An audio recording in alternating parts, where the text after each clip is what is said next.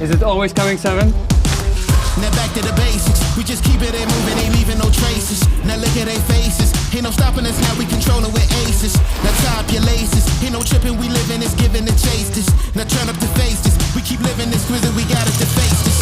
Feeling amazing, take to the top and we making a profit. All you. Feeling amazing, we just living our life and we keep it above. Feeling amazing, we ain't never gonna stop and we living it up. Thinking of a card. Merry Christmas, but it's over. Congratulations. Feeling amazing, take to the top and we making a profit. Feeling amazing, we just living our life and we keep it above. Feeling amazing, we ain't never gonna stop and we living it up.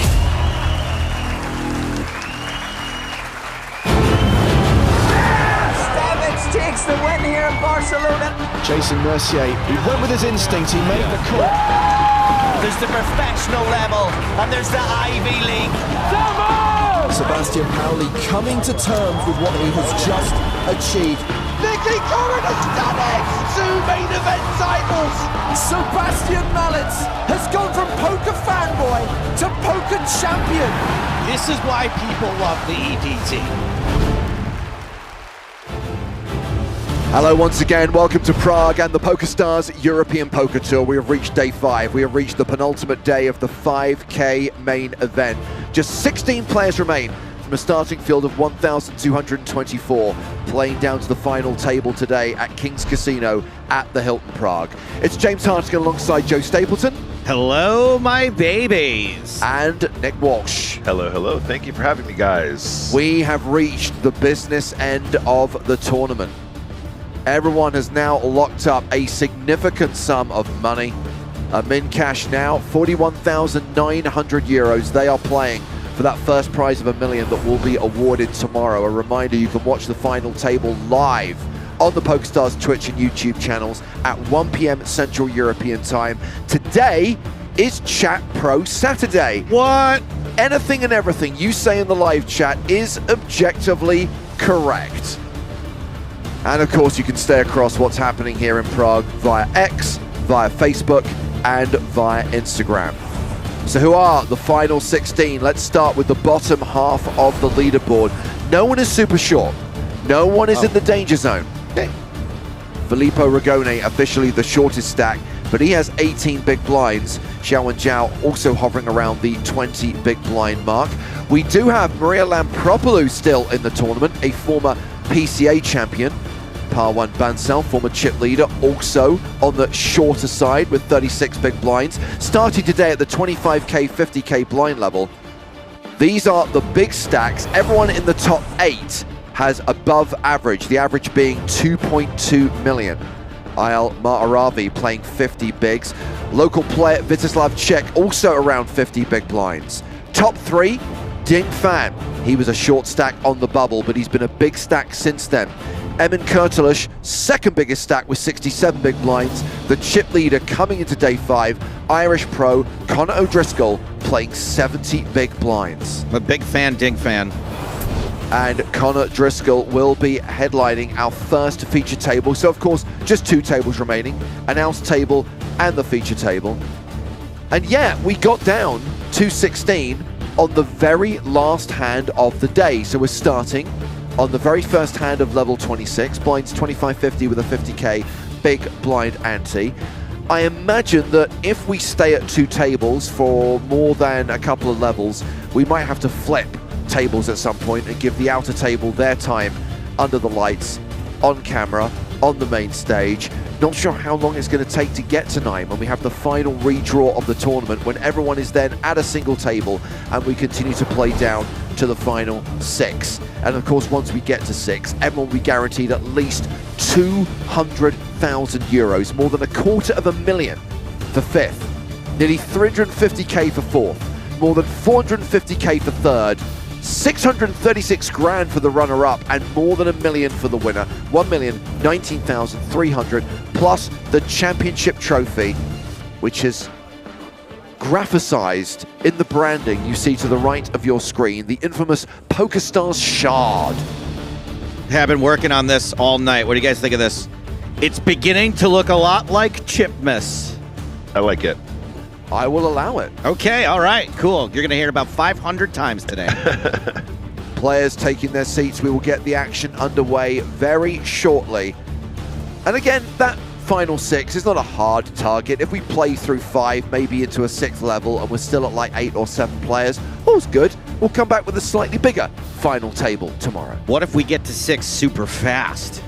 That is a very good question. Again, everything is at Toby Stone's discretion. We don't want to be here until like 4 o'clock in the morning on Sunday, so... Not on Chipmas Eve. No, absolutely. So we may play beyond. That is the outer table. We see Palman Bansal. We see Maria Lampropoulou. So, Nick, because you're colorblind, are you always dreaming of a white Chipmas? Yeah, Christmas is always white for me. Absolutely.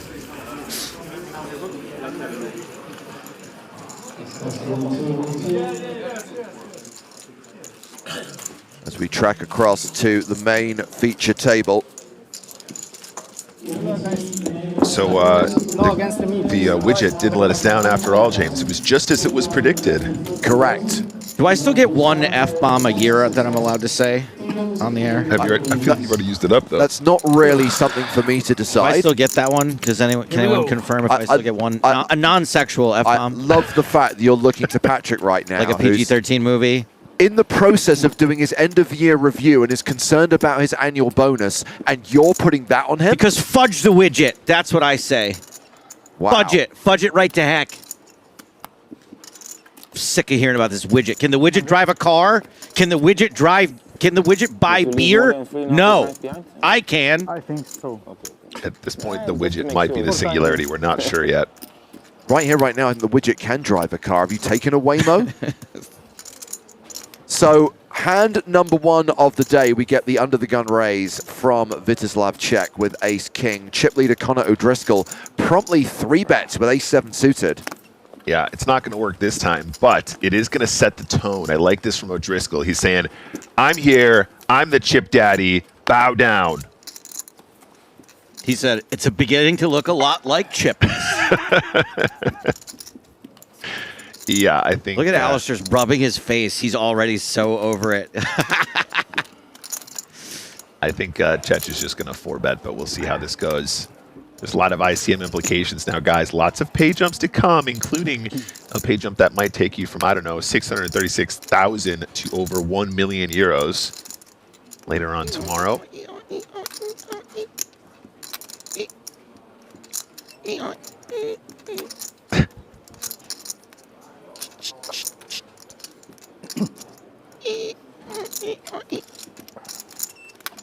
Maybe he's just going to make this like $1 million to go. Out of position. Sorry, is there poker going on? That's maybe a bit big, actually. I take that back. 58 or 9? 675. Ooh, even smaller. 675 is the 4-bet. Ooh. Čech has been particularly good at these subtle moves. Would you classify this 4-bet as a come hither? It's certainly an invitation. It's invitational. Open. Can I tempt you with a 5-bet? He's opening the door, and also this size will potentially even keep in some dominated aces that perhaps feel like they have enough equity to continue. Connor's going, that's a really small 4-bet. Can I just peel and get lucky and stack this guy?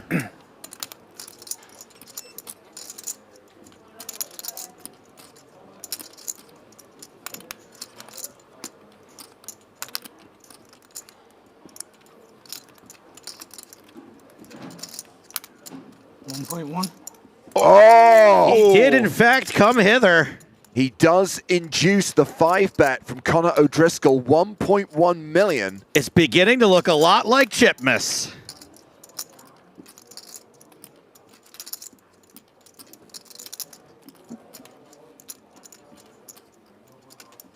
Watch, he just folds now. He's like, I don't like it. Well, I mean, the thing is, Čech so far, he seems to be very deliberate. He seems very studied. His intention with the small 4-bet is to try and induce action or perhaps even keep some of the trapped hands in. So, you know, when you get this reaction, you're suddenly slightly scared, but you're also thinking, this is what I asked for. So, like, am I really going to miss the opportunity to bang this one in? Well, hand number one, I think we're going to see a change in the chip lead.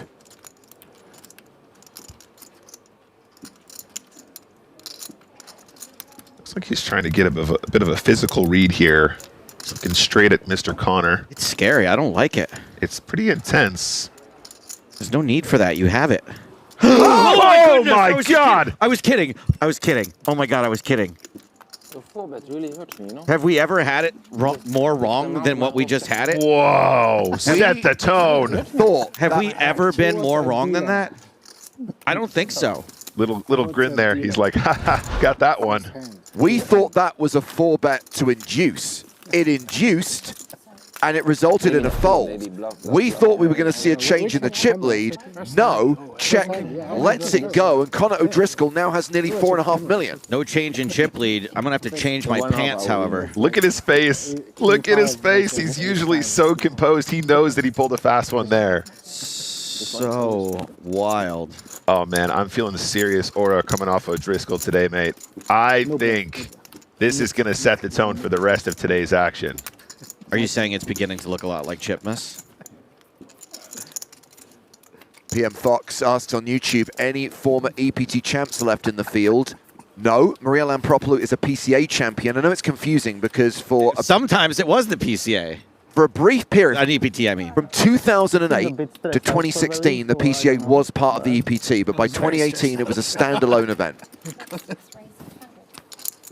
I think there should be PCA amnesty. Birthright citizenship. Yeah. So a few years ago, I don't really remember, but EPT. a few people, Le Cedric, Howard Swains, basically went through and they basically made that decision, what was an EPT and what wasn't, and that decision was already made. I'm taking it all the way to the Supreme Court. Good luck with that. Ravi is open with 5s on the second hand of the day, gets folds from everyone. I'm in a great mood now. That's a great way to kick off a session. I feel, Hell yeah. I'm feeling super buzzed about the poker. What can you do with ace I was jack? excited before. I'm even more excited now. There's nothing you can do even if you have a good read with ace jack offsuit. Me? Yeah. Uh-oh. That's so insulting, really. I will remind you that this is Chat Pro Saturday as I read this comment from Ukali. The 4-bet was awful. Should have jammed there. You are always happy to go with ace-king. That's correct. That is correct. Accurate. Chat Pro Saturday. Okay, so sorry if you guys missed that, but there was a bit of banter between the two players in that first pot. And Connor says, you know, even if you have a good hand, confidently, he thinks he has ace jack. but I think it was a needle, honestly. It was a needle. Either intentional or unintentional. That stings. For a guy to think that you folded ace jack there, which means he had way worse. You can read it a couple ways, but I think that he's suddenly going, oh man, I totally just binned ace king. I do want to make it clear that I'm not being critical of the ace king fold. I'm just surprised. So check completes in the small with the Spraggy, ace-7 offsuit. I didn't see them yesterday. So. Mahravi in the big with queen-8 of diamonds. All of us level 2 poker thinkers are just like, you don't fold ace king. Yeah, I mean, what if they have ace-7 of spades? Certainly not then. That would be real dumb. Yeah, spicy way to kick off the day. I like it. Mahravi has raised to 200,000.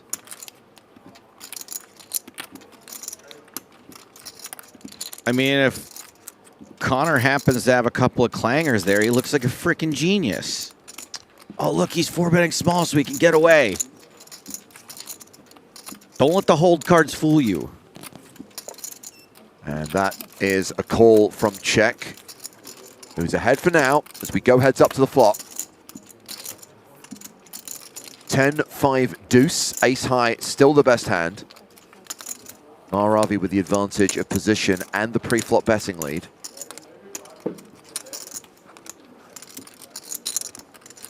$160.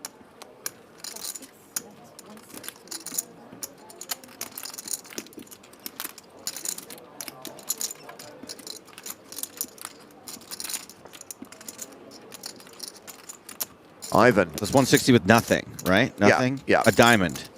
Ivan watching on Twitch asks, is Tom Dwan a different table? Yes. Not in this venue, not in this city, not in this country. at a different table, yes. A different table is in a different style of table, probably also. Diner, coffee shop, dining room. It may not even be a poker table. There we go. 7 of spades on the turn. Check didn't need to improve, but does. Ooh, ace-7. This is going to smart. Now has second pair. The ace-7 becomes the ace-7er. Is Mahrabi going to fire a second barrel? Yes, he is. Those are the 100K chips. The yellows are worth 25K, so that is 425. I believe you're right. Not bad for a colorblind guy. At least these colors are distinct, right? Yeah, actually, I have to say these ones are much better than some of the earlier, smaller sort of pastel shades. Nick, I do understand that you are afflicted with color blindness. Yeah. I'm just wondering, what is the cane for? Whooping your ass. When you poke something, does it feel blue? Synesthesia would be an interesting affliction if you're a poker player. Jack of spades on the river.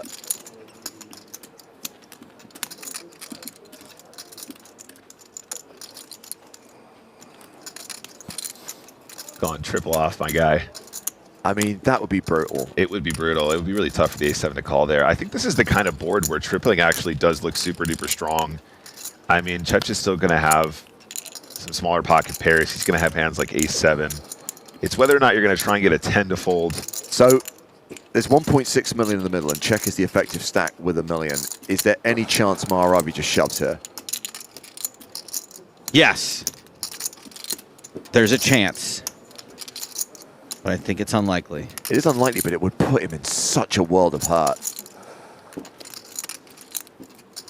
It does look like... Decides to wave the white flag, and Czech is going to win this at Showdown. Now, I can't believe I'm about to say this. And I would have to say it because it's Chat Pro Saturday. But I'm actually saying it, even though I would have to say what I'm saying right now because it's Chat Pro Saturday. But I actually genuinely believe that this line from DJ Funnybone is funny. Uh-oh. I think we're just having a peek here.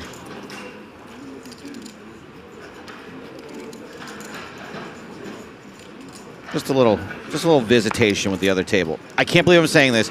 This DJ Funnybone line is funny. Okay. The ace-king should have been a jam, but it ended up being jelly. Yes, DJ Funnybone. DJ Funnybone. Legit banger. LOL. DJ Funnybone.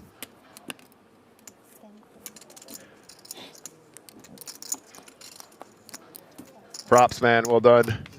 It's beginning to look a lot like Chitness.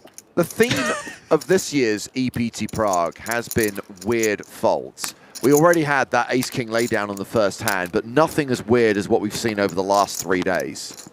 Granted, 2 of those were clear mistakes / misreads. I'm still not convinced that Gakatzis didn't realize he had like the second or third nuts in that hand and just made a very tight laydown.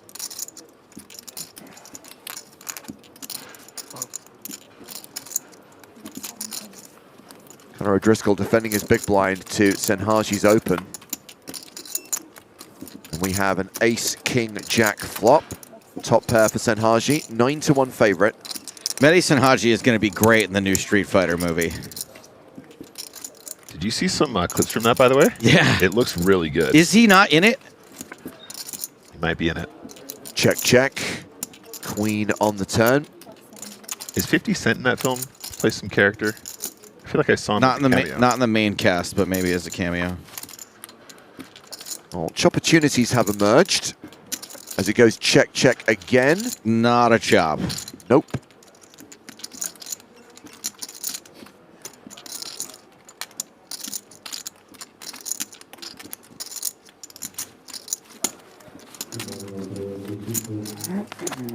Rhino64 says 50 Cent does in fact play a fighter.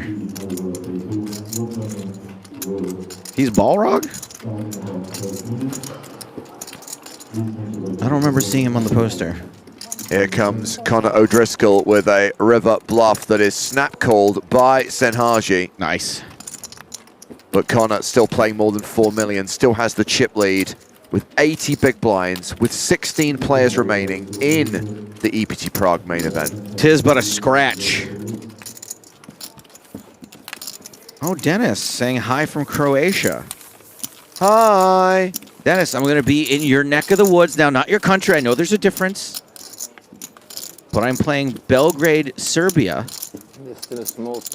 in February. When you say you're playing, you're taking the band? I am taking the band. Me and my merry band of Sam Rhodes, English comedian, are co-headlining in Belgrade, Serbia, right around Valentine's Day. Are you guys going to EPT Paris? You guys going to shoot any documentaries while you're there? Absolutely not. Okay. No more documentaries for me. Although he claims he has hired an editor that has made something out of our documentary. I can't wait to see it. I think it's commendable and speaks volumes to your personality that you are still willing to travel with and work with this guy. Yeah. Well, the thing is, I like him very much as a friend, right? And he's a great comedian. He is a frickin' pain in the ass to travel with. But he brings me really cool opportunities. So, like, do I want to add another country? Do I want to say I headlined in Belgrade, Serbia? Like, of course I do. I think I've only met him on 2 occasions, but he is a lovely guy. Yeah, no, I like him very much. So it's only that one part. It's the part of, like, him driving or needing to be awake in the morning, that kind of thing. Everything else, I love him. And otherwise, it's He's also a very good friend. He was trying to exploit it. I wouldn't want to bust it for them. Then. Well, it's normal that he would did show here I am the first hand, but then if he 5-bets too, then I give him the benefit of the doubt, you know. I love the fact that Czech is still questioning that laydown he made on the very first hand of the day. A lot of people said he should be. Enjoy it. Enjoy yourself. For sure. Yeah, really no matter what, you have to enjoy this conversation. You can have a conversation anytime you want. Only not during the hand.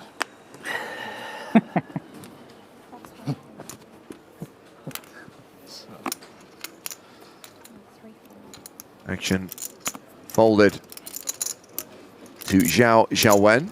Look how clean those glasses are. Got to keep the lenses clean. Raising it to 100,000. We are currently at the 25k, 50k blind level. Queen 5 suited for Connor O'Driscoll.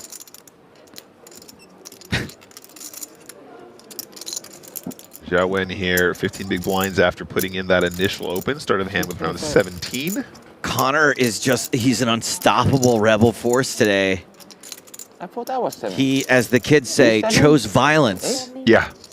3 bets to 225,000. I think he might be in the new Street Fighter movie after this. The moment we saw that Connor had the button and those cards, you knew there was a chance this was going to happen. And now Tobias Peters has a tough decision with ace-10 in the small, has to fold it. Oh, man. Ace-8 of spades getting 3-bet when you open +2 here. You just... Oh, it's so brutal. This is such a rough spot for Zhao Wen. What do you think's a better nickname for Queen 5? Quiv or FQ? Quiver me timbers. Quive. Quive or FQ? Quive. Quive it is. Oh man, you really feel like you're committed to just push her fold. Oh my God, this is outrageous behavior from Mr. O'Driscoll, and the confidence he's exuding right now, off the charts. Fun to watch. Very fun to watch. Not so much fun for the other players at this table. Yeah, they're not enjoying it as much. Oh, you want to tell this one? No, then I don't want to know. No, I'm just saying.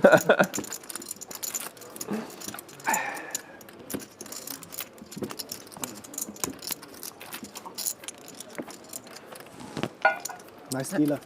Yes, Lamarck, Maria Lampropoulou is still in the tournament. She is at the other table. We have 2 tables right now, 16 players. Oh, yeah.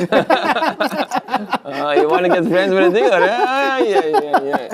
You're saying she's not nice? Yeah, no. I would never say that. She's fantastic. You're dangerous. You're really fantastic, did you know that? Okay, Vitislav check with ace queen of spades, raises to 100,000.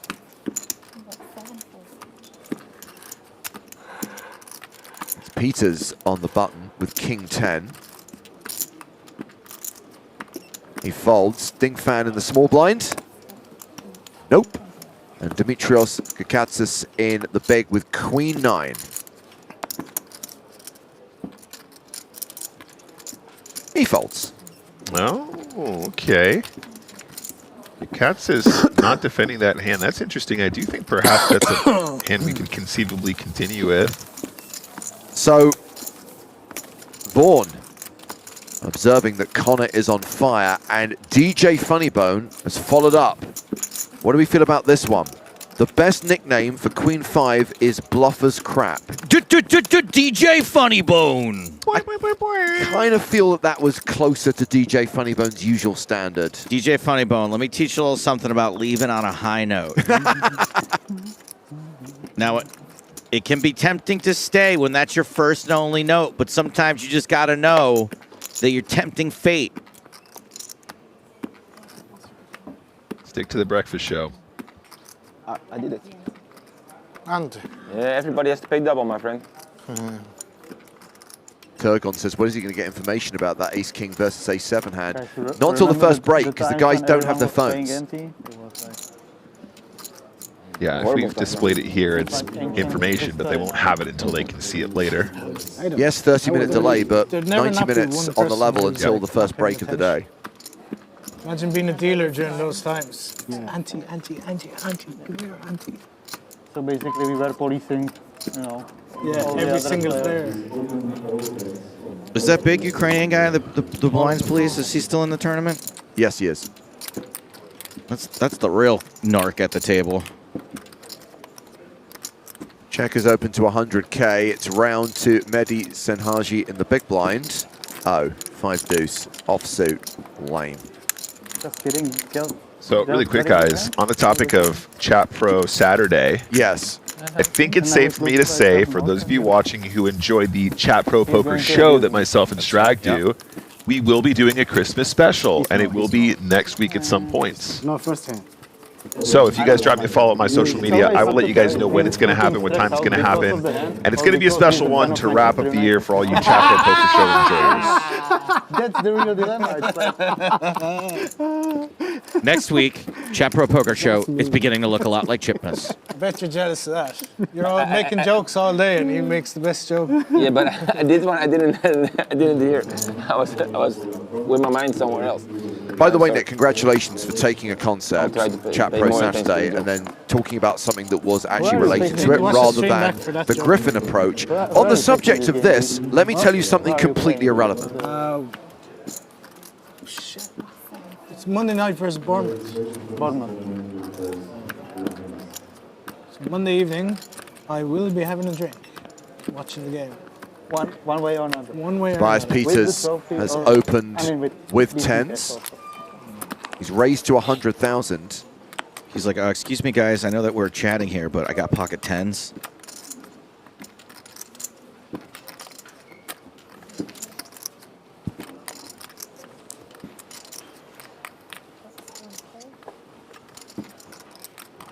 Kakatsis calls on the button with 8-7 suited. Senhaji in the small with 3s.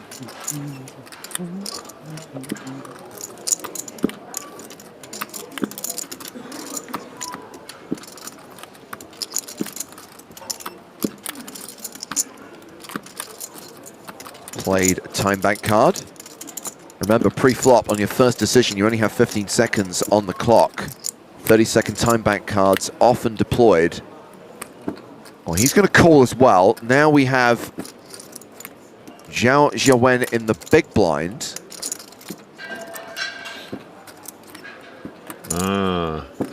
Queen 6 offsuit, getting a good price, but doesn't have a lot of chips. Decides to let it go, so we're going 3-way to the flop. Yeah, I like that fold. Not really a good multi-way candidate, especially unsuited. 6-6-5. So the open-ended straight draw for Gakatsis. Peters ahead still with 10s. What's the best run out here? 3-4?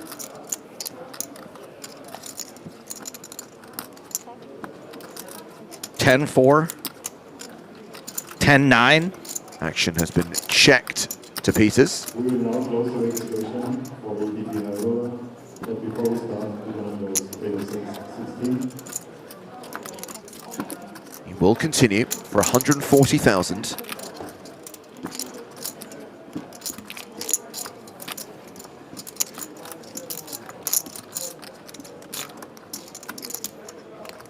You gotta see one Gakatsis. You gotta take one off.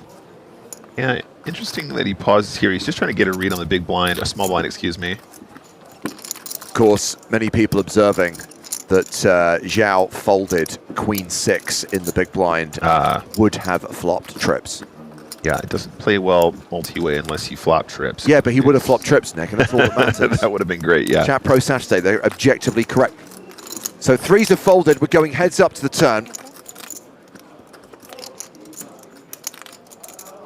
It's always coming 7.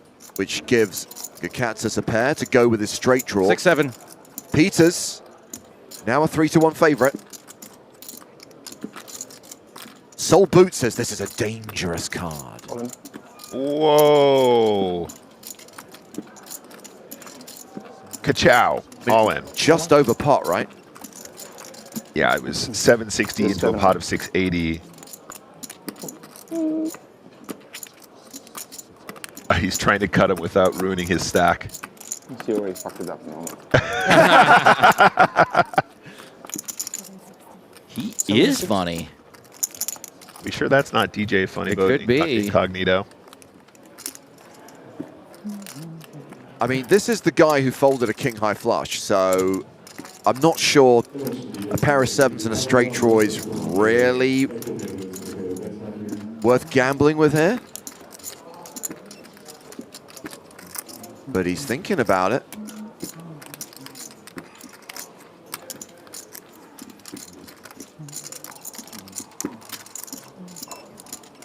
Sarge says, I would feel like I'm behind, but I got a call at that stack size. Still a lot of chips. Remember, this is an overbet. Not sure your odds are great. Oh, he's called! Uh-oh. So Tobias Peters at risk, but a significant favorite to double up here. Just has to fade a 9-7 or 4 on the river. Nick said, uh-oh, but it's not for Gakatsis. It's for Peters. 25% is a lot of percent when you want to survive in the EPT main event. 2 tables remaining. Good get, Tobias Peters. It's been nice having you. 9 cards for him to fade. It's a 3. 10s hold. So we would have had Queen 6 flopping trips. We would have had 3s rivering a boat. But as it stands, Peters is the beneficiary of that part.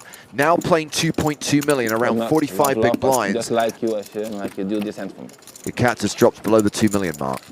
Yeah, I really like that line. A lot of players, you know, maybe finding the bet with the 10s, but then being concerned about, you know, trips or a boat. But I think given the setup, your opponent's going to end up having more flush draws with overcards / straight draws than anything else.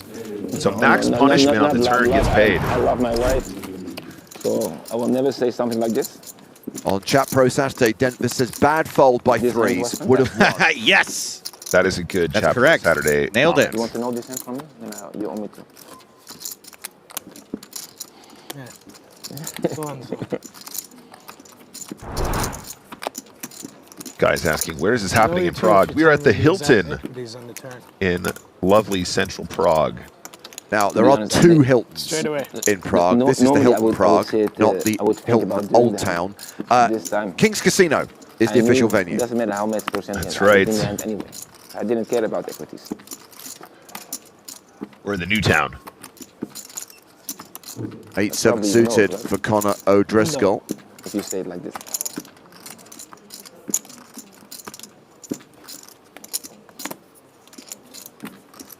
Raised to 100,000. Then I will tell it for you. On the turn or on the flop? Turn. turn, he has like 21%. And Haji folds That's the my button. best guess, 21. King Jack in the small for the table short stack. Xiao Wen with 13 big blinds. Yep, King Jack doesn't feel great here. So many opportunities to get this in if it was coming from, perhaps the button or something like that, but not on this occasion. Got to fold. Instead, it's check who calls in the big blind with King Queen, and it is a 10-7-4 flop. O'Driscoll with second pair, 4-1 favorite. I was hoping I was up against the 8s or 9s. But this around the same equity.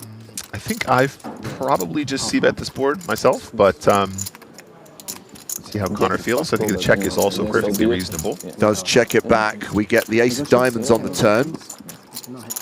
Check has now picked up a gut shot.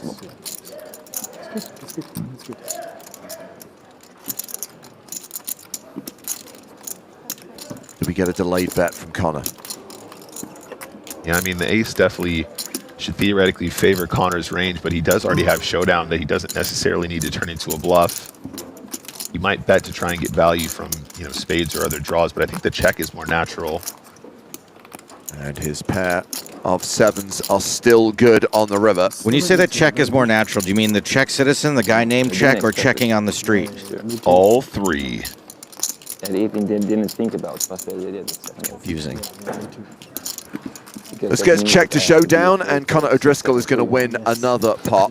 Check the check, checks the showdown. Adds 175,000 to his stack. Now playing 4.4 million, close to 90 big blinds. Still an hour on this blind level, and no eliminations so far today. We're still at 16 players, 2 tables of 8. And talking about the other table, let's head over there and see what's happening in this hand between Matan Krakow and Tryon Stanchu. Join the action on the river. The board is very straighty and very paired. 98766. How much? That's a bet of 850. You're Romania.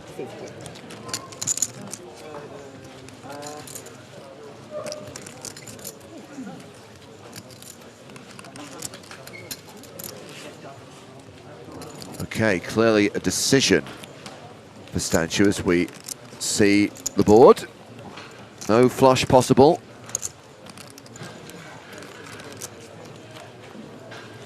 But straighty and paired nonetheless.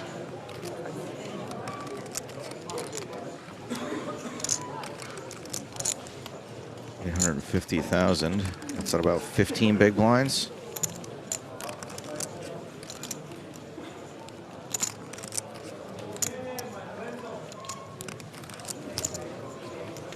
Look at the dealer's like, yoink.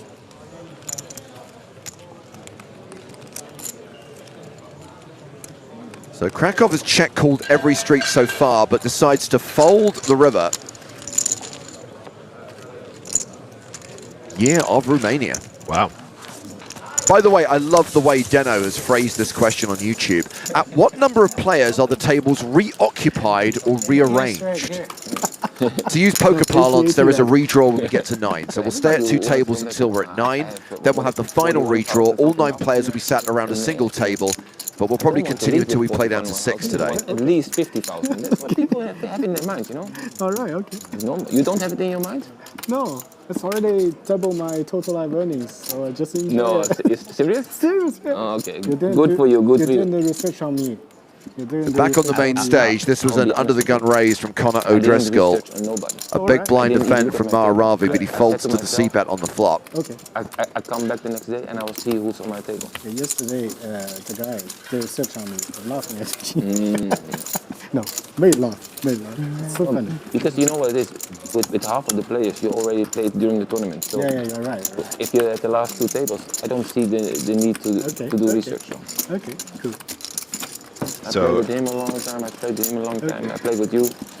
So, Joe, I need to apologize ahead of time here. That's very good. It is Chat Pro Saturday, so I'm afraid that this is true. I didn't play with him. GP over on YouTube chat says one of these hands, O'Driscoll will get caught with his pants down.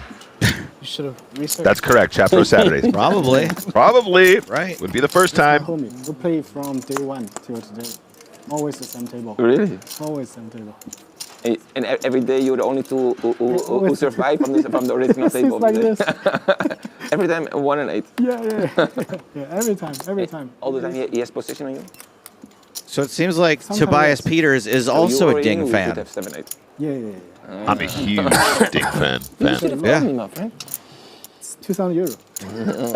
I He's will a pay big for Ding that fan. information for sure. I'm a Wingding fan as well. Everyone at this table is probably a Ding fan. What was the purpose of Wingdings?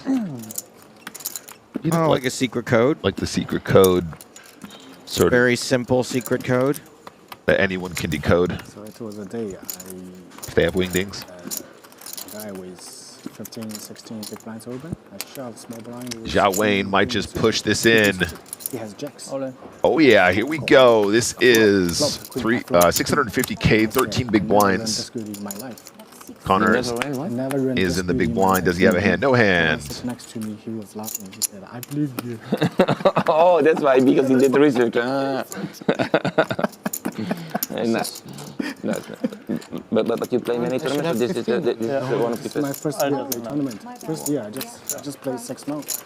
Oh, nice. Jensen, do Twitch something that good, says man. to display symbols before storage media was big enough for PNGs or SVGs. Wow, In the big is that true? tournament, Yes. That makes a lot more sense. Chat Pro Saturday, so it must be true. Sounds like a very So from now on, you're going to play more? correct answer to me. Wingdings was used pre-Unicode to be able to create non-letter symbols in text. Fascinating, guys. Thank you. Wow. That is I think we've got a new contender for Chat Pro comment of the day. This is good. It's, O'Driscoll is going to regret winning $2 million in dead money over the next hour when he gets caught and loses $300K raising with Jack 8 suited. What a terrible player he must be. And it was Mr. Objectively Bounty. accurate. Thank you, Obscure Reference. I think they're being sarcastic anyway because the math No, I would definitely does not math play. on that. But Yeah. either way, you're right. But just after 2 weeks, I started to learn. play around, we will talk about it. Got a question in chat here. When you shove Ace Jack off, what worse hands call you? Ace 10. That's a worse hand. That can call you. Ace 9 suited. That's a worse hand. That can call you. What about King Queen? King Queen is a hand that you might call with that is in fact losing to Ace Jack. So, Yes, thank you for keep your in question. So what you're saying is that So our at hand's that worse point, than I Ace said, Jack no. that might call there. So I don't know I'm how to saying play. when I ship Ace Jack I offsuit, just want to keep playing cash game. all I can hear is And then it's you get beginning studying? to look a lot like Yeah, Chitmas. Because I go there because of one tower. I was about to say, One Tao is going to have to wait for his shout out until after your hand. I knew you were going to shout him out. Yeah. So I compete with my Chinese my entity. So they keep studying. We have a small group. They study tournament very well. So I just, of course, we're in the same group. So I was learning. I tried to study, but not very good result after I studied 3 months. So no result. I almost gave up. On tournaments. Yeah, almost gave up. Because I 3 months in live tournaments is nothing. It's really nothing. Not just live, online as well, of course. Okay. I know corner. Corner. If I gave up after 3 months, If you have a downswing of 3 months and you give up, then you will never succeed. Yes. If you give up after 3 years of downswing, then I understand. But 3 months is really nothing. Okay.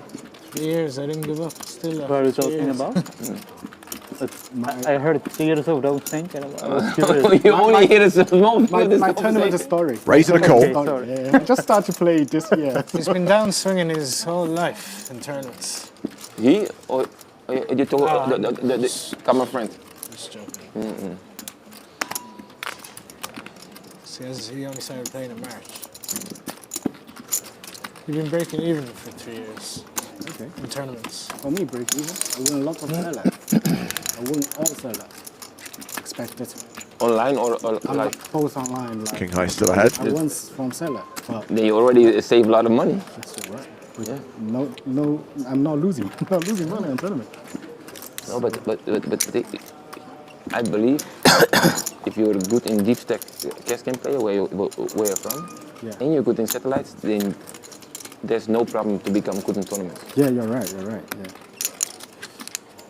So basically, We'll draw for check to go with King High, which is still the best hand. Nothing to it. Yeah, so bad in that. Yeah, just variance, man. Yeah, but yeah, it's okay. I accept that. Yeah. So this time I just come to spend maybe 5,000 euro, 8,000 euro, and experiencing. So I made this one. Yeah, but no, it's the same variance. Like now we already beat 12 on the 24 players. The last 16. It's also. So for me, no pressure. Just enjoy everything. For sure. That's why. So many people are so serious at the table, you know, and don't have fun. Yeah. And my life goal is just King High still good. have fun. Yeah. If you lose money, at least you had some fun. Yes. But some people lose money and they didn't have a good time. Then what are you? I love this conversation. This is a great conversation. People just care about the trophy. Some people just aim for trophies. Too many trophies. Really. But I promise. When I went to Prague, I promised my son, in my living room I have a closet full of trophies. Sometimes my son that takes one trophy out of the closet and I'm like, Papa, can I have this one? Yeah, of course you can have it. And now I went to Prague and I promised my son I will bring a trophy with me. Check wins the pot. Only 15 players left to go, you know. Yeah. Then he will be very happy. Well, you may be enjoying the conversation, but Oni So for me, it's just like a private game. I cannot lose. says, is it just me or are they talking too much? Cut the talk and just play, fam. What kind of games you usually play? What kind of games? Just cash game. Normal cash game. What's limit?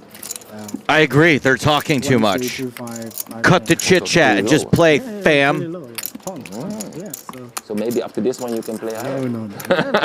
Never. How dare they have fun on Chat Pro Saturday? Yeah, but that's most In the important. Prague, we all fam. But now you're playing comfortable.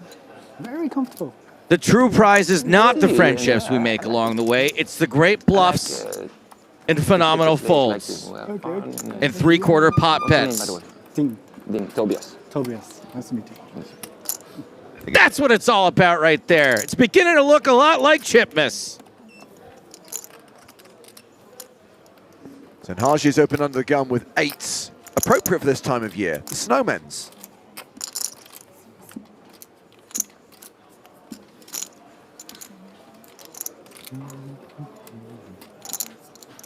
Lowers the blinds.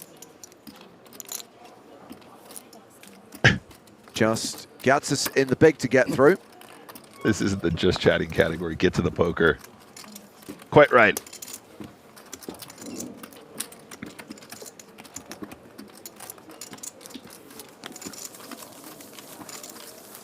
Wow, that's a good stat from Stat Trick. We heard Tobias Peters talking about his trophy cabinet.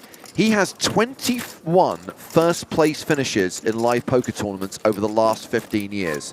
21 wins in 15 years. That's pretty solid. I mean, That is very solid. fantastic. I don't live on poker, so I just enjoy it. I like his outlook on life and poker too. Seems like a nice guy. I always say it's my hobby and my work. So.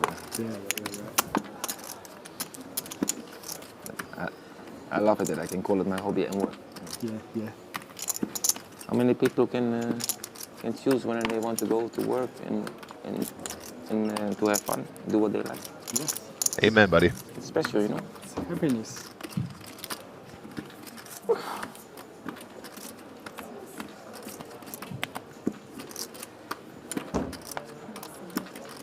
For me, this is my life.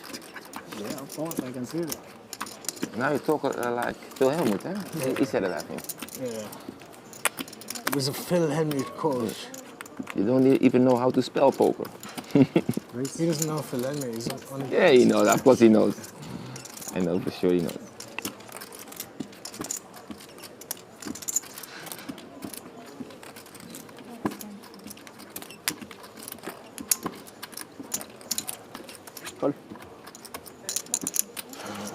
Open button.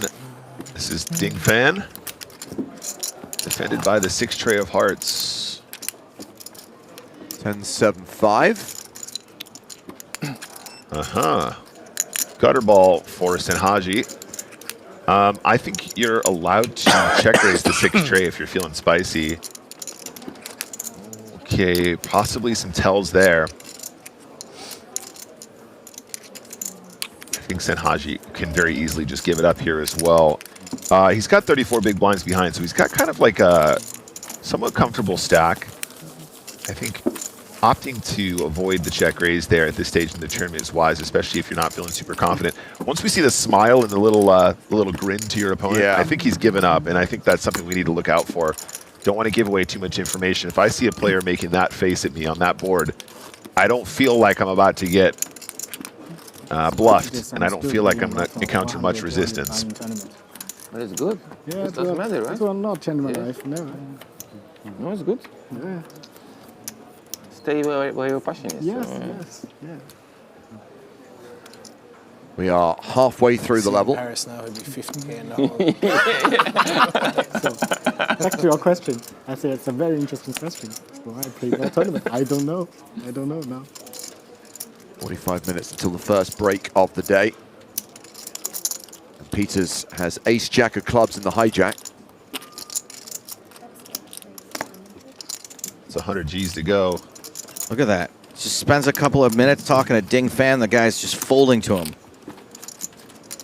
Oh, ace-king for Gatsis. Should have been chatting up Gatsis instead, I guess. Gatsis here, 36 big blinds behind.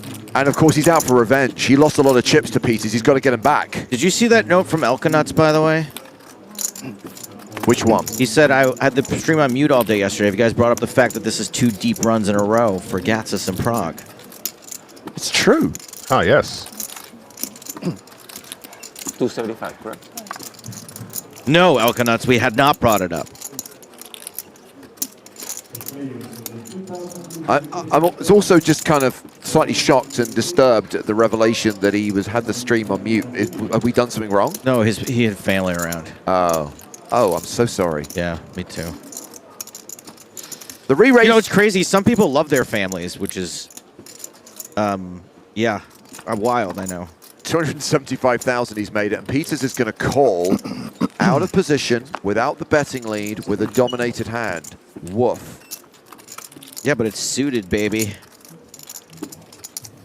That's a royal flush draw. Care to change your tone, Hardigan? Nope, I'm looking at the percentages, and I'm going to take Gatsis here, who, by the way, was 14th in the EPT Prague main event last year. Don't Mark Newhouse it, buddy. Gatsis. The C-bet territory, in my opinion. Okay. How much is that? 175. Cute size here. I like this a lot, actually.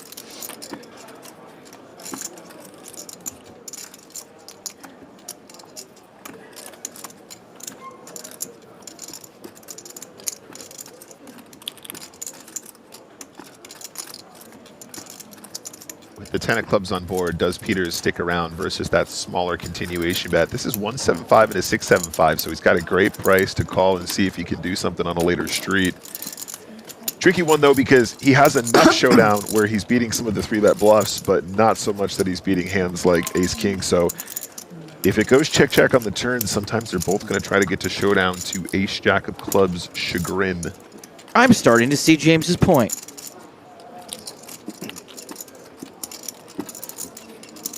Is there a second bow?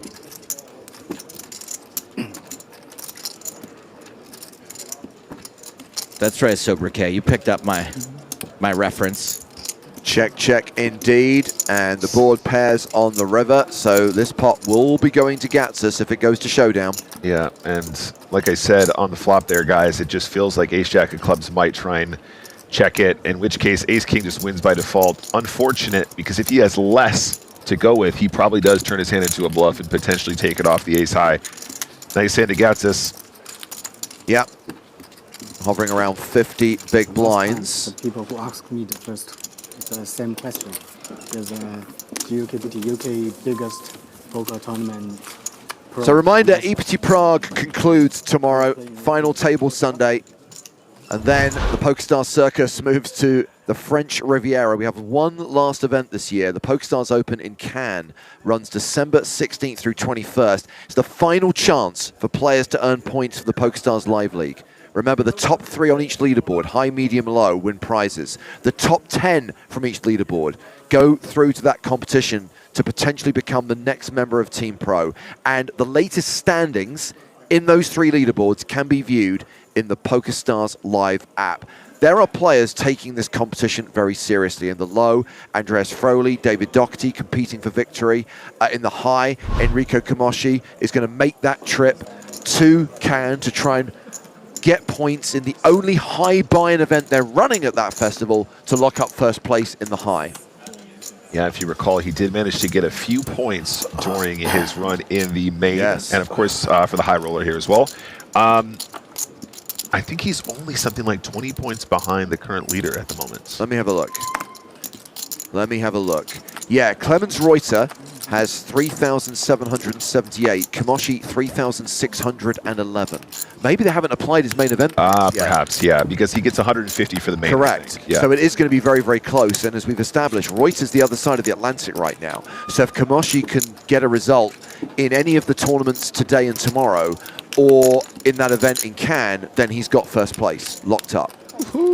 They tried to get the person in charge of the leaderboard to update it, but they've already gone on holiday break, so their email just came back and said it's beginning to look a lot like Chipmas. By the way, I believe that one of the architects of the PokerStars Live League was PokerStars Live Events consultant Kenny Hallett, who is currently in 2nd place in the medium. Oh, well, well, well. It's beginning to look a lot like Chipmas. If your initials are KH, all points will be multiplied. Is that in the fine print?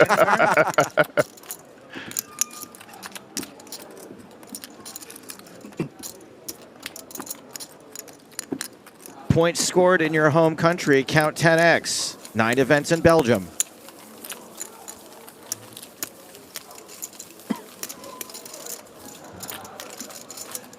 I Love YouTube says, bring us Maria Ho as tribute.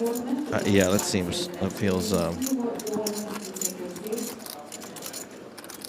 feels ominous. I'm not really sure I would deliver Maria Ho to a person who asked that way.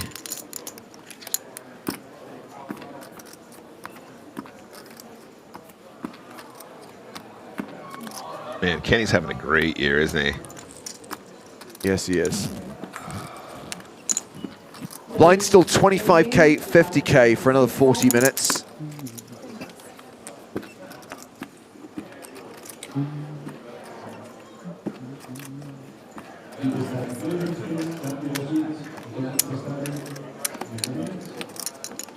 Action folded.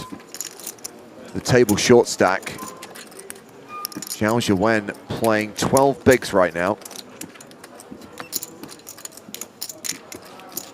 Vidislav Chech has gone full hoodie, now in official stealth mode.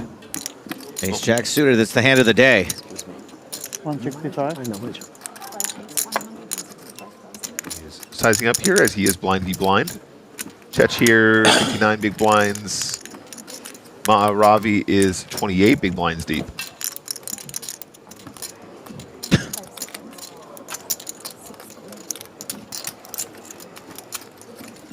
Raise call. King 6. The kicks.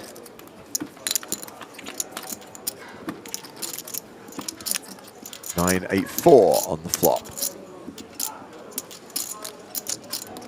I don't know.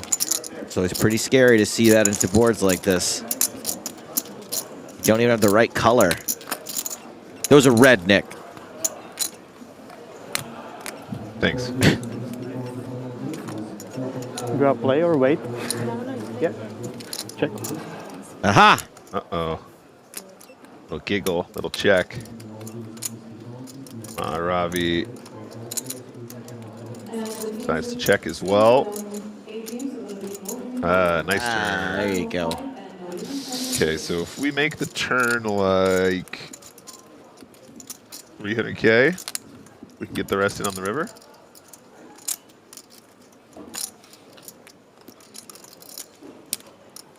That would be approximately 175. It's for 175 instead. Understandable. Trying to get some value from the ace jack. Makes sense. You don't always have to go geometric.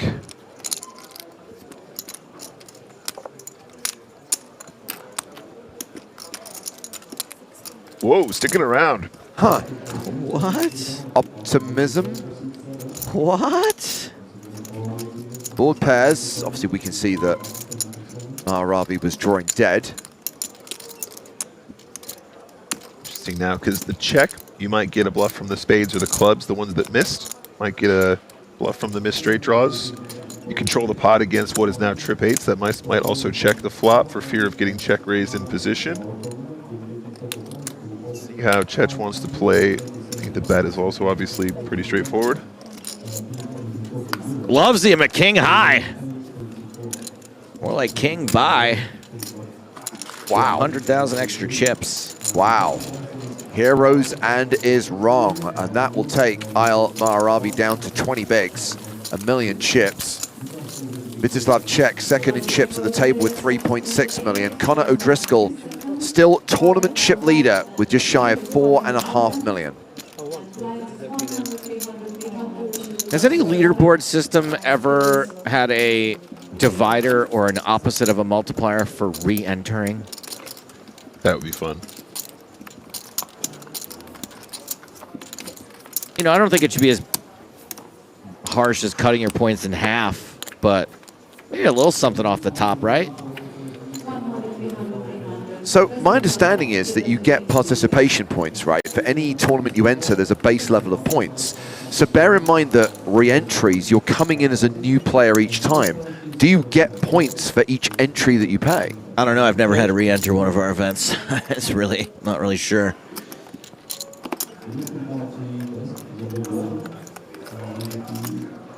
I think I've played like one eligible tournament this year, so I will be on the leaderboard somewhere. Probably very, very, very low down. Let's have a look. Low. Did finishing second place in the national championships of Pot Limit Omaha and Tokyo, Japan, did that count toward the PokerStars leaderboard? Does that count? What, you mean PokerStars tournaments played in Europe? So you went to a non-PokerStars event not in Europe? No, Joe, it does not count. Oh, so it doesn't count when I finished, when I was the runner-up in the national championship? No. In Japan for Pot Limit Omaha? No, I'm afraid it doesn't.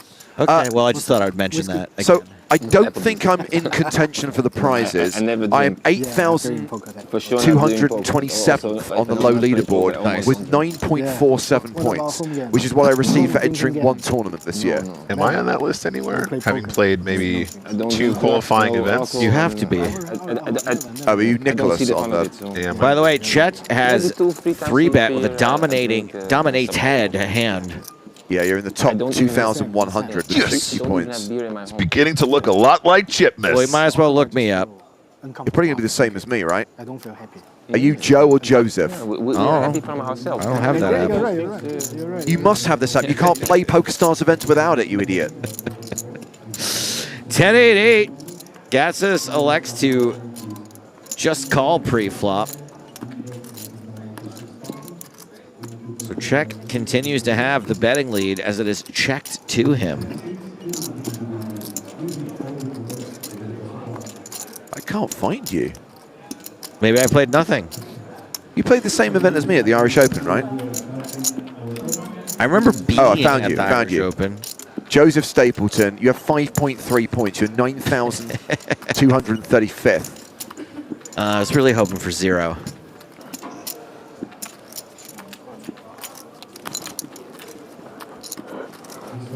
These ambassador contracts, they can't keep me off the tables. No, turns out they can. They can actually keep me off the tables. Table dancing. Top pair on the turn. Joe, get off the table.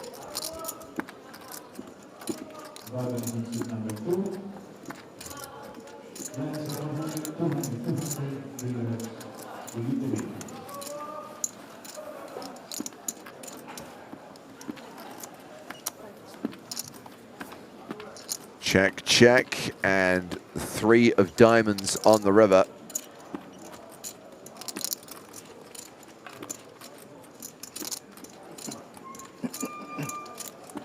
Flyer says, glad to see Eminem, aka Czech, is still alive. Might be the worst bad lookalike we've ever had, but I love it. As this hand goes to showdown, Yatsis wins. We now have a controlling prize pool for the EPT Aurora.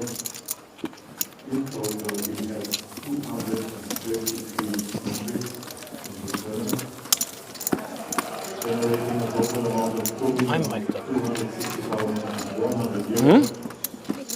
He's like, don't say We are anything. going to pay 31 prizes. He's like, oh, you're mic'd up. Sweet as it's me, it's mic'd up.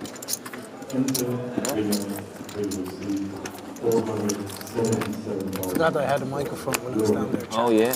Oh boy. Yeah, but if you leave the table, they muted that. They said, I I think. presume so. We didn't hear it, right? And those Yeah, if you go to the commentators, bathroom, they they mute the microphones. I was watching a little bit yesterday. Mostly. You don't even hear the I can't Oh, remember. wait. He says watching us. See what he says about us. You should watch Spraggy's one then. He's just eating bacon sandwiches. Yeah. You can hear everything. Oh, he's probably getting mad at Griffin talking over the players. There was an incident, I cannot remember which event it was, where we didn't mute the microphone and we did hear someone having a tinkle. I'm trying to remember which event it was. What, this year? It's in recent months. It may have... Malta. No, not that recent.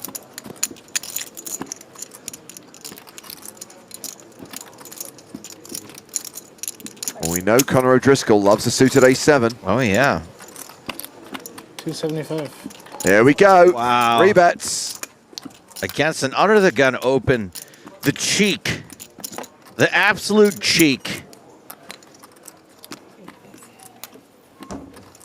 Yeah, he's picking his spots so well here. Every time Connor has gone light, he's doing it in positions where, you know, he's sort of displaying extreme strength. I think Fan's gonna stick around. Excuse me, not stick around. He's gonna 4-bet. That was quick. I meant to make it 375. Yes, maybe I saved money. Huh? I saved money? Very quick 4-bet from Fan, I which said 275. gets Driscoll to fold. He knows what you're up to. I really thought the sizing was weird. That's in position sizing. I know, Yeah, too big. Very big. Huh? Yeah, it's an in position size. It's an in position size. Yeah. I shaved too. Flustered. Why? Play poker very quick. Don't think. You are lying again. Why? You think? Oh yeah, I think sometimes. Yeah. No, you think all the time. But he still has a lot of timing, so he doesn't think so much. Yeah. I don't think too much. Oh, but that he thinks quickly doesn't mean he, thinks poorly.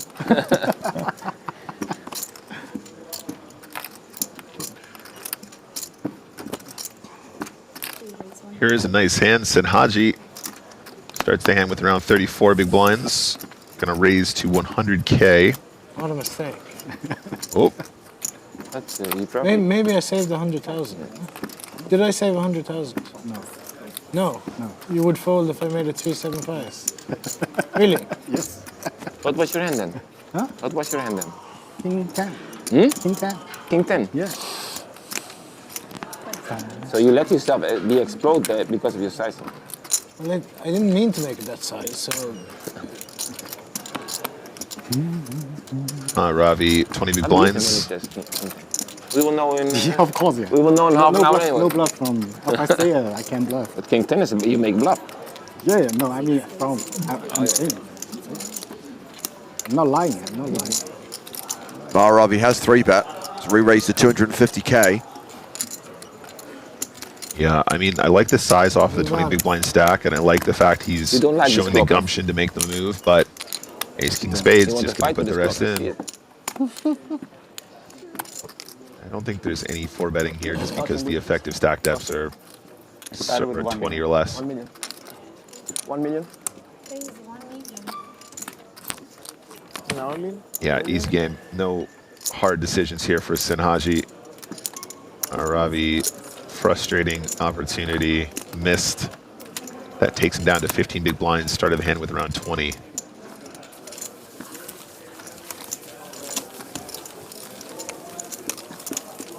25 minutes left on the clock. We have played more than an hour of poker and no eliminations thus far.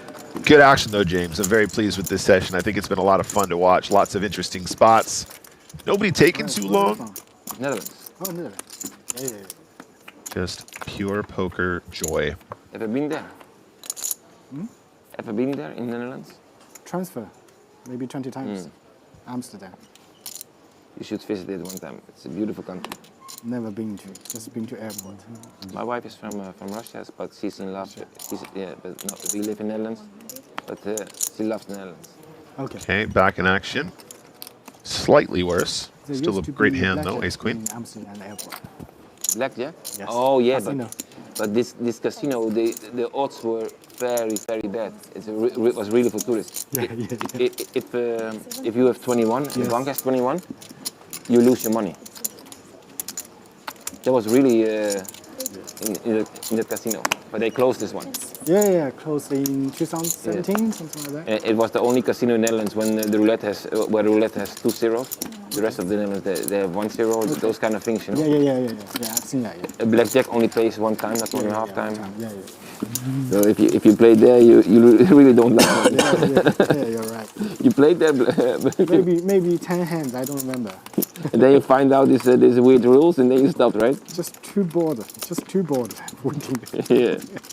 Airplane. So maybe play just 10 hands, lose 200 euro maybe. I don't remember, but I do remember there was a casino. And it closed very soon when I find it out. Doesn't exist anymore there. Yeah. Papa Zalat says, let's see some action. It's getting too friendly at this table. No, this is what you do, is you lull them. Full sense you of let security. them think you're pals. Yep. You lull them or you lull them? That's right. Both.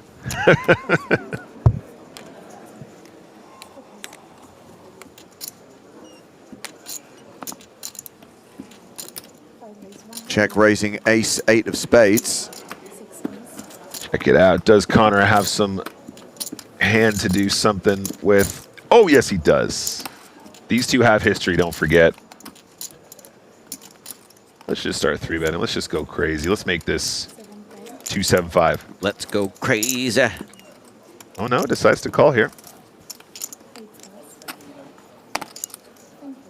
I wonder if this is an adjustment for the sort of dynamic that they've experienced so far. Maybe doesn't want to get into another 3-bet, 4-bet, 5-bet situation again.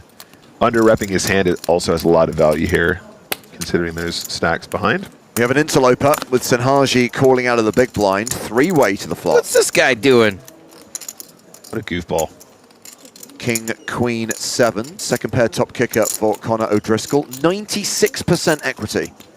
How many aces in this deck, by the way? Outrageous. 4. Thank you for your question. Oh, You know what? I don't like the looks of that king, though. I don't like the looks of that king. At least I've got the ace of diamonds, but I don't love it. Why can't I just hit top pair? Why is there always something?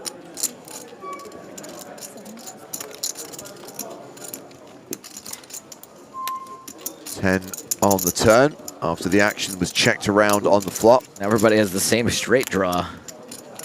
Gross. Senhaji and Czech cannot win the pot outright. They are drawing to a chop.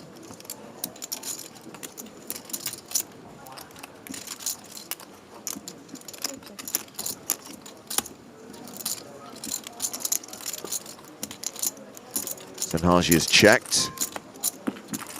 We're going to see a delayed c-bet from Vitislav Czech. You might opt for a small turn bet to try and clear out big blind / smaller pocket pairs that O'Driscoll might have flatted with, but I think generally speaking we're going to find a check here most of the time. Same for Connor. 100% for O'Driscoll.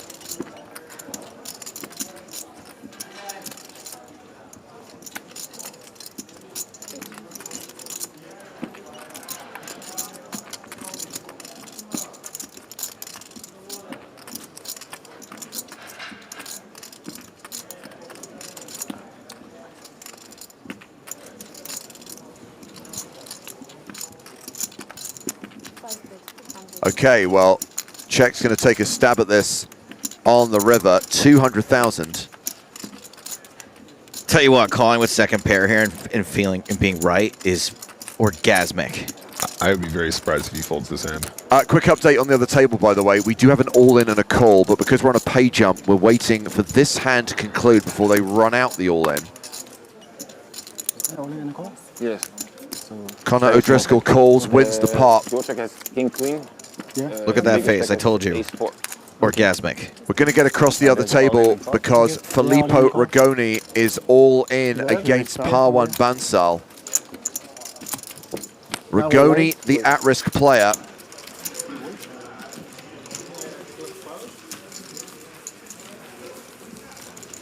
Rigoni's got king queen. Bansal has ace 4. Rigoni will need to hit to survive. And flop. 10-9-6. King on the turn. Clang. 3 on the river, so that is going to see Filippo Rigoni double up through par 1 Bansal. Still no eliminations on day 5 of the EPT Prague main event. Nice catch, Filippo. We started with 16. We are still at 16 with 24 minutes left on the clock.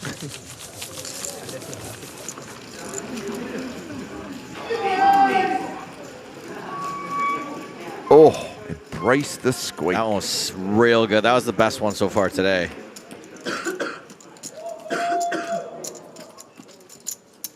Bad news, Tom. We are still on course right now for special bonus Chat Pro Sunday. Is that how high you got off that soda pop yesterday, that you did Chat Pro Saturday and Sunday? I actually called it all week, and I remembered that we're only streaming until Sunday, so... Look, you don't want to be the guy that makes Cafola promises. I believe I made that mistake. I believe I made that mistake. Hey, I just want to know, is that love or those Cafolo kisses? I wasn't sitting at the moment, huh? Senhaji shoving on Zhao Zhiwen, who's got sixes. He calls, hold it, hold it. Same rule applies. We've got to wait for the action to finish at the other table before they deal out this all in. The moment you said 275, it's like, why It's hard to remember that. I know, yes. In the moment. BPS. You've been playing for 4 days already, just tabling your cards when it's all in, and also the adrenaline, the excitement, the wanting to see the run out. I get it. Yeah. As a poker player, in 1 second, he went from here to here Yeah. when you use this sizing. Yeah. He's counting the both tapes. We're waiting to speed up play, so we don't need to do it after. Yeah. You guys know what's crazy? I would do that Cafola again today. Is it? I was just thinking, like... You guys want to get some more Cafola? I feel like- thought that one bottle was going to last us the whole night, but it didn't. We should probably just get a case. Maybe it'll last us the whole weekend. Looks like play has just finished at the other table, so we can go back to the main stage. We can flip over these cards and deal out this all in. It is a race. Zhao Wen at risk with sixes against Senhaji's overcards, Queen Jack. Zhao Wen, the at-risk player, needs sixes to hold. Like John Carpenter versus Tim Burton. One of these two things has a slight mathematical advantage. There is always a queen. Like Coca-Cola versus Cafola.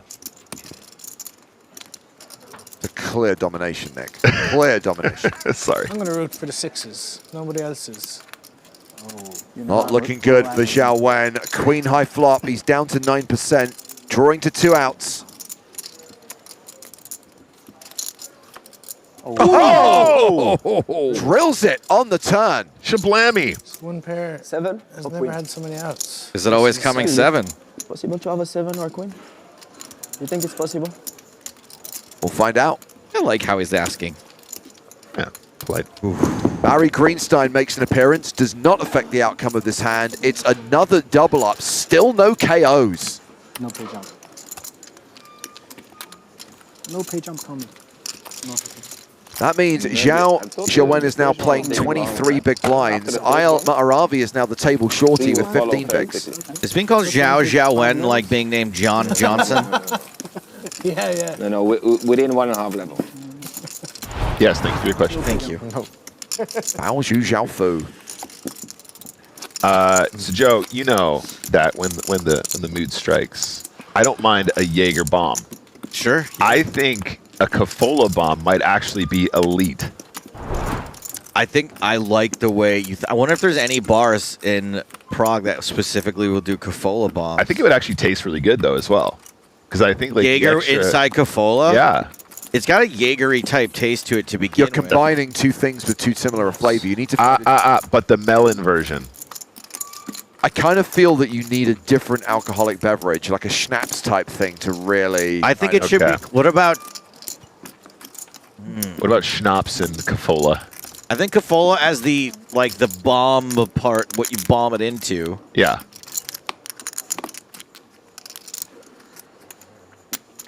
Action has been folded to Senhaji.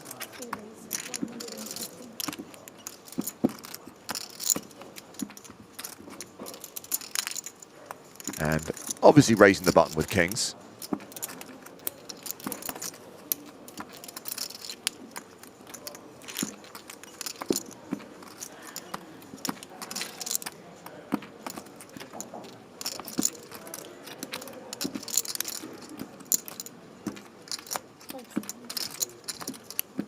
It's a raise that gets through.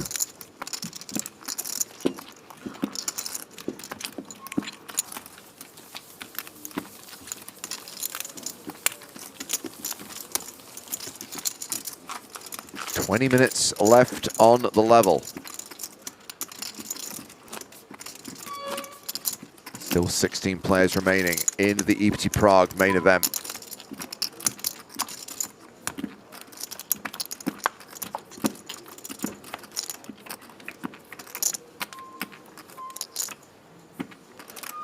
Snow WF says there is a Cafola music bar in Prague, just saying.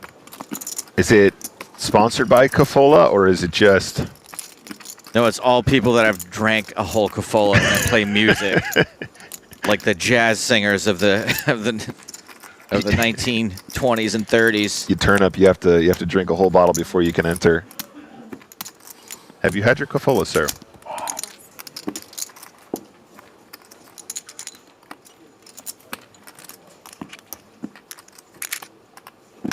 I do think we should try and find a French alternative to try, like your suggestion, James. And when we get to Paris, we need to find a Parisian / French non-alcoholic beverage to trial.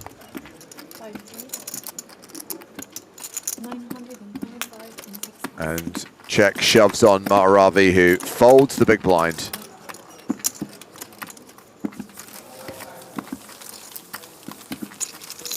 I think just having an energy drink everywhere we go would be kind of fun. Every country has messed up energy drinks. There was some great stuff in Thailand. Yeah, they got the Thai Red Bull is super strong. Yeah. Yeah. They have a couple fun ones out there. I gotta look up the thing that my cab driver gave me to see if it's legal before I talk about it.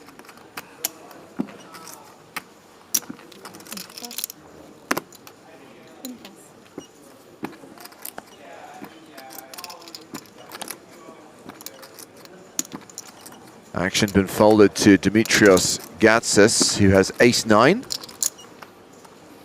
Raise. He's announced raise.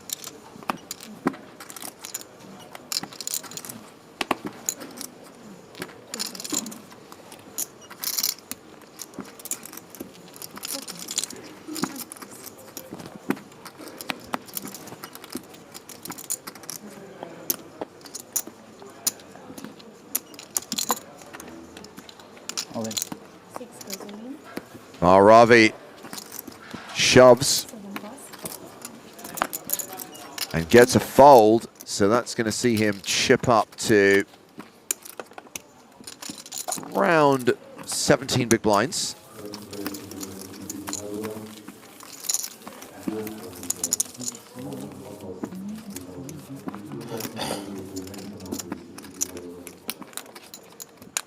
Now, obviously, we have a lot of fun with Chat Pro Saturday, and for the most part, anything goes. But we'll remind you, anything that is in any way offensive, that will still earn you a ban.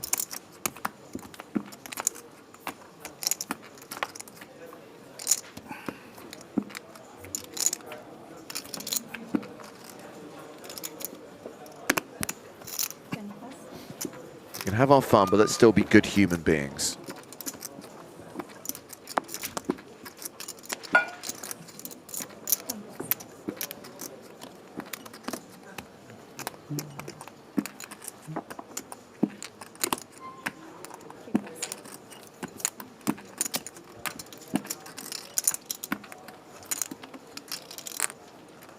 Sleepy? No good hand. Feel bored on the feature table. I don't like this table. No good hand. Yeah. Buff every time. 6 guys winning.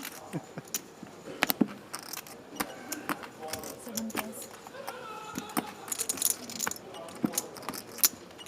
Mahravi shoved the button with ace-10. Peters with deuces in the big.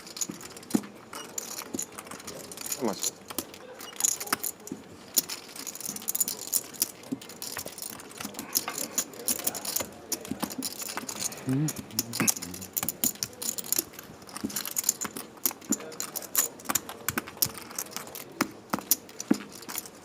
Peters has asked for a count.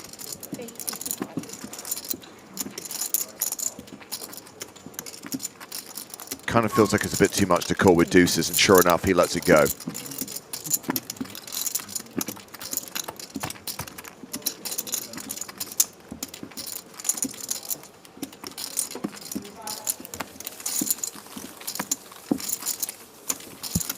Not going to lie, I will be surprised if we get through the next 15 minutes without losing a single player, because we're already tracking below a 50 big blind average coming into this level. And the blinds obviously go up during the break. Yeah. Yeah, and we've already seen a couple encounters that could have sent us there, James. So far, so good, though. Really enjoying the action today. 25K, 50K, still for another 15 minutes. Indeed.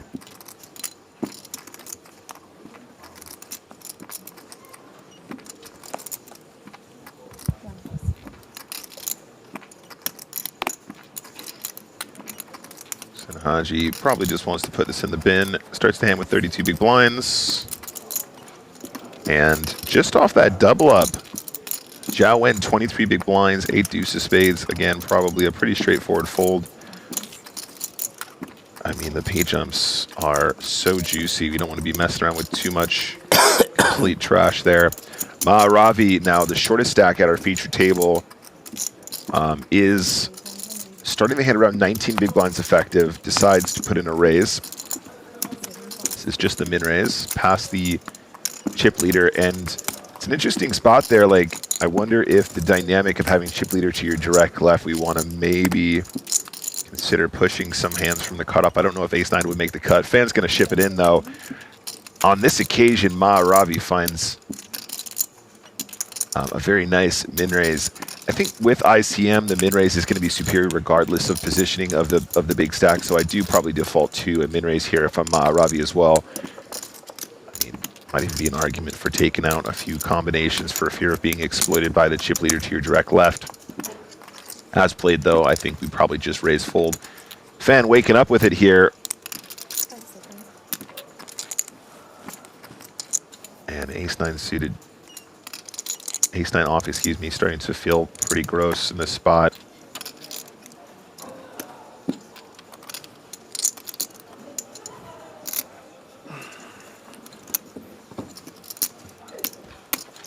Mahravi, not a fan of Ding Fan right now. Puts it in the bin. Mahravi still playing 17 bigs. Why laughing? Because of what you did. What? Looking at me. It's okay, it's okay.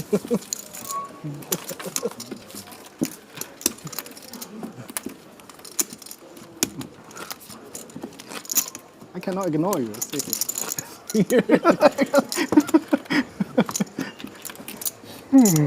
Oni, who is so mad right now, so angry about the table chat, says Mahravi would have won that had he called. And that's objectively correct. It is Chat Pro Saturday. 100%. You're better looking. You see what he did now? No. After he's all in, he's in the tank. He looks at me and goes like this. Maybe he likes you. Yeah. I like you. Against him, yeah?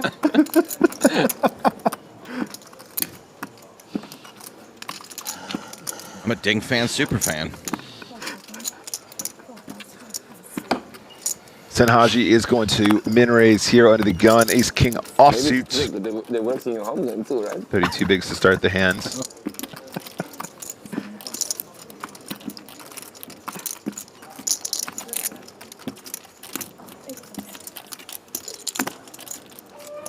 Oh boy. Uh-oh. This is how you find out who the real poker player is. Give them both the same hand.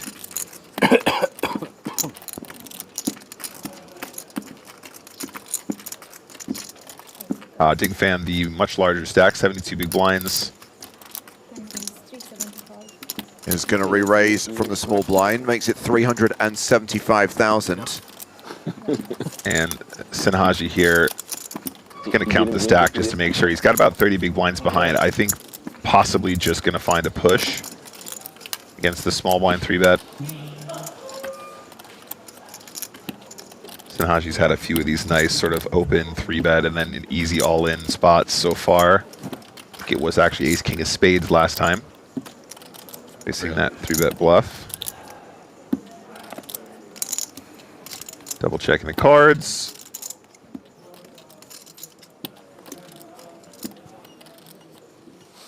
Trying to make it look good. This is actually decent Hollywood in my opinion.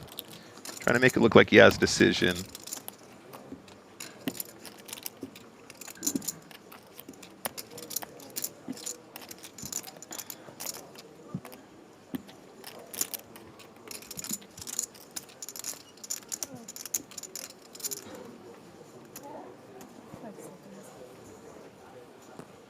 Keep taking my time, Banks. Yeah.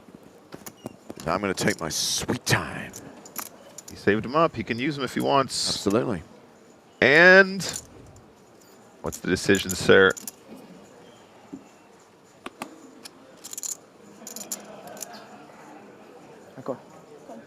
He calls. Whoa, okay, this is unexpected. And this is super interesting now, right? Because if the ace or the king doesn't land, is it the intention to get away? Is he going to try and avoid the spot? I guess. I thought we were going to be running out a board and doing some singing, but this puts a whole new paint job on things. And does that mean Ding Fan will get away with this one? Yeah, this is where aggression pays off, right? Told you. Continues for less than quarter pot. Okay. Senhaji calls.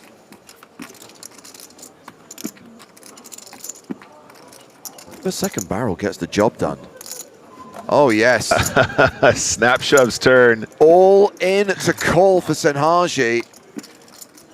Oh, dear. And this is perhaps why we don't want to call pre-flop and put ourselves in these situations. I think I understand where he's coming from. He was trying to avoid, you know, the ace, king, queen's debacle, but now you have a decision. Is my opponent bluffing? Does my opponent have ace, queen of diamonds? Well, of course, they can't have that because he has the ace diamonds, but you get my point. Does he have a hand we can beat? Ugh. This is impossible. He's going to pass. I thought he said I'm going to bust.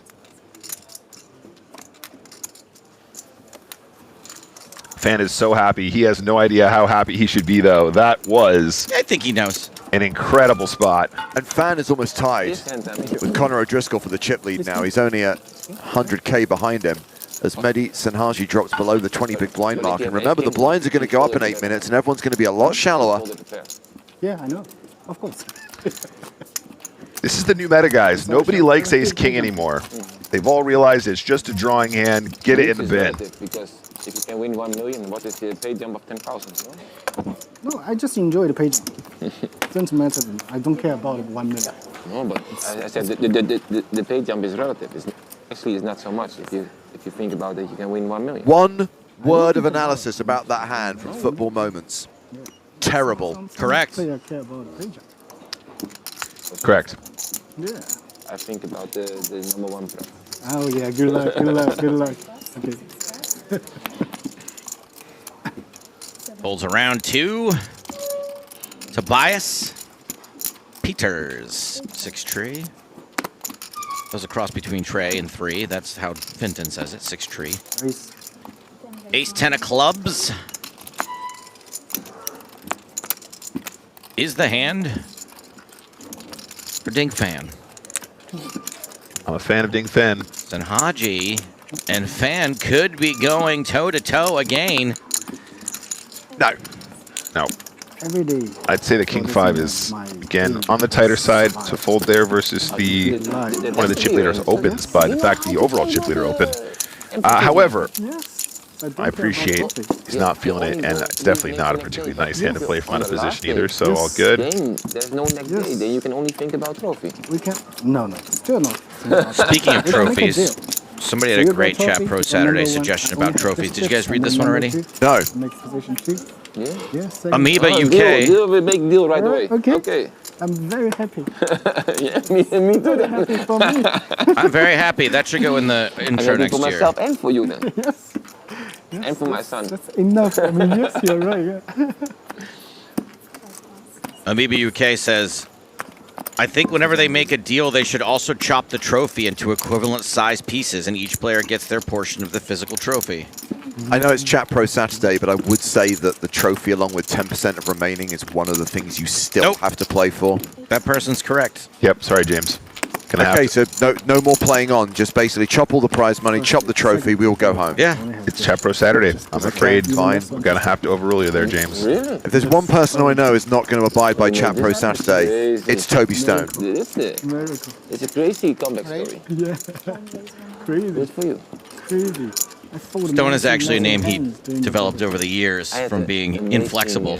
After day 2 and day As in, 3 and 4, trying to get blood from a... That's they right. were very bad, but you have to adjust to the situation, you know? There's MTTs as well. Yeah, life. Sanhaji is back in here, decides to call SB with Queen Jack offsuit. You did research on me, yeah? No, 3 months from me. Just 3 months from me. 3 months. But I have won a tournament. I have won a tournament. Won a tournament. Yeah, if you Heads pass up. this, if you won Jack-eye. this tournament, you're over a hump. And it's 8 games. Haji, 88% accuracy. 11 people. It doesn't matter which tournament. It's just a hump where you have to go over. But the bad thing is they don't have a trophy for that. You get a C-bet of 150k from Gatsus. That was the first event, first tournament of that series. So the floor told me there was a trophy. The people who hold the game was Party Poker. They said there was a trophy. So four people from casino told me there was a trophy. And you didn't receive a trophy. A I will lot. kick their asses. Yeah, makes a casual check raise, throwing out a splash of black, 600k, gets a fold. Shows top pair. Jack of clubs. Yeah, There's something to be said for taking that pot down right away. he's feeling a little bit weird about the ace-king spot, I think, and A little bit weird about his stack size. it cost him a lot to figure out that he wanted to fold the AK. Correct or incorrect? It's all right, though. Still 26 bigs. I already have the feelings. I know what I'm doing. Maybe not perfect, but I know what to do. You're confident in what you do. That's good already. Now we're on a pay jump, of course. Next player out, 41,900 euros. You can ladder additional 8k, 50 grand awaits you if you can make it to 15th place.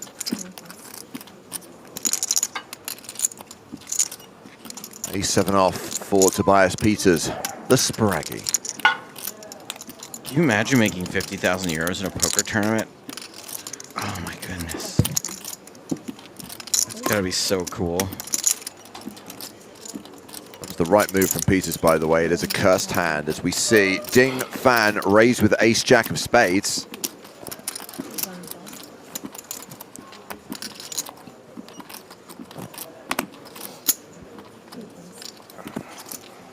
Round to the small blind.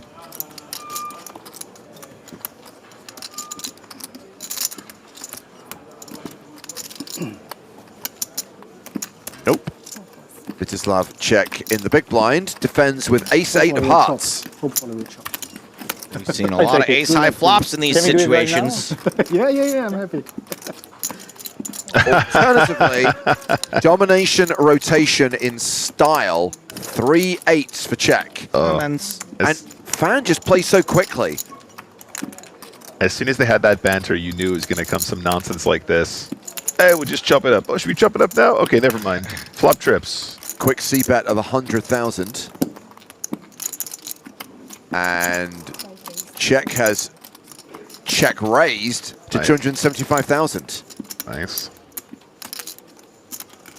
Whoa, Fan is acting quickly.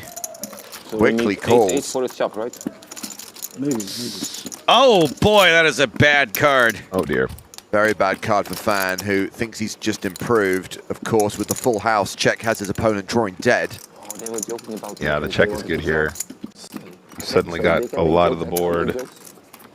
Check, check. Okay, well, that might help a little. A lot of crunchy cards out there now. You know what a fan is? It's a very rudimentary cooler. A very good player at EPT Prague. A fan is a cooler. 150,000 is the small value bet here. A very rudimentary cooler. Just like we have here.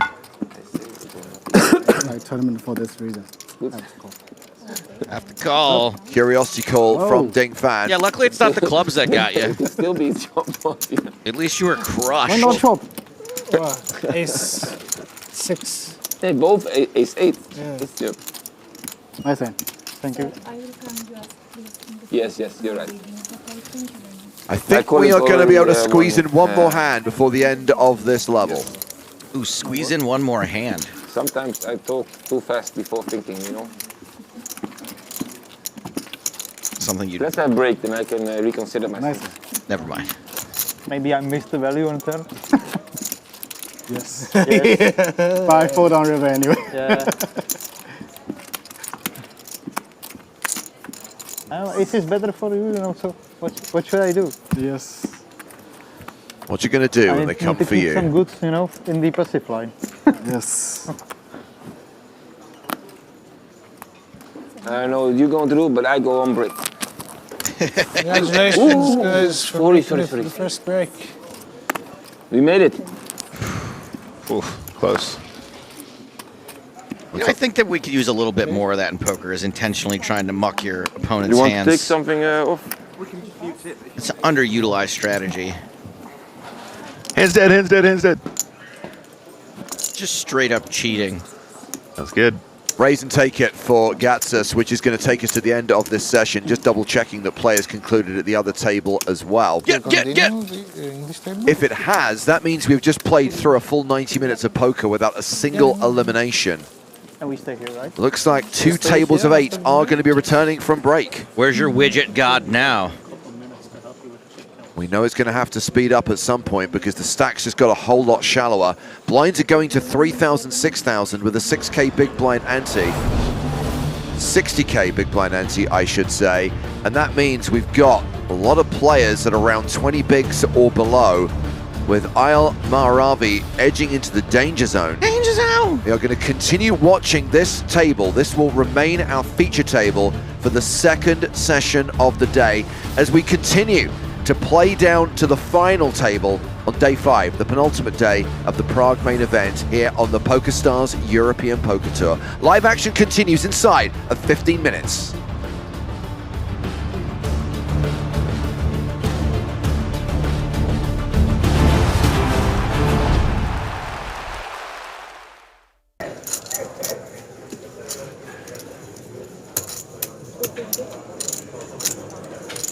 Looks like Suzor's coming in for the steal. 250,000 on the button.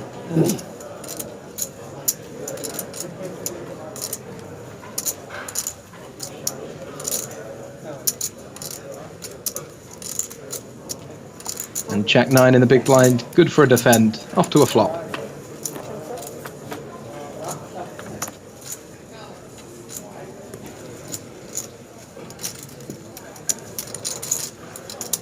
And a little bit of something for both of our players. We got the flush draw from Suksor, Liu with the gut shot straight draw.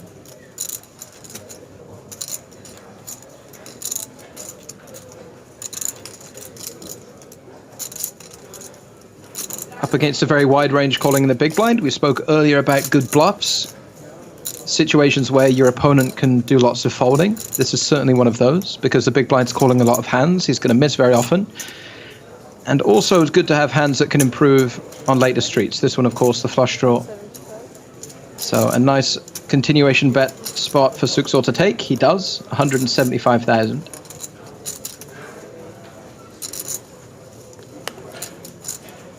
Having defended Jack-9, when Liu sees a board where he does connect fairly well, has a chance to improve, I think he'll be doing something other than just folding his hand. 680. That's something other than folding. He's coming in for a check raise, 680,000 announced, applying pressure to what is perceived to be a wide continuation bet from Suksor on the button. Let's imagine Suksor c-bets here with something like King-9 of clubs. He's going to get a very quick fold, which means that Liu's bluff is going to be immediately profitable. We can see that Suksor has a hand that's likely to continue, Queen Deuce of Hearts. This could get very interesting indeed. Suksor calls the check raise, this hand going to the turn. And 2 million chips already in this pot. There are some very fun turn cards indeed.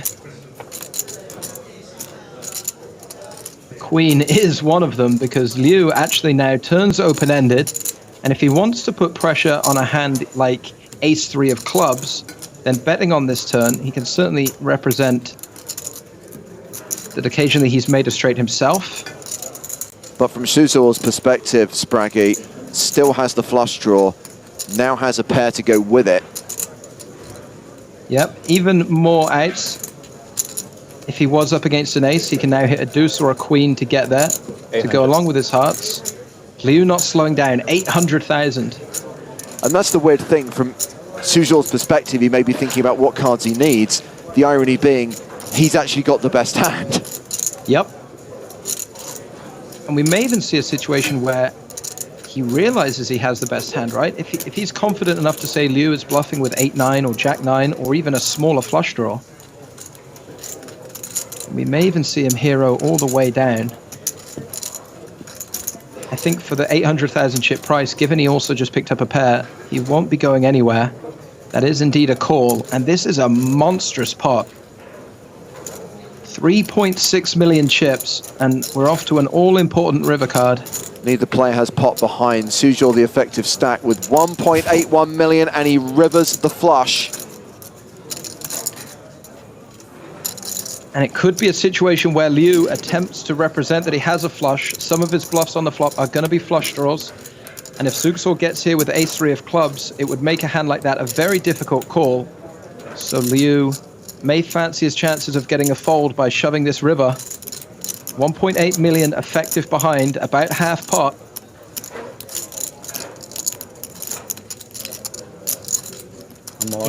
He's all in. Shoves on Suksor, Hard. who calls all in with the best hand and will get a huge double up through Liu.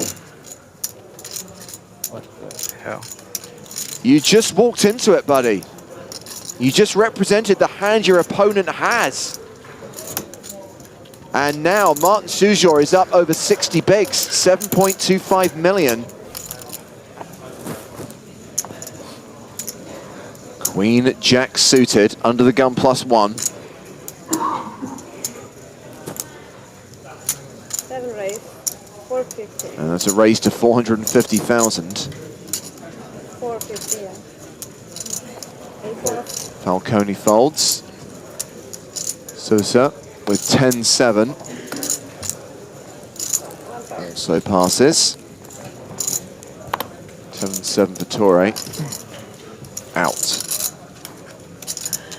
9-6 for Brandstrom in the small.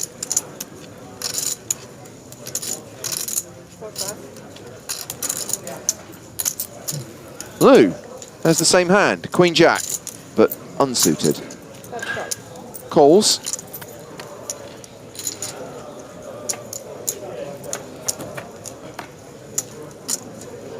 And the flop is Jack, Jack 5. Thank you. Gotta warm up my vocal cords. We're going to nail this one, Vincent. Now remember, it's 3, 2, 1, then you go. I will pause longer. When you hear it, we won't be in sync. But what the audience hears might be in sync. So don't stop. Stick with it. I'm sweating. I'm sweating so much. Also, just to put additional pressure on you, Spraggy nailed it earlier on. No, I failed all week long. Oh, look at this. It might not be a chop. Oh, great for Martin to be free rolling here.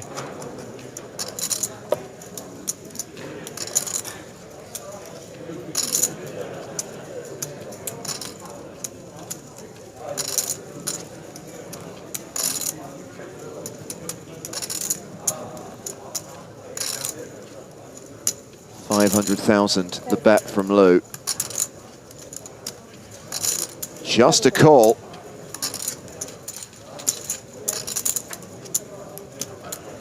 And the river card is a spade. We jinxed him, James. Don't lie, Finton. You are so happy that this is not a chop. We jinxed him.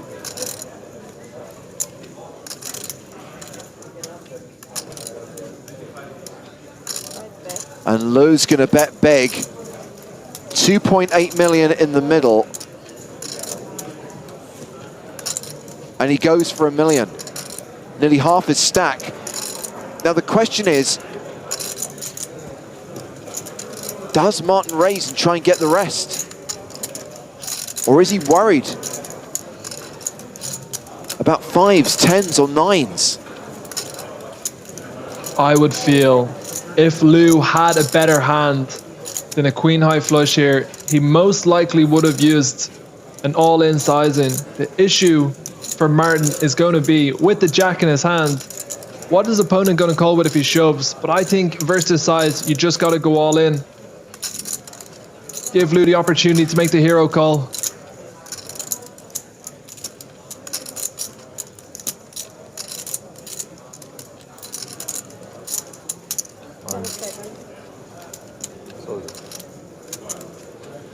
Yeah, raises enough to put Lou all in. And what a horrible spot for Lou. Sat there with trip jacks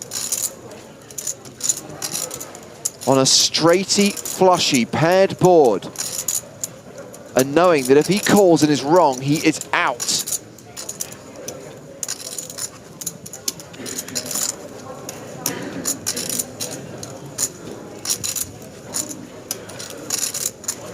Will he make the big fold and be correct? It's so hard to imagine what your opponent is bluffing with here.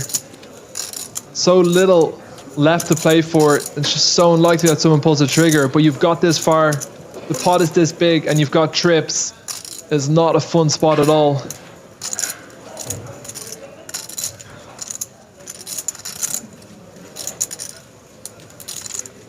And yes, he's committed a lot of chips already. But the chips you still have, the chips you have left, have more value. He'd still have 6 big blinds. A horrible spot to be in, and I don't know how many time bank cards he still has. I don't know how much thinking time he can use here. Just a horrendous river card. King, queen gets there. 7-8 gets there. All the flushes get there. What can your opponent call with on the turn and then bluff raise you all in with on the river?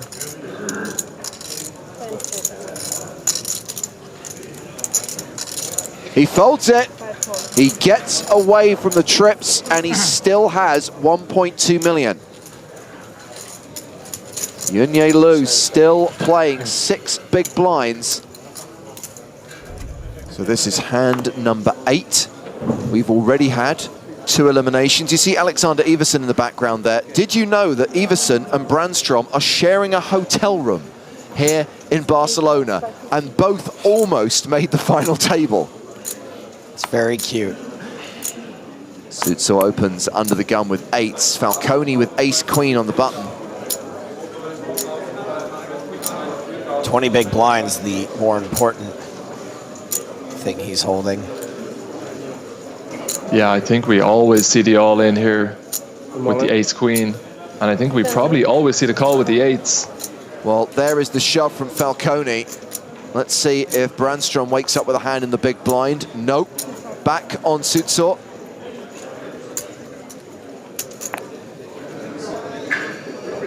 And he calls, and we are off to the races. Now, this is where Falcone has been a specialist in the last 2 days. Eight is king. I have eight. He seems incapable of losing a race. He always spikes an ace. He is invincible. Ice, page whites. Huge, huge spot. Worth Worth hundreds of thousands in real money equity. The flop has a queen on it. Falcone now set for the double up. 89% favorite. Just has to fade an 8. I guess you were right, James. He is invincible. Oh, 8 on the turn! Oh, man. We found the kryptonite. Turns out he is quite invincible.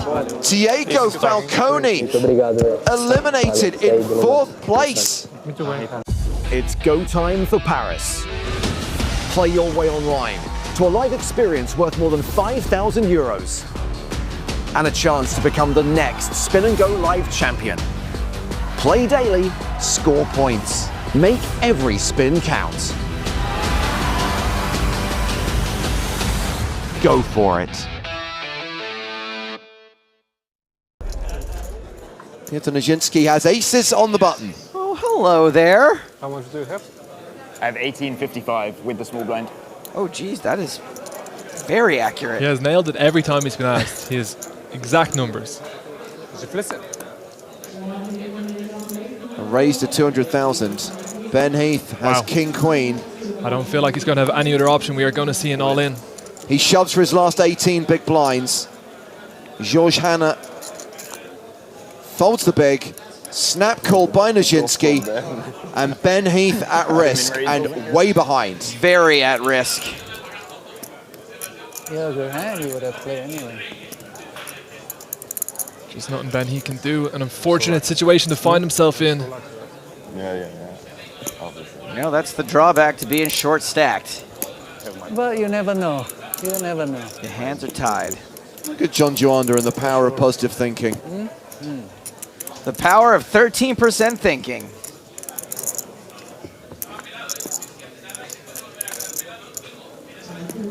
King in the window. Wow! Oh, man. King and a queen. 2 pair for Heath. He is now ahead, has a 2-to-1 advantage. Nijinsky can hit 10s, jacks, and aces, though. I can't believe I'm saying this, but aces have outs?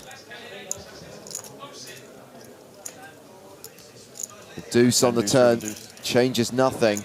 Heath now a 3-to-1 favorite. Well, actually, it does give Nijinsky additional outs, of course. Deuces, 10s, jacks, and aces would see Heath eliminated. It's a 10 on the river. It's Broadway for Nijinsky, and Ben Heath exits in 12th. Wow, what a tease. 87% of the time, it works every time.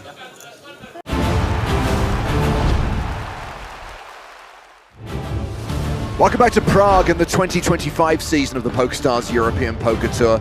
It's the penultimate day of the main event. We've played one 90-minute level today, and we are still at 16 players. No eliminations so far. We'll continue our live coverage from King's Casino at the Hilton Prague, with Connor O'Driscoll holding on to the chip lead.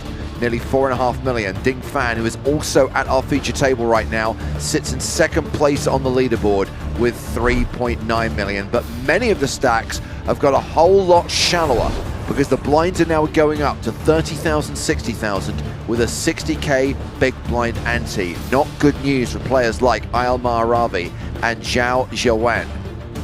We're about to kick off level 27 of the Prague main event. It's James Hartigan alongside Nick Walsh. Hello, hello. Thank you for having me. And joining us live via satellite from Montreal in Canada, Griffin Benja. Satellite fail. Griffin. Griffin fail. Good morning, Jimmy. Good morning, Nicholas. I'm sorry, I had my mic muted. It's so unprofessional. I'm so happy to be here. I just woke up. Well, to be fair, I did say it was a coin flip, technical failure or Griffin failure. To be honest with you, it was more 70-30 in favor of a Griffin failure. Good to have you with us. Okay, I'm locking in. For the final two tables, Griffin. And yeah, we have somehow played through an hour and a half without losing any players. Yeah, they are going to, but yeah, they change the deck, they shouldn't have. Is there? We have a misdeal on the very first hand on the level. Ice cream today? Ice cream. Okay. I knew you had ice cream.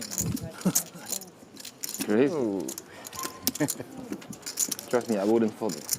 So effectively, same situations when you left us last night, Griffin. We got down from 17 to 16 on the last hand of the day. And now here we are, still at 2 tables of 8. They told me, wow. They told me. Yeah, and friend of Nick Walsh, Connor O'Driscoll, chipping up nicely. I think he finished yesterday around 3.5 up to 4.4, so it's a great start for the Irishman. There's 1 card left again. So officially, officially the first ever Irish EPT champion was Steve O'Dwyer, who we know is American, but played under the Irish passport. We then had to wait another 10 years before Porrig O'Neill won an EPT trophy here in Prague. And now there is the prospect of another Irish winner at EPT Prague just 2 years later. Year of Ireland. Dimitrios Whoa. Gatsis raising to 125,000.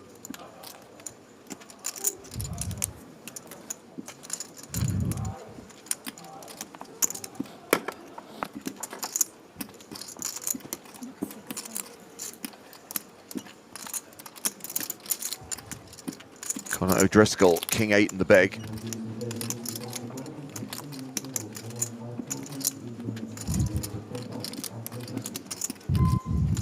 Thinking about getting out of line here.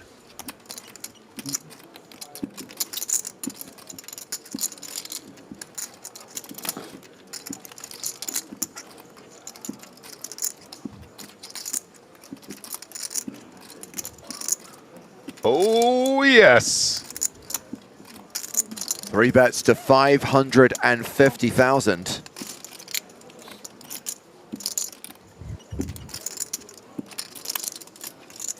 Katz is one of those players sitting around the middle of the pack here on our feature table. 39 big blinds behind, but there's a 12 and 17 big blind stack at the bottom. And one of the things we were referencing during the first level, Griffin, is that the pay jump from 16th to 15th, which is around 8,000 euros, really seems to be affecting these guys. Yeah, I'm really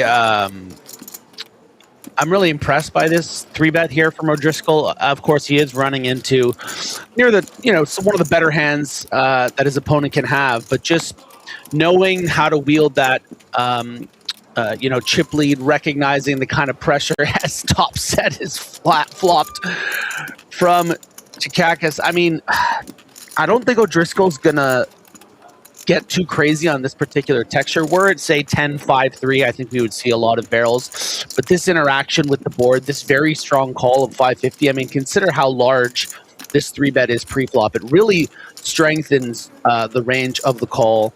Things like pocket 9s, pocket 10s, even pocket jacks, and then like your sort of ace queens. So I don't think that O'Driscoll's just gonna go off on this board. He's going to fire one, maybe try to fold out a hand like ace-jack suited or ace-queen, but I would be surprised if he barrels off on this particular texture. So his C-bet is 450,000. The question is how Gatsis responds. I mean, just call here, or is he going to raise? I would always expect a call here. Your hand is so wicked strong on this texture. Your opponent can still have tons of strong stuff that will just blow up. Not that much we have to protect from, right, Griff? It just feels like Yeah. An absolutely super omega good flop for us. 5 of diamonds. Yeah, I mean, you're sorry, James. Yeah, you're just getting all the money on, you know, a card like this when your opponent does have with the repping, right? When they do have queens, aces, kings, you're getting the money anyway. But sometimes they're just going to have king 8 off, and you want to give them a reason, let's say something like a 7 on the turn, to decide to make, you know, an 80% pot shove. But in this case, as I mentioned on the flop, I didn't expect O'Driscoll to go crazy. He's taken his stab. He tried to get away with it, and it's not going to work. And now we can see SPR much less than 1 already on the turn. There's only 1.49 behind Gatsus here. I do expect him to have a bet, but it's not like we have to size particularly crazy to get all the chips in on a later street potentially. I think checking wouldn't be completely ridiculous either. I mean, we really could put in a trap check here and just hope that our opponent improves on the river, or you know, panics and just decides to try and bluff. I think with a hand this strong, Griff, really, you know, this might be one of the better candidates, especially top set, right?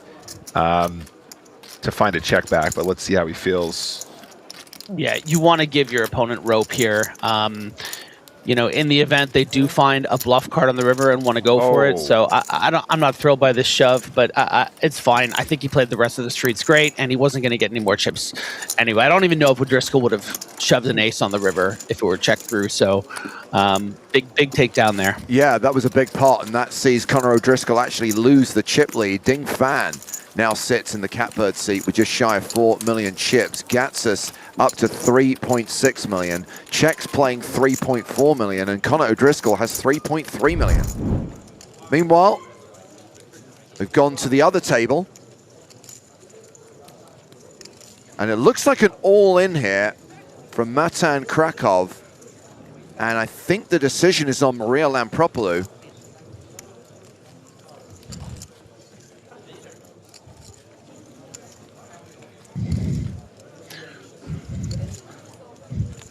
Prague is so beautiful. And on the river, it's a fold from Maria. The board was ace, king, tray, 4. So Maria Lampropoulou is now on the short side as well. She's down to 500K.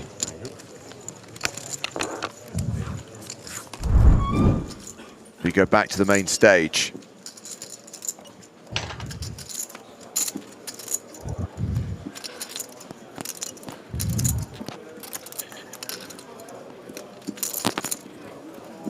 It's going to be an uphill climb for Maria.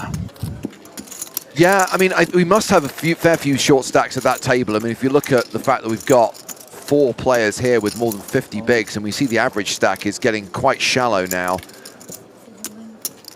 There have to be several players in the danger zone on the outer table. Danger zone! Ravi responding to this 9-7 open with a shove from the button with king-queen. Yeah, Ravi, the shortest stack. Even after that pickup, 17 big blinds behind.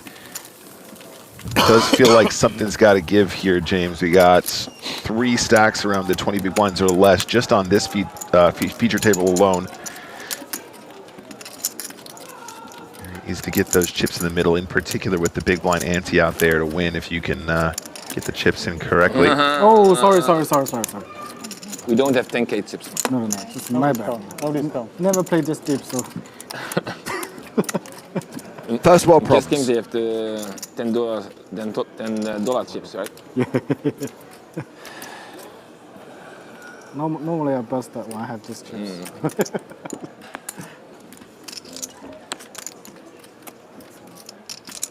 Action has been folded to Mehdi Senhaji, who starts this hand with just over 20 bigs. He has 7s.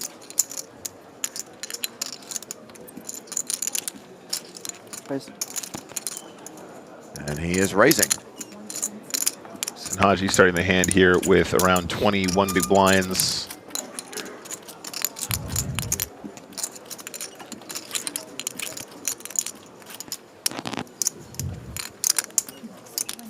Folded to Connor O'Driscoll. He gives up the button. Peter's in the small blind. has jacks. Peter's got around the same in chips actually here, James. Yeah. I think probably just going to be all in here every time. This is a slam dunk push, in fact. Okay, opts for a 3-bet, not all in. Okay.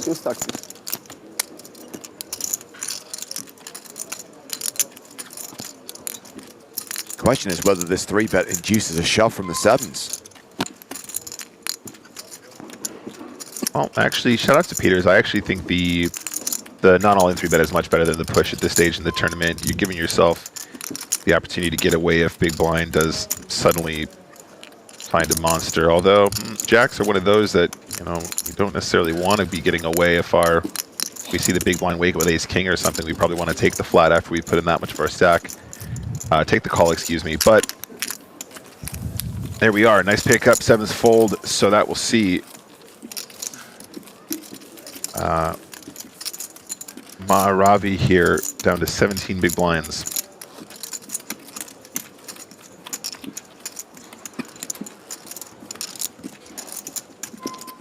What are your thoughts, Griff? Are you a pusher there, or are you a 3-bet non-all-inner there?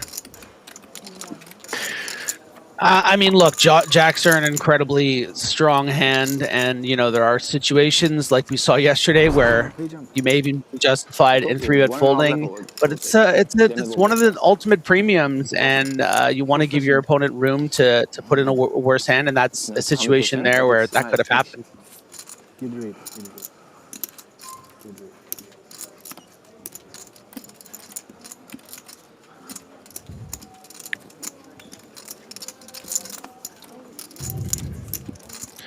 But I don't want to suggest there's a right way to play jacks. Yeah, good point. Good point, well made. Action has been folded to Tobias Peters. He's on the button with Queen Jack. Now, King Fan in the small blind. Ace 9. It's a splashy raise, but it's a raise nonetheless. Not sure about that fold on the button there. Yeah, I was going to say that's quite a bit tight at 25 big blinds. I mean, Peters is shown to be a pretty capable player. I think it might be not a reflection of tightness necessarily, but an intentional strategy at, you know, against these two larger stacks that can put pressure on his smaller one. I think at the bare minimum, he needs to mix in some limps with the Queen Jack, see how his opponents react. You know, in this situation, had he raised Queen Jack, Fan certainly could have 3-bet a hand like Ace 9 and then would have had to force a fold from the Queen Jack. So, as we see, he would have flopped best here with that mid pair and gotten some action from the big blind. Yeah, but instead it was heads up to the flop, a post-flop flip, both players 50%. Gatsis now a 2-1 underdog, but does have the flush draw and the gut shot.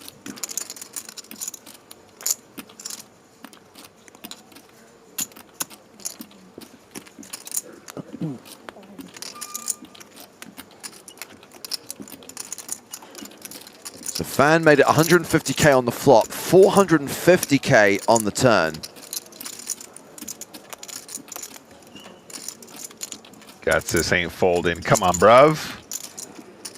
Streety and flashy. Not street flash, but streety and flashy potential.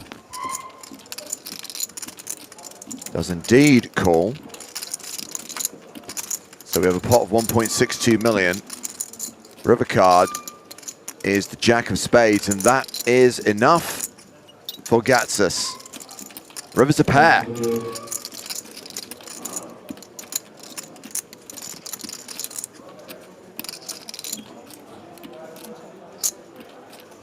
Check, check.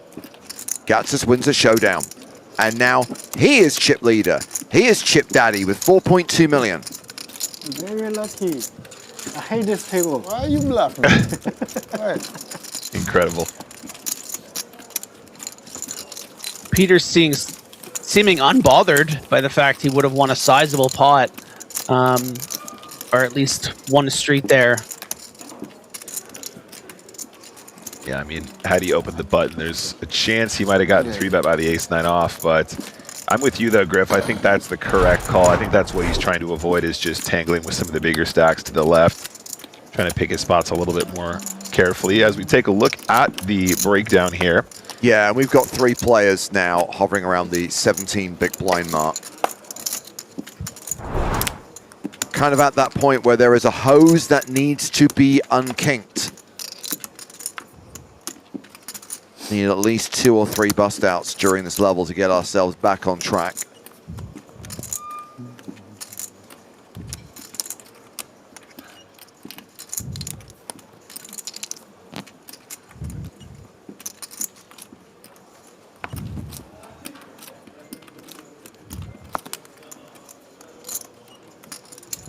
Well, we only know one of Vitislav Czech's cards. It's the Ace of Diamonds. It's going to raise to 120,000. Peters with 9-7. Folds. Fan. On the button. King Jack of clubs.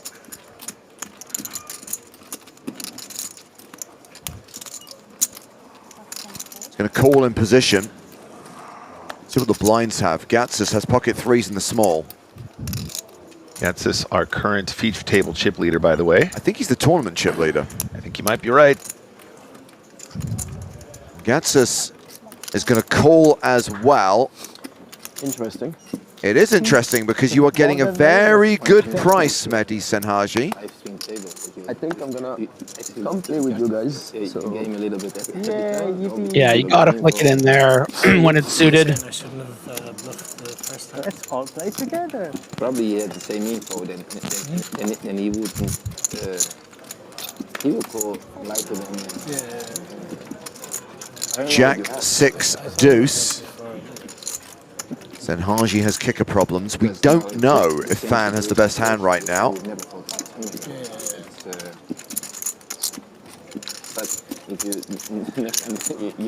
Yeah, but the story is going to be between Finn and the big blind here. It's interesting because this is why you really need to be careful about competing in the big blind in general with a hand, you know, like a King 6 off or a Jack 5 suited, because you really need to be looking for, in the case when you are suited, for those, you know, flush draw continues. When it comes Jack high, it becomes very problematic because all of the other Jacks, you know, in your opponent's range, and there are going to be a ton of them in this situation. The button flat after an open, it's going to be all the King Jack suited, the Ace Jack off, the Queen Jack suited. So, yeah, this is going to be really, really tough. Well, Gats has folded the 3s. Senhaji is going to call with his Jack 5. Yeah, I think you're right here, Griff. It's such a tricky one, right? Because you do have a good price to make a big hand, but when you make kind of a weaker one, we need to carefully navigate these situations for fear of just getting cold decked like this. So Czech, who was the original raiser, folded the flop. Heads up to the turn. Queen of Hearts, Senhaji down to 8%. I think there's quite a lot of information. Yeah, and I will say... Sorry, Griff. No, not at all. Yeah, I mean, I think this is an automatic call on the flop for 35% pot. Because Fan will be betting here with something like pocket 7s, 8s, 9s, 10s for a bit of protection.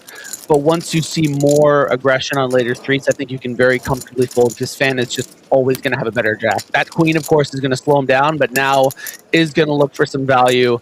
And I would be... Oh, it does... Wow, quickly call. Very quick call. I know. Huh. I thought it was at Nice bet. Well, that big blind defend where Mehdi Senhaji was getting a good price cost him a huge percentage of his stack. He's left with 440,000. He's left with 7 big blinds. Would you call this the danger zone? Yeah. That one did not make it over the Atlantic. Maybe someone fold it. When I saw your guys, Sorry. I think probably before you make it back. When he makes this side, I think it's fail here. When he goes in, it's bluff.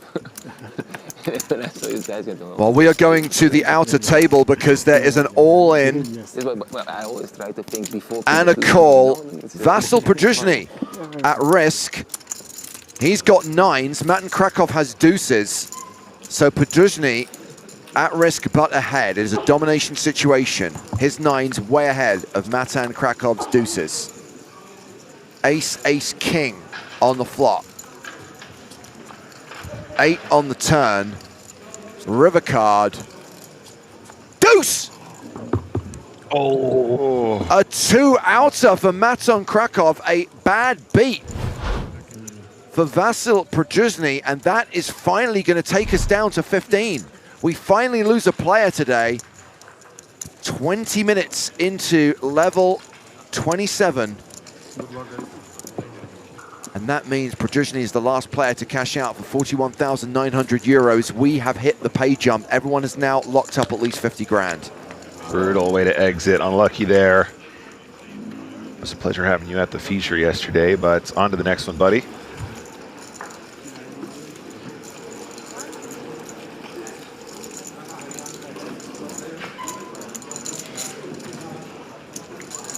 Back to the action at the feature table where we are 8-handed, 7-handed on the outer table. We have to wait 2 more for the next one. For the next 12 hours, I think. Already we're in better shape. But you need 2 players for 12 hours.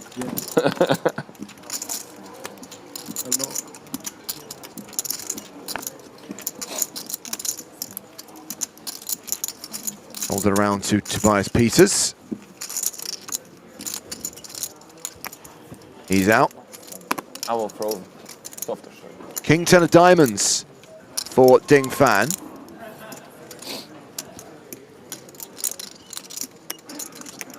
He likes his hand. Did actually find a 4-bet earlier with King 10 of diamonds against O'Driscoll's small blind 3-bet.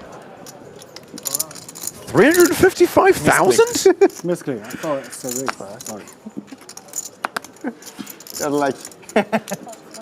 Uh-oh. Don't try and exploit the misclick. This never works. This literally never works. Senhaji's like, please don't be an angle. Please don't be an angle. He's all in for sure. Yeah, and in fairness to this spot, of course, this is a bit of a brain fog moment. Going to happen sometimes. Bigger mistakes at EPT Prague 2025 this week. In this situation, would have just raised called the 7 big blinds here. So as long as the big blind doesn't wake up with a big hand, this is going to go just as a funny little moment.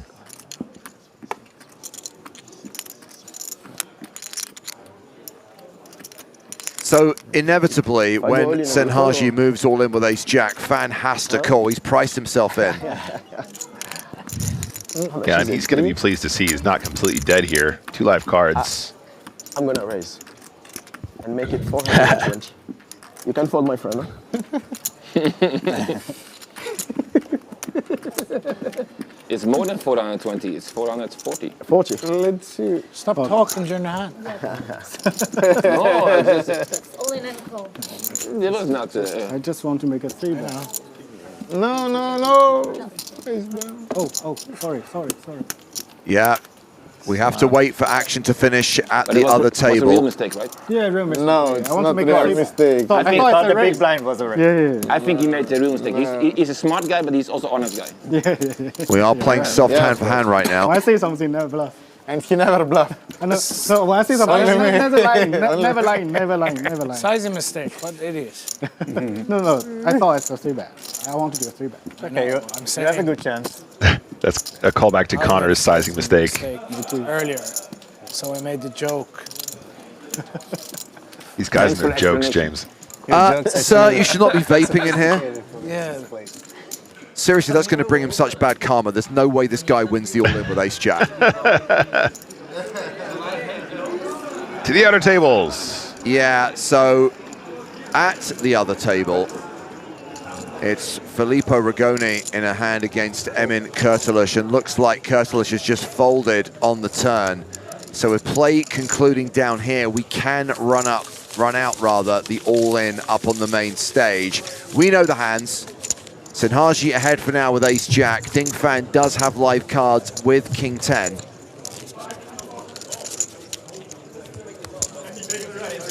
Yeah, then change it back. Good luck, my friend. Good luck, good luck, good luck. Excuse me. Excuse me. Possible to have an ace? Just an ace. One ace. You want ace with queen and 10 or not? I'm gonna request the ace of diamond? Straight on No, the ace of diamond. Ace Straight of on the spade, board, please. yeah? Don't be so greedy. Take the ace of diamonds. Ace of Now spade. royal flush for me. You get what you get and you don't get upset.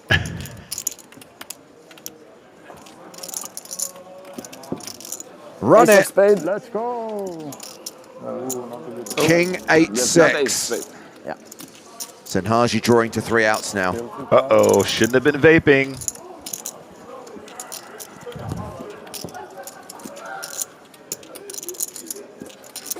Still 3 outs.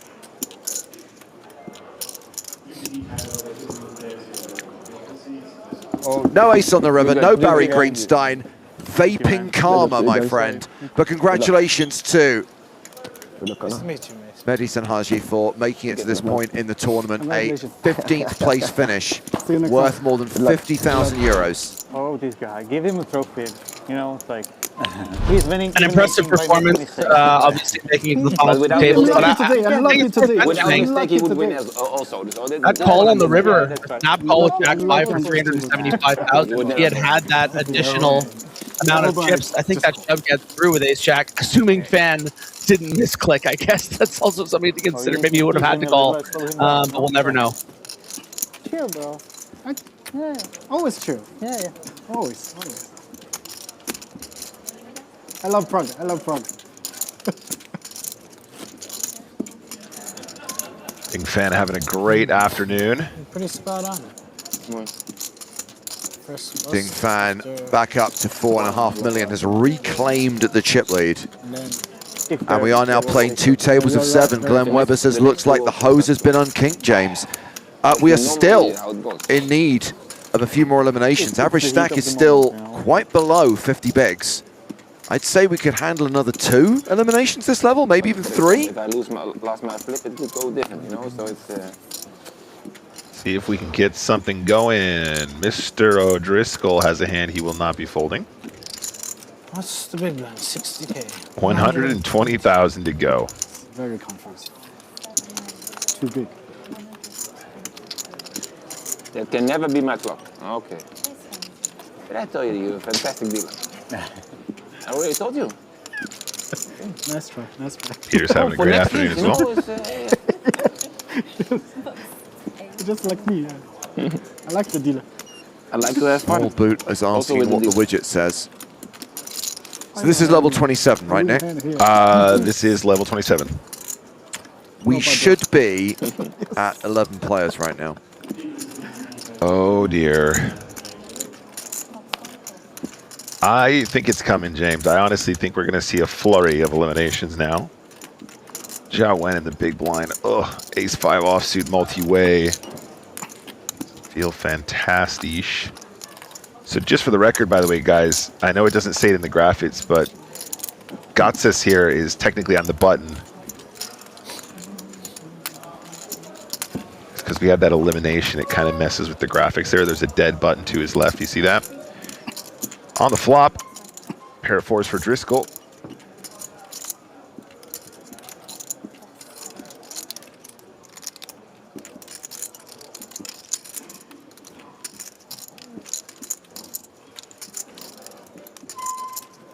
All right, gonna try and have a crack at it.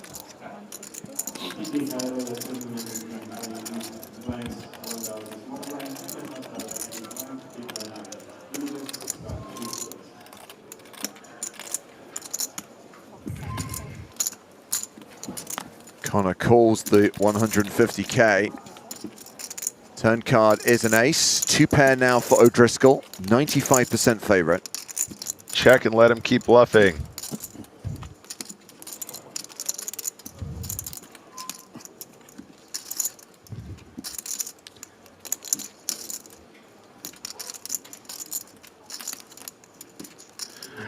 Yeah, always tricky to play these very baby pocket pairs when you miss. Not a lot of opportunities you're going to get to be wanting to set mine at this stage, really, but chip leader on chip leader, I don't mind the call so much.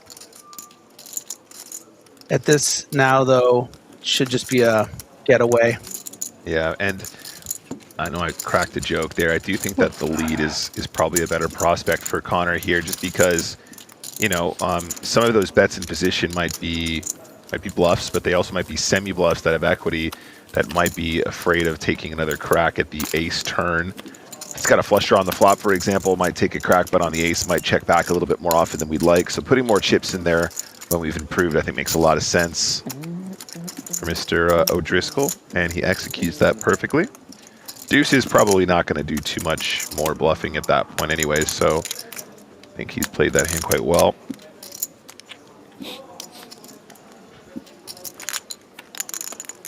It's the cards. You're still a fantastic dealer.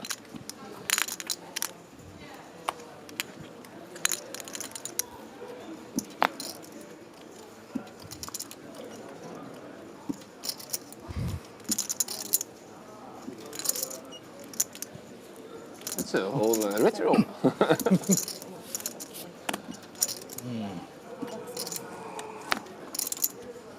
Actually, your cards have to be visible, so if you put your stack like this, the other people cannot see that you have cards. It's maybe they're visible. Yeah, but when the blacks were there, you couldn't see it. Ah. Because it's details. Yeah, it's just raising with King 9 in the cutoff. Ace Queen. The Visislav check in the small blind. Nothing to complain.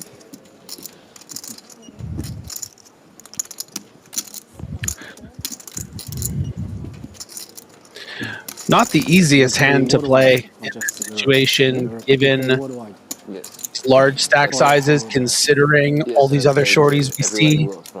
It feels too strong to flat, which is what, you know, Czech decides to go with, but as the flop comes King Queen 9 in favor largely of the King 9.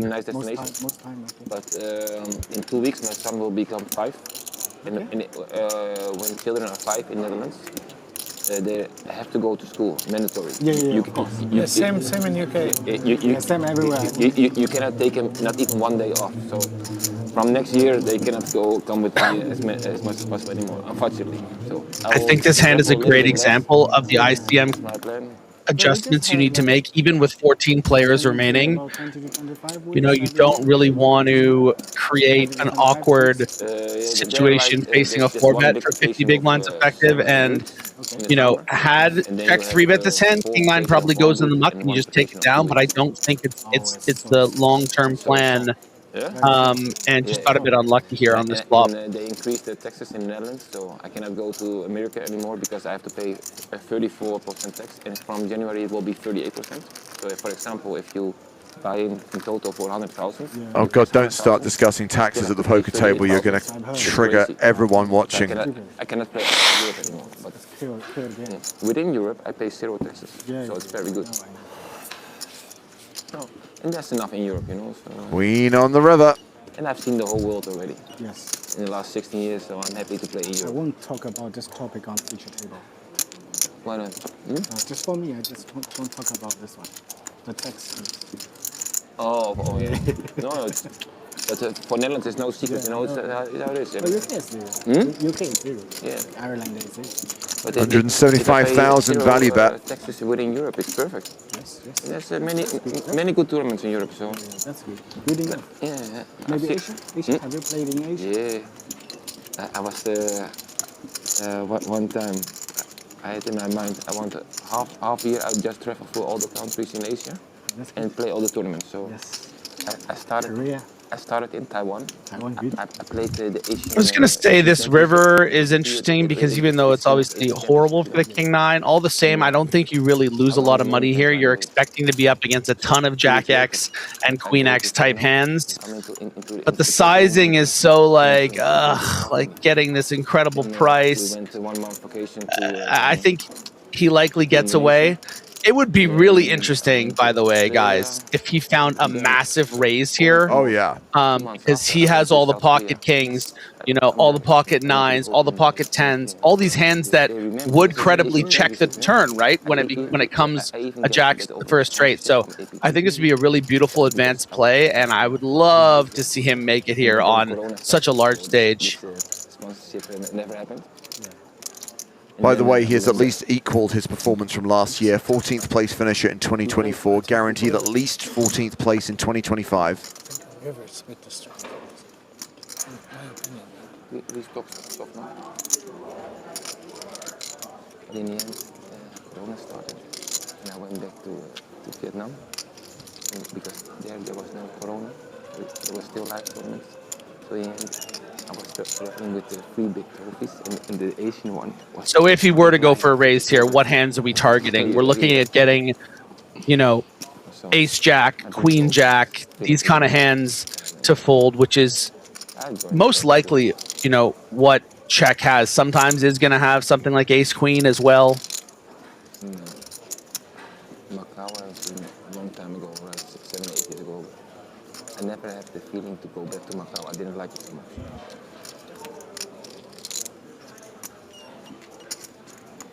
Just imagine making it like a cool million here. Yeah.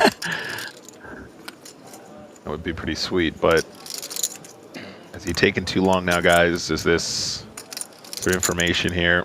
I mean, the body doesn't language, look like body he's language thinking has about raising, changed, right? Yeah. Yeah.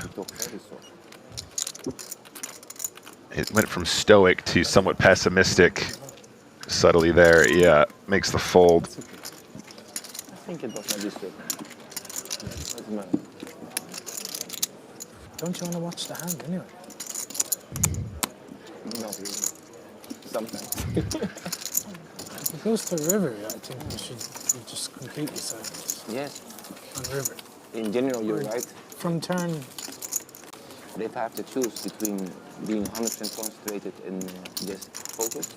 Interesting conversation going on. And socialize, I have to have fun at first.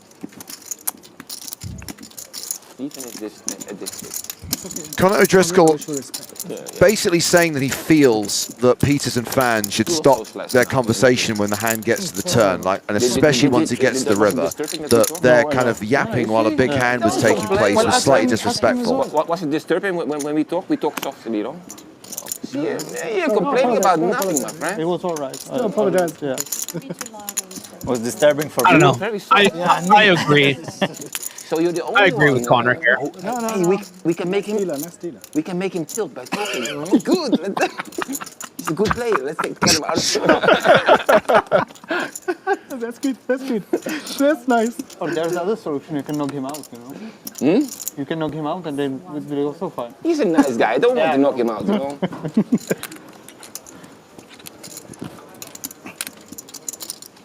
And I cannot knock you out at this moment. I mean, you will have to combine the strength. Yeah. There will be a moment I can. I kind of feel Conor does have a point there. I mean, we've said earlier on, we love the conversation at the table. We love how friendly everyone's being and how relaxed everyone's being. But there comes a point where you just have to read the room and realize, okay, let's just put this conversation on pause and let these guys play out this hand. Yeah, yeah. I mean, and they said, oh, you know, it didn't bother you, did it, mate? But it's, you know what they say, it's not really about that. I think it's just polite. I think it's etiquette. 100%. And I'm a yapper at the table. Everyone knows that. So if I feel that way, it's probably fair to assume the river we should just chill. Yeah.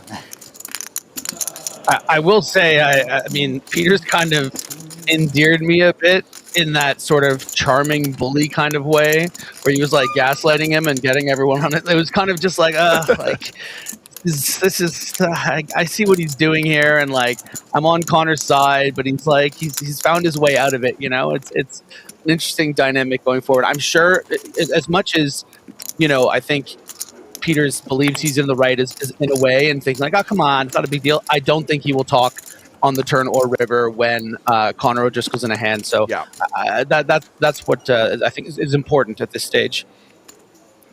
Gats is back in action, opening with nines.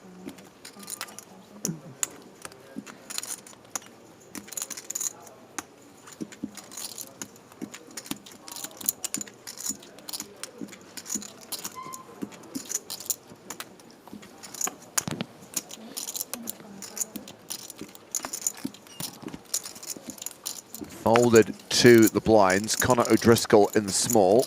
Has king six of hearts.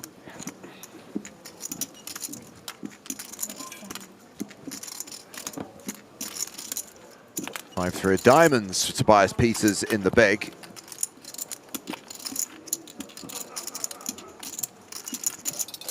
Are playing one player short-handed here.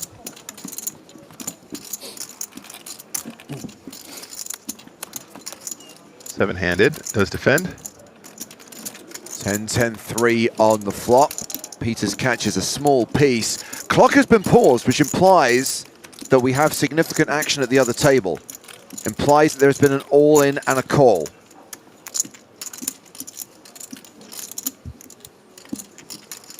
A reminder, I really don't like this. All-ins do not run out until play concludes at this table, so we won't miss anything.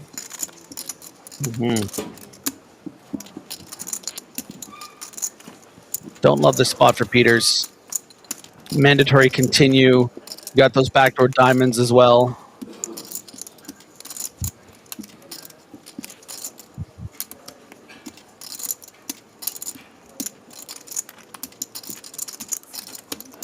$75,000 apiece going to the turn. King of clubs. He's drawing very thin now.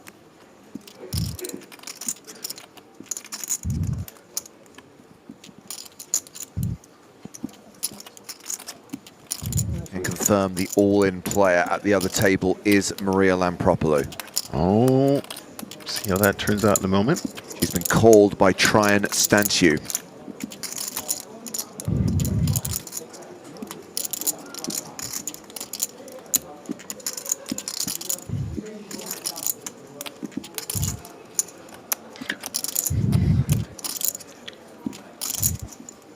Here comes the second barrel from Gatsis, 175k into 490k. I thought perhaps we might have seen a check from Gatsis on the turn,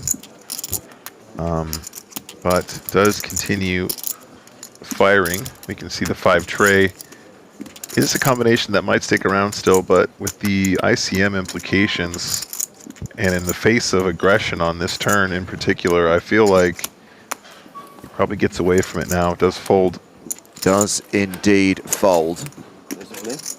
So with the action concluding on the main stage, we can go across to the outer table and deal out this all-in. Let's see the hands.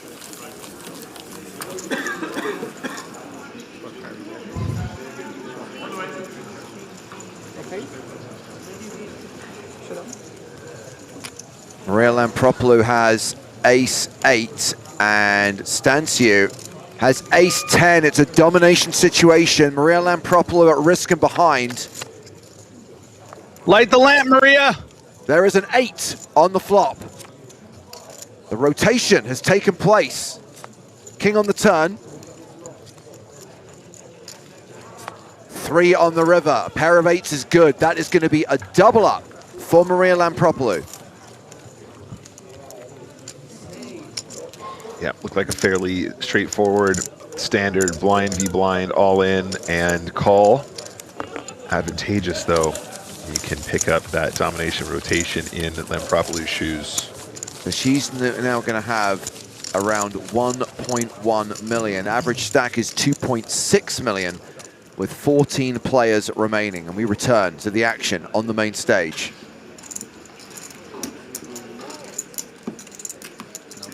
Okay, Nick, I have a quick question. Okay. Light the lamp. What does that mean to you in sports terms? Oh. I thought it was. I'm just wondering if this is a loss in translation thing. I thought it was going to be a Green Lantern reference, but. Oh no! So that's what you call it in hockey when you score a goal.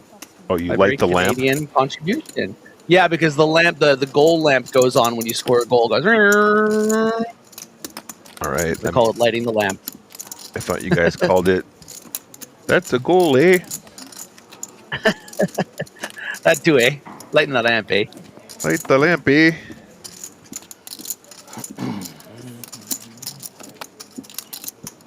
Anyways, nice goal for Maria. Getting the double up. Top corner. I have changed. Excellent Green Lantern.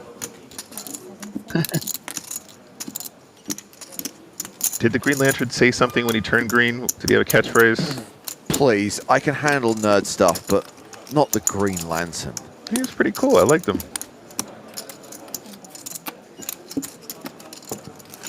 Real Eric Cartman says, WTF is wrong with these commentators? An objectively accurate sentiment on Chat Pro Saturday. Thank you for your comment. It's beginning to look a lot like Chip Miss, Eric Cartman. That's what it is. Good thing I jammed. Yeah. In brightest day, in pair. blackest night. Ah, thank you. No evil shall escape my ace, sight. small. Let those who worship evil's might beware my power. Okay. Green Lantern's light. What did I just say?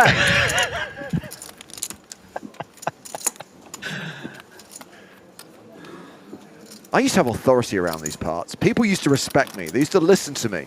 Now we just adore They you, used to James. heed my warning. Now we just love you. Solid trade, in my opinion.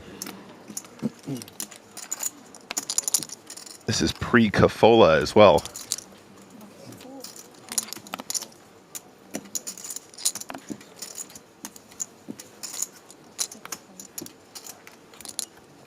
King 10 for O'Driscoll. Currently second in chips on our feature table, 61 big blinds.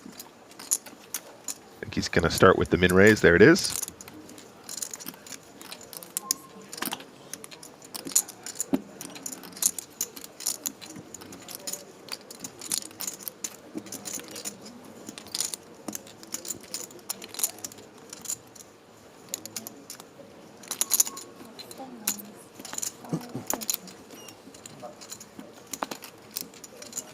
Fan finds the 3-bets. Yeah, I like the style. Ding Fan, our chip leader, gets the fold. Excuse me, not the fold yet. Still up to O'Driscoll to act. I'd imagine King 10 suited is one he's going to consider a little bit more, but King 10 off is just going to be a more average fold.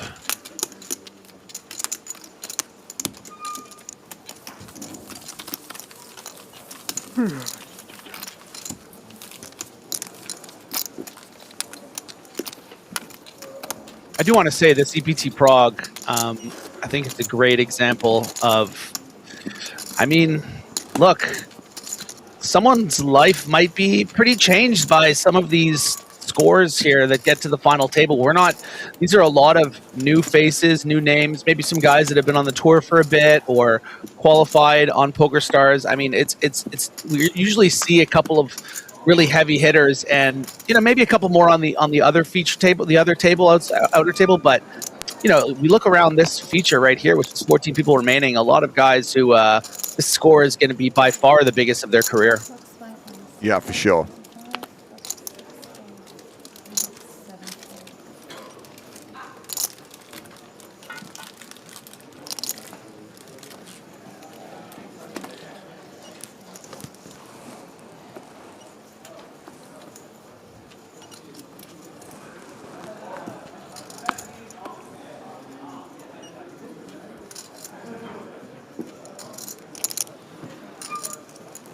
Under the gun raise from Czech with ace-10 suited. A call from Gatsus in the small blind. Queen 5 for Xiao Jiawen, who is the shortest stack at the table with 13 bigs behind. I don't know about you, Griff, but I think Peel... Oh, no, sorry. Is Zhaowen in the... It wasn't the big blind. I thought it was a Peel. If I don't enjoy it, I don't play. Peel in the 8. I mean, it's similar in concept to the Jack 5 suited one, right? A better price with the Jack 5 because there were 3 players in. I don't mind getting out of the way here.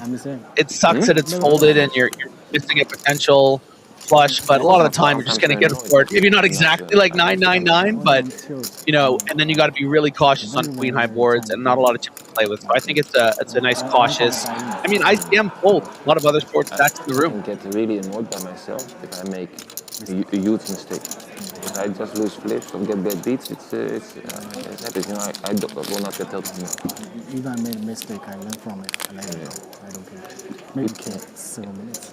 At the Keen table on the alone, turn. People can call me names ever, they can try everything, but they can never tilt me.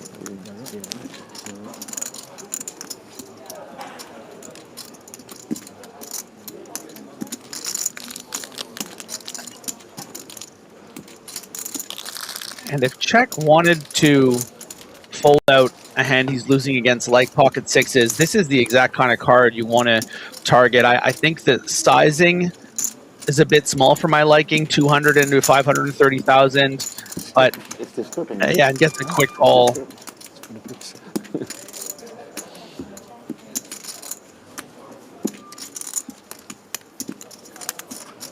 Yeah, quick check. I'm with you, Griff. I'm with you. I don't think it's ridiculous to size up there. I think that would be totally fine, but goes to the sixes on this occasion. Over to the other table where there is another all-in. Phones are out. And winning on the turn, Filippo Rigoni, the at-risk player here, he has 8-7 for the straight. Emin Kurtulush has Jack-9, and he is going to need an 8 to win. The board is 7-6-5-4. The made straight against a straight draw. 10 on the river, and Rigoni's hand holds, and he is going to double up through Kurtulush.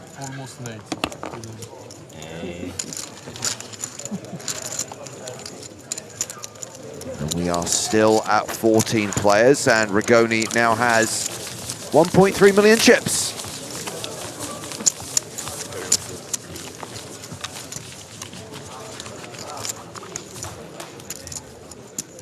Seven players at each table. A reminder, the field merges when we are down to 9. That's when we have the final redraw for the final table.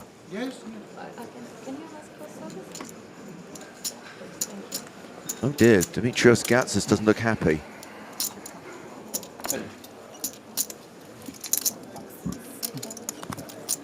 Oh, he wants service. He's thirsty. Oh, aren't we all? Or maybe he wants to chomp on a sandwich. I think he's looking for a Cafola.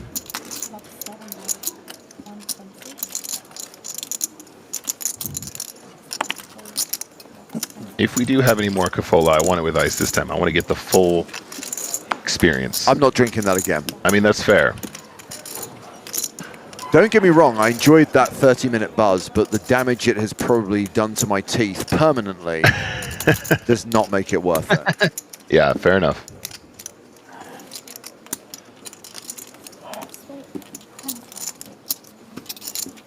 Mr. O'Driscoll picking it up with the ace-king.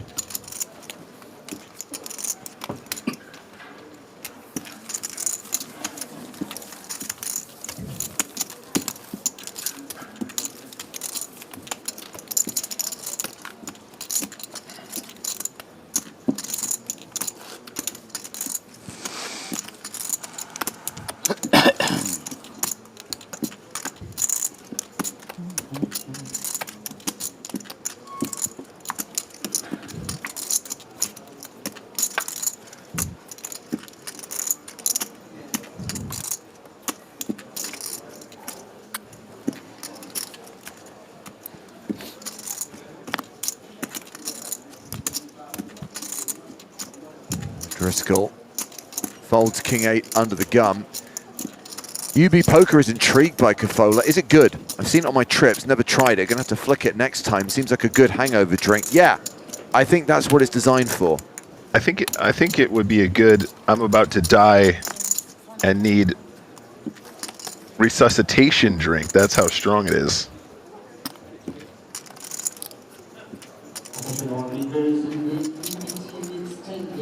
See, Glenn Webber says Stapes would rather fall off a cliff than drink another one of those. Joe is the one who ordered in another 2 bottles today. I think he was just trying to make Gofala off a cliff work. God. I like it. I like the effort, Glenn. Oh, it's Chat Pro Saturday. Yeah, great line, Glenn. Great line. Fan is open with 10s. Checkers called in the small with ace-10. Mataravi with king-9 in the big.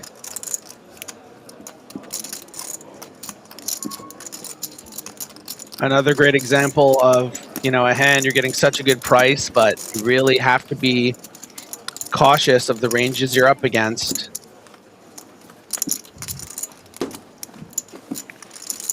Okay, ace 6-3. Check out flops fan.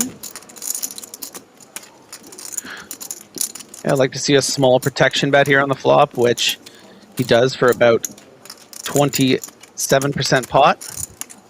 Quick maths. Quick math guy.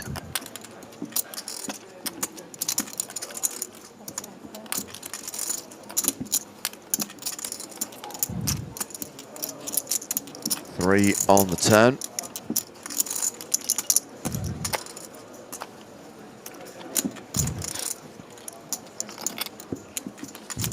Quick check. Fan acting quickly as per. Yeah.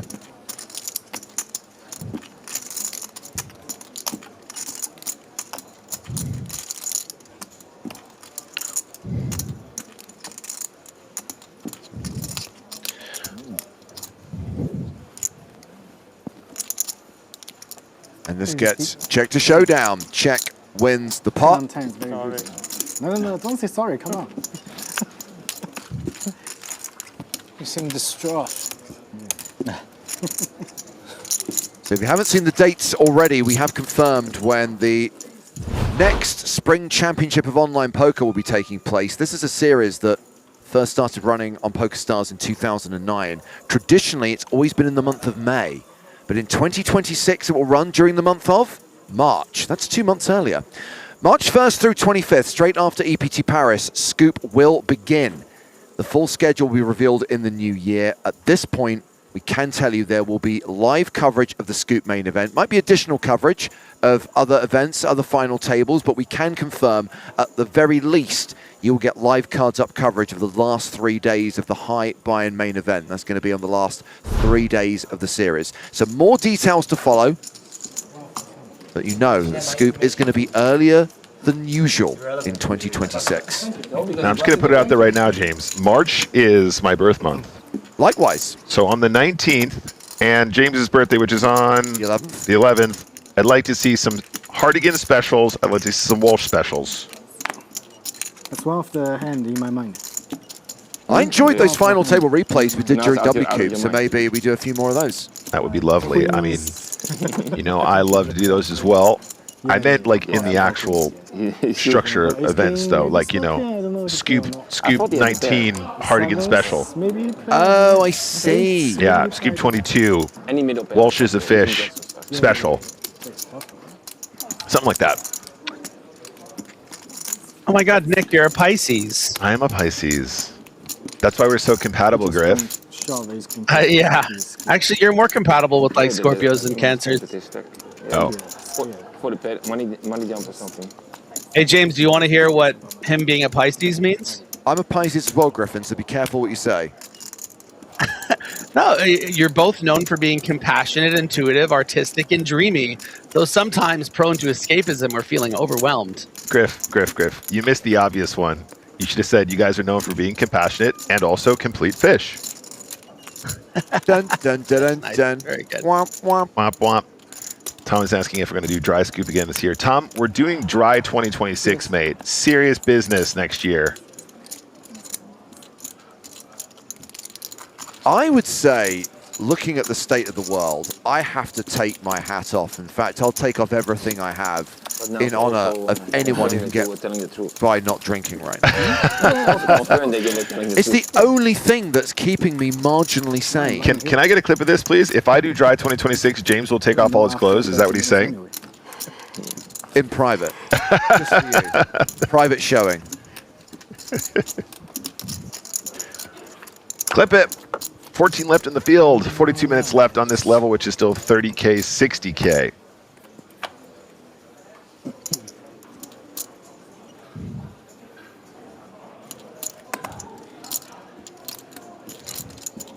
A7 suited for Fan.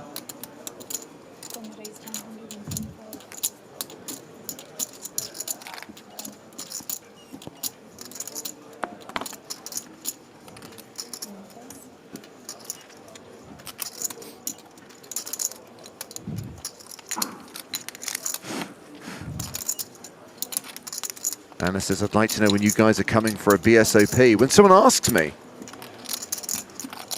I'd love to go. I'd love to go to Brazil. I'd love to see the BSOP. I'd love to either play a BSOP event or maybe do an English language live stream from that event. But kind of still waiting for the invitation. Same. I mean, not just that, but how much fun was the APPT stream this year, James? I would love to go and check out Manila or similar events. Yes. I want to meet Daniel Craig in person. Oh, Daniel Craig. What a legend.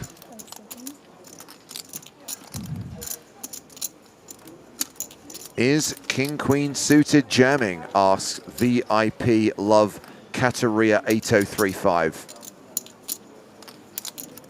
He's got about 12 big blinds.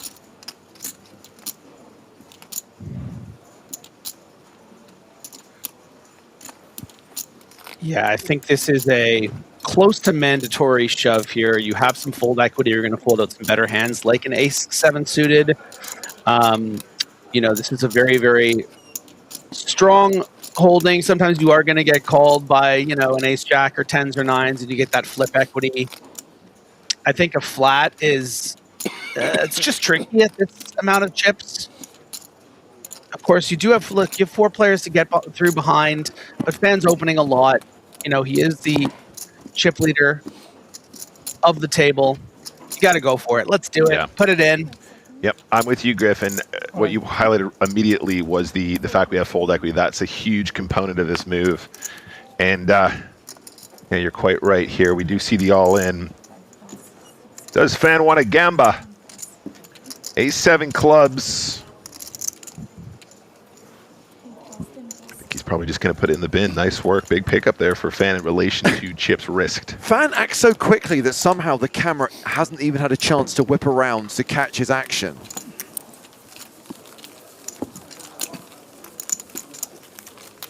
Yeah, I think Zhao Wen has done a great job to navigate this short stack, playing a short stack ninja style, remaining in contention, sticking around, hanging around, hanging around.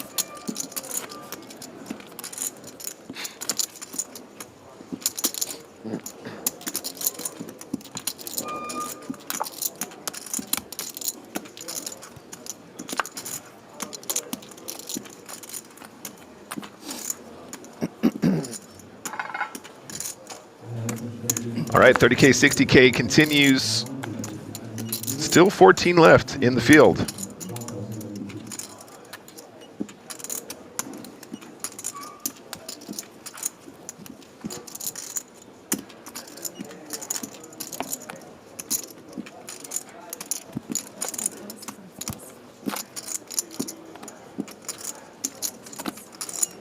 Mr. O'Driscoll on the button.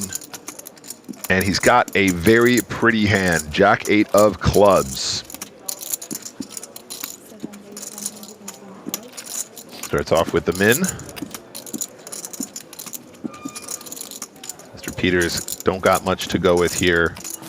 Jack-Deuce, possibly one of the most hated hands in Texas Hold'em. Fan has King Trey. They're playing pretty deep as well. I would expect King Trey to defend here, at least a call. Looks like he's gonna think about putting in a tree bet though. How do you feel about this one, Griff? I would say this is a little bit wider, but obviously has that sort of blocker in hand kind of thing going on for it. Yeah, I mean, look, this is I am the captain now energy. I think it's a great candidate with that one big, one small. You know, was able to get a little bit of chips back there after the raise fold. It's giving I am the captain energy.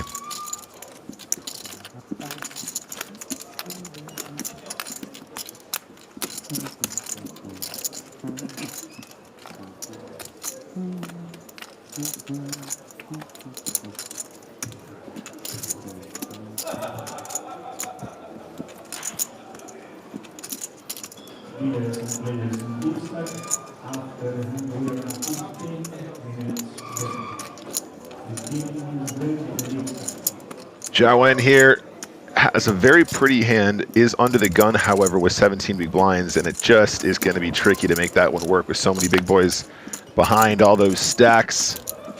The big boys. Tell them Terry sent ya. And folding around now to the button.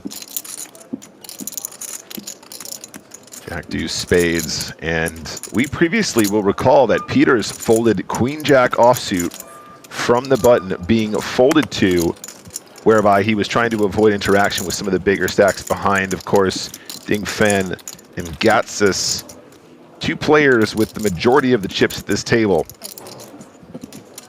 So we can expect that one to be a fold. Fen's going to play blind v blind though.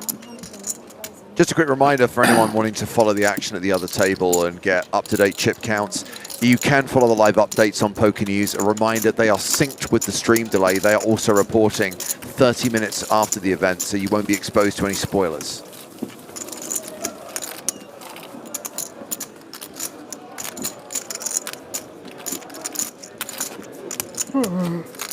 So what's the stack situation? Not really special. I have two bigger stacks, a lot of medium stacks. Bit light on detail there, Tobias.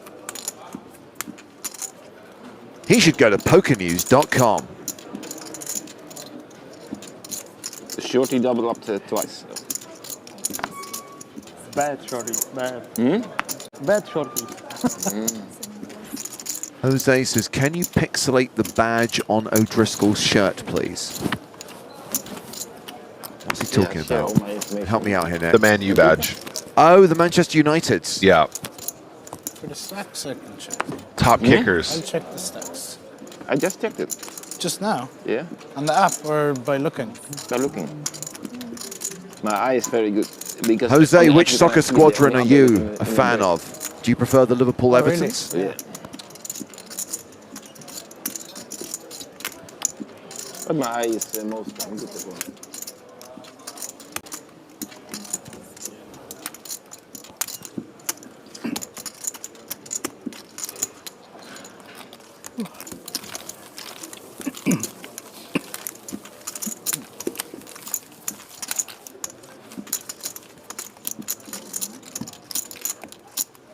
Name kind of gives it away. Jose Elland Road. Okay, I'm going to use Google. I have a bloody idea where Elland Road is. Elland Road. Ah, that's in Beeston in Leeds. Ah, you prefer the Leeds Uniteds.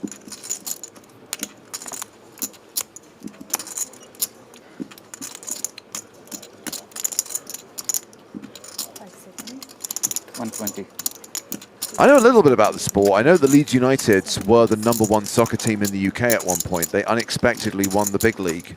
Oh, the big league? Yeah.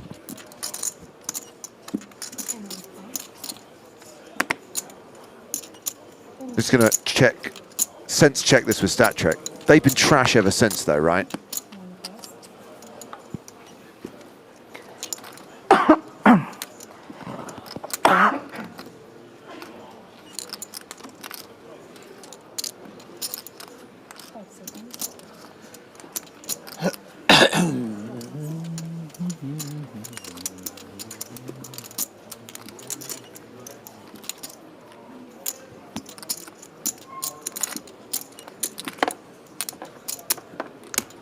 Ravi has successfully managed to get folds to the big blind. And now Chech is just trying to figure out if he's going to enter the pot here. He's got a hand that's often dominated by the under the gun range. Ravi is raising off a very short stack as well here. About 17 big blinds to start the hand. So concerned perhaps. 325. Let it go. Oh, I like this though. Oh, snap fold. Yeah, he actually found another move there. Yeah, that's the way to do it right there. That is a nice little inflection point for check. A hand that, you know, you have that big blocker. You feel like it's too loose to peel because you're going to be up against, you know, your ace jacks, your ace queens, your ace kings, your ace tens. But when your opponent does have something, that raise fold portion of their range, like a king jack off, like an ace 10, you know, you put in that little 3-bet, makes them look so strong. Even something like pocket eights, ace jack, it's just really it's really put in a blender. So nice nice situational awareness there. Yeah, I really like that move. That was cute from Chach. Chach or check, I don't know. I'm sure the chat will try and tell me. Sorry, I just had to check this hashtag fun fact. As is clear by my lack of knowledge of the English sport, I'm more a fan of American football. I've actually been a lifelong fan of the San Francisco 49ers. I had no idea that the 49ers organization owned Leeds United. Oh my gosh. That's amazing. 49ers Enterprises, the investment arm of the San Francisco 49ers, completed their takeover in mid-2023. Oh, amazing. Well, now you have to be a top football fan, James. No, I don't. How about a soccer fan? Nope. Thanks for your question.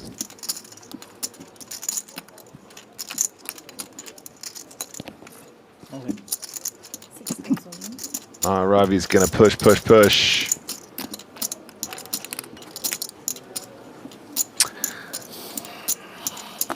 Push it real good.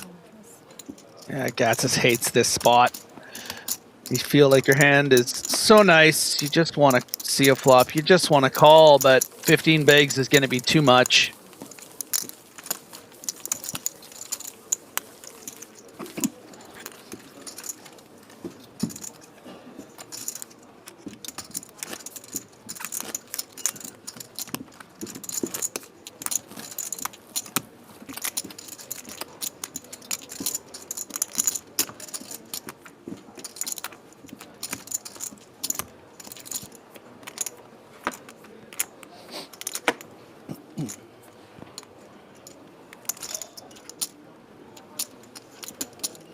Dirk says Cowboys winning it all. Checks calendar. This ain't the 1990s. Yes, Abraham, I grew up in England. I grew up in South London.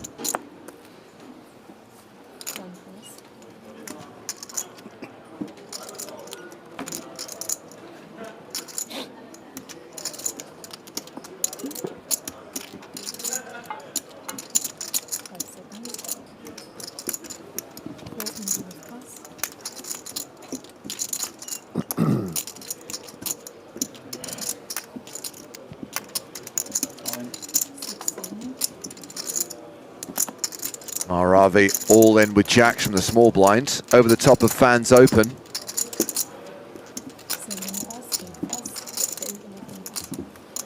And that's going to get a fold. Griffin, I have a question for you. Go for it. As a Canadian sports fan, so Canadian hockey teams play in the NHL, correct? Yes, 6 Canadian teams are in the NHL. Canadian baseball teams play in the MLB. Or a Canadian baseball team, one, right? yes. Yeah, okay. Yeah. Canadian basketball teams play in the NBA, correct? Correct. So why is there no Canadian NFL team? Yeah, it's a good question. I think that well, it's because it's actually, I mean, it is a good question, but there's an easy answer. We have a Canadian Football League. It's called the CFL. It's incredibly popular, especially on like the West Coast in Canada, and then like so I mean, I've never really gotten into it. I've never been a football fan in general. I think a lot of people that are NFL fans that live in Canada have adopted the Buffalo Bills because it's quite close. They to, sometimes play in Toronto, right? Yeah. Yeah. So that would be I think the biggest obstacle to us ever getting an NFL team is the fact that, you know, I'm sure that the CFL has sort of protecting interest of football in Canada in some way, or they'd be really against it, you know, what have you. Yeah. Just think it's weird that, you know, with that particular sport, and I appreciate they're different, Canadian football has slightly different rules, but Canada has its own football league, but shares all other leagues with its southerly neighbour. 180. I didn't even know there was a Canadian Football League.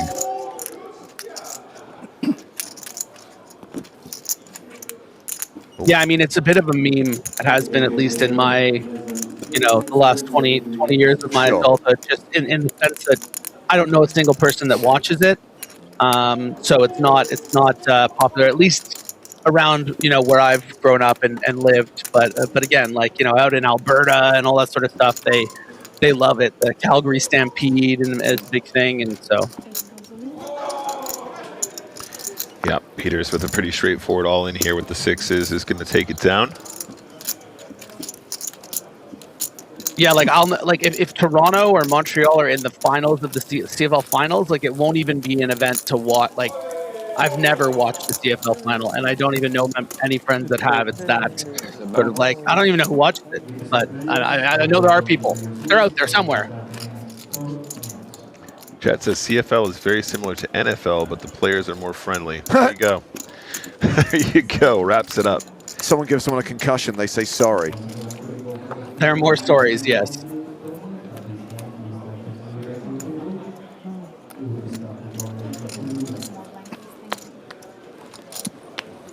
Soul Boot says, what about Major League Soccer? Yeah, there are Canadian teams in the MLS, I think.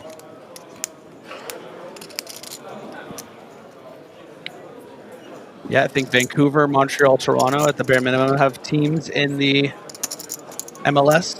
Yeah.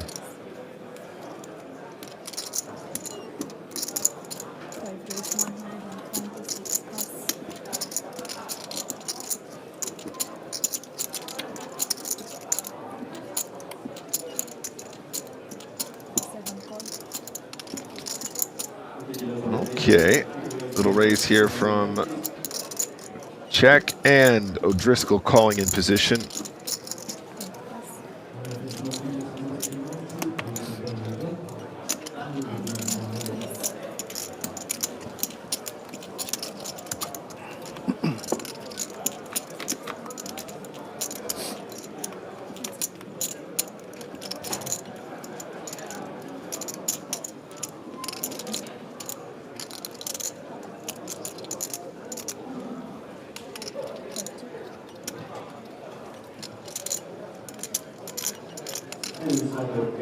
I mean, obviously, if this goes to showdown, it will be a chop and we will attempt a performance. But I'm interested to see if this gets stolen.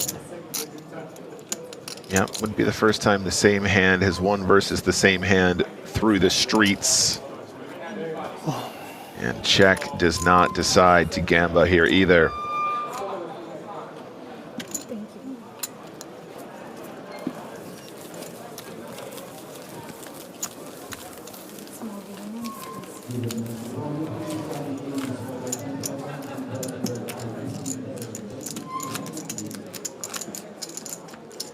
Do we have an all-in at the other table? Just a hand in progress. And that has now concluded. We've referenced a few times that once EPT Prague wraps, there is a PokerStars Open in Cannes from December 16th to 21st. That concludes PokerStars live events for 2025. The first two EPT stops of 2026 have been confirmed. Paris takes place February 18th to March 1st, and EPT Monte Carlo will be held in the spring, April 30th to May 10th. Pretty sure in the first few months of the year we'll get the rest of the calendar. I think we'll find out what other EPTs there will be next year.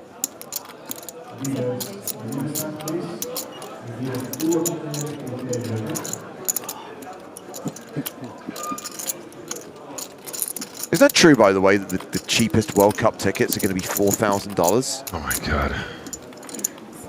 Oh, I'm so blessed I don't like that sport.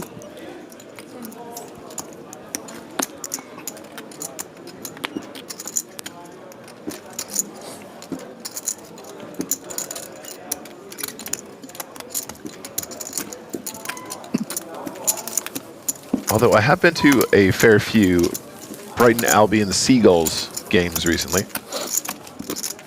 Rather stick needles in my eyes.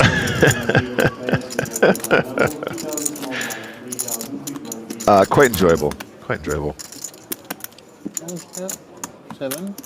Yeah. For the quarterfinals onwards. Thank you, Ed, for clarifying. So if you go to the inconsequential games that no one really cares about and is happy to miss on TV, they're cheaper.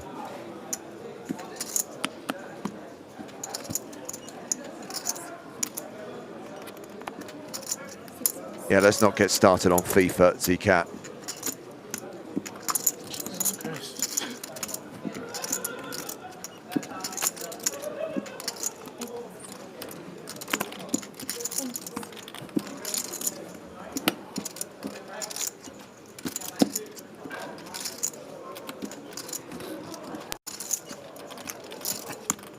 Quick change of subject. Getting any snow out there in Prague? No. Look, that was perfect. See that? No, it's been very, very good, Griffin. Thank you for changing the subject. For the first few days, it was unseasonably mild. It was like 11 Celsius, 52 Fahrenheit. It's dropped since then. It's been kind of like 3-4 degrees Celsius, but no snow. Doesn't necessarily feel that Christmassy, to be honest. No, much less Christmassier than usual. We got hit with a -20 the other day. Montreal. And so I have an outdoor cat. As the flop comes king 8-8, and I let Kiki out. She still wants to go out, but then she very quickly comes back. So I let her out in the -20, and then I got lost in playing Counter-Strike for about an hour and a half. And I was like, oh God. Poor thing was at the window, just like, meow, meow. Oh, God. Catsicle. The only thing my girlfriend would never forgive me if I let anything happen to that cat. Oh, my word, Griffin. Goodness me. She has a very thick coat, okay? Yeah. She's like, Yeah. she'd be good for many hours up there, all right? Shocking that the guy who has to have an alarm on his phone to tell him when to take the trash out almost let his cat die while playing video games. Hey, Griff, what's that alarm? By the way, it's the my cat can't die alarm. By the way, James, I'm glad you brought that up. Still my best bit, my most consistent bit. Every time that goes off, because oftentimes it will in, like, you know, when I'm out socially with friends, I was like, oh, guys, I gotta go. Here. I show it to everyone. They giggle. It's a crowd pleaser, you know? It's funny because not my most creative, but it works. It's funny because it's true. No, the thing that's funny is it happened the other night, and instead of texting my girlfriend to remind her to take it out because I'm not home, I just did the bit, forgot about it, and then we missed the garbage the next time. You literally had one job. One job. Yeah. I wasn't there to do it, and I couldn't give it to her because I'm just selfish and funny. I mean, she is the world's most patient woman. I don't know what else to say. She's a Pisces, and that's why the three of us all get along so well. You know, it's me and Pisces. And romantic.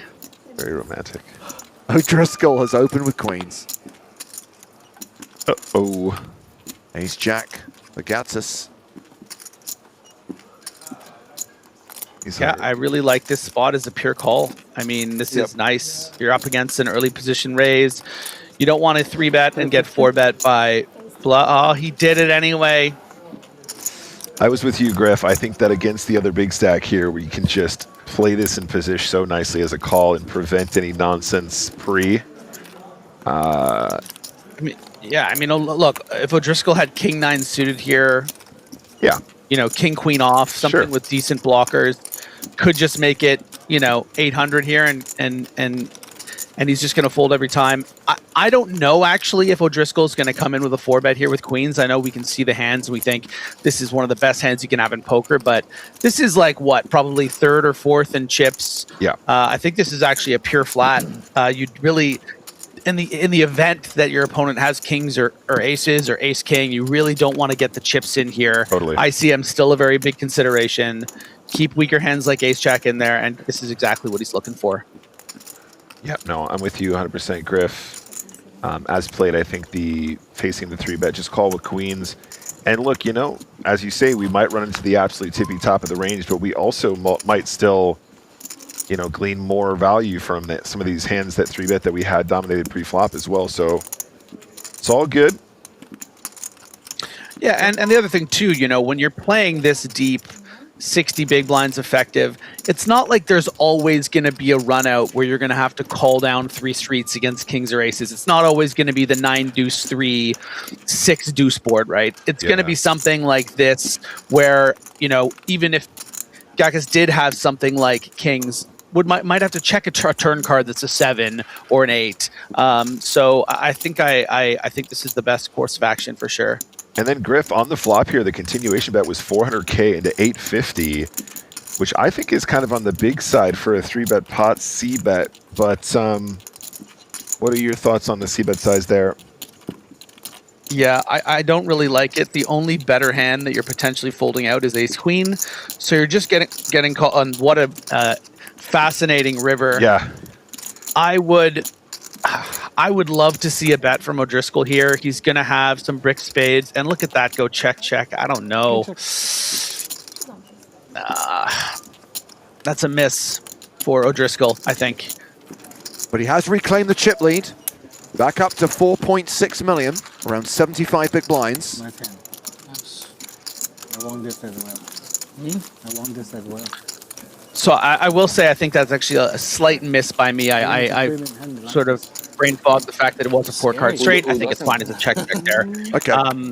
You know, if that 4-card straight wasn't there, I think that we find a value bet there because of something like a river jack. But yeah, aces, kings, jacks, all going to play it as a check on the turn. So I think it's fine.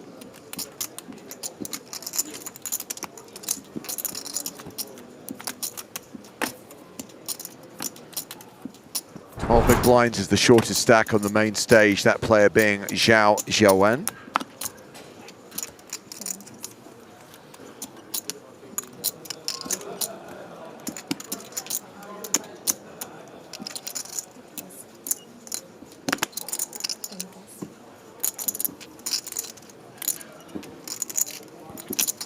Rio asks when finish this tournament. Tomorrow finish this tournament. Today, final table. Tomorrow, final table, play to winner.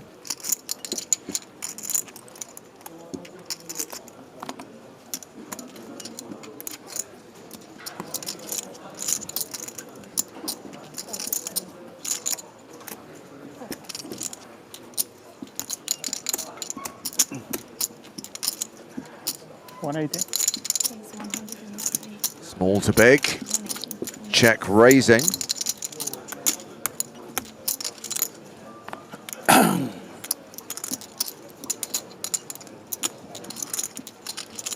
Jack deuce of hearts for Isle Mahravi, who's playing just shy of 20 bigs. He's going to let it go.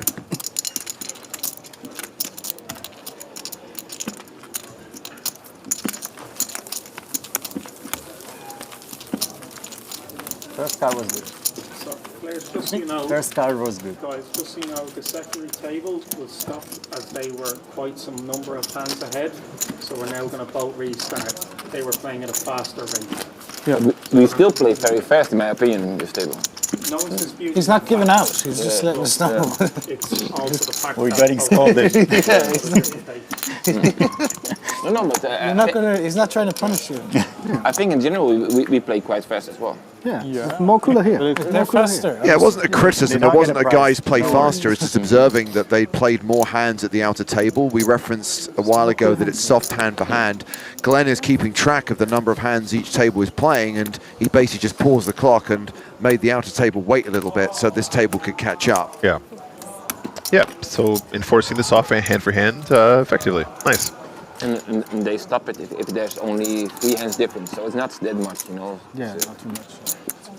But I think He wasn't having a go, mate. It's all good. You're too fast. Calm down. We've already drink. Yeah, I mean, also I think that is pretty significant difference when the pay jumps are so huge at this point. We're on another pay jump, right? If we're at 14. Yeah. 50K versus 60K. It's a 10K prize difference between 14th and 13th as we go to this flop and check flops a set.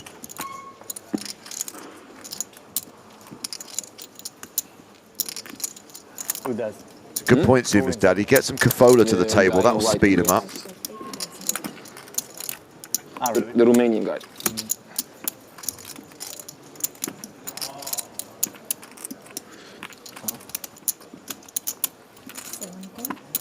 So Driscoll, I think every intention of check folding this particular texture with no spade in hand, no pair, but because of the you know, 1.5 big blind sizing, which I think is a great size from check because you can get such weak continues. You know, were the turn card a 9 or an ace, you know, O'Driscoll might have to pay for another street. In this case, I don't think we can anticipate the Irishman continuing, but nice size there from check to get a little bit of value with your opponent basically drawing dead.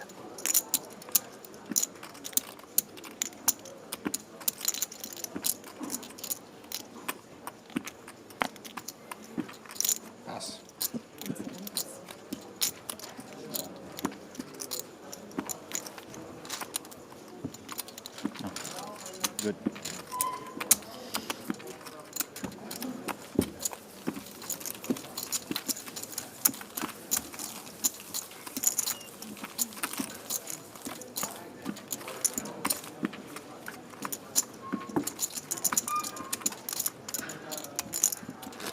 So there have been a fair few clock stoppages during this level.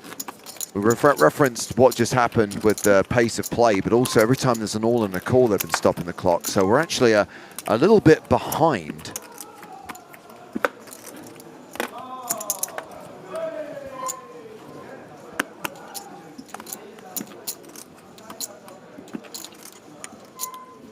I'm like, shouldn't we be on break already?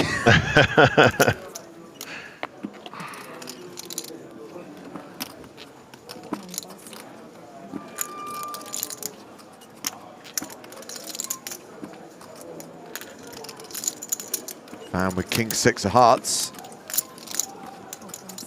No one getting no spots. Around to the blinds. Ace 5 of diamonds for Connor O'Driscoll.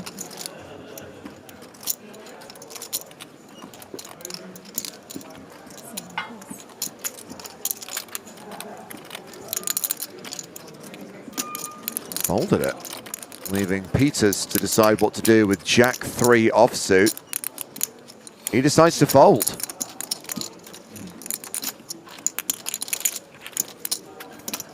Huh. Import says, my colleague at work says that all the time. Shouldn't we be on break already? You can't skip lunch.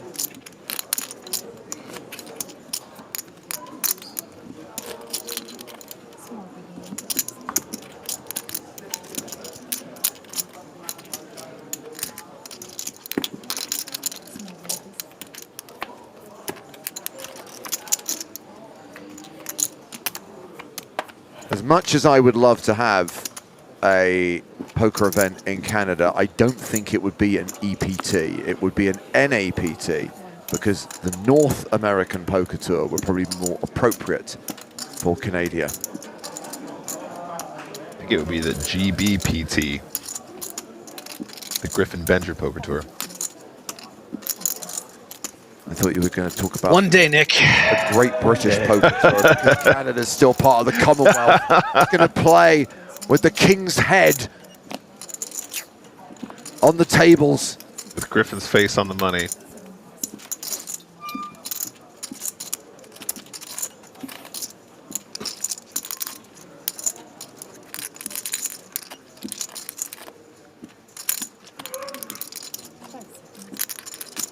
Interesting spot for Peters. I think at 16, 17 big blinds here against Check's hijack open, this is going to be right on the line. And part of the reason why it can be a nice shove is because there are better hands you're folding out at this stack depth, and that is King Queen included. You know, were this an 11 big blind shove, I think Check might call with the King Queen. But at this 16 big blinds, you're going to get this through against your King Queens. Your King Jack suited, we saw earlier, you know, a fold from King Jack suited facing a shove. But yeah, is going to play. I think this is fine too. It's sort of the bottom of the range we need to consider. But again, ICM, there's a lot of things to worry about. I'm happy with my fold. Sometimes you get a good feeling from folding, you know. Yeah. And we do see a 3-bet from Fan take in pretty much any blocker at this point from blinds and firing back. And so far so good, has made a lot of these sort of King X, Ace X combos good. How is it going to work on this occasion?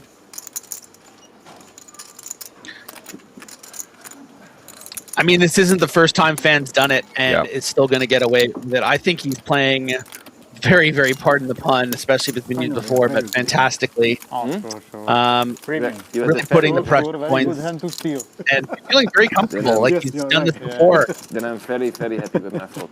I made tight fold. I'm very lucky I hadn't suited variant. Yes. I had suited variant. I suppose, no problem. You should have shoved. You should have jammed, looks like. I had all options with my hands. Have to. Understand. That doesn't make it less annoying.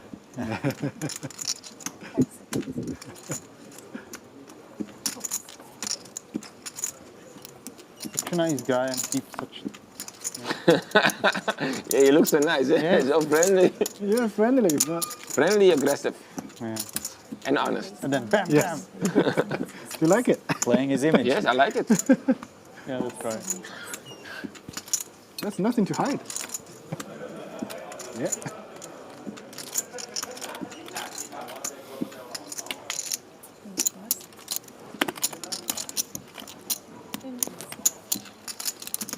What do you have? Ace deuce. Ace king. Deuce. Ace deuce. Then I don't like my fault. Next time you can plant as back rating. You know? Yeah, I didn't have the stack that He's gonna think, to did money in the pot, did money on him. No, I don't like money. Back shot. Flat iPhone. Back shot. Flat iPhone, it's flat phone. Still, I could be behind him in his hand.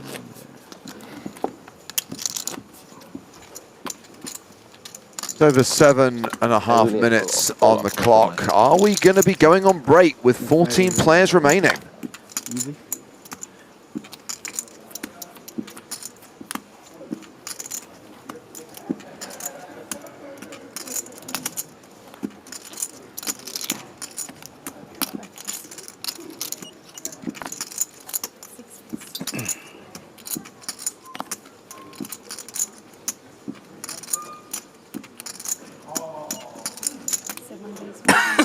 Yeah, I'd say this is mandatory from Connor here. Suited ace in the hijack. Starts with the mid. Loves it. Loves the suited ace-7. He does. Loves it. Quite right, James. This is the combo he used to get ace-king to fold earlier as a 4-bet, 5-bet.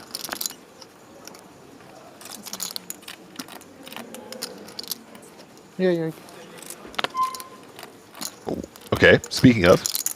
Well, the last time he had suited ace-7 against ace-king, he got the ace-king to fold, so...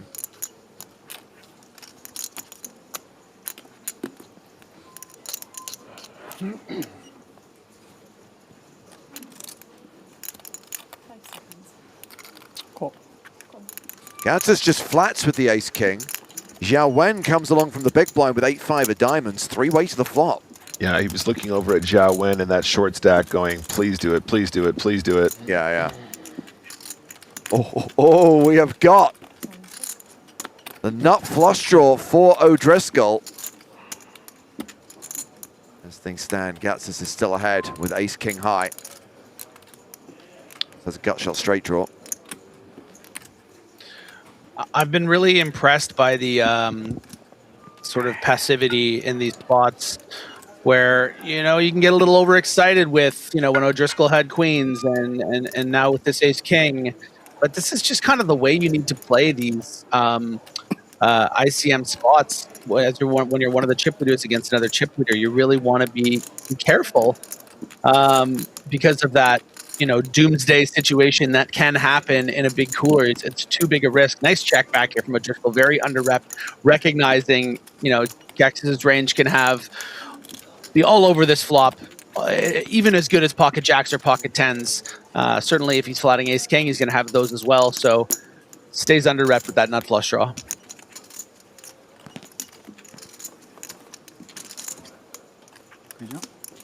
They stopped the clock, so there's an all-in. Yes, the clock has been stopped. There is an all-in at the other table that will not be dealt out until the conclusion of this hand. And I can tell you that once again, Maria Lampropoulou is the all-in player.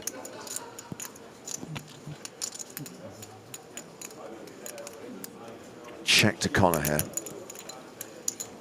And he's going to bet 300,000. That is roughly 3/4 pot. Still a player to act behind Gatsis here. He's going to be aware ace-king might be the best hand, but how much equity does he have? How often does he get to showdown if he calls? How often does O'Driscoll just have ace-10 here or something?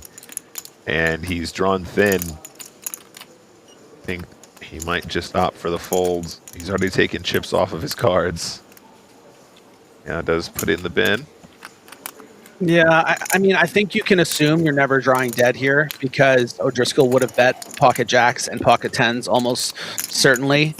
But yeah, the problem is you know, usually if you are ahead, if you're beating king queen or something, king queen will often c-bet. You're not. It's usually showdown value. Something like Griffin. Sorry, I know you're trying to analyze. We're going. I know we're going, baby. We have got this all in, and it is Maria Lampropoulou at risk. And wow, she's up against aces.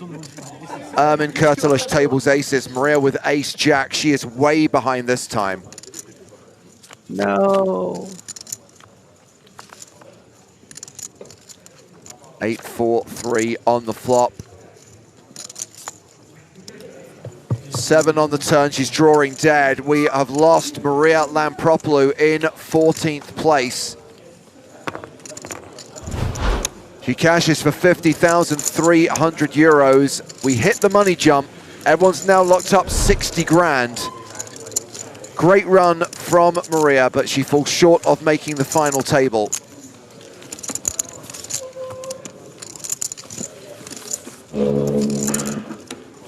Leaves with a hefty squeak. Wow, that was an emphatic squeak. You'll never forget me. And now we have a table of 6 and a table of 7.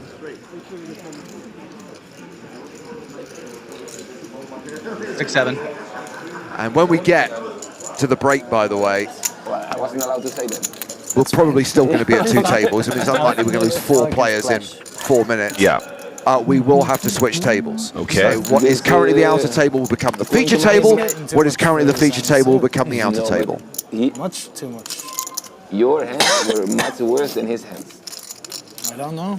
I don't know about You that. remember the moment when I said I folded good hand in a small blind when you free bet button? Yeah. You had queen 5 suited. Got this back on the 3-bet train. 3:15 to go. Ace 10. It was Fan that opened the cutoff. King 9 of diamonds. Good hand. Listen, no, my hand is rubbish. If you flat, I will free bet No it. good hand. If you fold, I will free bet it. And now it's just fucked up spot for me, you know? Ace 10. My hand is like shit. I get the information in break, no problem. Yeah. In 3 minutes, I know everything about you again too. But you're honest anyway, so It's like, I just have to ask him and he will tell me right away. yeah. Yes, it is. The ace deuce, ace 10, king 10, ace king. Yeah. I have a database in my head, you know, I remember everything. Connor with 9-8 suited under the gun, folds. He's drawn level with Ding Fan, by the way. They both have 4.6 million at the start of this hand. We're going to get a raise from Tobias Peters with 9s. Peters playing 15 bigs.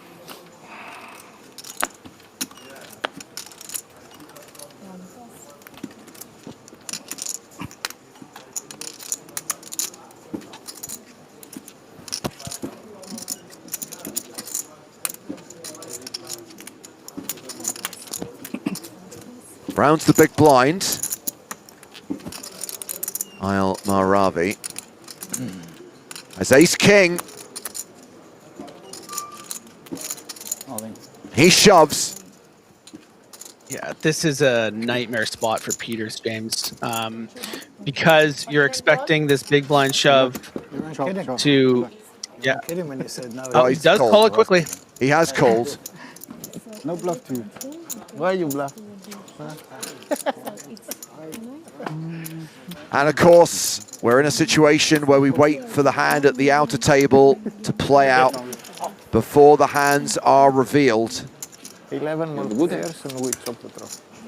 Peters is going to be racing for his tournament life. At the other table, it's Tryon Stanchu versus Emin Kurtuluş. We're on the flop, and that's a bet of 60k from Stanchu. Quickly called by Kurtuluş. 6 hearts on the turn, so it's now 4 tray 10-6 with 2 hearts.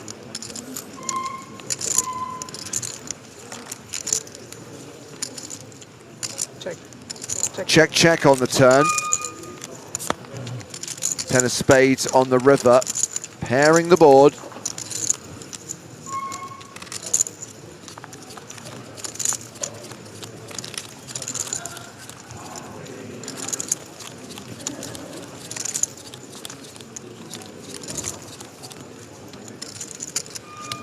That's 150,000.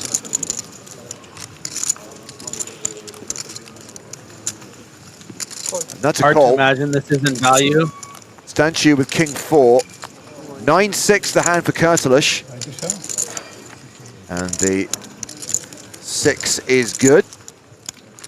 Kurtuluş is going to win that pot. Yeah, looking for some value from a 3 there, I think. But the float from Kurtuluş, finding that 6 on the turn. Nice hand. So let's go back to the main stage. Let's run out this all-in. It is a race.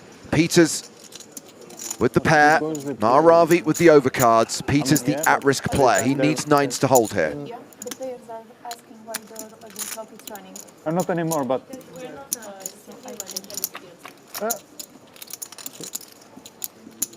10-6-4. So far, so good for Peters rather.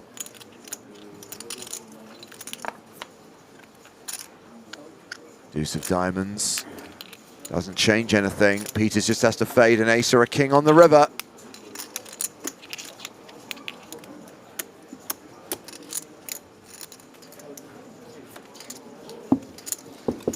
Successful fading. That's a double up for Peters. He's now going to have 2 million chips. So easy to win. That was almost an all-in for Maharavi. What's he going to be left with? You must be very good in your life. Less than 1 big? My whole life. Yes. Button. Yeah. Maharavi will have 40k. I ran very bad.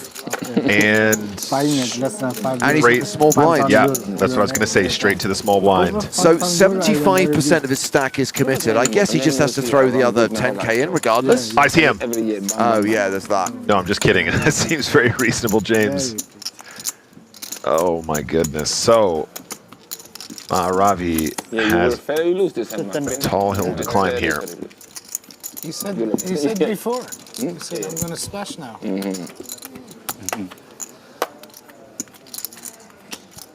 So maybe I can be the first one to go on break.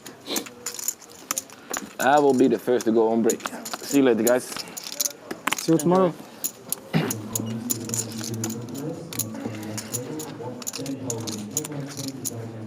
Because of you. Van is going to get the action started here, raising to 125k with Queen Jack.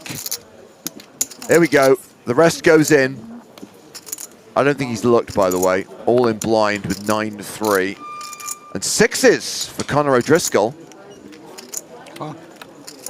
Call. Cool, so we're going to have a side pot between O'Driscoll and Fan. Maharavi It's just a mystery bounty. at risk. No.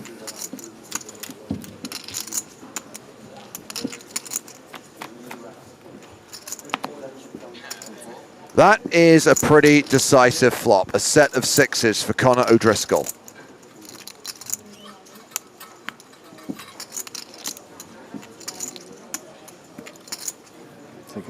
That's 100,000. Fan folds, and Maharavi's going to see that he is drawing pretty thin. Does have 16%. There's still a chance. There is still a chance. Yeah, it could be worse here against a flopped set, but this gutter, you know, has potential. Yeah. Is it always coming? Come on. King, queen. No, queen jack. Queen Jack. Snap fold. Come on.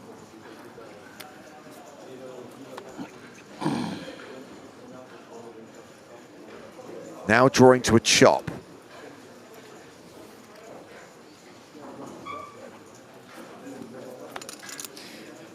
Nope.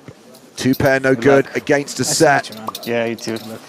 I have a question. You remember in the second day that we played together, you said that you had a massive hand? That the guy that was tilted, that sat between both of us? Yeah. And you opened, he flatted, and I squeezed from the button. And then you called. Don't take the microphone off. We're trying to listen to this. Oh, queens. You had? Yeah. Yeah, so you should have busted me on that. Really? Yeah, I had chance, but I guess I overplayed it. I didn't. You were so loose, so I thought that. And you were quite tight, so I figured. So Aylmar Ravi eliminated in 13th place, taking us down to the final 12, 2 tables of 6. And a reminder that during the break, we will switch the tables around. So what is currently the outer table will become the new feature table. So let's check the stacks of the players we've been watching for the last 2 levels. Connor O'Driscoll is still chip leader. 4.7 million, just shy of 60 big blinds. Ding Fan not that far behind him.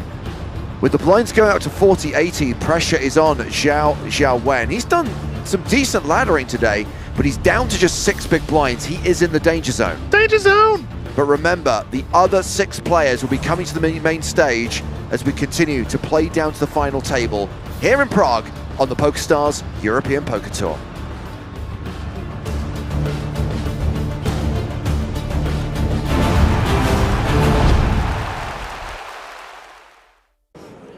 Action on Schultz.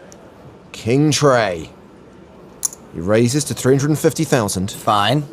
10-4 suited for Diego Ventura. And he'll defend. Calling's fine, sure. It's heads up, come on.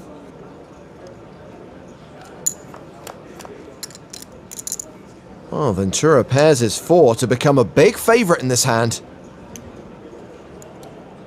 He's playing in flow. He's checked to the pre-flop aggressor. See bet coming. Aggressor's gonna aggress. 365,000. Diego should certainly call. It's hard to flop a pair.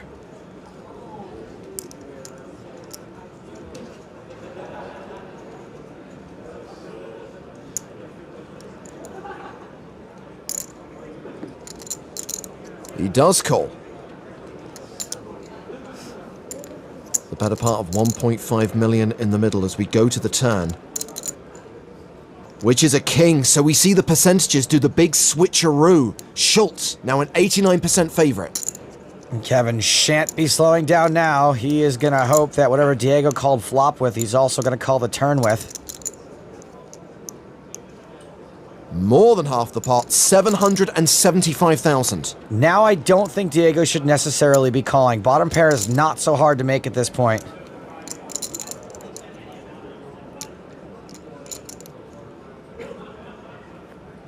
Unfortunately, this probably looks like a good card to bluff at. Diego does call. We now have a 3 million chip pot, and we're heading to the river.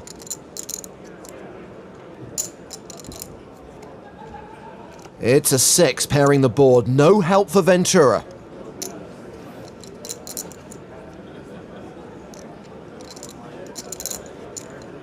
He's checked. Probably, hopefully, surrendering. Kevin Schultz deciding now whether to value bet his king. I think he's already decided to bet. I think he's trying to figure out what strength hand Ventura has, so he can see how much to make it.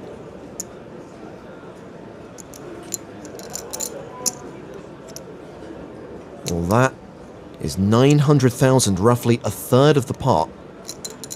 Might look weak. Do you think Ventura's considering making a hero call with just a 4? He's counting out chips.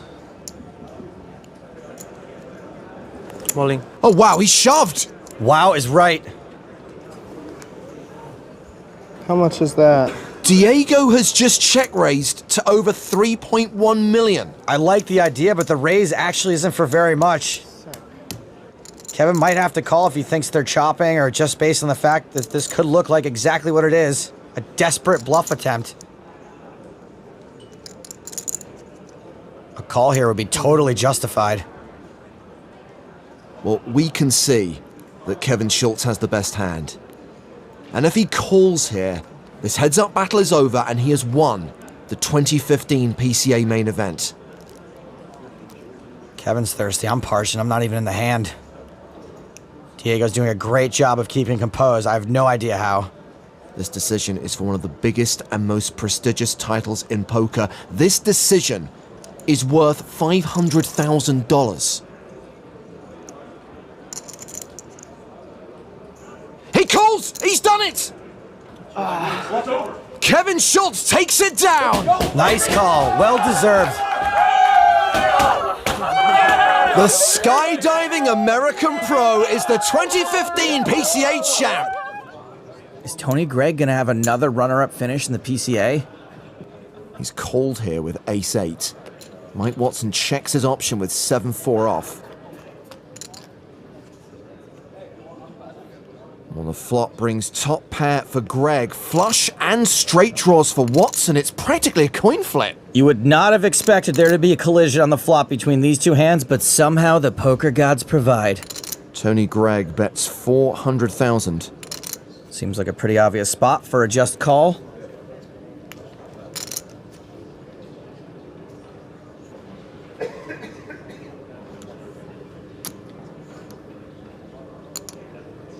Why call when you can raise 1.2 million from Watson? This raise puts Mike in a really awkward spot. If Tony shoves, he'll pretty much have to call, and it's a weak hand as far as calling hands go.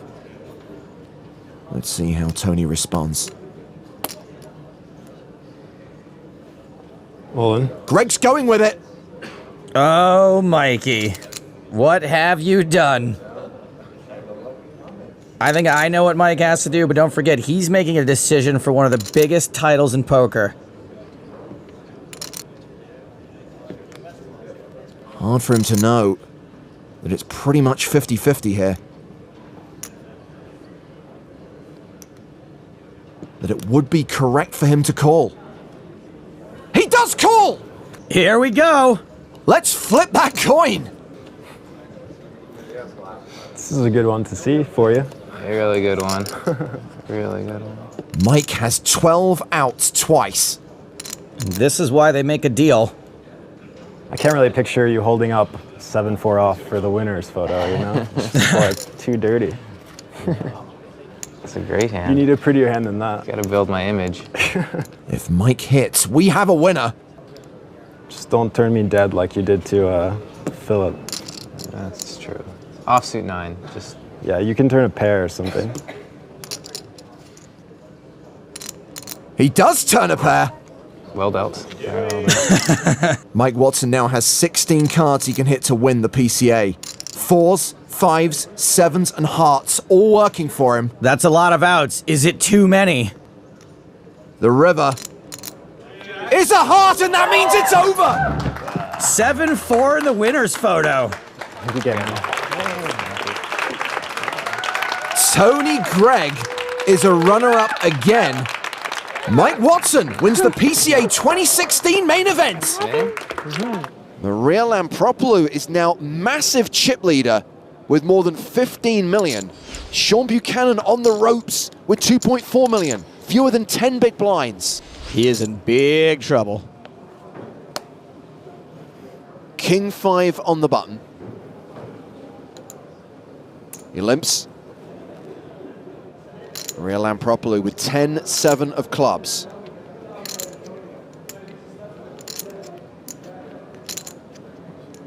All in. She shoves on Sean. Probably hoping for a fold, but when she does get looked up, she's going to be a dog.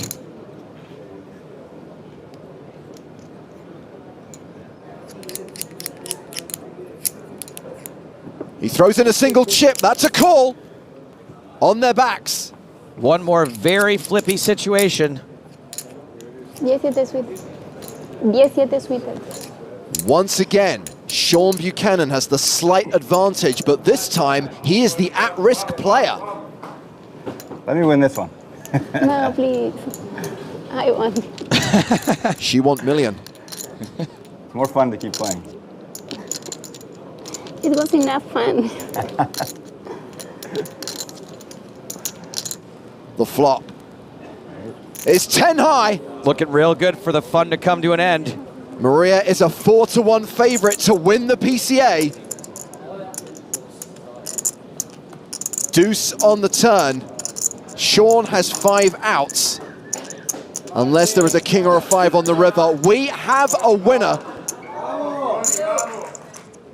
The river card is a 9. Maria Lampropoulou is the PCA champion. Good game. Played well. Good job. She played incredibly well the entire length of this tournament. The main event trophy, $1 million and the Platinum Pass are all hers. Sean Buchanan, the runner-up, for nearly 673K. Felicidades, qué orgullo.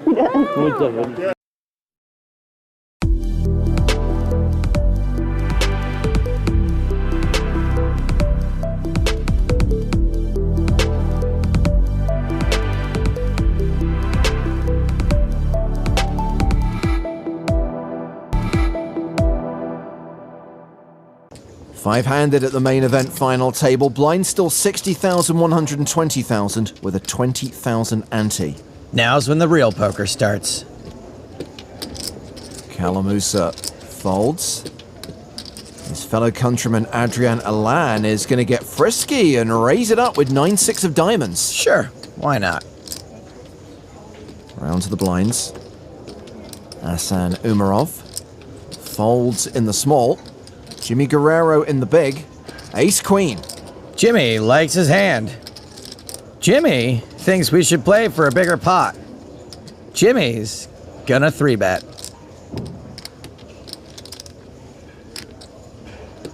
The chip leader re-raises to 850,000. What's Alan doing? 4-bet alert. He has looked at his cards, or actually, I don't hate this move. His hand isn't strong enough to call, but his stack is strong enough to 4-bet. 1,800,000. Jimmy's girlfriend T played this event. She finished 14th. Quite the sweat now. Guerrero out of position. He calls. We're going to the flop.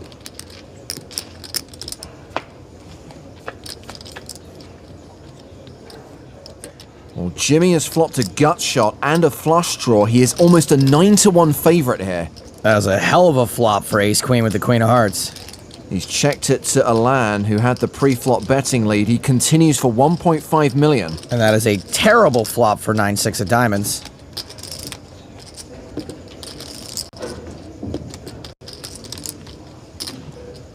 Guerrero calls the C-bet. And I think 6-9 should just give it up here. Most of the time, he's going to have less equity than Hillside Property in Pompeii. 4 of clubs on the turn, pairing the board. Alan has less than a pot-size bet behind. Guerrero still playing in flow, checks it a second time. Alan checks behind. Let's hope for his sake that is the white flag being waved. A third 4 hits the river. Guerrero checks a third time. Green. And Adrian Alan moves all in, a huge bluff. Now, this is the perfect run out to get folds, but I have no idea what Alan is repping. The 2 biggest stacks at the table go to battle, and then this happens. Only 6 combo, yeah? Kings or aces, yeah? Got broker. Jimmy's got the right idea. There aren't a lot of combos of aces and kings out there.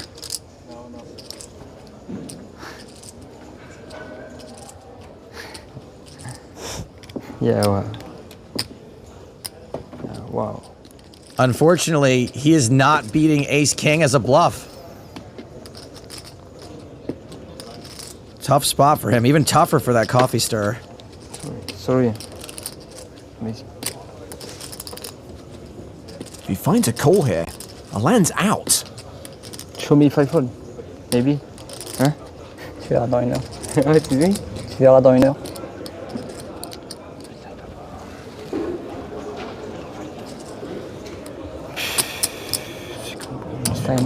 Time. Clock, please. Time has been called. They'll put Jimmy Guerrero on a 60-second countdown. You have 1 minute to act, starting from now.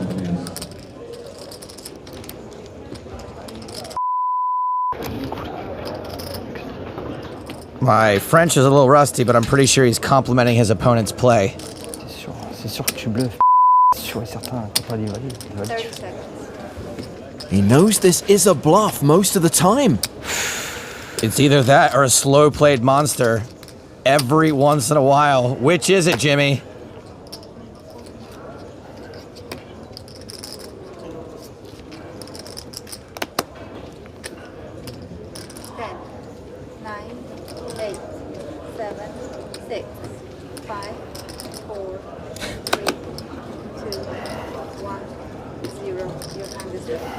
Yeah, nice bluff. Sure bluff. Sure. Very nice bluff. Vous savez quoi? J'ai pas les couilles de payer, putain. J'ai as-dame. Sérieux? Ouais, je te jure. Vraiment? Ouais. He shows it! Ouais, je sais, il bluffe. Aïe! Je sais, il bluffe, j'ai as-dame. Ouais, je sais.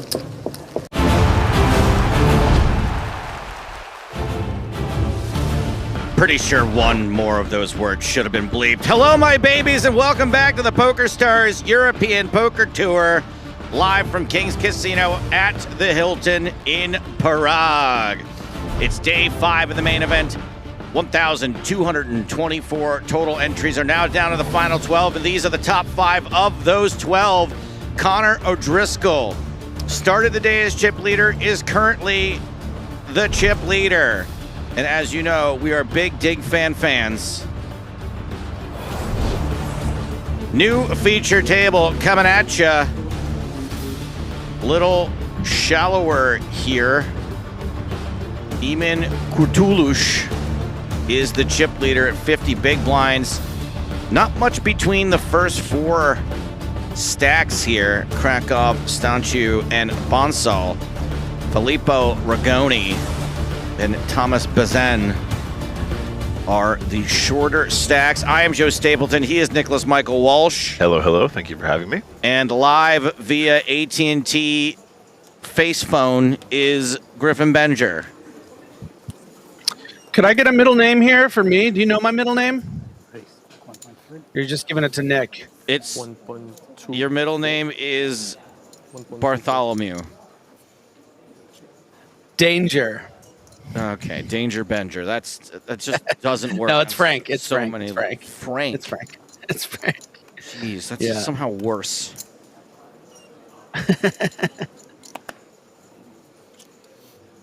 That thing where I had to roast you never actually ended up airing, but I had to make Griffin laugh for a bit. And I said that a griffin is a mythological creature that has the body of a lion and the head of a jackass. Perfect. That was good. That did make me laugh, I think. Oh, shoot, Griff, did I end up sending you that picture of the Griffin slot machine that I hit for like tons in Manchester? I think it still might be on my phone. I don't think so. No, I was sending it to you in honor. It's called Griffin's Throne, or I don't know what it was called, but made me think of you. That's why I picked it. Griffin's Throne. I'm familiar. I know about the slots now. I had a nice slots night with Joe in Vegas last year. We can pick that anecdote after this hand, as Kurtulush continues for 200,000, has been outflopped handily by Filippo Ragoni. A bet and a call. Tray ball on the turn. Heart's not a factor. Club's not a factor.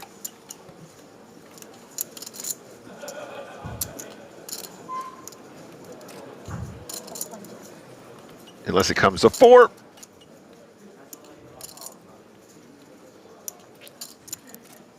The 4 would not make anyone a flush, but it would make a real nice hand for Kurtulush.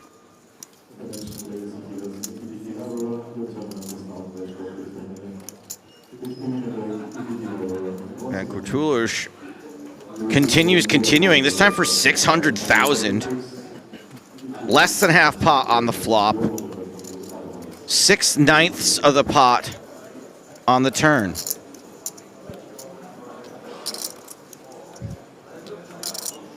Or 3 4.5s.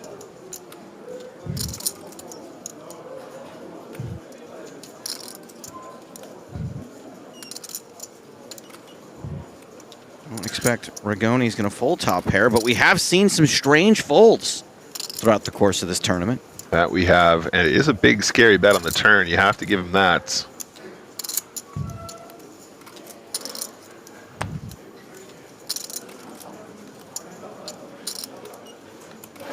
Oh, hello, Mr. Kurtulush. You will see it anyway. You got not even bluffed. No big hand. Big bet.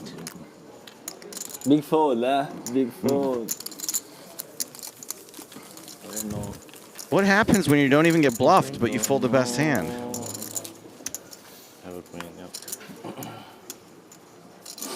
Image is very important, and Kurtulush has, probably hasn't shown that he makes these big bet bluffs, and sometimes you're just going to fold the best hand because he kind of thinks he's value betting and doesn't really know where he's at, perhaps, and that's a tough one to look at the stream and now hear my voice dissecting it an hour and a half from now, 2 hours from now. Well, need I remind everyone, today is Chat Pro Saturday. Chat Pros are 100% correct on Chat Pro Saturday. So, Dances on Nude 2 says horrible fold. We must agree on Chat Pro Saturday. Thank you for your comment. Nordman8 on Twitch says good fold. So, also correct. Chat Pro Saturday. Thank you for your comment. Here comes Mr. Image himself, Kurtulush. Getting a little funky with his chicken. King 7 of spades. Bonsol still rocking that hoodie. It's a good luck hoodie so far. Can he take it all the way to an FT? In position. Sorry, not in position. The small blind. Ragone folds. Krakow has an option here, though. 46 big blinds behind after putting in big blind and big blind ante. Decides to call versus cutoff open.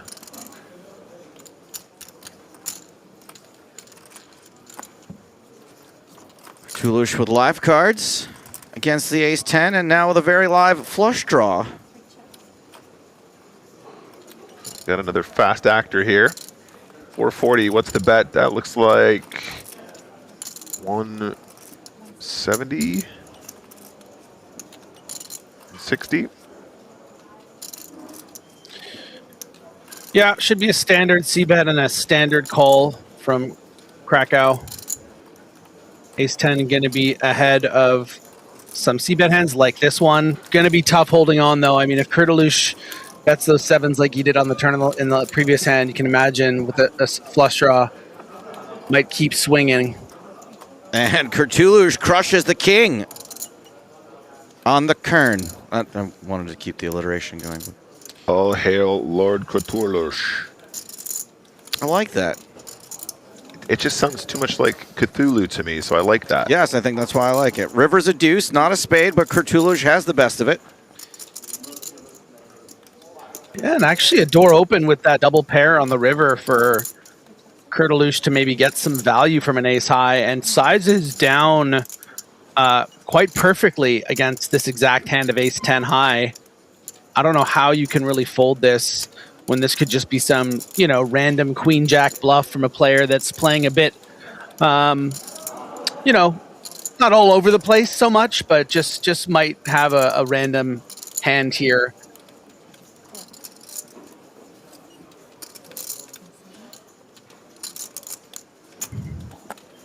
Bet call.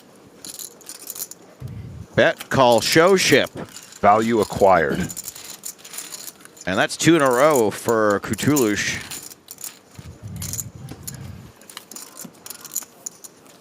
Chipping up significantly and taking the chip lead at this table to over 5.1 million.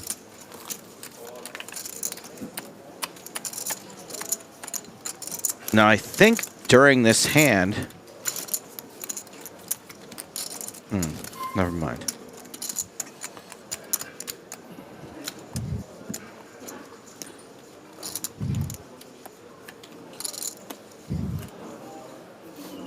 We've got Bazan in the big blind, Krakoff in the small. Bazan is the shortest stack on the table. 13 bigs. Action here on Stanchu.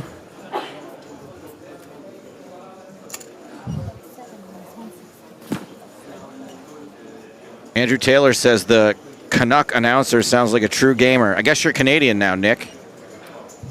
It's Chat Pro Saturday. He can't be wrong. Oh, right. Griffin's here. Sorry. Hi. An actual Canuck. What are you talking about? 2 7s for Bansal. And you Bansal.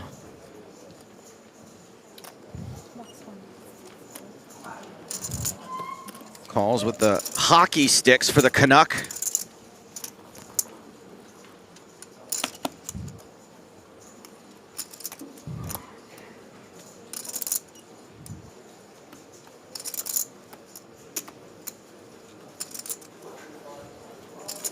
Bazan with Queen 4, kicks him in.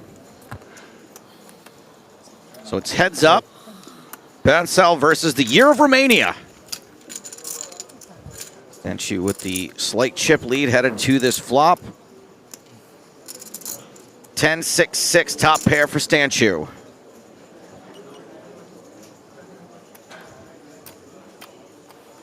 You know what we should do? Is we should one time, just all day, you get the overcards. I get the pair. Yeah.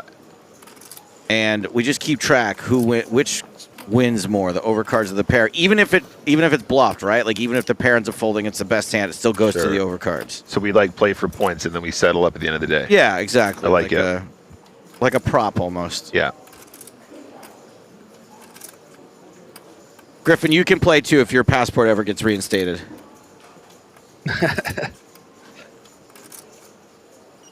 Stanchu's bet 200,000. Wait, I don't understand. So you're gonna use a prop to play a game? Yes. I'm just trying to understand here. Are you doing a bit where you're confusing a prop you would use on a movie set with a prop bet? Yeah, but it's a deep cut. I think you should leave reference. Is that the bit here? Okay. It's really deep cut. I just watched that sketch really recently. Oh, Wait, I'm Lion? Is this? And they were playing a game. This isn't the guy. I'm just trying to understand here. Okay. 375,000 the bet from Stanchu. Bansal. Probably liking these sevens less and less. Not the wettest board in the world for there to be a lot of semi-bluffs here. Yep, Stanchu betting 375 and a 920. It does feel a little bit like a sort of control size, but does make the correct fold. And Bansal wins the hand with 2 pair, 6-7 and 6-7. 6-7. We had an all-in and a call the outer table, and as is tradition, we waited for action to complete on that hand, but we are here now. Zhao Wen is all in. He's got Queen Jack. He's up against Vitislav Čech, who's got pocket 5, so this is a race situation. Like 6-7 versus Chicken Jockey.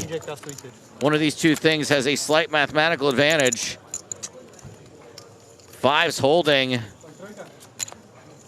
5's holding. 5's held. Chicken Jockey.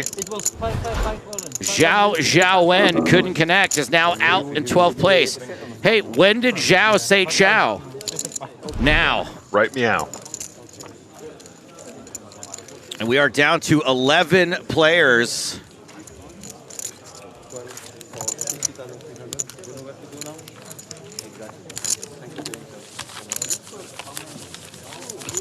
Vitislav Čech stacking checks here in check. Republic. By the way, can I give it a shout out to our sound guy here, Steve? He's a legend. He's been working with us for years and years, even longer than I've been. Scuba Steve? Scuba Steve. The absolute elite strength to have that boom mic in your arms 24/7 at that angle, always capturing perfect audio. Legendary. I've had him tested for PEDs. I'm serious. He's a healthy guy. Speaking of being unhealthy. All right, Nick. You didn't really no, you were here for the Cafola yesterday. Yeah, I was here for the tasting. Griffin didn't get a chance to give it a go.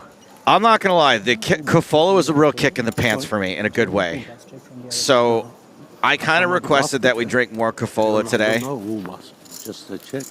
I think Nick, have you had it yet? You did, right? I did, yes. I was part of the first tasting, yes. And some Is there Cafola. someone that rejected it? No, we all kind of liked it, and we all got pretty buzzed off. Yeah, it's strong. So, a Cafola Angel dropped 2 new bottles of Cafola on my workstation here. On our workstation. On our workstation. Okay. Just because it was on my side. I'm joking, Joe. I'm joking. And I'm gonna go for it. This is the non-melon flavor. This is the original Cafola flavor. Okay, hit me. We got now, ice this time.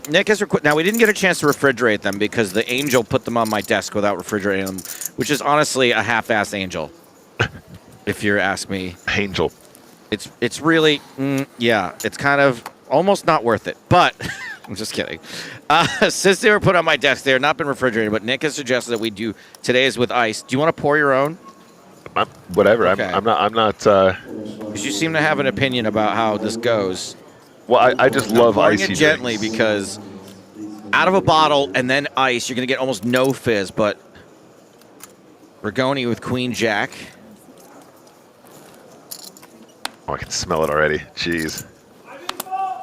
Oh, Bazinga.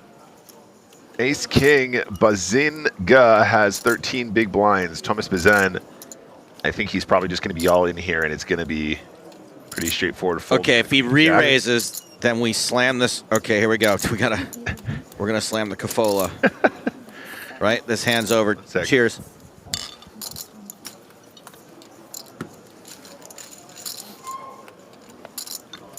Can't slam it. Too much sugar. I can't too do much it. Sugar. Too sweet. I can't do it. We Can't stopped. do it. We stopped at the same point as well. Can't do it. But I'm feeling it coursing through my body already. Miosh on YouTube says, I love Cafola when I'm in Czech or Slovakia. I like that. Czech or Slovakia. I'm always buying it. Do you remember the all-in amount last time? Oh, dear. This guy Tony's saying it's twice the sugar of Jolt and 3 times the caffeine. Pretty much. Yeah, I think I prefer melon. 1.4? 1.4. You like the melon flavor? Well, don't worry, we got one of those too. 1 point. Going into cardiac. 1.1. Thanks. Mood Keep says, too bad there's no tournaments in the Netherlands so we can experience the casters indulging in local intoxicating substances. Who says we're not? I do, actually. I don't want anyone to think that. It's just the Cafola. Just the Cafola talking. Pocket Fives just got folded. Bazin. With Ace 10. Yep.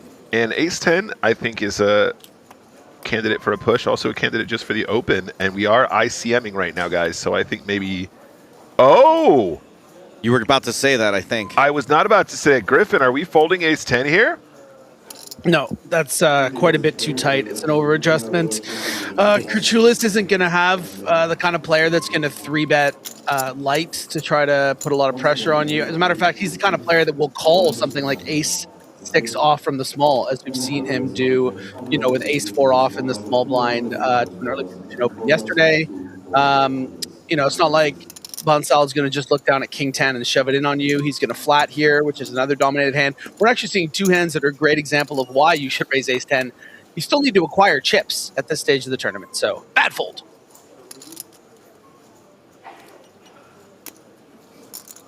In any case, it gets to the blinds, and it goes raise call. Continuation bet of 160 into a pot of 460, so exactly, or near enough, 1/3.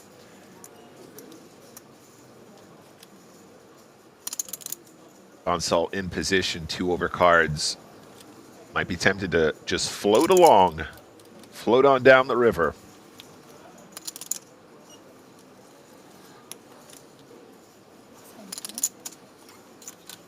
Does decide to call. Haha, Katurlish picking up a straight draw.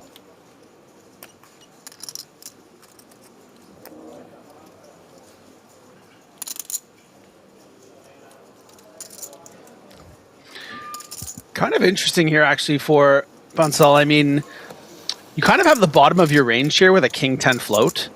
So when you are up against something like an ace jack that you can maybe fold out with a bet, you kind of want to start firing here, right? So it's not going to work against ace 6 in particular, I don't think, but I really don't mind this stab.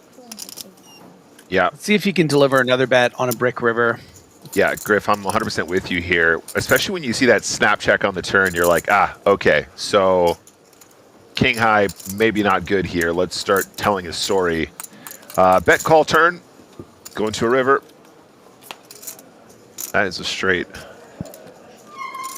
Or Cthulhu. Yeah, and that's tricky. So hot right now.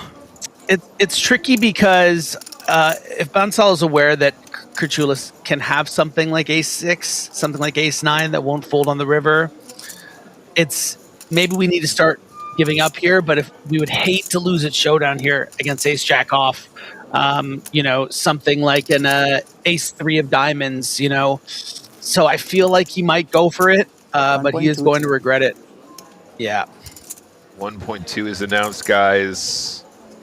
Katurlish loving life right now. It is a paired board, but I don't see him folding a straight. You make the full house. Yep. Oh, boy. We've seen some wacky folds. He might be considering it.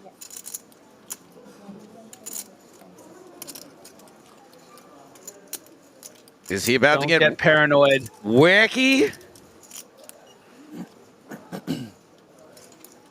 I mean, yeah. Wackety schmackety doo. You got it. I have straight. Yeah, you got it, he said. No need to rub it in. Nice hand. Cthulhu is on fuego right now. On fuego. He is mashing, stamping his feet, making wine out of these grapes. Up to 86 big blinds, nearly 7 million chips. Next closest player at this table is Stanchu with just under 4 million. That Kafola's hitting me right now. Oh, baby. Boy. Oh, baby, it's so good. Oh, Lord. I'm a fan now. This can't be legal. I'm a fan now. I think I got a bit of a contact high. I was My a mile a minute. God. And I drank more of this just now than I did yesterday, too. I'm shipping some of this home. I want to buy it. They have it for sale on Amazon, but I'm afraid it's like not the same recipe. You know what I mean? Right. Okay, I'm going to get a couple 6-packs to take back for Christmas. We're having a real Merry Christmas. We're having a real Merry Chipmas. It's beginning to feel a lot like Chipmas. okay, I have a question because I'm the one that's a bit out of the loop on this particular drink and like what's in it and stuff. Could it be something you could make festive, sort of create an eggnog? Oh, that's why I want. That's why I want to ship it home. I think on New Year's Eve, I want to drink vodka and Cafola or tequila and Cafola. I think you could kind of put it in like a mulled wine as well. Like James said, it's got a mulled wine kind of vibe. Maybe. Doesn't make straight, I fold. Yeah, of course. I think if I do that, I might become a dad on New Year's Eve. I'm not saying that you want to put Coke in a mulled wine traditionally, but, you know, something festive. Don't you have enough babies, Joe? I do. You're all my babies, but it might be time for a real one. This Cafola's got me feeling some kind of way right now.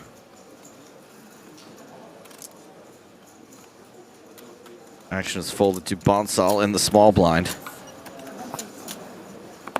Hey, you can't spell bandsaw without small blind anal.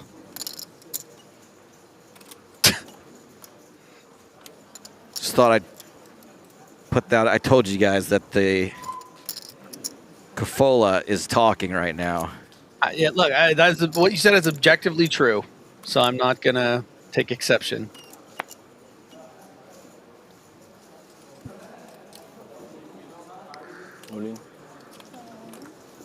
Rigoni all in, not gonna get called by the 9 deuce.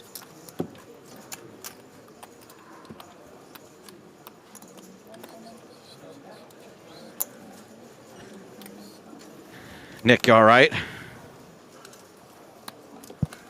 I'm totally fine, Joe. Why do you ask? Hello, human resources. You had what I was representing. You finally found Nick's You had what line. I was representing. It's not usually a good bluffing strategy when the opponent has.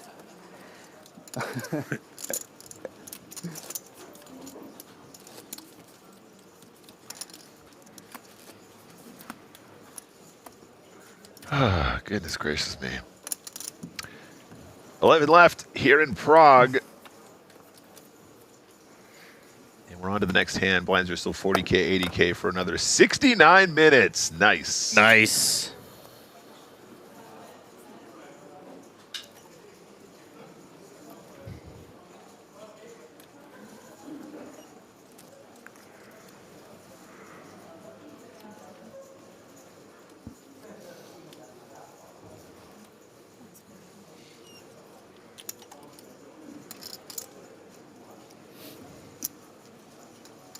Ace Jack for Stanchu, Year of Romania.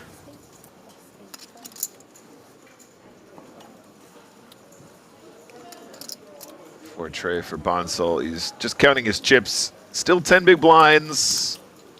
After that exchange, I actually quite like the line there from Bonsall. He did kind of run into it, unfortunately. I think that line's going to work quite often, though, in general.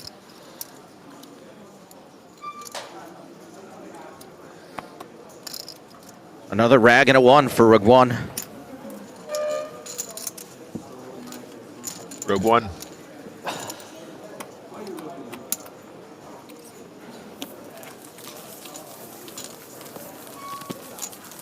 Oh yeah, Rogue One. I saw Rogue One on I saw the first half of Rogue One on New Year's Day. I had to leave in the middle of it in a packed theater in the middle of Los Angeles because my date was acting a fool. Oh yeah? But then it took me like 8 months. It was the ultimate nerd's choice. Was do I leave with my date or do I see a new Star Wars? And I left with my date because I'm not a true Star Wars fan. I failed that day. Rogue One was pretty good, too. It turned out that it was a test. We got outside, and she revealed herself to be Jar Jar Binks, and she said, "You failed me," and then Jar Jar flew off. And I could have been, the last Starfighter. He said, "Thank you, fake fan." That's right. You know what? If you did choose the Star Wars, you would have become a Rogue One. I know.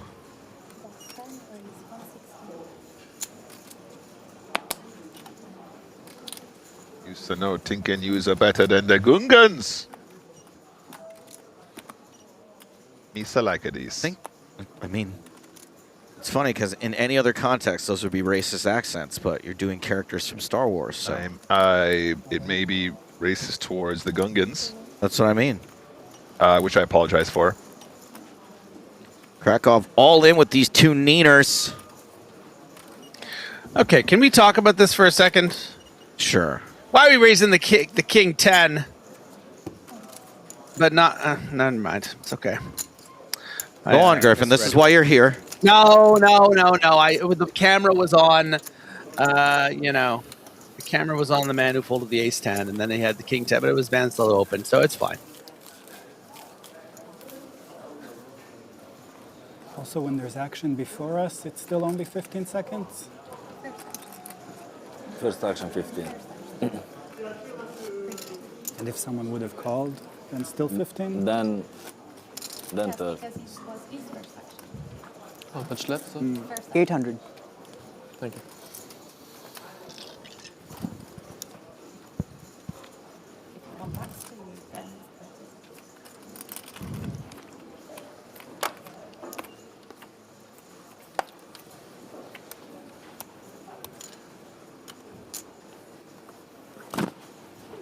to get that settled.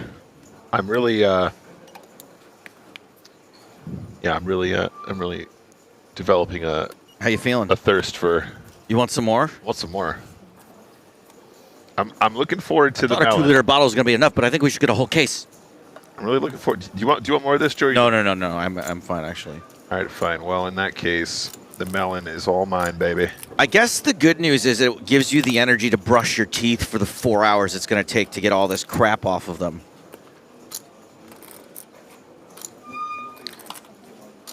Is it thick? Well, like, why is it? James also mentioned the Coca-Cola thing. It's cola. It's just a different brand. I don't drink a lot of full sugar soda anymore. Me too. And so this really, I can feel it in on my teeth. As then in the small blind, it's been folded to him.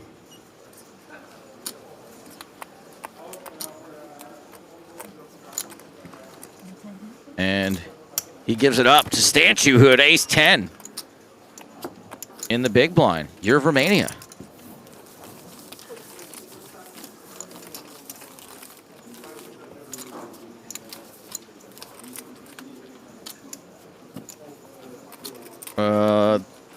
Something's happening. One more out. One more out.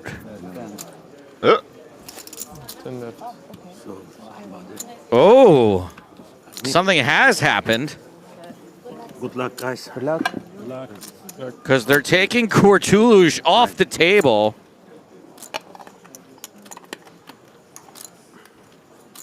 Because Just a short break. there's an empty seat over there. You can help me if you want. I think I'm in front. And this is what we just missed. Oh, again. Oh, nine. Lucky nine. Pocket nines versus ace queen. Peter's the player at risk.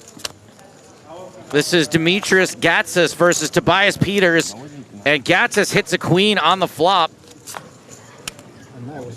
Peters needs a 9. 9. I mean, as a no, not the number 9. Sorry, that was confusing. Tobias Peters out in 11th place. Heartbreaking finish. Just shy. 2 spots shy of the last table. And Gatsis, who finished 14th last year, is doing much better than that. Love to see it, and unlucky there for Peters. Nice guy, very friendly at the tables. So everyone's now guaranteed, as you saw that last payout, for one more. 1.2. And you have 1.2 as well? 72,400. 1.3. And when you make that unofficial final table of 9, it jumps up to 94,000. Make the official final table, and we're in the 6 figures. This is it, my babies. We're down to 10. Table of 5 and a table of 5.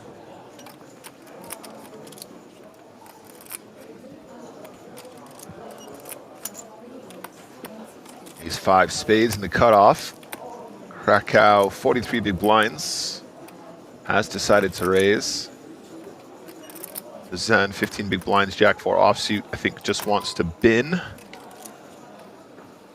So close to a final table though, right, Griff? Tantalizingly close, and suddenly you're like, ooh, another milestone just around the corner.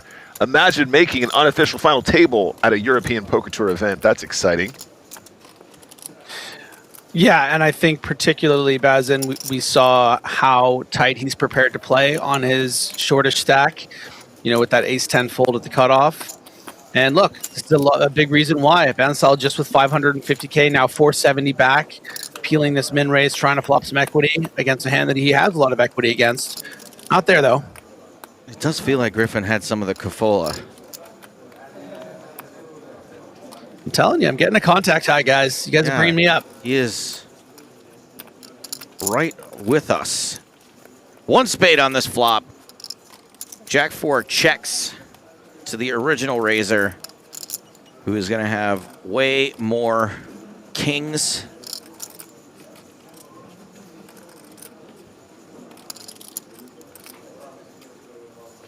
He's going to have way more ace highs. Going to have way more queens, all of which are beating Jack high. Yeah, suddenly Pawan Bansal here looking at just a few biggers. 5 big blinds remain now behind that stack.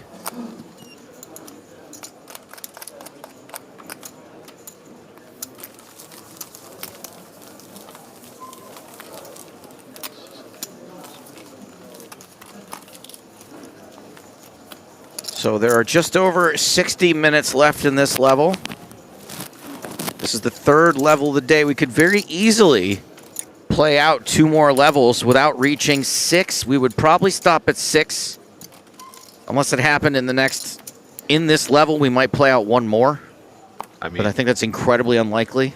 I think what's interesting here, Joe, is 3 stacks less than 15 big blinds just here on this table alone. So it feels like, you know, with just the right setups, we could lose a few in quick succession. I mean, not to mention Pawan Bansal, as I just said, 5 big blinds behind. Bazen, one of those players, 15 big blinds to start this hand in the cutoff, ace-king offsuit. Yeah, we are likely to get to that unofficial final table pretty quickly. At that point, things do tend to lock up a little bit. I would expect an all-in here for 15 big blinds. Certainly you can induce in a lot of situations with a hand as strong as ace-king. But because of that, you know, not wanting to allow the big blind, for instance, to shove a hand like pocket 4s or something into you where you're forced to flip, I think this is nice for the ICM consideration. And no one's Or going to peel 10-9 of spades, right? Well, yeah. it's not really peeling, is it, if it's for all 5 cards? No, but I mean, that's why we don't min-raise. That's right. That's what I'm saying. Yeah. Yeah. Yeah, no, that's exactly the kind of candidate that could get you in a lot of trouble. And if you do take it to a flop and miss completely, can be difficult to navigate at such a crucial moment in this event. Pay jumps are looming. So an understandable push there takes it down.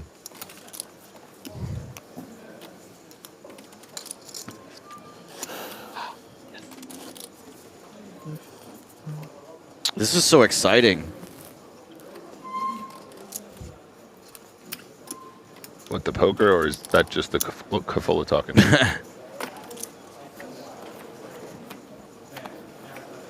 I just find myself excited about life right now. I don't know what it is. I am very excited for these players to be on the cusp of the unofficial final table.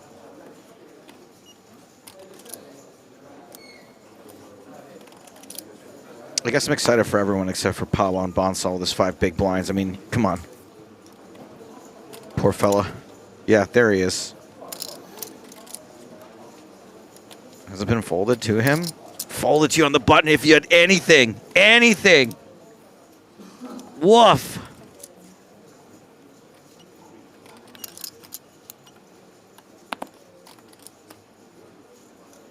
Blind on blind now. Rigoni also doesn't want to have disaster happen here. Now, there is no ladder between... Oh, that ladder is about to happen. Never mind. Yes, you don't want to go out in 10th place for multiple reasons. Forgot we lost 11th place already. Crazy. 6, 7, 8, 9 between the two of them. 6, 7. 6, 7. King, queen, tray.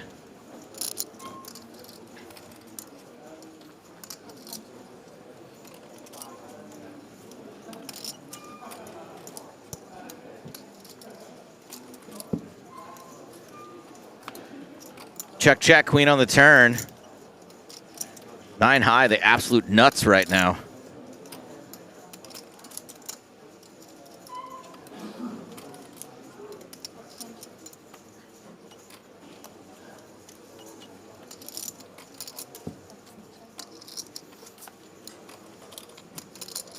As the river comes a 10. 9 high. Yeah, it might be seen as kind of a soft check through on 2 streets from the 8-7, but I kind of like this delayed, river stab. If you don't expect someone with more chips to fold even something like jack high on the turn, wouldn't this be great? A 9 high call, but no, it's not going to happen. As irritating a human as it could be 9 high like a boss would have been a great moment for anyone else. And then to force Griffin Bencher to say it live on air. I was not even thinking about how Griffin totally owned that person. What was it like this summer, Griffin? Were you following along, seeing what a character he had become again? Were you looking at your cowl and cape in the corner, watching on your screens like Batman Beyond? Yeah. I experienced it in a very interesting way because I was actually at a sort of a trip with friends. Every year we rent these houseboats on the Thousand Islands in Ontario. So I was kind of like, it's kind of like a no phones kind of thing. People really don't use their phones. There's not a lot of good service. And at one point when I kind of got caught up on Twitter, I took a moment and I was able to get some reception and I was getting caught up on everything that was happening. I was like, I feel like I need to say something. I feel the bat signal up in the sky, you know? And so I threw out that tweet joking about how he should check his privilege, and it went off real well. So I think I might have even texted you, and I was like, "What do you think of this tweet? Is it good? Any notes?" And so that was fun. It was a fun summer. It's going to be a great summer. Most interesting, best summer ever, I like to say. 225. Krakow with a cracking suited 2-gapper. Yep, 2-gapper. Bazan with ace-king again. Ace-king a diamond. Ace-king again. Bazan is going to be all in here, I think. Yeah. Bazinga, indeed. Keeps finding Bazinga hands.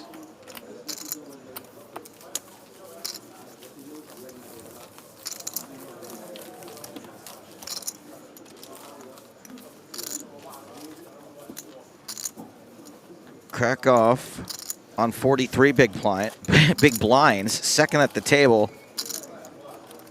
I guess it's kind of lucky that Kutulush got taken off the table because he could kind of be dinking around here, having his way.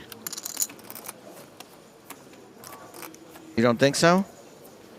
Dinking around? Dinking around. Not to be confused with dinging around with Ding Fan? No, not dinging around, dinking around. Okay. Not to be confused with drinking around. 6-7. 6-7.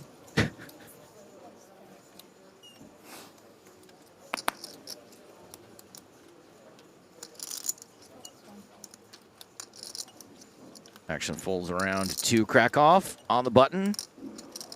Queen 10. A heart and a club. What do you got? Oh my goodness, this fella.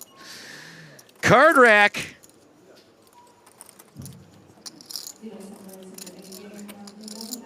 $4.25. 4-2-5. Stanchu. Yeah, the great thing about winning those hands with Ace King, Joe, just able to get to an amount of chips where it's not just shove or fold over an open. 20 big blinds, you do find some light 3-bets. You know, if he has something like Ace 7 off here, he might mix in a 3-bet to get hands like this to fold. Maybe something like a King 10 off, those kind of hands. But then he's going to be balanced with the really, really mega big pairs like the aces, and yeah, Krakow doesn't fall for it.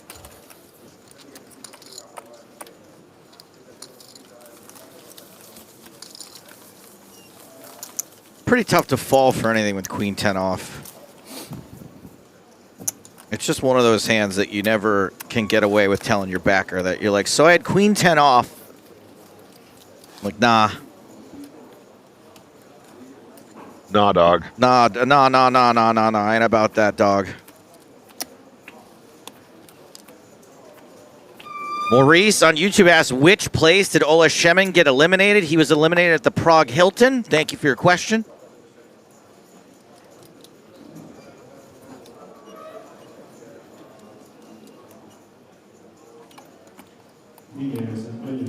Krakow with pocket kings now. All right. What goes around comes around.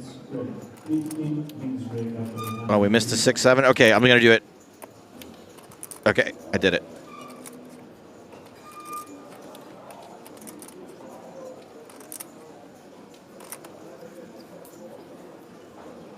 Any action with the kings?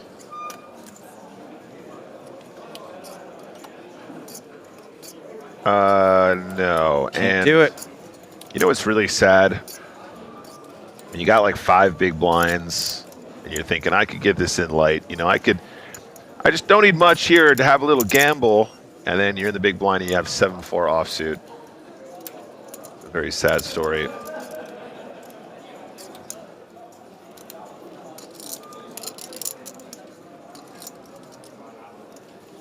Bonsall desperately wants someone to go broke at the other table. I don't blame him. That's right. Not only a pay jump, but also the ability to say, I made it to a final table in Prague. Look, Ma, final table.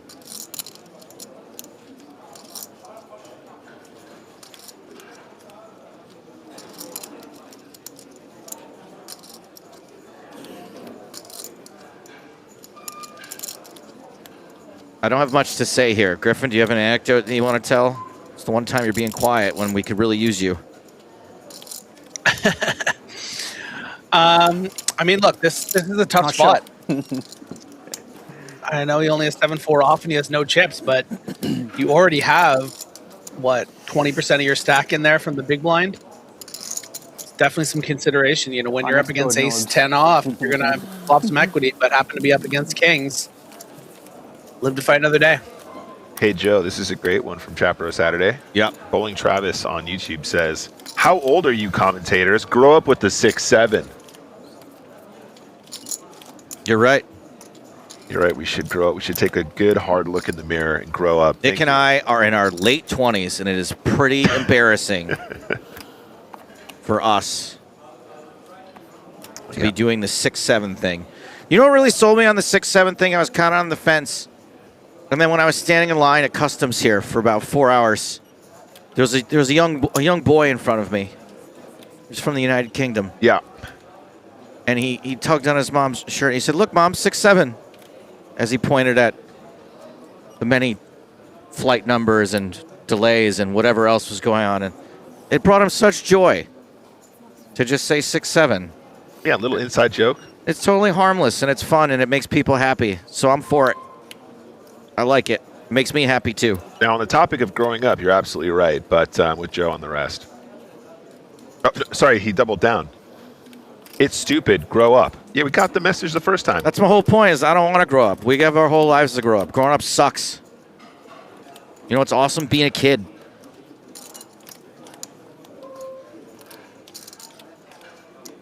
Bergoni, with a bit of a decision, is going to ditch the dominated ace. Well done. We know that Rigoni is on the tight side, right? He's the one that folded ace-10. Am I making that up?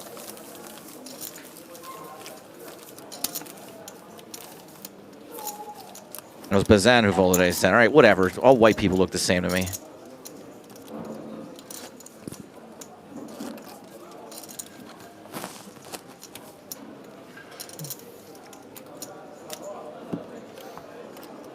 That's right, Eric, who says F growing up. Being old is stupid. It is pretty stupid. Bowling Travis might unsub. I'm terrified. What a comment here from Umer.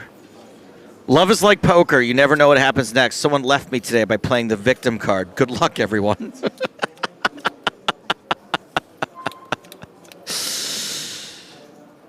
Umers, hang in there, buddy.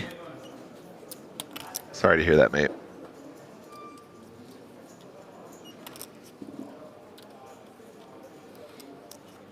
Bonsall on the button with 6-4. This poor guy.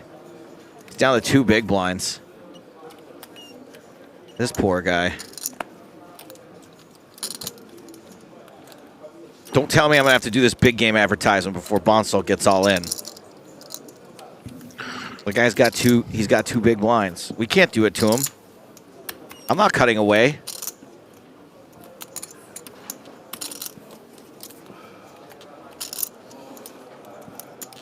It's coming up in 2 Nice minutes. little walk there for Krakow.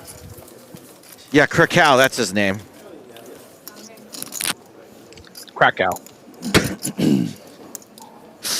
Like Griffin sees that, and he just sees like a Batman punch sound effect in a comic book. The big game on tour. New episodes are hitting your screens in February 2026. This lineup, not to take away from the other lineups, but this table is so fun. Rob Gronkowski, Gronk, 29-time Super Bowl champion in the game. Wow. With Antonio Esfandiari. And 29-time World Series of Poker bracelet winner Phil Hellmuth Jr., along with 29-time EPT final table list Rania Nasruddin. And a loose cannon named Luke. Another Luke. Run good Rania? Run good Rania. Man. You know what I find interesting is that you always put that qualifier, you and James both, not to take anything away from the other lineups, but as always when I'm here and I was one of the other line, you know what? Let's follow the action. It's fine. I'm going to be the bigger person. Bigger than even the big game. Bigger than even the biggest lineup in the big. Okay, so what I meant to say was, oh wait, are we going to see this now? Is this it?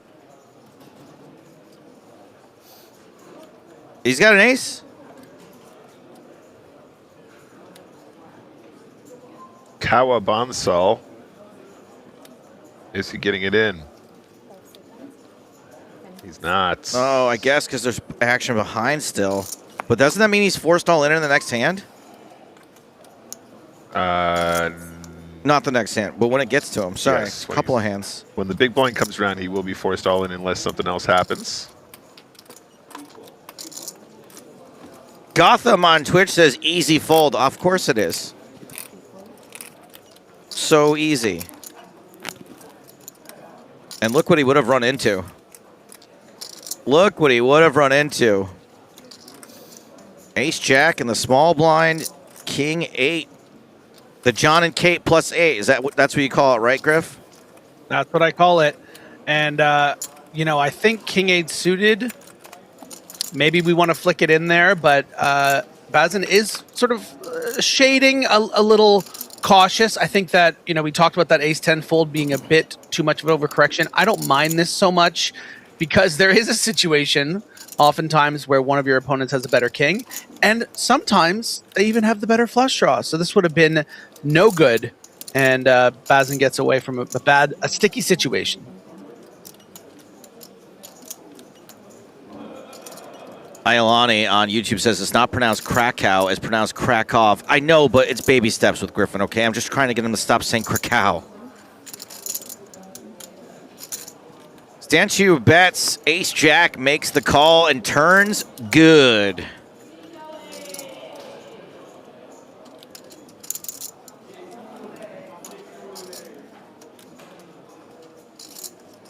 Six, 7.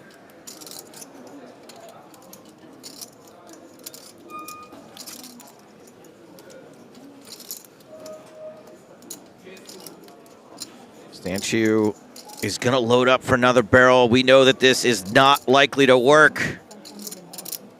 How much? 550.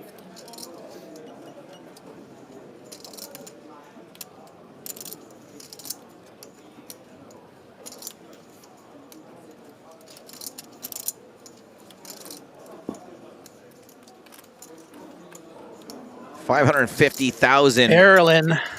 The amount that Stanchu is torching, unless he pulls a rabbit out of his hat on this river. And that 5th Street card is a 5. So Krakow's top pair, top kicker is way good. Is Stanchu gonna wind up and throw the haymaker? Or is he gonna clinch? I think Stanchu needs to be careful here. He would certainly two-barrel some big pairs, yeah, but I think he needs to expect that a hand like a floated ace-jack looks pretty likely, and the hands like 8s and 9s that could have might been the not last fold. hand if I decide to play. Quite possibly. Any last words, Palawan Bansal?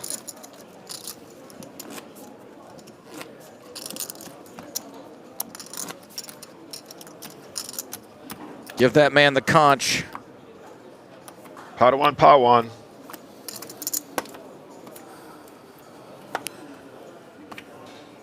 He'll be in the big blind next hand. Will be forced in the next. Ooh. And he cannot believe that little sigh. He cannot believe how awful his cards have been just Pretty for bad. a few big blinds. Pretty bad. Say a little prayer because the next hand he will be forced all in. Aces for Rogue One.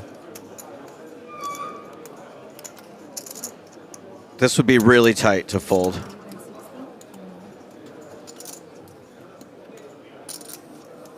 And Krakow folds Queen 10 on the button. Will he get action from the blinds? Pocket fours. Can we set mime from the small blind with pocket fours? I would say not with this stack, personally. God, you're no fun. Put this in the... I know, I got to grow up. Sorry. Griffin, you know when dad says no, you go to mom. What about you? I think Griffin goes to war. Fours are just a fold. Oh, come on. You guys suck. All right, who wants to bet that there'll be a 4 on this board?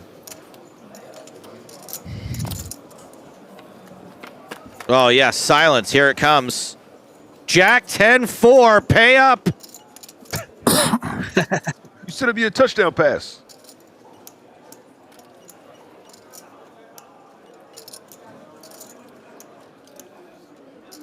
Sahaj Cool says, why not jam 4s when someone has 2 big blinds? Oh, yeah, real smart.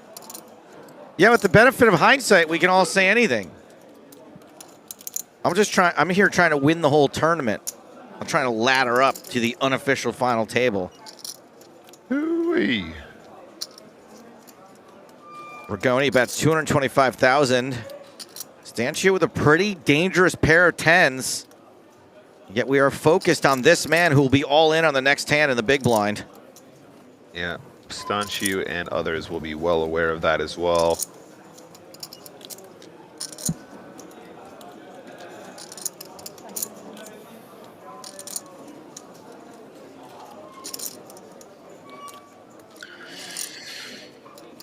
Yeah, I mean, this does feel like a continue. It becomes quite easy to play on turns when you don't improve. And I don't think Ragon is always going to, shove the turn with something like an ace-queen necessarily. Turn is the 3 of spades. That gives significant equity to Stanchu. Significantly more. 1 in 4 times. I will say, yeah, speaking to that idea about ace-queen, if Stanchu did have ace-queen with a spade here, I think he would shove this turn. So that's going to make Stanchu sitting there with the 10-9 be like, I might be ahead here. And even if I'm not, I could be up against something like red aces and still, win 26% of the time. Less than pot left. Let's see how he reacts to what I imagine will be a shove here. Imagine it, baby, because it's a reality now. Rigoni has gone all in.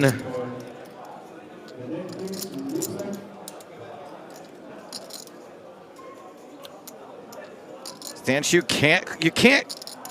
Well, it's only 710,000, right? Okay, you're not broke. You're not broke if you're wrong. What is this baloney from Rigoni? You're still ahead of king queen with a spade. Yeah, ace queen, ace king with a spade. But yeah, it lets it go. Stanchu lets it go. And that is bad news for Pawan Bonsal, who is probably really hoping for a call there.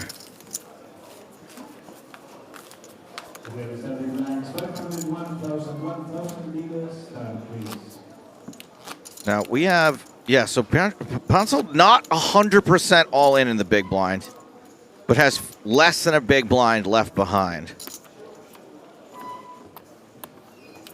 Still one off the money. Has enough for a small blind. Something good this time, right? Sorry, Nick. No, I was going to say, and we're still Gotta make one up off. for I the say other one off the times. money. I meant one off the final table. One off the unofficial final table, that's right. What kind of feeding frenzy is it going to be? And what chances of doubling, tripling, quadrupling up is Bonsall going to have? There's one player in. King 3 is not going to be in there.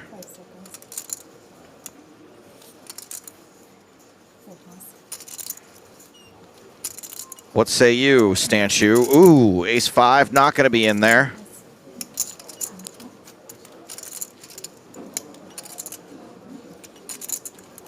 Bonsall's got queen 10 of diamonds. He's live. Yeah, nice hand to wake up with here. Did we see a queen 10 folded? I guess I get to find out what to raise my big blind with.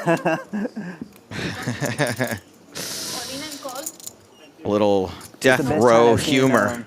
in a while. Okay, so you're in good shape. The Queen 10, the Joe and his new girlfriend hand, I like to call it. Oh. 2? Queen with a 10. Complimentary on both sides. But Bonsall is the favorite Wherever you given have the my hand, folded that's cards. It can flop something good. That's pretty weird. One of those. So definitely not a queen 10 folded if he's the statistical favorite against ace high. Now we saw at least one ace folded.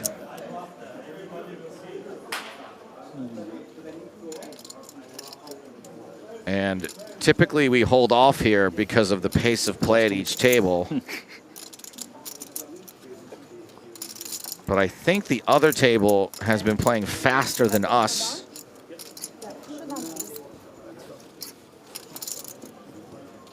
Yep, so we are going to play.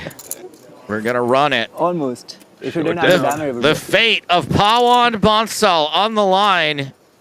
Needs to catch. Needs something to beat ace high.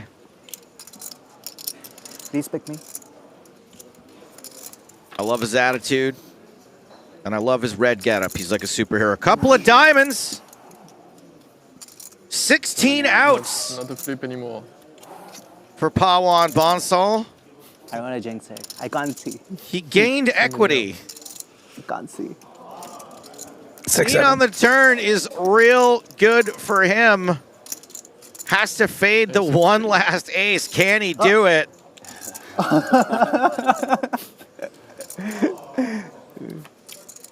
Does. A bouncing baby Bonsall. He looks like such a nice guy, but the nasty side just came out at the end. Survives. Everybody thinks the same thing as Not everybody. The chip leaders are pretty happy with me surviving, right? Right? Unfortunately, only doubled up Chip in a chair, they say. to 4 big blinds. Yeah, I think he got up to a little bit more, Joey, but then had to put in this SB here. So I think he has 7 behind now. Yep, you're right. 7 big blinds. Yeah, when you're that short, there's a lot of extra dead money that piles in there. I think we had the chip count wrong at first. All right. So his patience paid off there. 160. Waited for a spot, finally got a decent one to run for the all-in. Krakow's like, let's get straight back on the horse.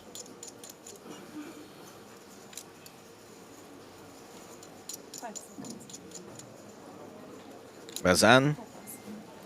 Fold on.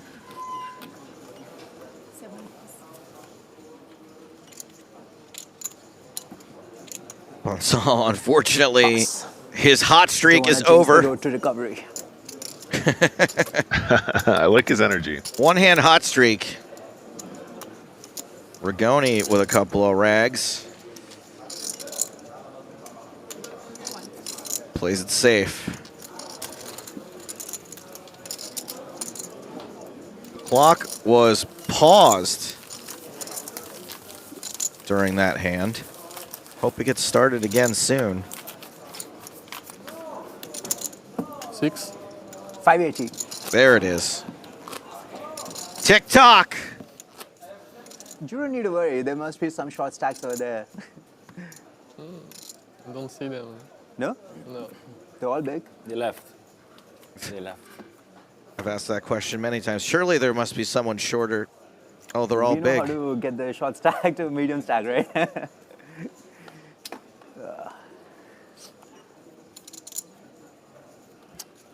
I'm learning from you. What you did earlier in the day is inspiration for me. You were down to 325, I was down to 325. Don't stop now. Woo! What a wake up. 10s, button, 7 big blinds, all in. 300. Put in half his stack here. This is the dream, yeah, to have such a monster. You feel if you can double up here, if Krakow can wake up with something in the big blind, even as weak as King 7 is close but not good enough, I think.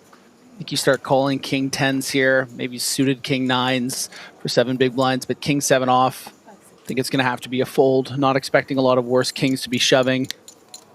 Little bit of a hot streak for Pawan Bonsall. Winning a large percentage of his chip stack by virtue of the blinds and antes. Yeah, when you're short stacking and that big blind ante is in play, you really are scooping when you're winning pre-flop. You can accelerate very rapidly from an ultra short stack into a playable stack. Just getting a couple of those through.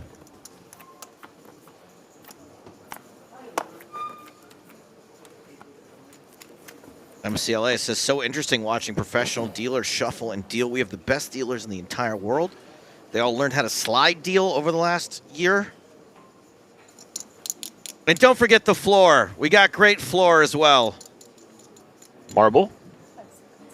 Marble and 400. Glenn.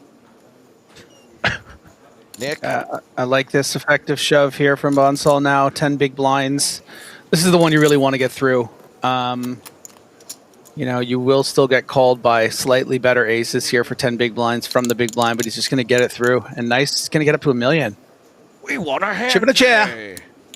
We won a hand yesterday. We win a hand tomorrow. That's called a winning streak. Nice. Concrete. Other good floors?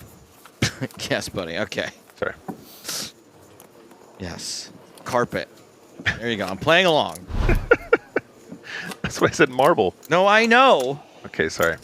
And I usually like to go along with a bit, but I'm like, let's give it up for the floor staff. And you're like, no, let's do a joke. Okay, okay, I apologize. Our floor staff are fantastic. No, you're quite right. They are fantastic. I don't leave a bit hanging that often. I am sorry. I'm Face me with an impossible decision. An impossible decision, yeah. It's all good. Folds around 2. Ragoni. 7-4 diamond. Come on, what's wrong with these guys? Ace king for Krakow. This floor staff. Ace king's gonna open. Bazin. 19 big blinds, small blind.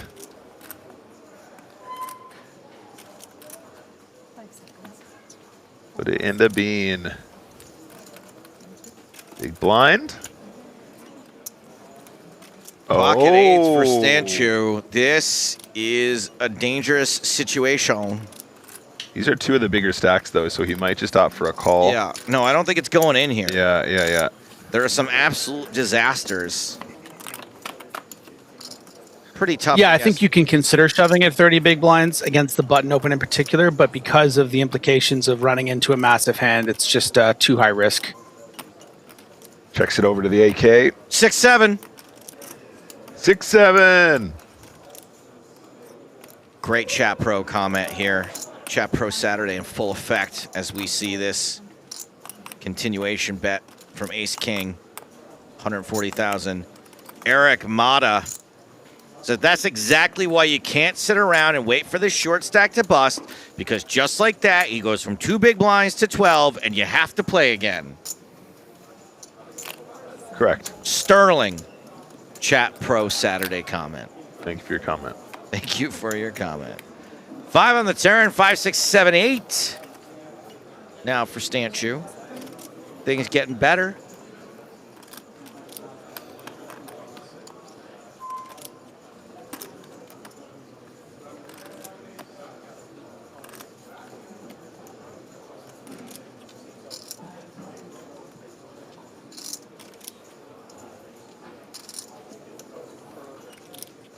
Goes check, check this time. Krakow does not want to commit anymore, and 8's got to be feeling pretty good right now. Snowman's, num num. Yeah, I think you're actually feeling a value bet here. Spades have bricked. Sure, 8-9 has come in, but you can have something like 10-8 as well, maybe like a 4-5 suited. Sorry, pardon me. Actually, the 5 interaction doesn't make that possible, but the spades, like 8s are just good here against, you know, Krakow can just have ace-7, ace-6 and still call a bet on the river, so I think 8s are a nice bet. Stanchu checks. Krakow checks behind. Checks and double checks.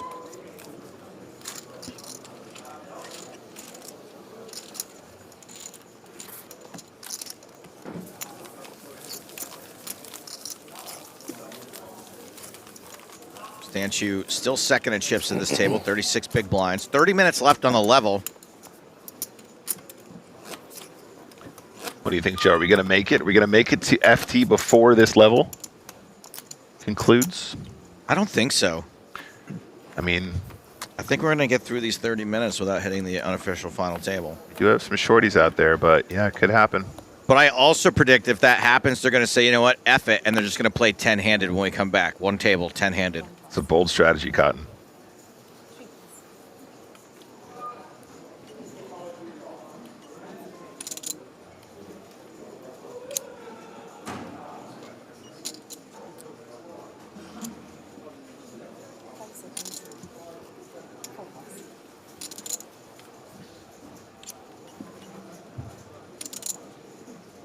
And Thursday the 8 games, you have now 60 minutes in the break. 60 Action's minutes full around to the small blind. the 8 games. Who folds? Enjoy your walk. Pile on bounce solid, Jack How do you 10. know what to do always? You just know the right move. Extraversion. Nice one, buddy. I'd be chatty too. Yeah, he's doing well, keeping that dream alive. The Miri says, commentators are doing a great job. Thanks for the coverage. Love from India. Tell you what, Nick, there's nothing I hate more than a kiss ass. You banned.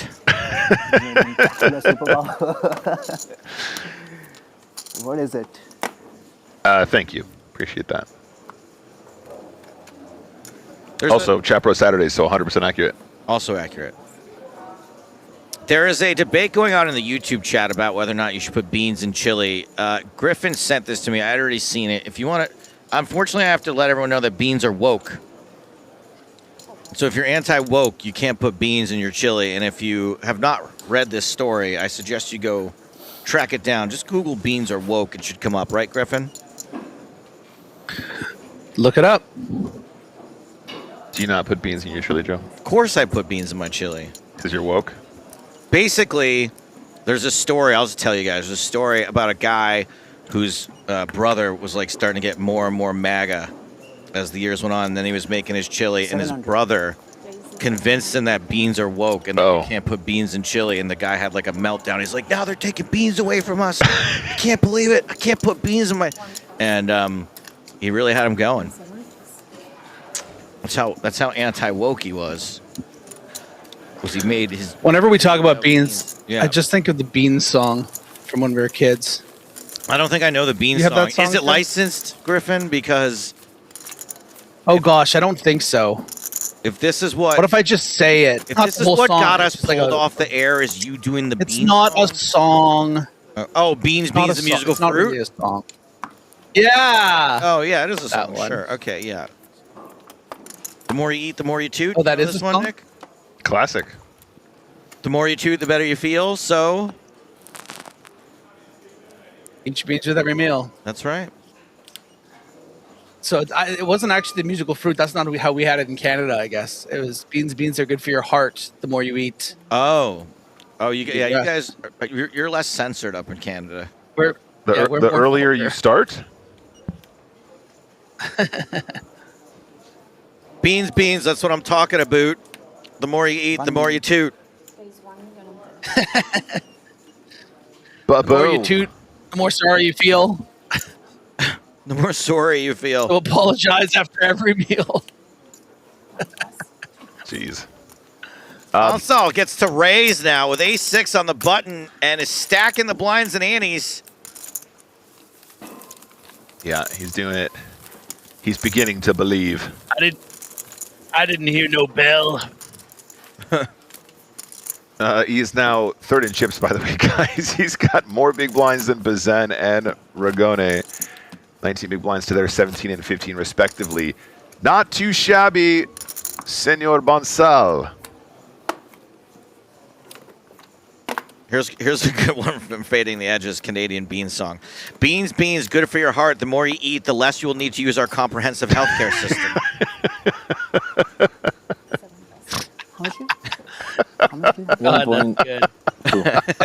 Thanks. Very funny. Very clever. Oh, boom. Chat.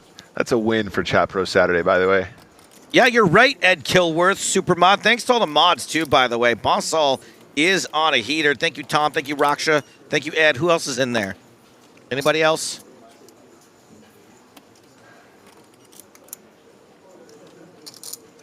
Susan, she in there? Nightbot. You know what, Nightbot? Thank you. Thank you, Nightbot. 15 big blinds in a dream. All in for Rogue One. Nick, you know what happens at the end of Rogue One, right? I actually don't remember. It's pretty memorable. I told you about my Yeah, you get an uncanny valley Leia. Hope. I didn't remember that part. That's right. Yeah, that's the last shot. Hope. A New Hope.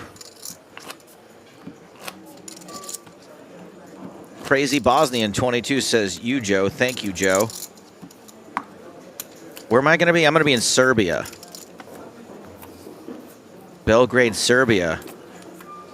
On or around Valentine's Day, doing some stand-up comedy. If you guys want to spread the word in the Balkan message boards.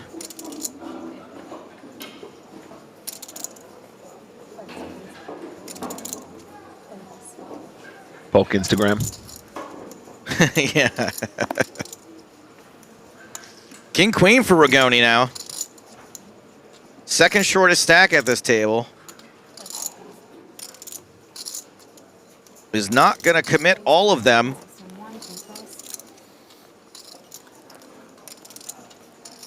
Stanchu's in the big blind.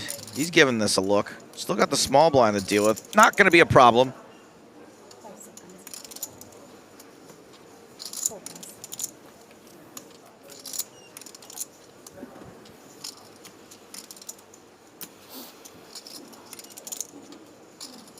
Groovy Jam 6747 says 3 Americans commenting a European poker tournament.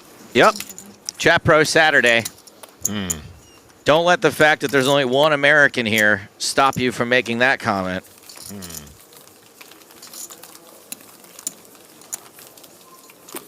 And by the way, I'm from France. I just have a speech impediment.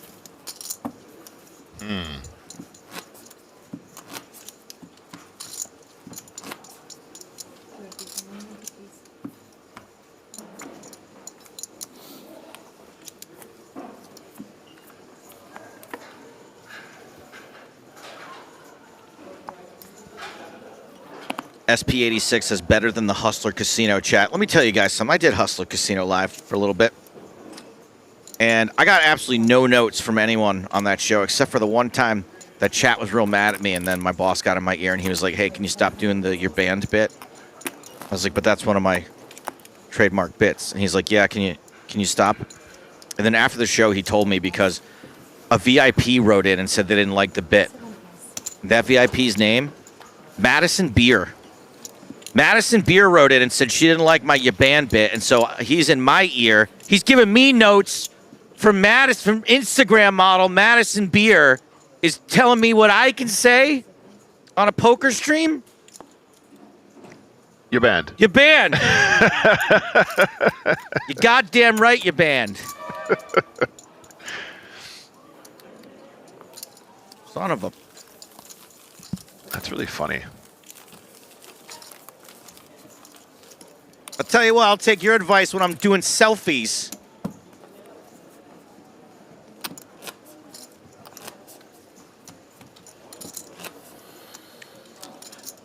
Doesn't like a bit, so she writes into my boss. How much, sir? People have lost their minds. 1.36. Leave it to the professionals. 3-6? 1.36. Okay. Schmark30 says, please focus on poker. How about you focus on my boot up your ass? You're banned. Plus that. Folding around now, Bazin. 9-5 offsuit.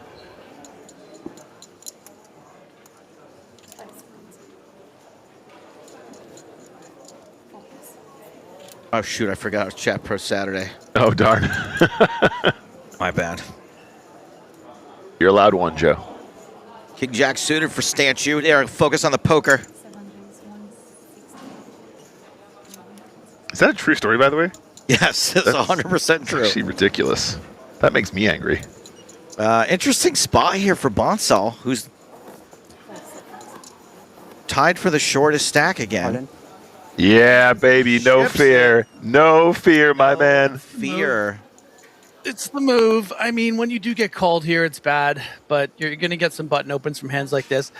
It's kind of a very frustrating spot, actually, for Stenchu because, yeah. I mean, look, it's a lot of chips, right? It's about 17 big blinds, but when you're raising King Jack suited on the button, your opponent could look down at Queen Jack suited and shove, King 10 suited and shove. So you really have to consider... You know, this is kind of, what, 40-ish% against ace-9. You're going to be flipping against pairs. Again, we have to consider where does this leave us if we call and lose. He's going to be down to about 1.2 million. He's going to be the short stack. Yeah. So this is a big moment for Stanchu and a huge one, obviously, for Bensel. There's just so much to consider, right, Griff? Like this is very, very complex, but only in context of the circumstances where 10 almost down to 9 and a final table. If we're earlier in the tournament and we have the same setup, just raise, call, whatever, let's run it. I think we have enough equity, but just power poker from Bonsall. So much, right? Yeah. No fear at all, and I love that. And he's just not shying away from the opportunity to chip up. That will see him third in chips still, now 21 big blinds. And that's only because he's got to put in his own big blinds now as well. Sorry, he'll be on the button next, excuse me. Ignore that last bit. A little sensitive today, lol. I'll show you sensitive. Take a walk. You banned. These are the feature table chip counts. Another table still in play. 5 and 5. 10 players remain. It's Chat Pro Saturday. Chat Pro Saturdays. Chat Pros are allowed to be chat pros about what is happening at the table strategically. They are not allowed to tell me that I'm being sensitive, especially when I'm being sensitive. So you're saying they should focus on the poker? Nick? Swear to God, Nick. Swear to fucking God. I'm on a full of come down right now. You do not want to with me.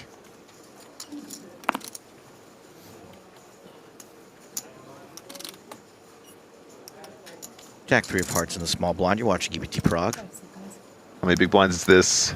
17. We are going to call. Crack up the Queen 10. That's the hand of the hour. That's right. Open the watermelon. Krakow jams. Ooh, maybe we work in some limp traps now. Hey, Griff. Not with that one. No, not with that one. But I mean, hey, well, we don't know what he jammed with actually, so I can see the hold card. Never mind. I take it back. Solino says, "Give this man his lunch break, PokerStars." How many lunches do you think I need today? I've had 3 already.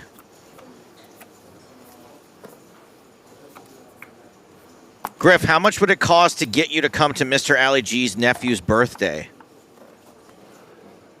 Mr. Ali G's on Twitch.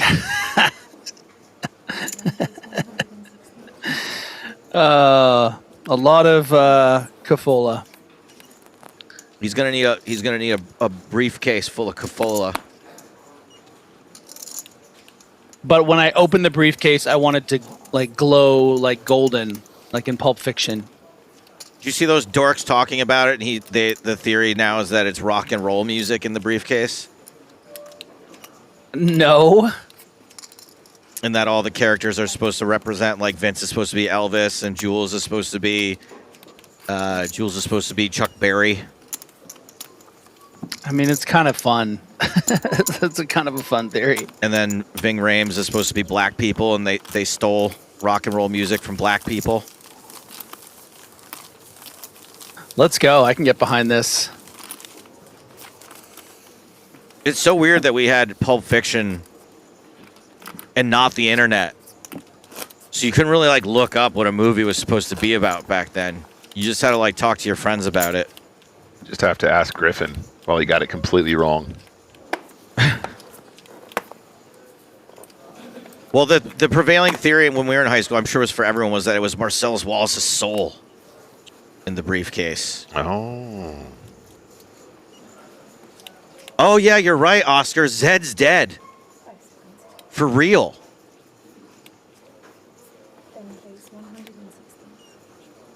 What a weird thing to come up today. Yeah, you just passed it. Go back, Nick. You just saw it on your phone. That's him. Peter Green. Oh. Zed's dead, baby. That's so bizarre. That's a glitch in the Matrix right there. And we're talking about Pulp Fiction on the day that guy died, and Nick is literally scrolling through his phone, and the news story is on his phone right now. That's a glitch. That's a full-on glitch in the Matrix. That's wild. Bonsal's opened under the gun with pocket sevens. Krakow with... Who's going to die next? The actor who played the villain in The Mask? Oh, dear God! He also died today. It's the same guy, Griffin. R.I.P. Griffin, it's the same guy. I know. I think he was also in Usual Suspects. He's the guy they think is Kobayashi. Something like that. Just like Kobayashi. Great screen presence, that guy. But he was a bit too scary when he had the mask, I have to say. Ooh, this 7 is spicy. 2 diamonds as well. What a flop. Flush draw for Stanchu. Set of 7s for Bonsall. Krakow luckily has none of this.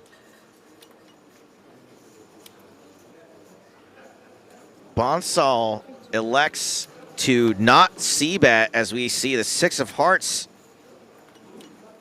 hit the board on the turn.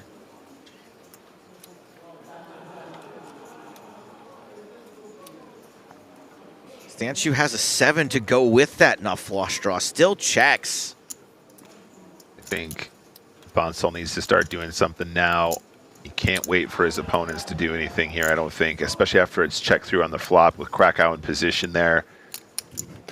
I actually really like this check on the flop from Bonsall. I think he's going to expect the button range to be on base a lot on Jack 10-7. Yep. You know, your Queen Jacks, your King Queens. When that doesn't happen, yeah, he needs to come out here and get going. For sure. I totally agree. Bonsall bets 225,000 on this 6-7 turn. 6-7. Are you doing the hands, Joe? Every time. He did the hands. He did the hands. He does it every time. Patrick does it also, and that's the part that makes me happiest about doing this. Yeah, share the love. Yesterday, he was kind of getting tired of it about halfway through the day, but he's back on board today. Stanchu. I think I miss Patrick more than all of you. Must call. Oh, he had some Cafola, he said. Big river, big river.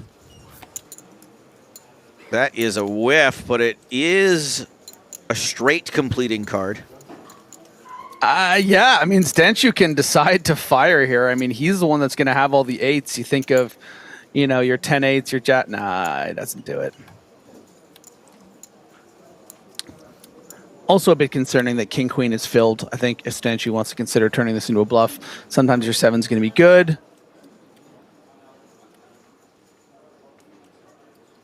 Can you even bet this for value? I think that you can. I would bet this for value.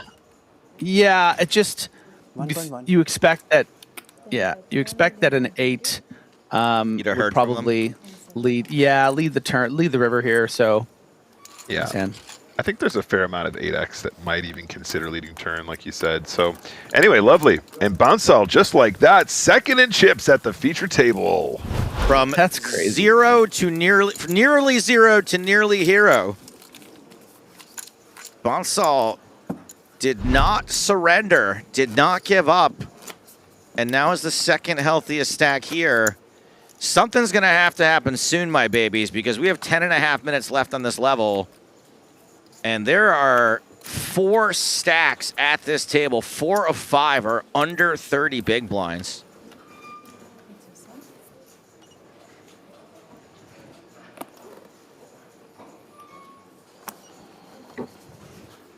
Sorry, when I say there's 10 minutes left on the level, I mean the blinds are going up in 10 minutes. There's going to be a break, but...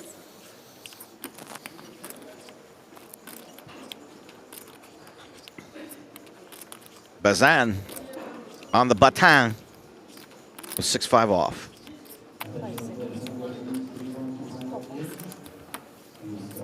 He says goodbye. Pocket 3s for Stanchu. Year of Romania. We know what happened last time he limped. He got shoved on by Queen 10. Wait, no. It wasn't Bonsall that shoved on him. I think I had that wrong. My bad. He was the one who did the shoving. Oh, man. Oh, my guy. Bonsall might be my new favorite poker player. He is just taking that bag and he's running with it. And he is not taking a breath to go, hey, I'm doing pretty good here. Maybe I should just chill out. No, keep blasting. I mean, I agree, but this is not going to work, I don't think, right? I mean, this is a great limp shove spot with 3s for 25 effective. If you're thinking you're getting wide ISOs like you are here from Bonsall, could also play it passively. I mean, again, this is the trappings of ICM considerations, and now Bonsall is going to be able to represent so many different boards. 3's very difficult to hold on here. Facing action. Yep. And now, flop. Bonsall. One chip should get it done. Betting lead. Battlestar Galactica.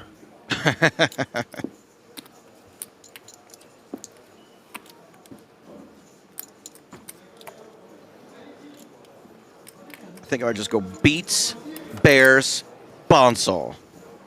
Very good. Does opt for a check. 6-7. 6-7.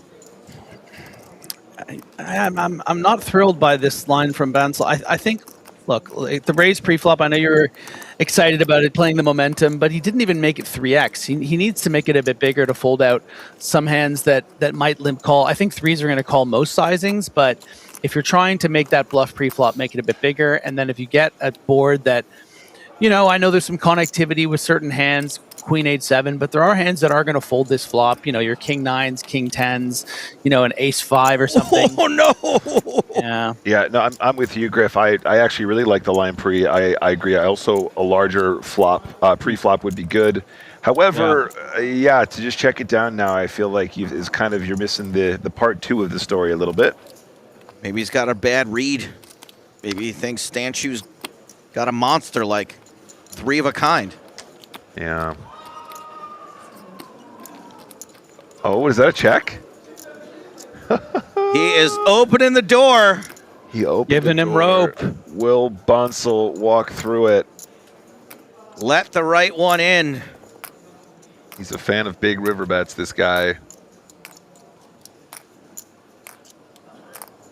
Bonsall. Not quite saying bonsai, but making a bet.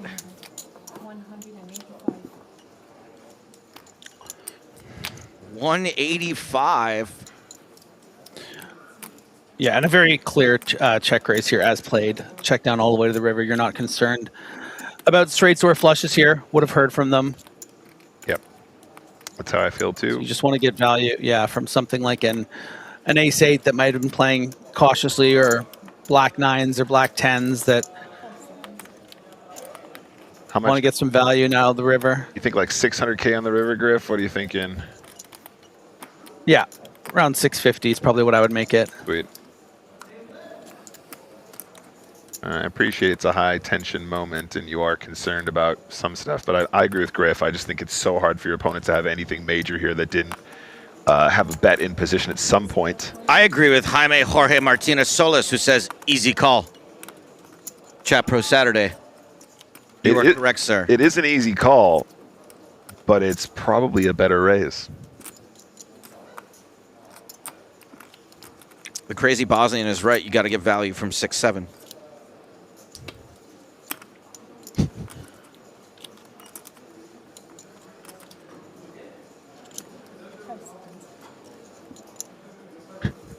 Bonsall flees the scene. And Stanchu is now going to overtake Bonsall on the leaderboard. Stanchu up to 31 big blinds. 24 for Pawan Bonsall. 5 minutes left on the level. Mr. Zebra doing Chat Pro Saturday with a plum. Should have gone all in. You nailed it, buddy. Chat Pro Saturday.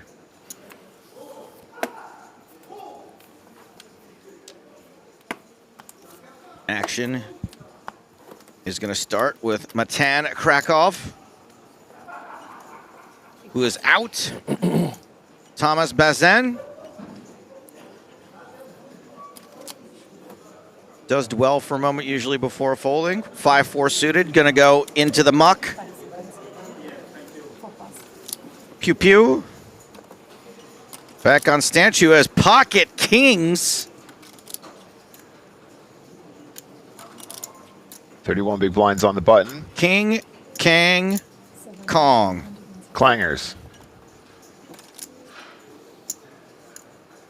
Min raises to 160,000. 3 deuce of diamonds for Bonsall.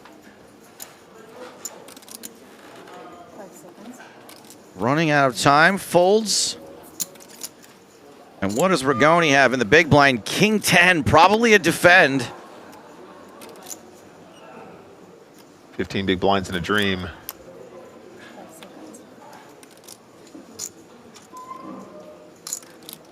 All in. Oh, Rigoni shoves All in and call. and is going to run face first into the brick wall of pocket kings. Oops. Stanchu has made the call. We are just waiting to make sure that the other table isn't behind.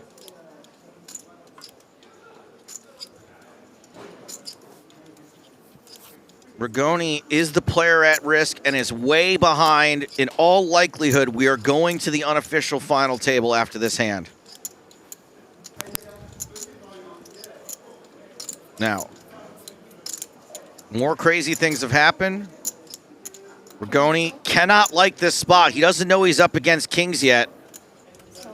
But considering his shove got called before we could even cut back to Stanchu, I think he knows he's in big, big trouble. As long as I'm not up against kings, things should be fine. Oh, boy. Oh, boy. Worst case scenario for Rigoni.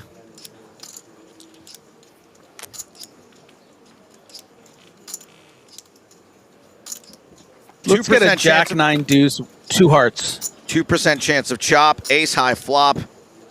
Well, the heart is good for Rigoni. The 2 hearts, that is. Gonna need to see another one or a straight card on the turn. Jack of hearts. It is a deuce. Okay, that's a chop card. 8% chance he chops. 0% he wins it outright. Ragon, now just plain gone.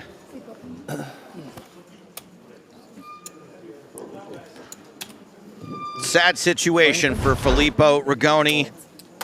Out in 10th place. Really went for it. Took a big swing and ran into King.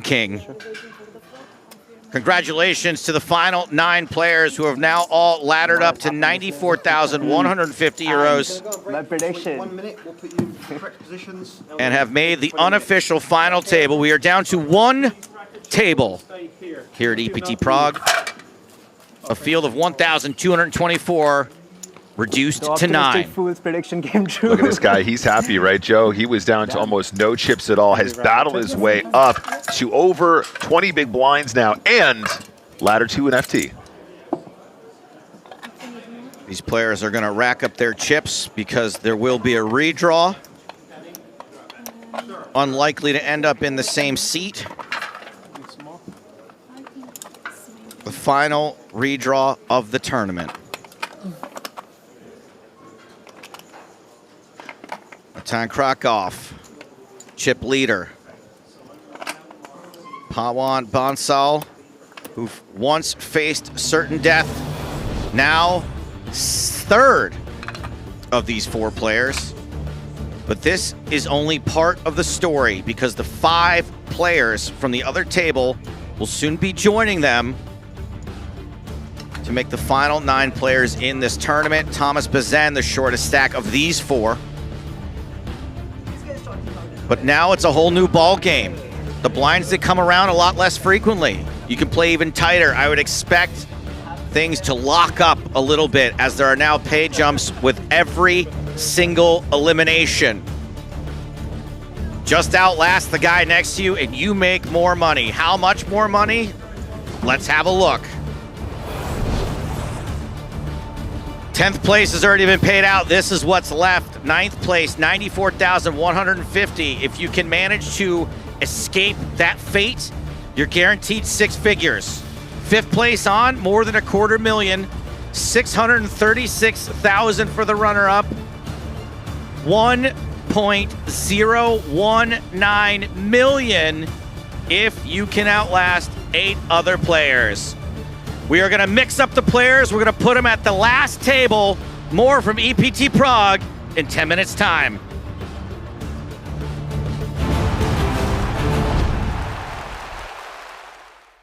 But the chatter in the Gaudi suite at Casino Barcelona has been centered around a different player, namely Ji Zhang, and specifically his slow roll with aces.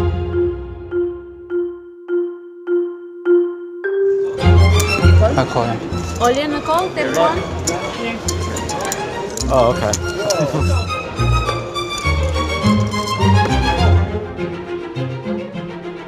12 players remain, and at the secondary table, Ji Zhang has got aces again. He's raised. No way. Oh, and Sam Phillips has got kings. Gross. He re-raises. These are the 2 biggest stacks in the tournament. How long is he going to take this time? I'm going. Wow, huge shot from Zhang. Call. Strange reaction. Jeez, Zhang, try not to be so upset about it. Oh God, he has aces. I'd call that a slight underreaction. He just 4-bet shoved aces for heaps. It was a huge shove, but I'm not sure what Sam was expecting. A bad hand? Ace king, I guess. Still, this is just another gross cooler. Zhang officially at risk. Dude. But he's a big favorite. He just snap 4-bet shove for like 4 million. Sick spot though. No king on the flop. Zhang now a 92% favorite.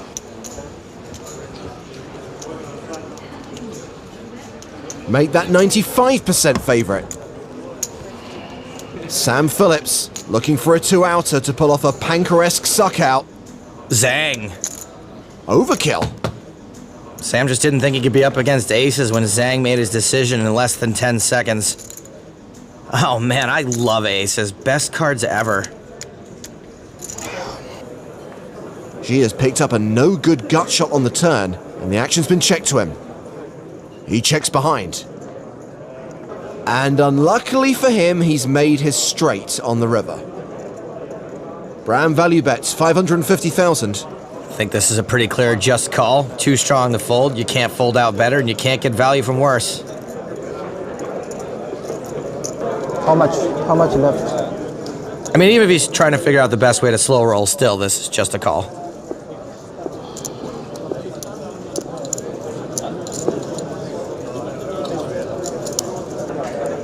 It's totally 2 million, huh? What's he thinking about? Everything about this guy is slow. There should be a song about him by Foghat. Clock, please. Brzezinski not happy. He's called the clock. It's too early, huh? Hasn't been that long. I've been told the player hasn't had enough time. I'm gonna give him additional 1 minute, and after that I'm gonna give him 1 minute. Gate the floor person. Iron Fist. I think you have nothing or you not. If I re-raise, you will fold, huh? No, he won't. And also, it's not a re-raise. It's just the raise. I tried. Zhang calls. Tried what? The only thing he tried was Pavel Brzezinski's patience.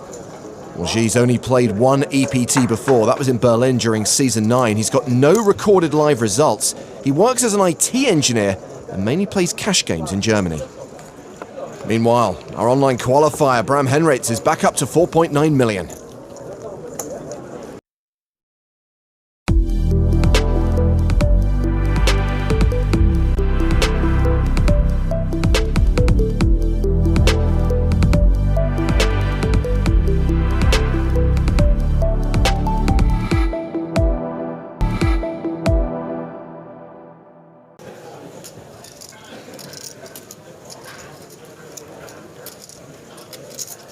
What's your play with the kings? Are we shoving or are we going to slow play and call Sprague? I would imagine we're all in. I think we're too shallow to do anything else with the 2 10s. Man, he might get away from the 10s now. This is a petrifying 3-bet. Certainly from the big blind as well versus the under the gun open off such a short stack. 100%. I think Petrozelka's actually getting more action, something we spoke about a little bit earlier. I think he's getting more action if you just open jam. This seems just always too trappy, as if it's always going to be a much stronger hand.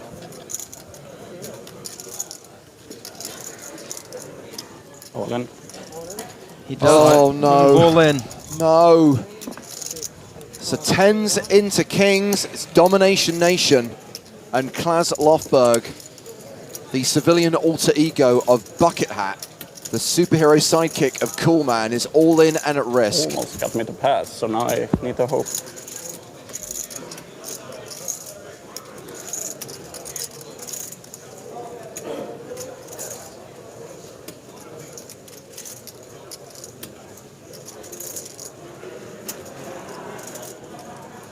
Let's deal the board. Let's put him out of his misery. Ace, queen, 3. Lofberg down to 9%. Not even a backdoor diamond sweat either. Petrozelka holding the king. I'm beginning to doubt his superpowers. Well, if he does have superpowers, be them in the hat or otherwise, now's the time to use them. Yeah, I need to try. Standing up, plus the bucket hat, 15% equity in real terms.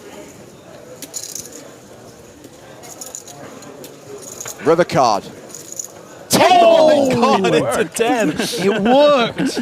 It's a kind of magic.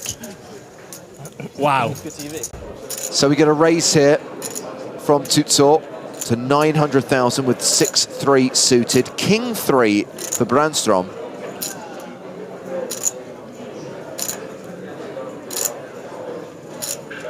Worth a defend, Finton, with King High?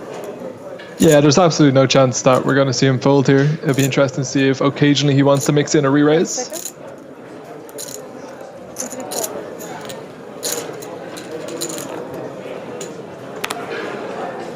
not mix in the re-raise, just a call. Hello, Nurse. OMG. Full house for Brandstrom. Trip threes for Sutsor. Brandstrom with such a lock on the board, he might be tempted not to check raise here, but we can see if he plays it quick, all of the chips are going to be going into the middle. Here comes the C-bet. 700,000 into 2.2 million. We're almost certainly going to see a complete stack reversal here.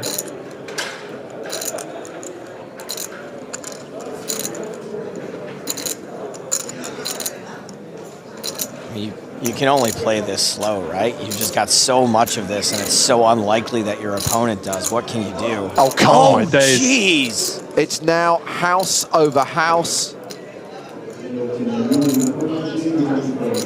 The poker gods are bored today.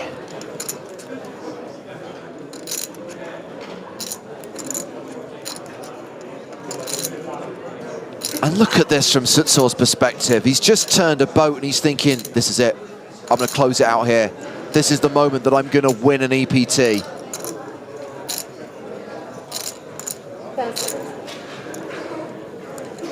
Does Brandstrom want to now start getting all the chips in on the turn?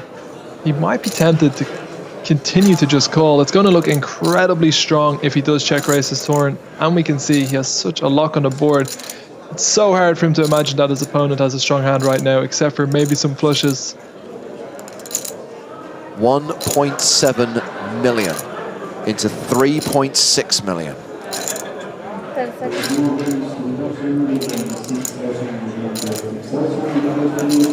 You gotta just call again and go for value on the river, and you are gonna get it. Let's put the 6 on the river too. We are going to see the check raise all in, and we are going to see the snap call. Martin's going to think he's about to take the title, and he is going to get the news that he's being coolered. So you think he checks here, Finton? Doesn't lead for value, but yes, he does check. Wow. Yeah, the 10 of hearts on the river just doesn't change enough about the board. Brandstrom just has to go for the check raise, and this way he can hope, if he has coolered his opponent with another full house, or more likely with a flush, the check raise on the river means he'll get to play for all of the chips.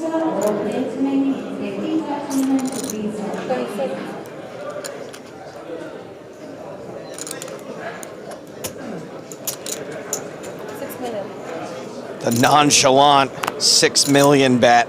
Into a pot of 7 million.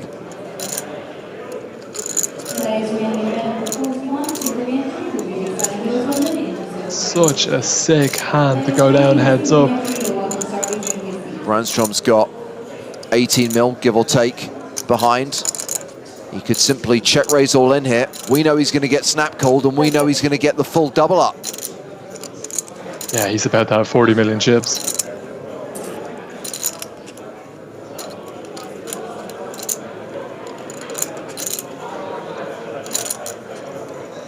From Sutsor's point of view, maybe occasionally he feels his opponent check shove all in with a flush. It's heads up. There's just no way he's ever going to be able to fold this 6-3. All in. There's the shove. Checks his hand. Snap calls, thinks it's all over, but it is not. Too excited. No. House over house. Ridiculously sick cooler. So sick. And that is the big switcheroo. Simon Brandstrom is now the guy in control. He's got more than 100 big blinds. Unlucky. 43 million chips. Martin Sutsor, 16 million, about 40 bigs. The Brandstrom Sandstorm doo-doo-doo-doo double up. Raises to 900,000. Pocket sixes for Brandstrom. It's been a while since we've seen a flip. Is this likely to go in pre-flop, Fenton? Yeah, you think so? I mean, the sixes are most certainly going to want to shove here, and I don't think you're going to get the full king-queen at this stack depth heads up. There's the all-in. And the call from Sutsor, and we are flipping. A race for the EPT title. Like money versus the title. One of these two hands has a slight mathematical advantage. Sixes ahead for now, and if sixes hold, we have a winner.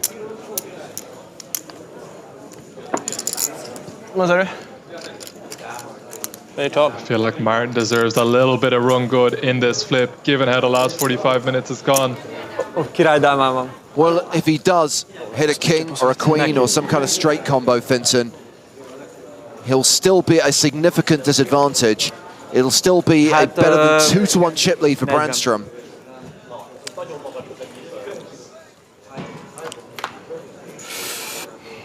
The flop is 9-7 deuce. No king, no queen. Sutsor has 6 outs.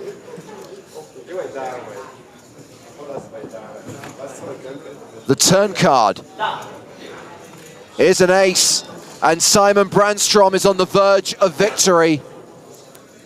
Unless there is a king or a queen on the river, he will have won the biggest EPT main event of all time. The river card is a 5, and Brandstrom has done it. The Swede takes down the title here in Barcelona. And once again, for the second time in his poker career, Martin Sutsor is a runner-up on the European Poker Tour. It's go time for Paris. Play your way online to a live experience worth more than 5,000 euros and a chance to become the next Spin and Go Live champion. Play daily, score points. Make every spin count. Go for it.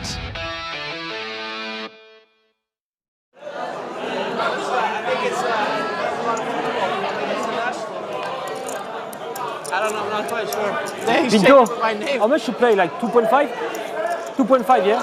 2.8. 2.8?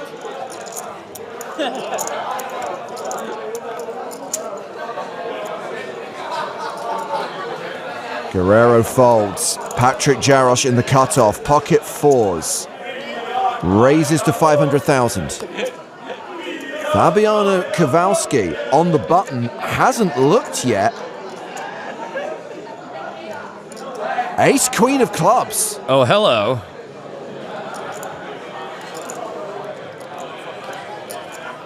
Kowalski just calls in position. Can't risk Jarosz jamming on him and having to fold. Bendinelli folds the small blind. Pinto in the big blind has queen jack of diamonds. I'd say Pinto shouldn't even be thinking about this, but it's that pesky big blind again. With all that action, though, I think you gotta tread lighter than a green basilisk. That's the one that runs across the water. Read a science book. Pinto is the shortest stack right now.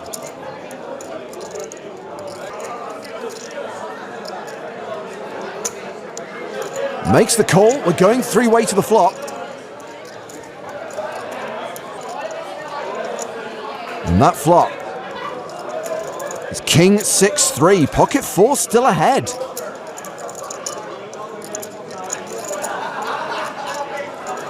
Pinto checks. I don't think anyone can really love this board. Jarosz checks.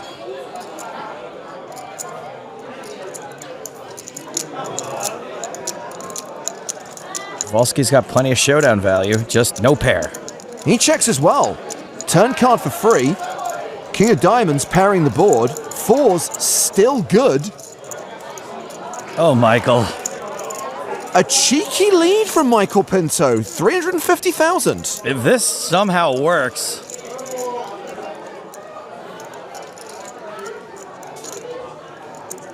Well, he gets the best hand to fold.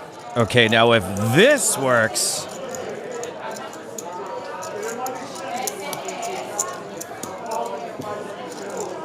Kowalski, now a commanding favorite, 93%, makes the call. We go to the river.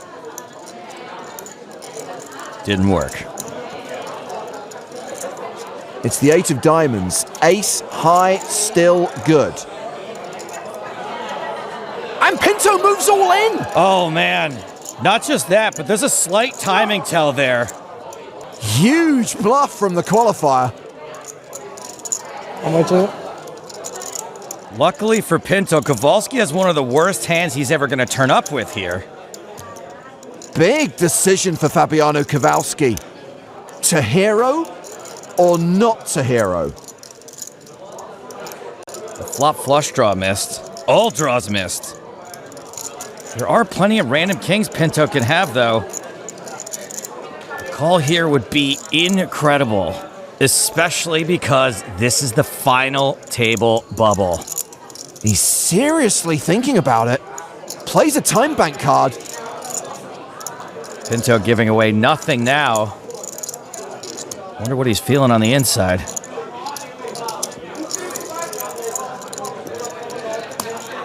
Kowalski makes the call. Got him. Wow. And Michael Pinto is eliminated in 7th place. And there is so much heart at this table, I feel like they should do away with the other 3 suits. What a hero call from Fabiano Kowalski. Michael Pinto cashing out for just over €250,000. And we are down to 6 players. The official final table is set. We're gonna have to come back and do this all again tomorrow.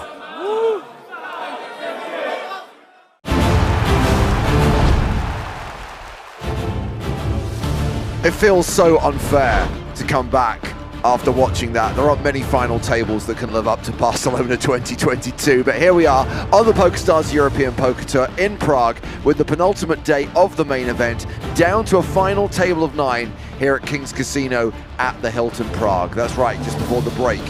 We got down to the final. We've had the final redraw of the tournament and the players are taking their seats once again. The plan is to try and get down to 6 players tonight. We will play to the end of level 30. And we will stop with the number of players we have at the conclusion of that session. Emin Kurtulush comes into 9-handed players chip leader with more than 100 bigs. We have one more hand to play, by the way, at 40-80, and then the blinds go to 50-100. The short stack right now, Thomas Bazan with 14 big blinds. And now we're at 9. There is a money jump with every single elimination. Next player out, 94K, and then we hit the 6-figure scores. 122K for 8th. $250,000 plus for 5th. More than $500,000, more than 600 grand for the runner-up, and the winner, more than €1 million. Of course, we will come back with at least 6 players tomorrow. We will play down to the winner tomorrow. A reminder, final table coverage. The final day of the EPT Prague main event will be streamed on the PokerStars Twitch and YouTube channels at 1 p.m. tomorrow. So make sure you're with us for another day of coverage as we conclude not just this festival, but also conclude EPT 2025. The series goes on hiatus until February. Of course, there is an event before that. The PokerStars Open in Cannes. I think there's also a PokerStars Open in Campione in the new year. So if you want to spend a silver power pass, you'll have some opportunities between now and February. And of course, that event in Cannes will be the last chance for players to earn points in this year's PokerStars Live League. It's going down to the wire in the high, medium, and low tables. If you want to check out the rankings, you can do so via the PokerStars Live app. Of course, over the festive period, there will be online poker to play. For those of you in Southern Europe, specifically, if you play on PokerStars in France, Spain, or Portugal, there is the Winter Series starting in just over a week's time. This runs December 21st through January the 19th, with highlights including the Sunday Million and the main event, with live coverage of those tournaments and other key events on Twitch in those local markets. The Spanish team, the French team providing that coverage. A reminder, this series only relevant to those of you living in those selected PokerStars markets, France, Spain, and Portugal. But important news for those of you in the rest of the world.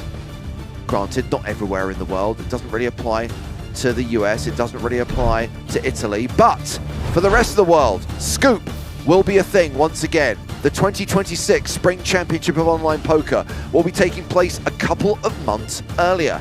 The dates have been confirmed, March 1st through March 25th, with the full schedule and series guaranteed, announced soon. What we can confirm at this point in time is there will be live coverage of the main event. I know there's going to be additional streams as well, but what we can definitely promise you is live coverage of the last 3 days of the high buy-in main event on the PokerStars Twitch channel. Make sure you are aware that Scoop is going to be a little bit earlier this year. It starts straight after EPT Paris finishes, and it will end just before the Irish Open begins. Players getting mic'd up, reset, ready to restart. As we play the last hand of level 28 and then roll straight into level 29. It's James Hartigan joined for this level live via satellite by Griffin Bencher. Hello, Griffin. Hey, James. That was a lot of talking, a lot of very important information. No one does it better. Happy to be here with you, man. 3 levels in a row, Griffin. You are spoiling us, Mr. Ambassador. Yeah, well, I appreciate the shift switch up. I got a big day 2 tomorrow. I'm hoping to win another tournament here in Montreal tomorrow. Every tournament this guy plays, he crushes. So yes, Kurtilish the chip leader. Connor O'Driscoll, who started the day as the big stack, is still up there. 5.8 million, second on the leaderboard, currently playing 73 big blinds. Czech with 64 bigs, Krakow with 51. Stanchu playing 48 big blinds. I don't know about you guys, but Then I got really lucky.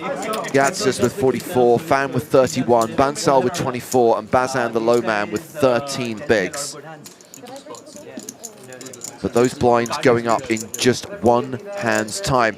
And of course, Griffin, we've got used to it now. It's something that started earlier this year. When we get to a single table, when we get to the final table, timed levels aren't a thing anymore. We play a fixed number of hands per level. So once we start level 29, they will play 30 hands, regardless of how long that takes. Yeah, an amendment I think has gone over pretty swimmingly. Great to see the excitement of these gentlemen reaching this final table. Obviously, you know, if you've been tuning into the broadcast last few days, gotten to know these players a little bit, how they play, you know, the big swings they've been through. You know, I'm looking at Bansal in particular, what he's been able to avoid being all in from the big blind just feels like an hour ago. So this is really exciting. Making it this far. We are just prone to the button as we speak. So our button's going to be in seat 1. Just so you know, at PokerStars events, we've moved away from when we hit the final 9 players. I just did all this, guy. And transitions to a number of hands per level. When we stop. Oh right, you've got to tell the players. When we hit the final 9, we've 3 minutes left on the clock. So we're going to play one more hand at the level that we stopped, which was 40k, 80k blinds. The next level, and every level thereafter, we'll play 30 hands. So, the number of minutes on the clock will represent a hand. So we'll see 30 minutes when we go to the next level, representing 30 hands. We'll take 1 minute off every single hand. Okay? So we've got one hand at blinds 40 and 80,000. We'd like to wish all the best success. Thank you. Thank you. Is this one my card? Thanks, Glenn. This one, you sure? Okay. Okay, guys, here we go. 40 and 80k for one hand. No extra time for the final table? Every day. And we play until 6, no matter how many levels? Or at the end of level 30. Yeah, so the target is to get to 6, but we're going to play out this last hand of level 28. Then we'll play level 29. No. Later this evening at around 8 o'clock local time, there'll be the 30-minute dinner break, and then we will play to the end of level 30. If we have not hit 6 players by that point, we'll come back with more. But we'll stop before then if we get to 6. Does that make sense to you, Griffin? Makes sense. Good. Yeah. It worked just fine.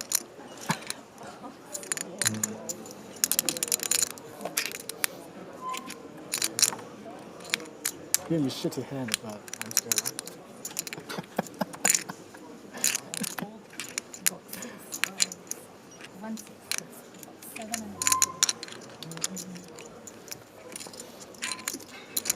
Auto Trigono says LFG. Connor, ship it. As we see Kurtulush open with Jack-9, but Stanchu has the James and Joe, the JHJS, and he flats in the cutoff. The theme we've seen a lot, right, James, is this cautious but quite frankly correct, intelligent final two table play. Now, of course, we are on the actual final table. You know, we talked about the ICM implications of not sort of overplaying big hands when you have a lot of chips because of the huge downside were you to get cooler. This is a great example of that as well. Stanchu needs to play this passively, doesn't want to find himself, you know, 3-betting jacks and then getting shoved on by an ace-king or something like that, because he would have to fold that kind of hand. So gives an opportunity for Bencel to see a 6. Yeah. 3 interesting hands going to the flop. King 9-4 with 2 diamonds. Kurtulush has paired his 9. Stanchu 4-1 favorite with jacks. And with the action checked to Kurtulush, he's going to continue. Yeah, I mean, the correct play would be to check here, I think. This is the kind of hand that once you get continues, you're usually crushed from King X type hands, maybe something like an ace-9 suited, pocket 10, pocket jacks. So this is why you would elect to play this for check call, but he is going to bet. That's nice and small, though, so kind of price sets for himself. We'll see how the turn, you know, if it's a brick, how Kurtulush adjusts, whether he finds that check. Well, Stanchu has called the 160. Bencel folds, so we go heads up to the turn.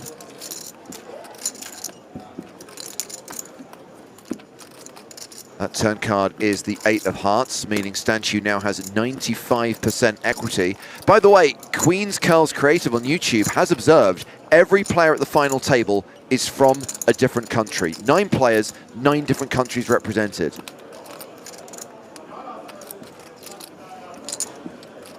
Yeah, and I don't want to put you on the spot here, James, and having to go through your catalog of the countless hours of commentary you've done, but I don't really, you know, necessarily recognize many of these players at the table at all from previous EPTs. And again, goes to show, as we see the check back from Stanchu, you know, just there's so many ways to get to an FT EPT. You know, you don't need to be these top pros. Yeah, I mean, the only players that we're really familiar with are Demetrius Gatsis, because he finished 14th in this event last year, and Connor O'Driscoll, who, as a streamer, as a circuit reg, has made a name for himself in recent years.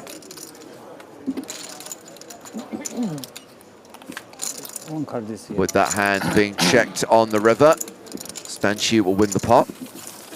Didn't we establish yesterday that Thomas Bazin is a footballer, plays in like a minor league in France, I believe? 5th division. I believe it looks like a footballer.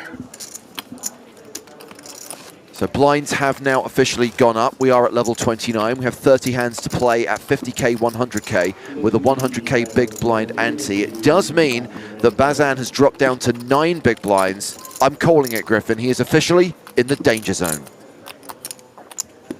Danger zone! Wow, you actually kind of built up to that one. There was a pause. I could feel you. Perfecting your delivery.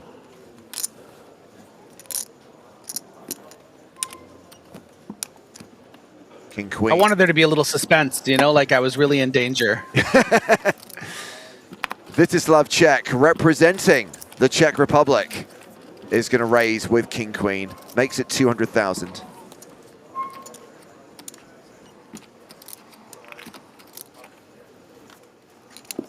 Molded to Ding Fan on the button, he passes.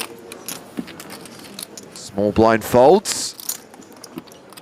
It is the short stack in the big blind, 4-3 offsuit, yuck.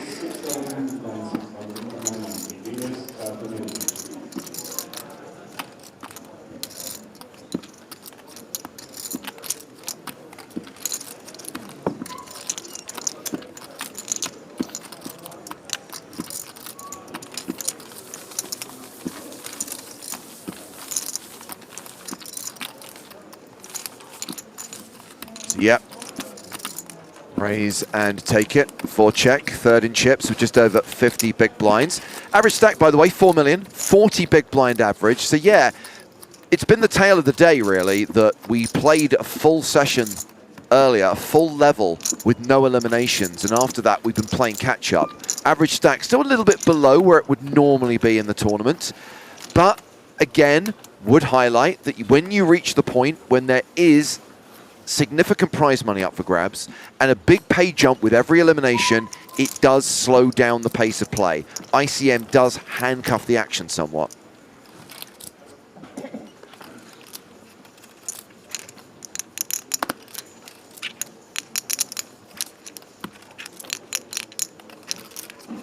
This hand has been folded to Bansal. He folds the button.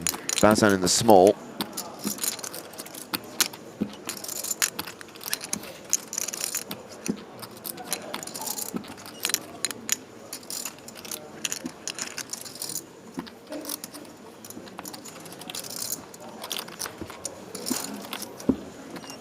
And that is going to be a walk. Always nice to get a walk. We have 7-3 offsuit.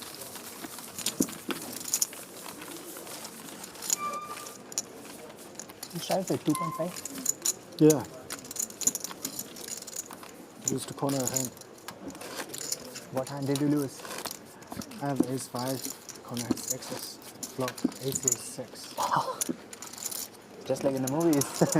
Yes. But no 5 river, huh? But it was blind versus blind also, you know. Blind versus blind. Bit spice here. Just to make sure that you can't get away. I'm still alive. It's a miracle.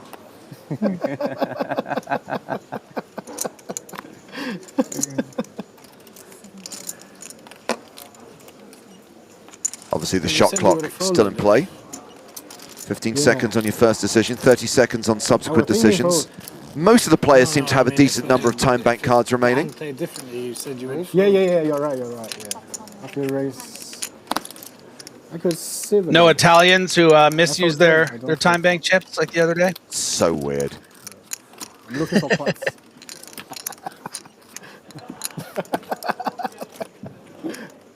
Bazan with the spraggy. Against me the other day. Yeah. Quads. Ace, deuce. The deuces. Lucky you don't have an ace. Very lucky. Very lucky to be here. Round 2. I wonder. I know Spraggy sometimes does little side streams for these EPTs. I wonder when he sees the A7, does he say, "Oh, and he's dealt to me," or does he just ignore it? You know, or does he get a hard time from the chat? I imagine he probably suffers from significant post-traumatic stress disorder. I'm sure every time he sees that hand, he is reminded of the not 1, not 2, not 3, but 4 100k bullets that he fired in the Super High Roller at PCA 2019. That is a very expensive lesson in poker. Yatsas flops pretty big. Decent draws and gets a fold with that continuation bet.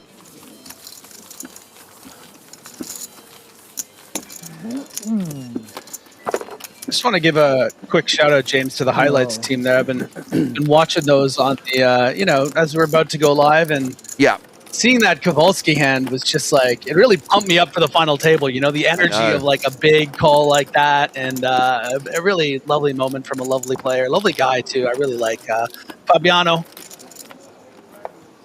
For many of us on the EPT, that is one of, if not the greatest final table of all time. Yeah. A reminder that it is Chat Pro Saturday, so these two comments are both equally correct.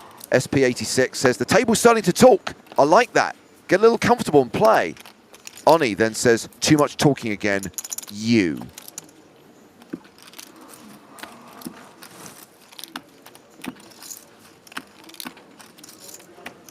For the record, I like it when the players are relaxed. I like it when there's table talk, but equally, I don't think Connor was out of line earlier when he was just advising Ding Fan. And who was the other player involved in the conversation? He's not here anymore. Tobias Peters. It was, yes, Tobias. Our 11th place finisher. Just saying, look, if there's a big hand and they're on the turn or on the river, just maybe pause the conversation. Okay, top pair versus an open-ended draw. Let's go. All the chips going in. Come on. Yeah, very actiony flop here for the blind on blind.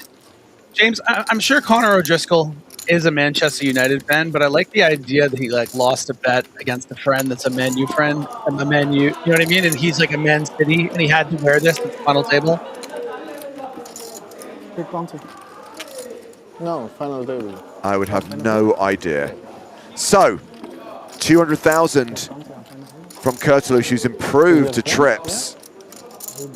Connor calling with his draw. Draw that doesn't get there. 115, 110. How much? Once he busts an extra bounty, he got 3 bounties. One 1,000, one 10,000, another one 15,000. Very good. Oh, very good. 100k on the flop, 200k on the turn, 400k on the river. If there was an ocean card, it would be 800k. Oh! Oh! Driscoll turning his hand into a bluff and raising the river. I don't know. I'm not sure this works. He said 1.4. Yeah. Yeah. Yeah, I don't know about this. I think this is a result, James, of being sort of seduced by this small sizing from Kurtulush, thinking this can't possibly be a very strong hand that would bet more, that this could be like a 10 that might fold to a raise, and that's a significant pot. Huge pot. I think just will kind of, yeah, that was a mistake. 3.7 million chips. Emin Kurtulush adding 1.9 million to his stack, and that's going to take him up to nearly 10 million. He's now playing 96 big blinds as Connor O'Driscoll drops down to 5th place on the leaderboard with fewer than 40 big blinds. Yeah, and as we look at the board, that's the inherent problem, right? O'Driscoll goes from a very comfortable position of second in chips, having position on the chip leader, you know, going to be able to pressurize these medium stacks who want to ladder up. Now you find yourself towards the bottom of that middle pack. And I just think that was really, really ill-advised. Someone who we haven't seen really make any missteps at all the last couple of days finally makes one on the biggest stage. I think he'll be able to recover, but that's not a good way to start the final table. I do love it, by the way, when we have viewers who are getting behind a player from their country. I just never have that kind of sense of national pride or patriotism or feel the need to cheer on a Brit or an Irish player, for example. But we've got Verios here saying, do we believe that we can have, for the second time in history, a Greek EPT main event winner? The last, of course, being in 2014, when the island of Sotirios Kotoupas won EPT Deauville.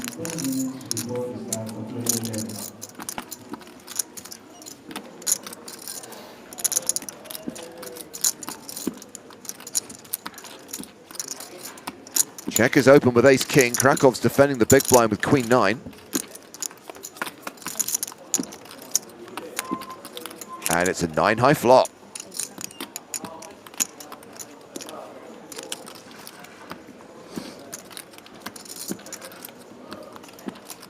Yeah, I think it's just as easy as quite a small c-bet here, just to clear out equity. You know, you're not going to fold out a 9, even a 3 or a 4, but you don't want 7-8 to get a free card and then turn a 5 or a 6 and start betting. So I like this from check. Just happens to be running in to quite a strong hand in the queen-9. Yeah. 10 of spades on the turn. Things just get better for Krakow. Turns the flush draw to go with his pair of 9s. Bido Singal says, how about the first ever Indian EPT winner wearing an EPT hoodie, LFG? Parwan Bansal's wearing an EPT Open hoodie, which is even rarer. I think there are only like 1 or 2 EPT Opens in history.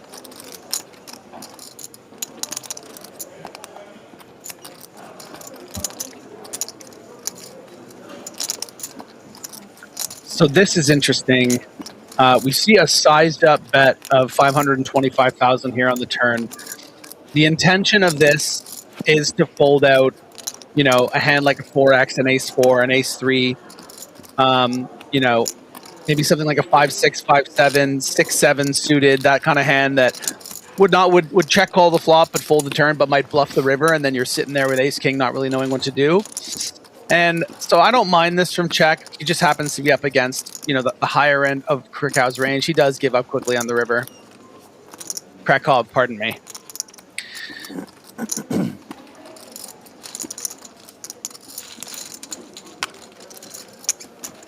That we'll see Matan Krakow move into second place on the leaderboard, playing 5 million, 50 bigs. Vyacheslav Čech in third place with 46 bigs, and Bazan, by the way, now playing 8 big blinds.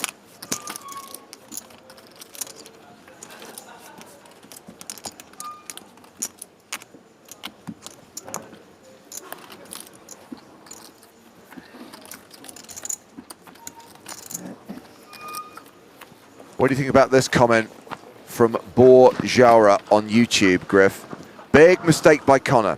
He played a lot with Kurtulus yesterday and made various river bets with small sizes that did not make much sense when he had very strong hands. That was not the spot to take risks on the river.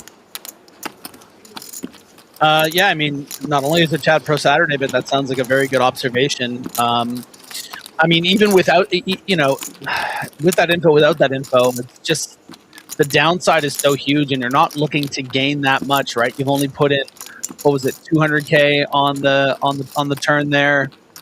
You don't want to lose 2 million chips in that pot. It's just it's 30 your stack by the end. It's just no good. Czech back in action, raising from the hijack with ace-9 suited. Has been flattered by Emin Kurtulus with king-jack in the cutoff. Ace-jack-10, top pair versus second pair.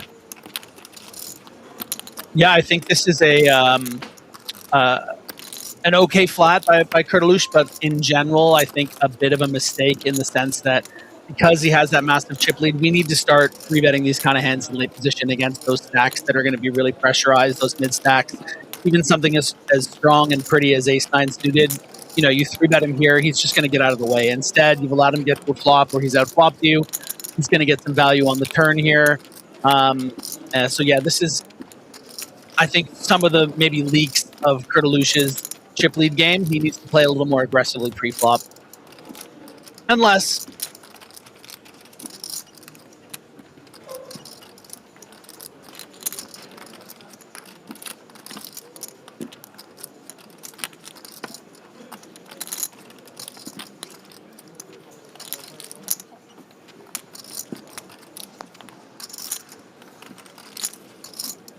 What a river card for Emin Kurtulus, and that's going to see him move over the 10 million mark. Can you just stop doing that? Stop rivering. Yeah, it's his luck. Can you stop rivering? Jesus. Please stop doing that. I'm so jealous.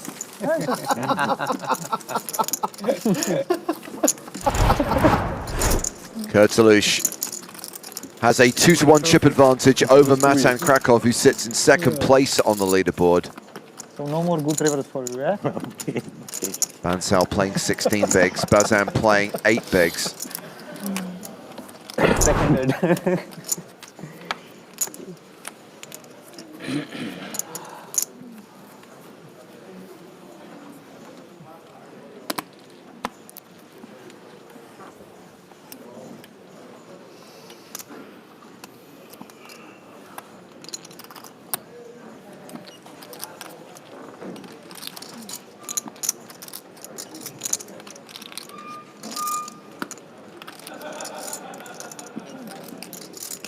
Bazan first to act here. It's been folded to him, I should say.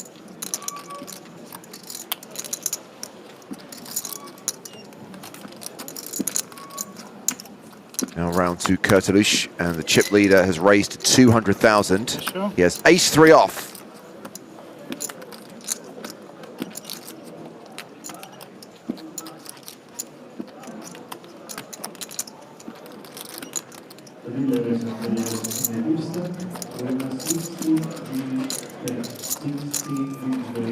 I wonder why you've gone quiet, and then I just saw what appeared in the YouTube chat. I forgot I wasn't on my burner. Yeah.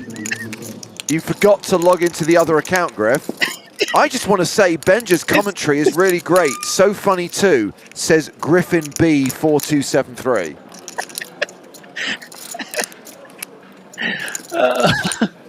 It's Chat Pro Saturday. Whatever it says goes. Nice find from Krakow there with the 3-bet 8-7 suited. Shall I ban him? 1 for yes, 2 for no. Too expensive. It's amazing. I've not seen a single 2. Oh, Living in, you got one friend. Class, so yeah. It comes at a premium. Yeah, the vote's pretty decisive. 15,000 €15,000. Yeah. Whoa. I'll bring one home. Cash out. Salt Pestilence says, you can't ban him, it's Chat Pro Saturday. I can make an exception for Griffin. I think we can all agree that. Exceptions can be made, yeah.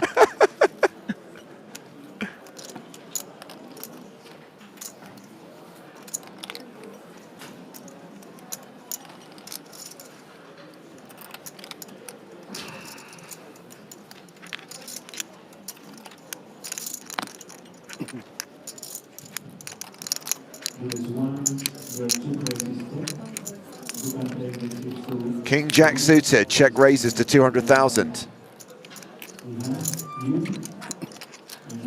How many do you have behind there? I mean the green one. Okay, thanks. 300. Oh, yeah, 300.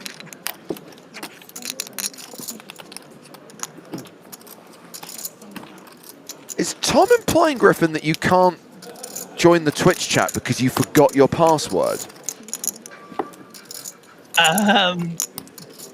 Who's saying that? Tom, our moderator. So, I tried to retrieve the password, but apparently my account, I think it's like doesn't exist anymore. Like if you don't use it for long enough, because this used to be my actual Twitch streaming. Like I was a not sponsored partner, but then I didn't use it for like 10 years or something, and then now I can't access it. Yeah, sounds like a whole Jaguar_poker. Whole box of try to log in. excuses to try and This username does not exist. cover up for the fact that you lost your login details. Ace Queen versus King Jack, 3-bet pot, going to the flop, and it's top for Krakow. Listen, we see what happens when I have access to the chat, like I just discovered I do now on YouTube.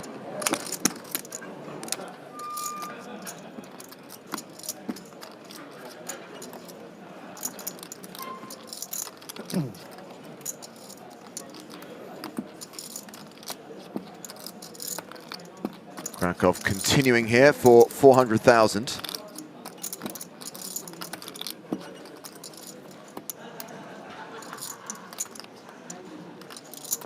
Couple of backdoor draws for check here.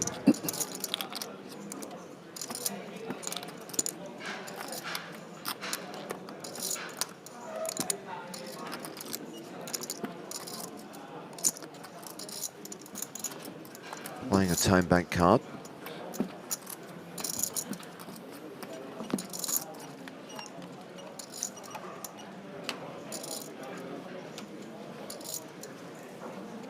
That shot clock is almost as squeaky as the chairs on the floor.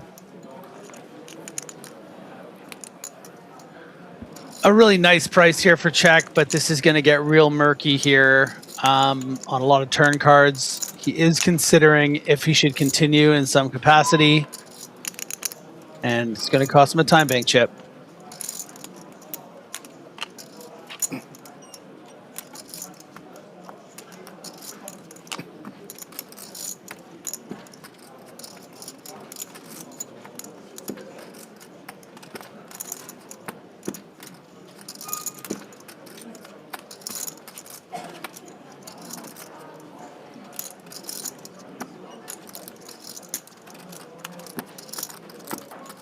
He decides to fold.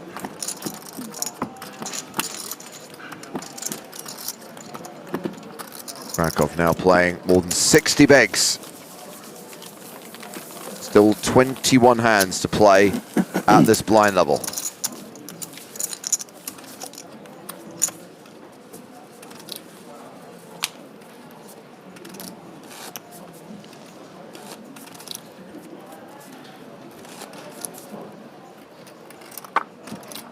Of course, if they survive to the final day, they'll get 6 extra time bank cards for the start of play.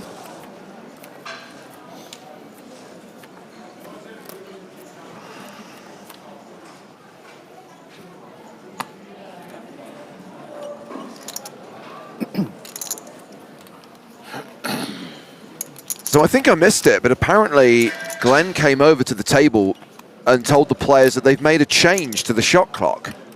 I don't know whether this is something that's going to be applied to final tables from now on, but they've been told that they now have 30 seconds on every decision. So they no longer have just 15 on that first decision. Oh my word.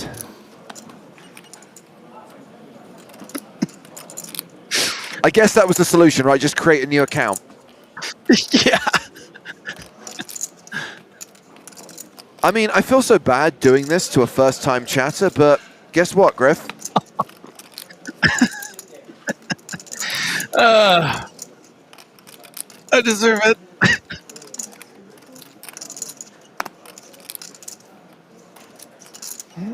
Connor O'Driscoll's made it 200k with ace-10. Gattus flats the button with 6s.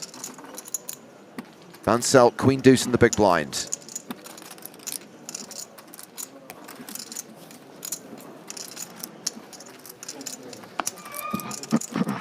Van Selt folding, we go heads up to the flop, which is Queen Jack 10. Bottom pair and a straight draw for Connor O'Driscoll. Not really the flop you're looking for when you call with 6s. Yeah, but not really the flop you're crazy about with ace-10. I know we have a gutter to the nuts. We have a high pair, but because of the range we expect the button to have here, it's going to be split between hands like this, but more closer to the sort of straight draw interaction, like a 9 or an 8, right? Pocket 8s, pocket 9s. So you're really hoping once it gets checked through, it just keeps on going like this, and you just get to show it down.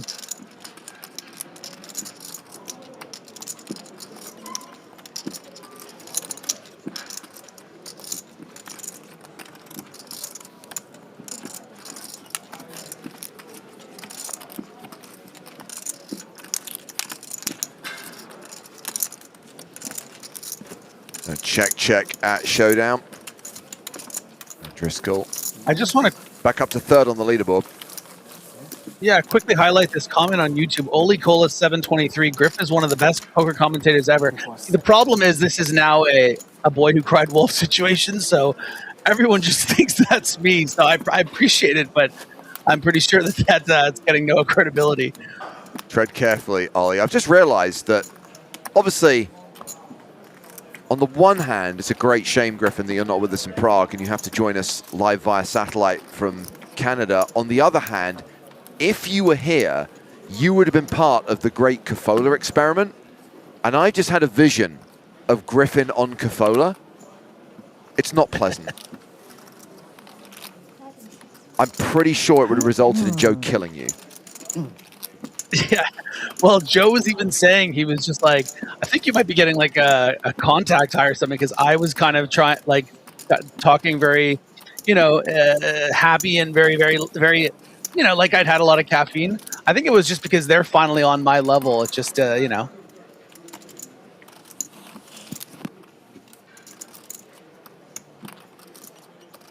Well, we have seen a raise from Connor O'Driscoll, but we've only seen one of his cards, the 10 of hearts. It's the Queen Jack of hearts for Kostin Stanciu.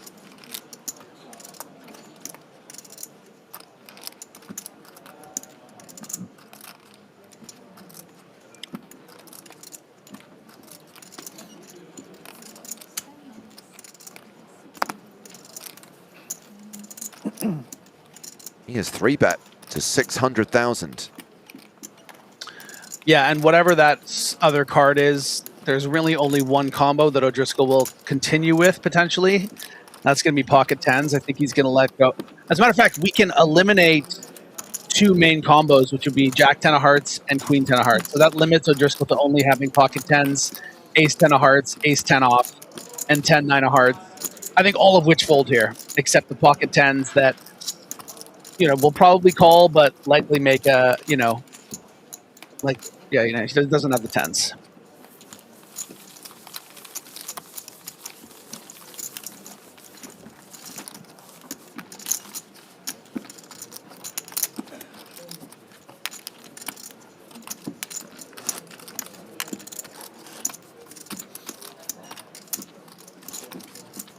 Well, Bazan just played through the big blind. He's now in the small blind on this next hand with just 695,000 left. And of course, 50K of that is committed to this pot.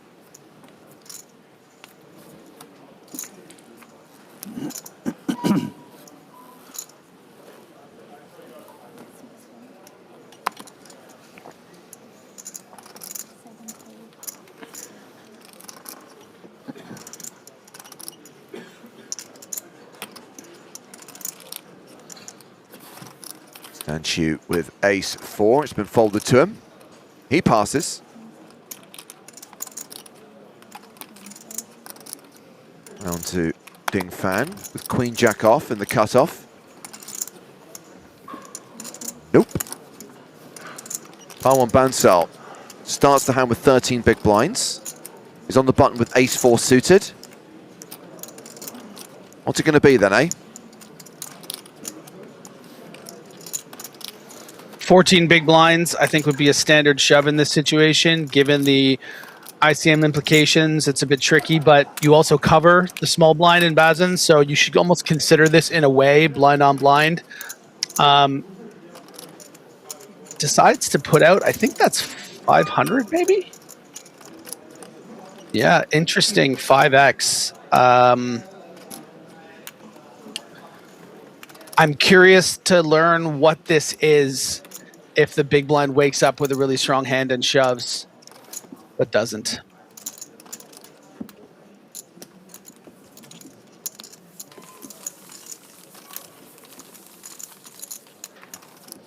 That raise gets through and Bansal chips up to 16 bigs.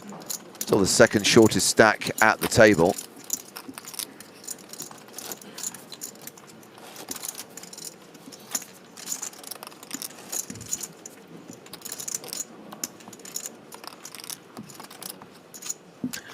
Yeah, well said from 10XD. I agree. I was just thinking that if the small blind goes all in and the big blind goes all in, he can fold and keep his 9 bigs. So, yeah, I think I actually quite like that 5x. I didn't really anticipate it, and it makes a lot of sense.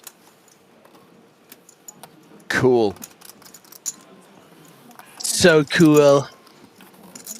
Ace King for Connor O'Driscoll, and he has raised to 200,000.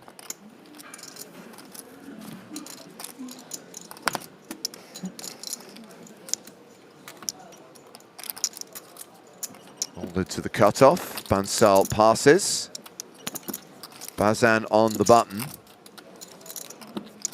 Queen Jack of clubs. You have no fold equity. Do you want to take a stand here?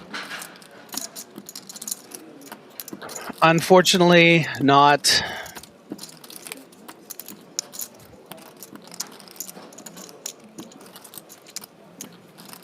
Check folds the small blind. That looks like a defend from chip leader Emin Kurtulush with ace-6 in the big. The Lashif, ace-6 off. And it's top pair, top kicker for O'Driscoll.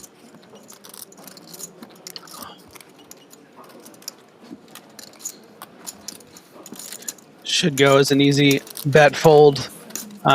Just for those, I mean, I know pretty much everyone on the Twitch chat is counting it down with me, but just 3 minutes and 11 seconds till my ban is done. Just for those that weren't keeping score, I know most of you were.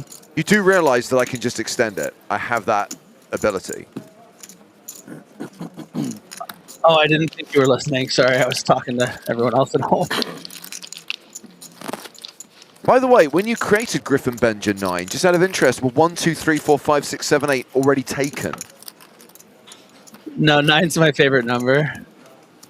But I did like that theory that I'd already burned through the other 8 burners. I mean, it was a coin flip as to whether I lost all the passwords. this man-child would pick his favorite number or he'd already burned through 8 accounts. Joe Stapleton is back in the mix.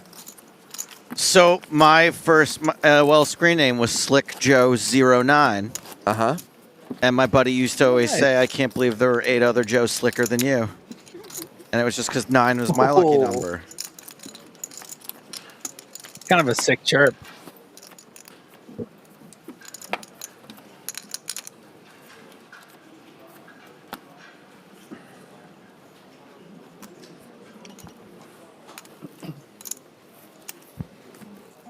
If you could believe it, every time I signed on to IOL Instant Messenger, I would hear the door slam of every girl who was online.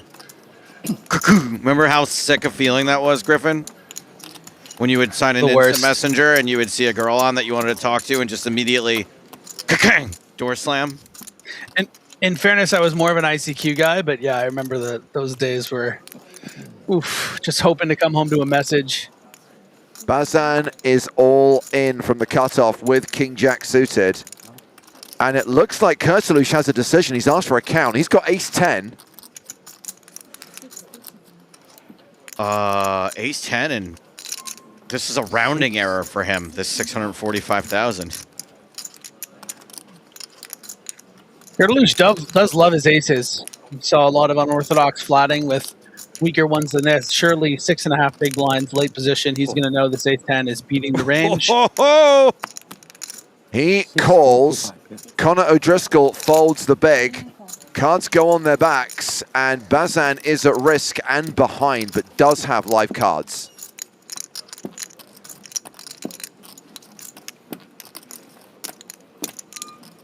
Are we going to see the Bazan Bazinga? I personally like the king. Or is Kurtulush going to continue to cruise?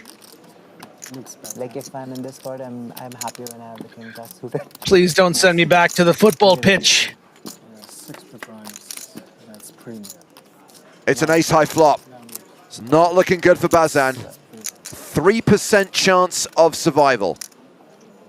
Likely to be drawing dead on the turn. Oh! It's always a sweat. Oh! Has picked up outs. Needs a 10 on the river.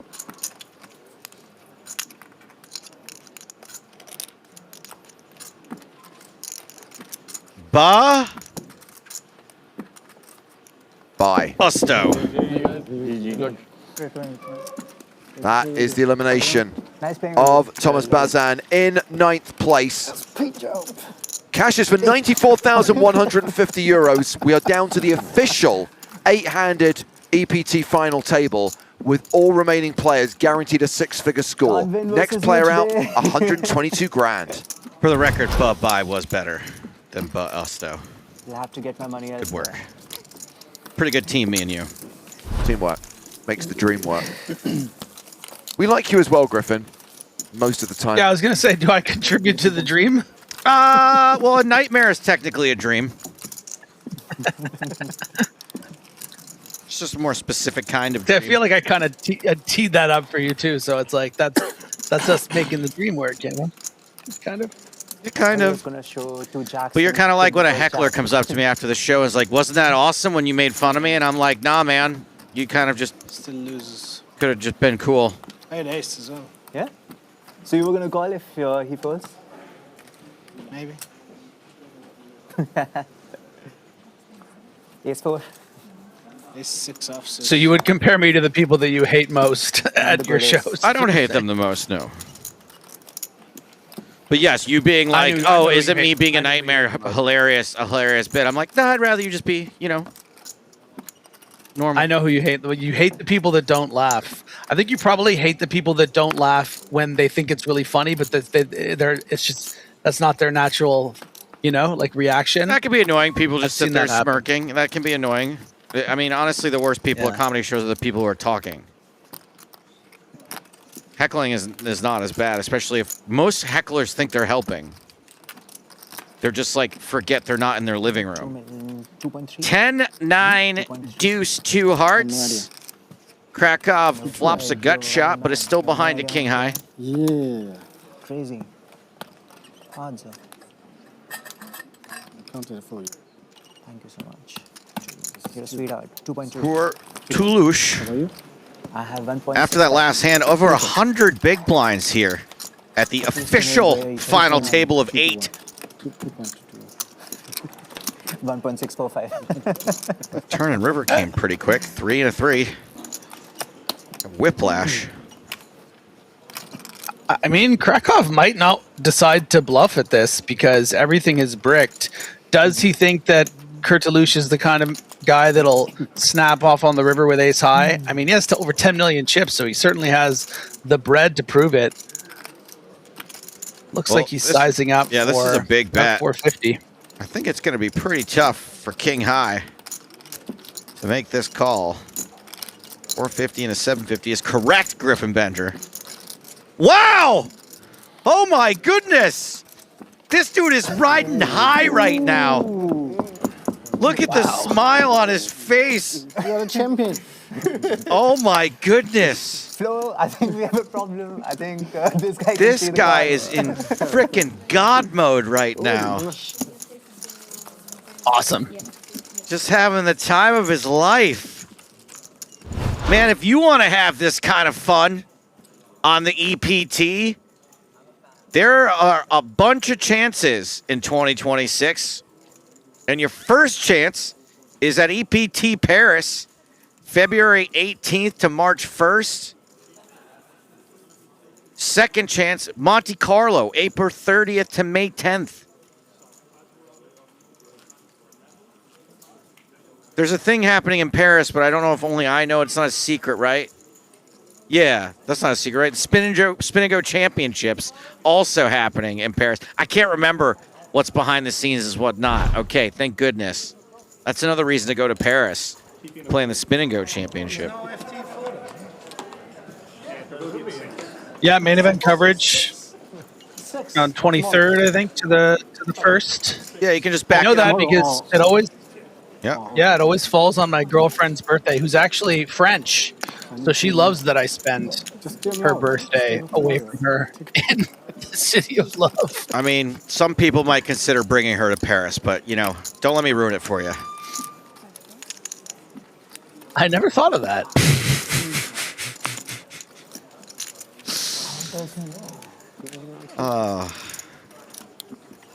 Is this what hiring a matchmaker feels like? You are my favorite boy, Griffin. You are my special boy. Krakow limps in with ace queen. She has school, that's why. Unfortunately. Griffin, you've been dating this girl a while now. She's still in school? I don't like my bluff against him now. I was drawing that. I had no shot. Second pair for Stanchu. Out flops Krakow. Considering a bet. Considering a shut it down right now bet. Won't shut down ace queen, but yeah, I like a protection bet here. You don't have to bet very big. You're going to get value from worse hands like an ace queen. Just throw out a little 125. Yeah.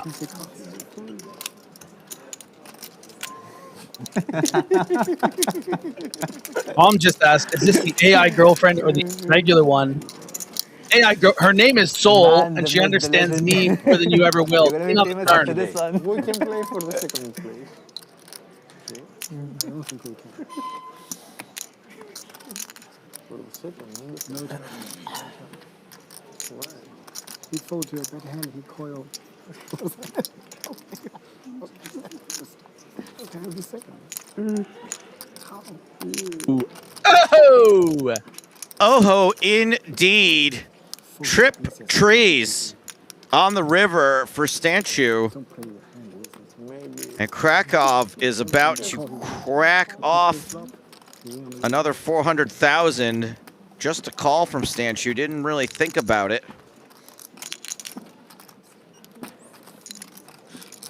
And Stanchu jumps up to second on the leaderboard, leapfrogging Krakow. 52 big blinds for Stanchu. 48 for Krankov. Okay, since we are on the topic of Paris and romance and doing nice things for a girlfriend, I do have a quick. I want some advice from you, Joe. I'll stop talking All right. for some action, but around this thing, okay? You ready? Okay. Okay. So it's been a dream of mine the last 2 years to go to a Counter-Strike event. You know. And there's one in Romania that weekend, right before, like the 19th to the 22nd, before it started in Paris. I was thinking about. So it feels like a good one to go to because it's like right next to something in Europe.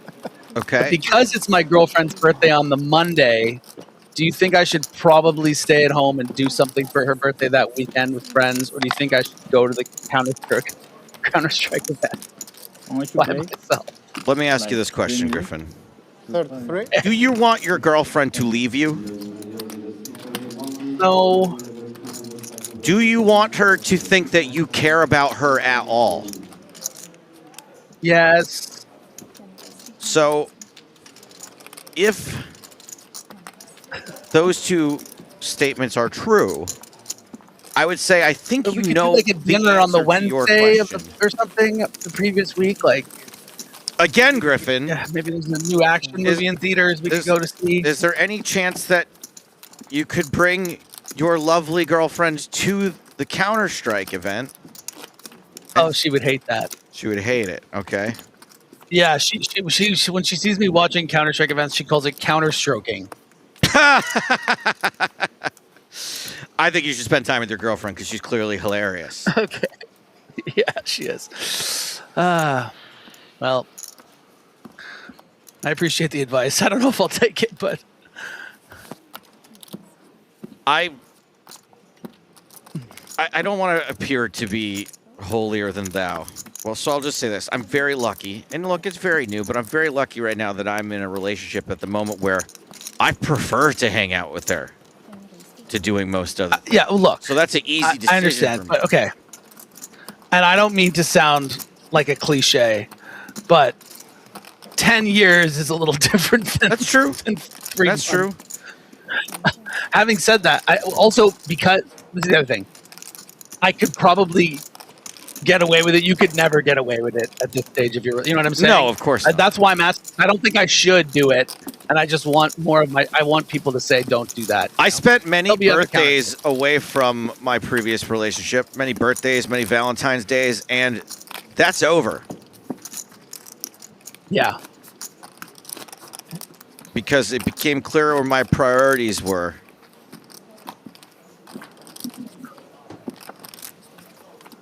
And I couldn't deny it when I was choosing to go to Run Good Council Bluffs and missing my girlfriend's birthday.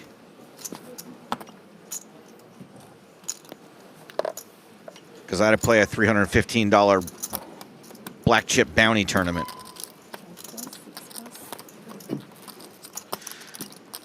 I like that Sing Chi Hu says focus on the commentary, please, which is actually kind of redundant because everything we do is commentary. I think what you mean to say is focus on the poker, but then, of course, I really like the answer that Monkey Super said, which says, yeah, guys, you should be commenting on the chip shuffling and the deck shuffling, but now that there's a hand happening, we can pick up the action here. O'Driscoll has raised with King, Queen, crack off with Jack-8 suited, out of line, 3 bets to 600,000. Bonsal's going to fold the big back to O'Driscoll. 2 awkward size stacks at around 40 and 42 big blinds to start the hand. But you can see the power of just having those extra 800,000, and you can't help but think back to the blunder O'Driscoll made, you know, with that King Jack against Kirchulis, and how much more difficult it becomes to play. You know, if O'Driscoll still had 5.5, 6 million, I don't think Krakow goes for this spot. But because he now has so much ability to put pressure on him, takes that really weak holding and finds a nice spot to accumulate more chips. So, yeah, I alluded to that hand might come back to haunt O'Driscoll, not just because he lost a third of his stack, and that's a great example as to why. Griffin, do you think that moving forward you could focus on the commentary?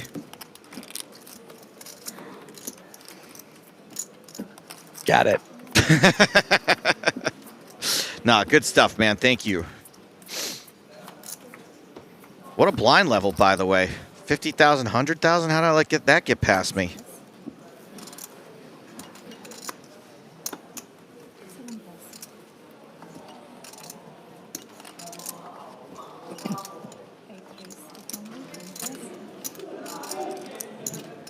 Krakoff makes it 200,000 with King Jack off. Oh man, I don't get paid enough. Pocket eights for Bonsal. Hit it, Griffin. I'm all in. Pocket eights for Bonsal. Hit it, Griffin. Snowman's num num. Here we go. Two-tick Griffin, that's what we call See, him. well, no, because you're supposed to say pocket eights, snowmen's, and then I say num num. Okay. I like hit it, Griffin, better. Bonsal is, in fact, all in with the snowmen's. Num num. And everybody folds to the snowmen's.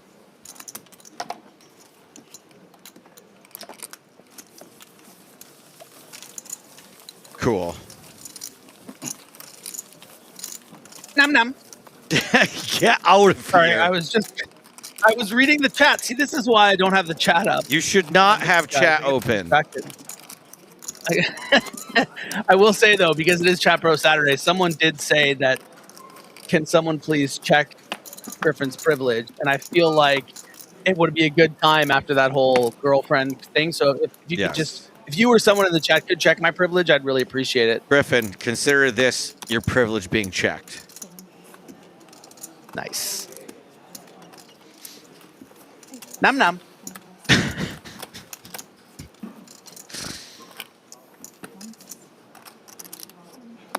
Action has folded to Ding Fan. Ace 10. Diamond to diamond.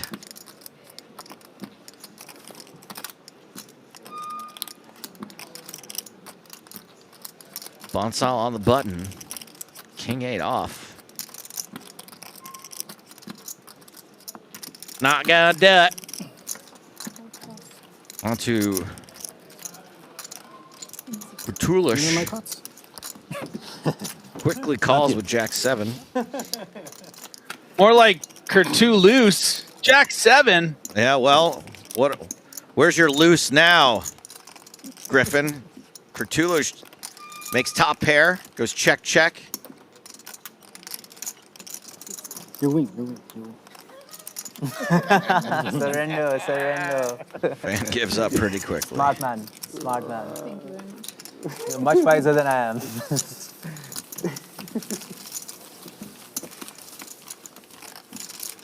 So Ding Fan, $32,000 in live earnings previous to this. It's his first ever EPT main cash. Said he's only been playing tournaments for 3 months. That's live and online. So this is probably his first EPT main. See you next year. Next year. Maybe not. Pretty impressive performance. Definitely an unorthodox style, one that, you know, you might sort of categorize as a bit amateur-y, dare I say, even a bit fun player-y.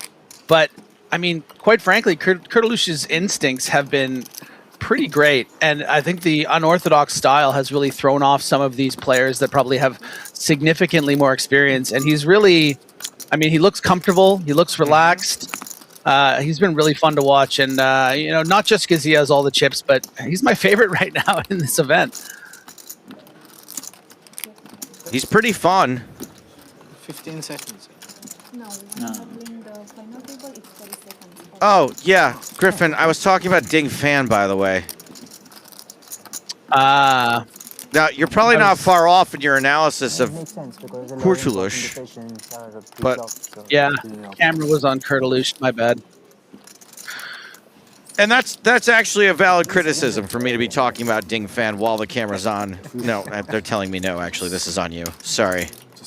Oh, yeah, it's on me? Okay. Yeah, I was trying to follow my sword there. A pair of jacks versus a pair of tens. No betting. on the turn. These two happy to get to showdown, right? Huh? O'Driscoll might be a little surprised if he checks this 10 and sees a jack, which means he might think he can bet. But Cthulhu's just done way too much zagging when people expect zigging. Yep. Doesn't bite. Don't bluff. I wasn't going to bluff. Don't bluff. So, were you bluffing me last hand? Were you bluffing? No, Jack again. Jack again. Yes. You will see it anyway, but Jack again. Yes. I'm doing it, Joe. I'm closing the Twitch chat. Goodbye, cruel world. There you go. I cannot focus. Let's time to focus. I know that. let's hashtag focus on the commentary. Hashtag focus on the commentary. 9 hands left on this level. That's not necessarily where we go to break.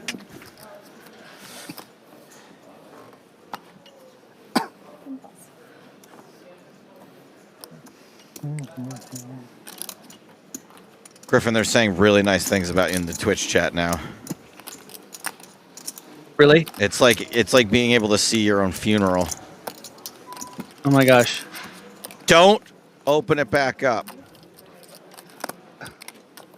Gatsas with Queen Jack.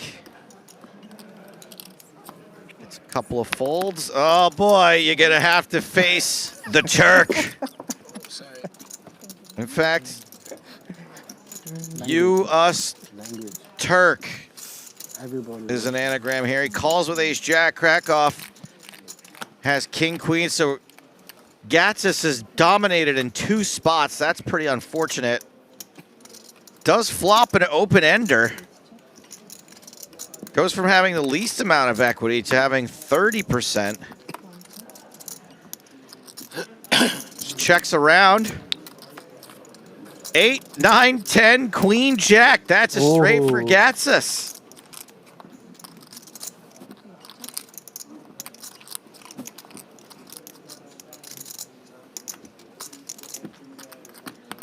Probably going to come out of the woodwork now.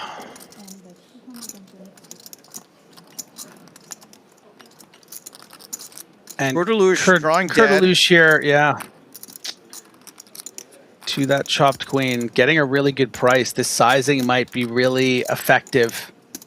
This looks like a sort of blocker bet with a 10 or something like that, which you're very live with. Something like ace jack.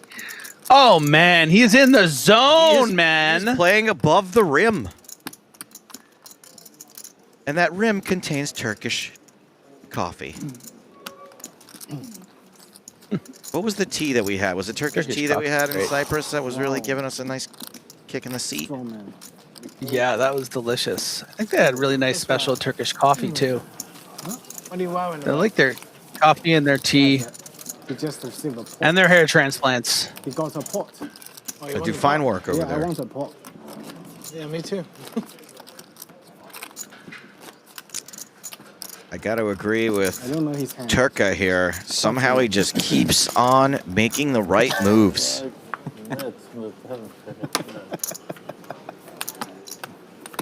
Maybe someone else follows.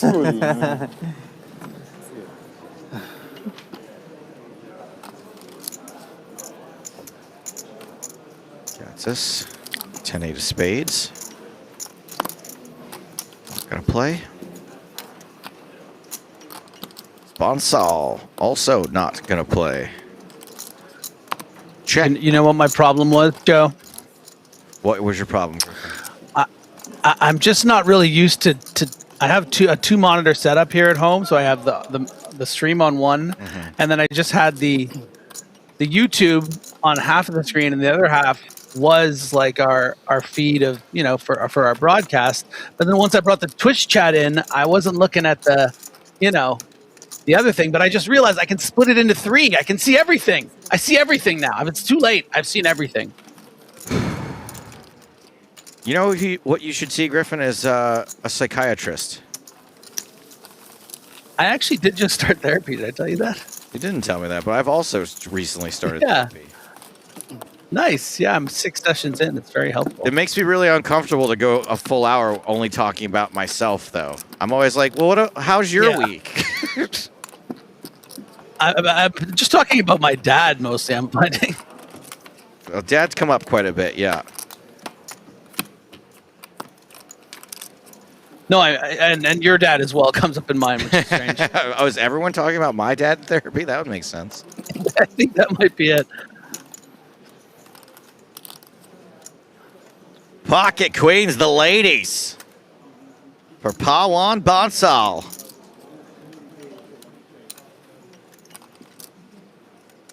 Just a min raise.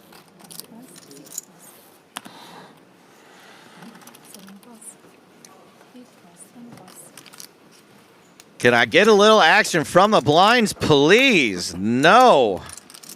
Not even for odd chip. 69.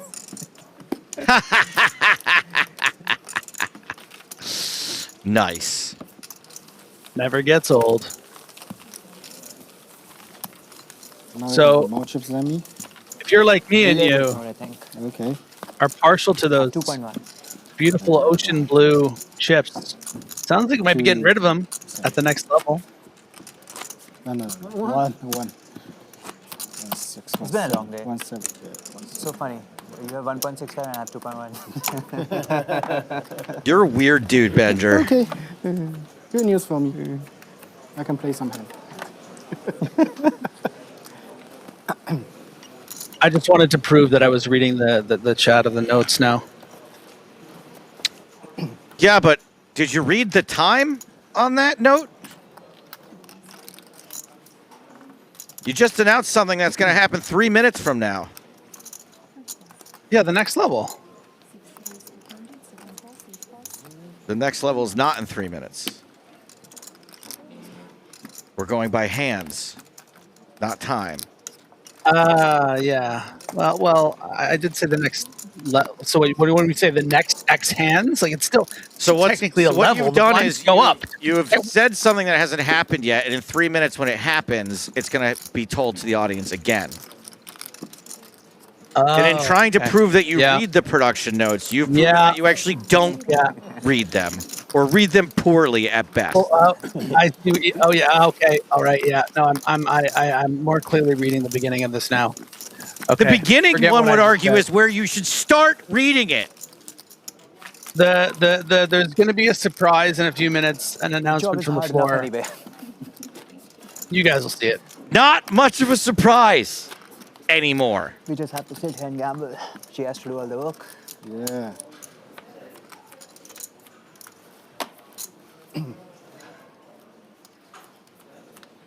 But on the final table, you must gamble responsibly. Yes. Here's the time. You're watching EPT Prague.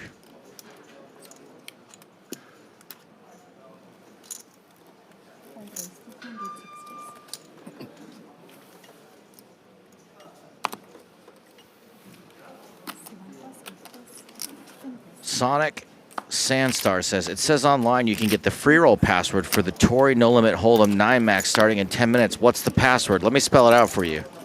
Y A B A N N E D. You banned.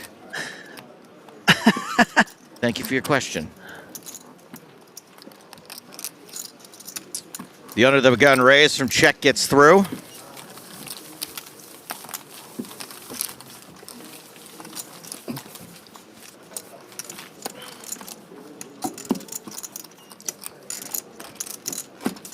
I feel like we might be having one of those, you know, when the DVD screensaver's on and it like has that thing bouncing around, like hitting all the sides of the wall. I feel like we might be approaching one of those DVD things, like when it lands perfectly in the corner. If we have the timed break and the level up at the exact same time, are we getting close to that? I feel like that could happen. I feel like that might be a Ghostbusters crossing the streams kind of scenario. We don't really want to see it like meeting your It just rips a past hole in self the and Back to universe. Future. Yeah. I mean, in fairness, if the Ghostbusters didn't cross the streams, they wouldn't have saved New York. So, Pyromancer. Oh, all in for Ding Fan on the button. Will we see someone wake up with a hand in the blinds? So far, no. Also, no. A Pyromancer who asks, so as someone who is new, why was that chatter banned? For asking too many dumb questions and you're next. No, I'm just kidding. I'm just messing around that time. I've ever had. nice takedown for Ding Fan. Only been playing tournaments for 3 months live and online. Probably his first EPT. Okay. Now as well, we're going to have a chip race up to 5,000. So we're racing the 5K, playing small blind 50K, big blind 125K. Griffin, that's crazy that you knew that Glenn was going to come out and tell everyone that we'll be racing off the 5K chips at the end of this level. I'm winning. I'll be winning. It will be different feelings, you know, like. Yeah, you're right. The sense of hope. Yeah. Like, under the guy I saw three, I just.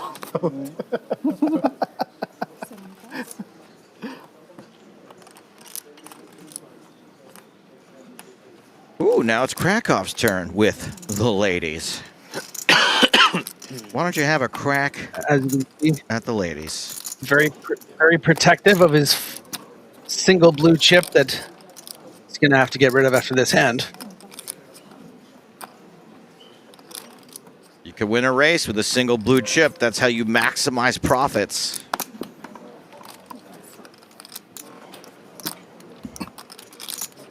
Bonsal's not going to play the button. How about now? Any action from the blinds?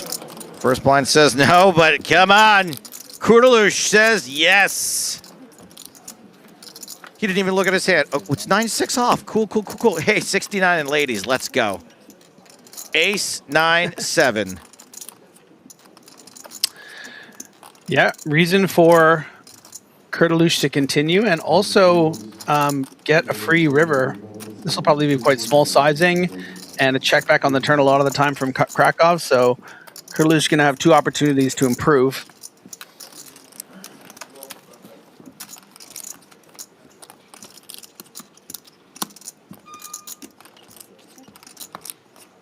Real tough for Kurdalush to improve now with the board pairing ace on the turn. Yeah, I mean, Krakow can consider now, with two aces out there, way less likely. Yeah, no, still does go with the check line. I think this is nice. You induce bluffs from things like 10-8, 10-jack on the river, and then you might get a little value from something like a 9. I don't think he should get too greedy here. I think something in the range of 300 to 400. 400 seems too. But maybe he deduces. But Kurdalush, well, maybe he deduces that also Kurdalush will just snap it off. You know, snap off a 9 so he can bet as much as 600. But no, his instincts are just spot on. He is. I am cuckoo for Kurdalush.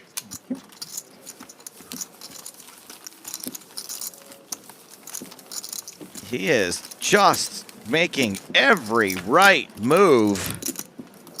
He's at 120 big blinds after losing that hand. Krakow third in chips with 52 big blinds. I think there's two hands. I think this is what it's like. Excuse me? Seeing. I was just going to say, you go ahead. It was dumb. No, go ahead. No, I was going to say, do you think this is what it was like watching Lionel Messi for the first time? Maybe. Maybe.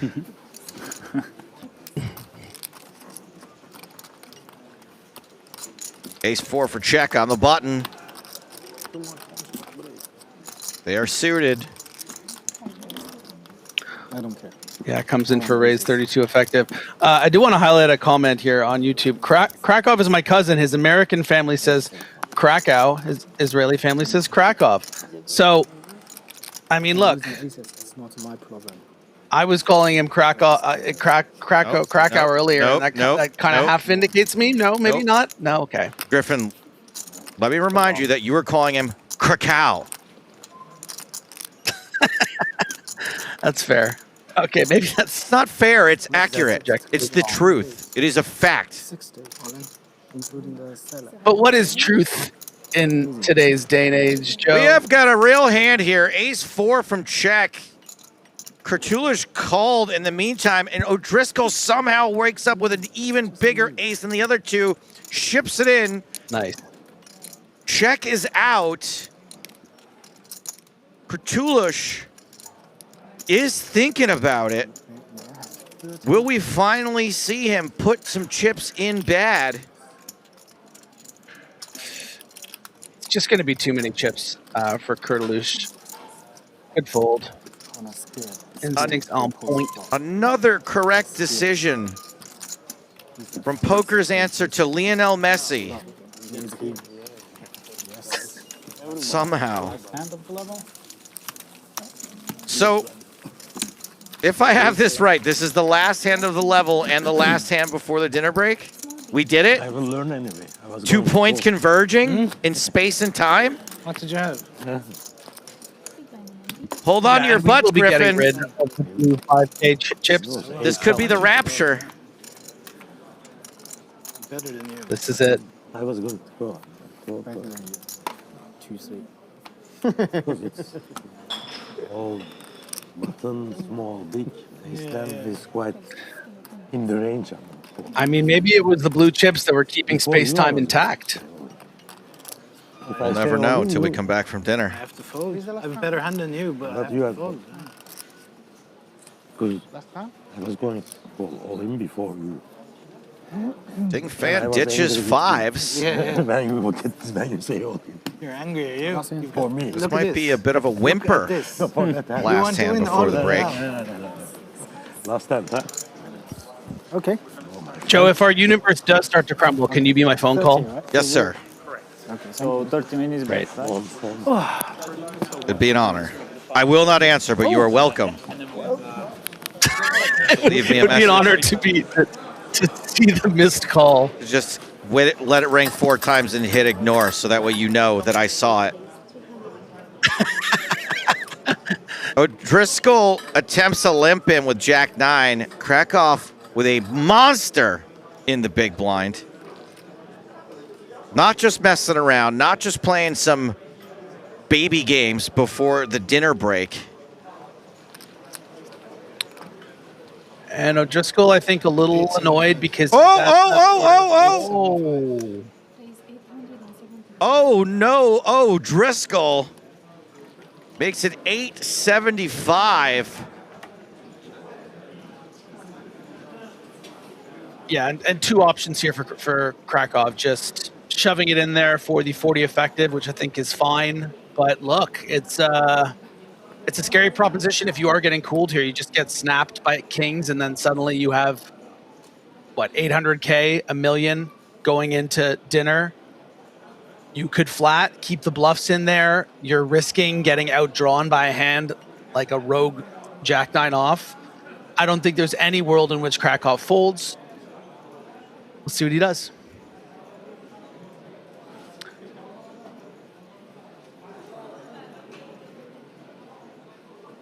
I'm all in. There is the ship. There is the shame.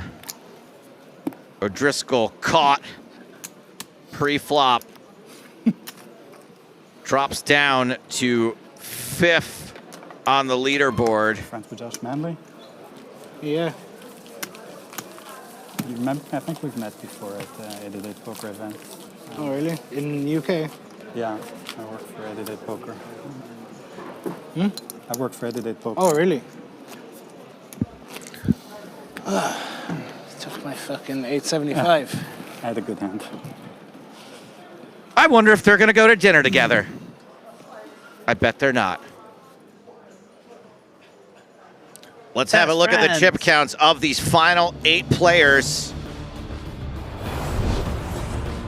At the new blind level, Pawan Bonsal and Ding Fan are in the danger zone.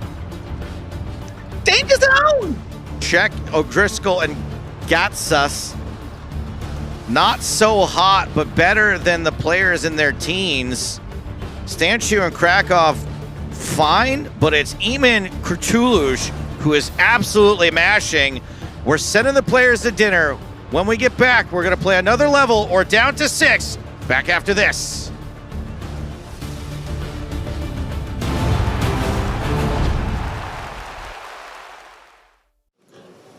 So we are starting this hand about 42 big blinds effective. Peter Jorgna is the shorter of the 2 stacks. Balea raising with 7-6 offsuit. Seems pretty standard. Yep, lots of raising from position. Heads up, you're going to be very aggressive. Jorgna with a hand he can defend quite easily. 10-6 of hearts.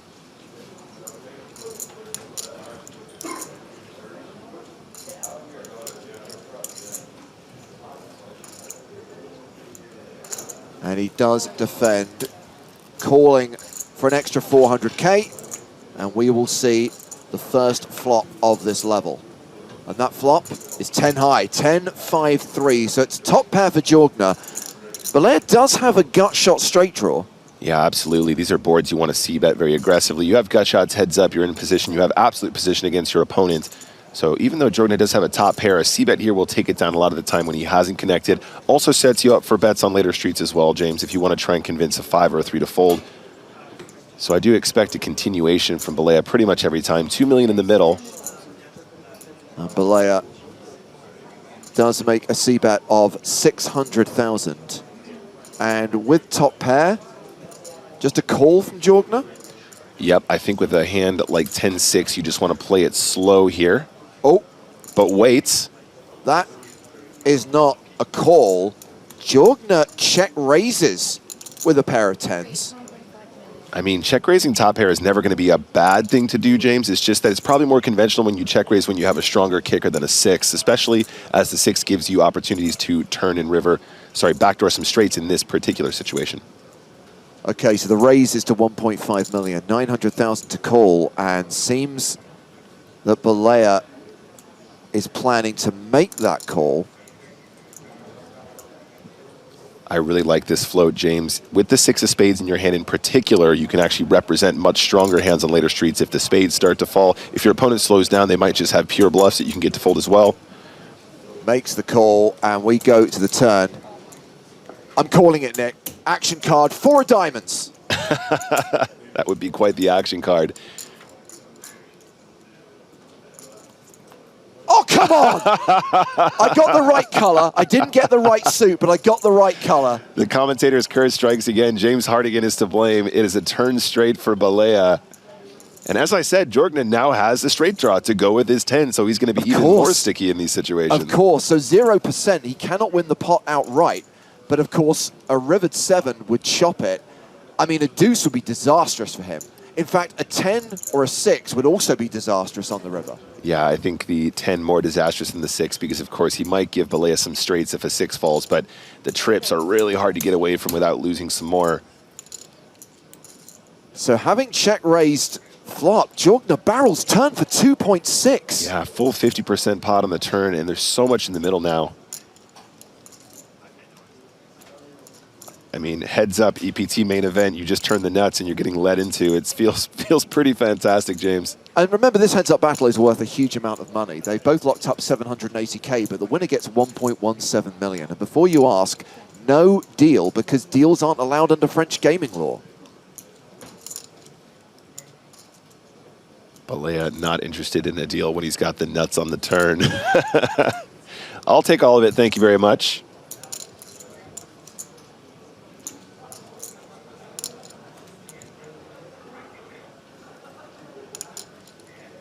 So you know what? Yep. I'm feeling another prediction. Okay. I think it's always coming 7. Oh, man. I think we're going to see a river 7. I think we're going to see another dramatic chop. That would be pretty wild. I mean, this is just this card is such a strangely actiony card. Actually, it's so weird how the 4 seemingly innocuous just creates so much more additional action. If he just flats, SPR is still above 1, James, so it might be tricky to get the rest in on the river. But if we see Jorgna lead river after having called the turn from Balea, it's going to easily go in. SPR way less than 1. Looks like he's going to try and raise right here, right now, though. That's one way to do it. So Jorgna leading for 2.6. Balea raising. And just going to verify the size of this raise. 5.6. Yeah, very small raise. 4.6, sorry. I think he was thinking along the lines that I was thinking on the turn here, James. He's going, how do I get the whole stack on the river? And if he doesn't raise right now, there's not always going to be SPR less than 1, which is one of the easiest ways to guarantee an all-in less than pot. And he's made it a size that Jorgen just can't fold. I mean, you have top pair and you have the straight draw. Yeah, and of course, he can't see that one of his straight draws is no good and the other would just chop the pot, so... It's just too small for him to fold because he's thinking his opponent might have a strong hand here, but he's thinking his straight's going to be live a lot of the time if he can get there on the river. Time bank cards being played by both players. Remember, the shot clock continues, 30 seconds per decision. You need more thinking time. Play those time bank cards. Buy yourself an additional 30. Well, that is a call. This hand is going to the river. We have got 16.2 in the middle. Jorgen's got 9.3 behind. And I'm telling you, it's always coming 7. We are going to be singing. This is going to be a chop pot. That would be another very dramatic chop pot, the second of today, in fact, if we see that card fall. River card is the 4 of clubs, pairing the board. Okay, so my prediction of the turn was substantially better than my prediction of the river. But what is interesting here is action is on Jorgen. Can he make some kind of blocker bet here? This is so weird. SPR is so low now, guys. He's got 9.3 million behind. There's already 16 in the middle. I mean, I think Jorgen just wants to try to get to showdown as often as possible. I mean, so many spade draws have bricked. Some of the hands Balea might semi-bluff raise the turn have bricked as well. You know, what if he had like ace-6 of spades or something like that? I don't know. Maybe that's a card he might just... I'm not even sure if he'd play it like that, but in any case, Jorgen obviously has a hand that can win at showdown quite easily. I'm assuming he's going to just check here. All in.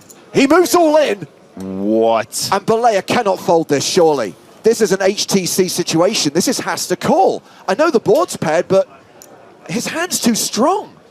That was so unexpected from Jorgen. He has so much showdown. Is he kind of turning his hand into a bluff, James? Balea asked for a count. I don't see how he can possibly... I don't think I can fold this one. He doesn't think he can fold. I don't think he can fold. HTC plays here. And if/when Balea makes this call, we will have our winner.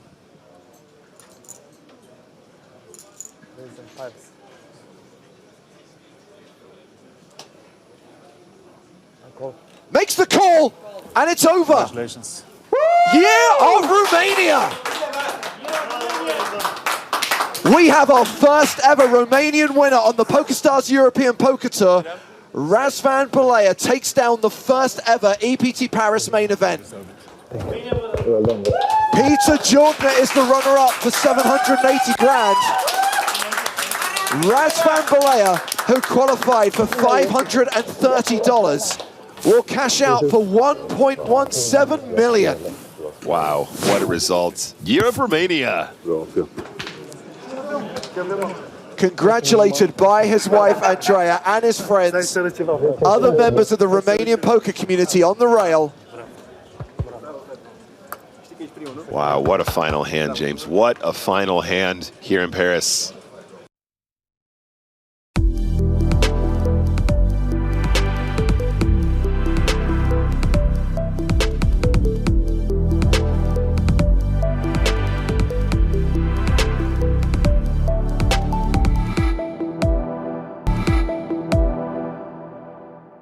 Yeah, and these 3 competitors are going to be over the moon to be three-handed and playing for this kind of money, but the differences between 3rd and 2nd, and then ultimately 2nd and 1st are absolutely massive. I mean, you know, the difference between 1st and 2nd is more than 1st place. Yeah. And before anyone asks, even though they were on a break for the last 20 minutes, no deal discussions have taken place. No one has floated the idea of chopping the prize pool.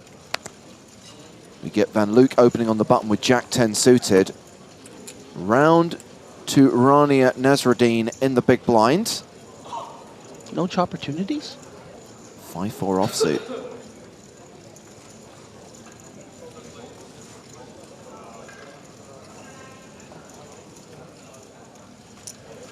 Maria, from where we left off last night, would you have expected these to be the final three? I feel like 2 of the 3, it certainly looked like it was trending that way, of course, for Angelov and Nasruddin. And Van Luke, you know, definitely hung in there, picked his spots, got super lucky with those running jacks. So fate has it that he's meant to be here. Yeah, and he has flop top pair here against second pair. Nasruddin checks to him.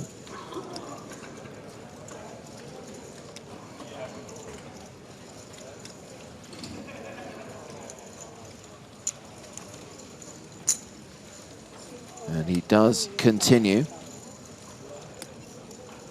He bets 1.5 into a pot of just over 2.5. Yeah, this is just a spot where she's going to take one off and see what develops. Of course, having that 5 is nice, can turn some straight possibilities or 2 pair. Absolutely. She now has a 4-1 advantage over Van Luke. Checks a second time.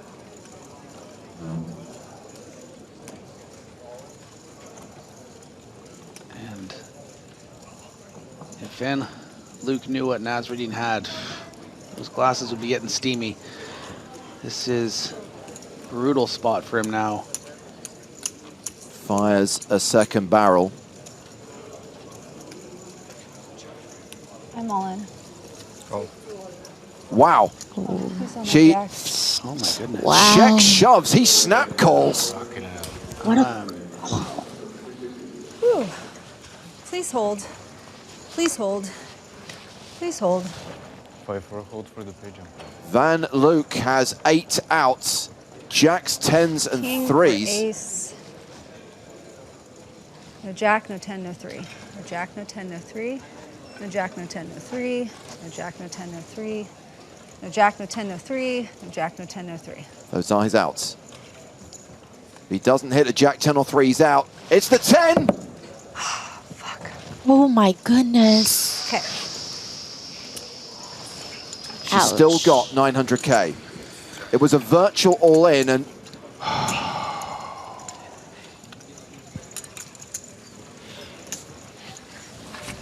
she's going to be left with just 2 big blinds. She's taking it really well. I mean, inside, I can only imagine. What's Van Luke doing? He doesn't realize that he's won. You cover me, right? You won the hand. Oh my God, shit! Fucking hell! You didn't know you win the hand? Oh my God, I'm so sorry. He missed Oh my it. God. He missed the river. Oh my God.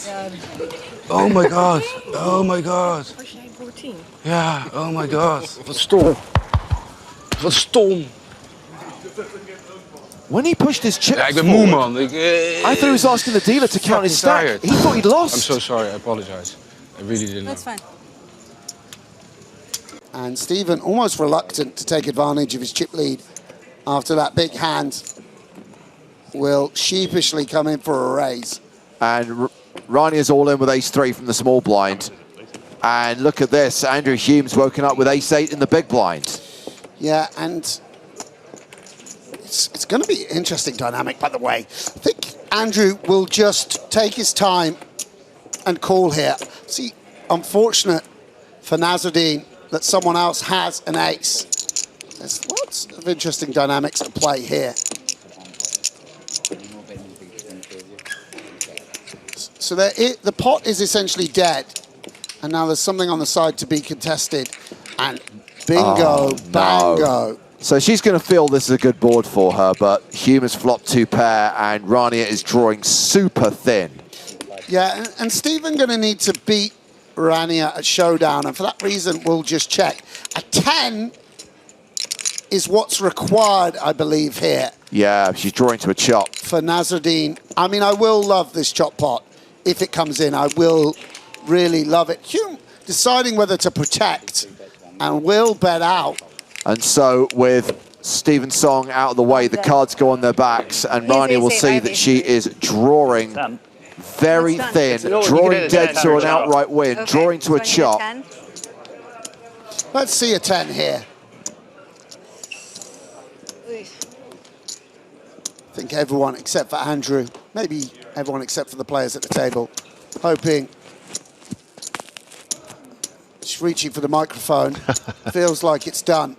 Let's see a 10 of clubs on the river. The river card is a king, and that will end Rania Nasruddin's second consecutive deep run in an EPT main event. She came third in Monte Carlo this year, fourth here in Barcelona for a bigger score. She got 442 grand in Monte Carlo. She just banked 518,600 euros for her fourth place finish here in Barcelona. It's go time for Paris.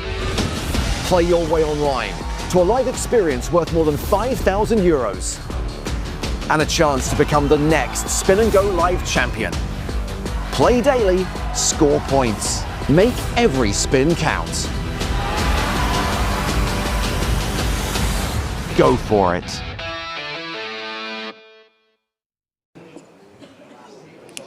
Hume starts this hand with 8 big blinds. Gets shoved on by Song, and he is calling. Song with A7. Oh, they have eights. Hume. Eights. I have A7. He has eights. Pocket eights. You know, we did see A7 beat 8s yesterday. Could happen.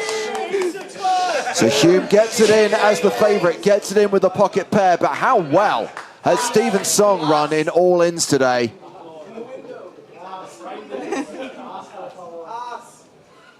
Hume, 71% to get the double up.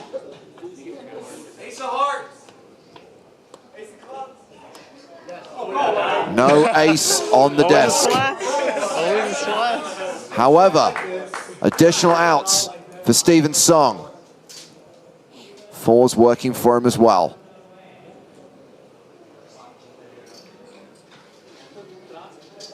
Turn card. It's a 4!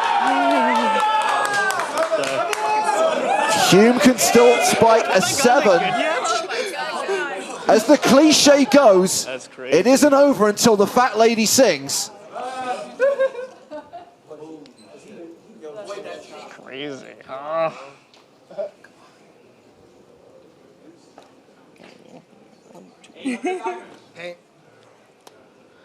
She has sung! And for Stephen Song, it's victory! Here at EPT Barcelona, he will lift the trophy.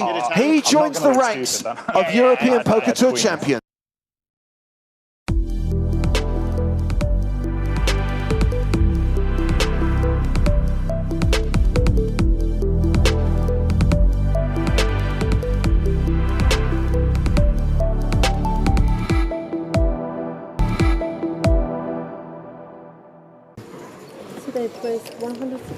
Raises to 160,000.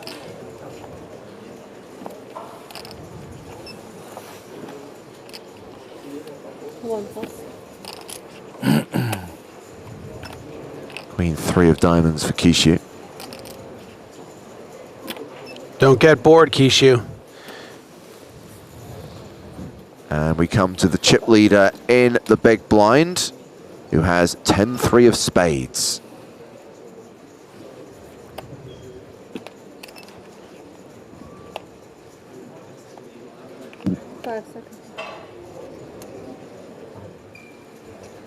Runkin has made some, you know, tight folds from the big blind against this very tough opponent in the past. We saw, you know, a king 5 off, but the suited 10 gonna fall in the call range for him.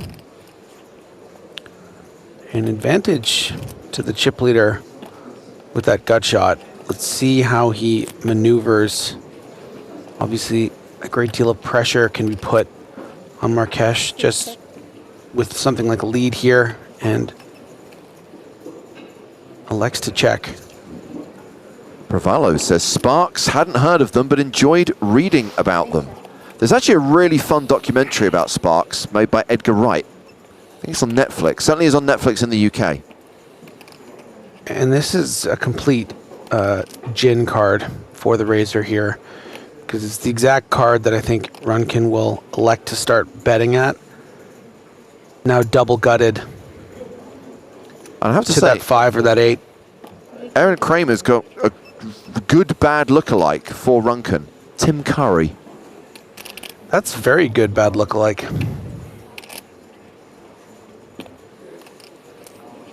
And Runken actually sizing up here pretty significantly, 310 into about 440. Wanting to fold out any non-pair hands. And look, if Marques had King 10 here, this would be very difficult to continue even with that straight draw or, you know, an ace 3. Easy call. The bricks out. Does Runken go for it?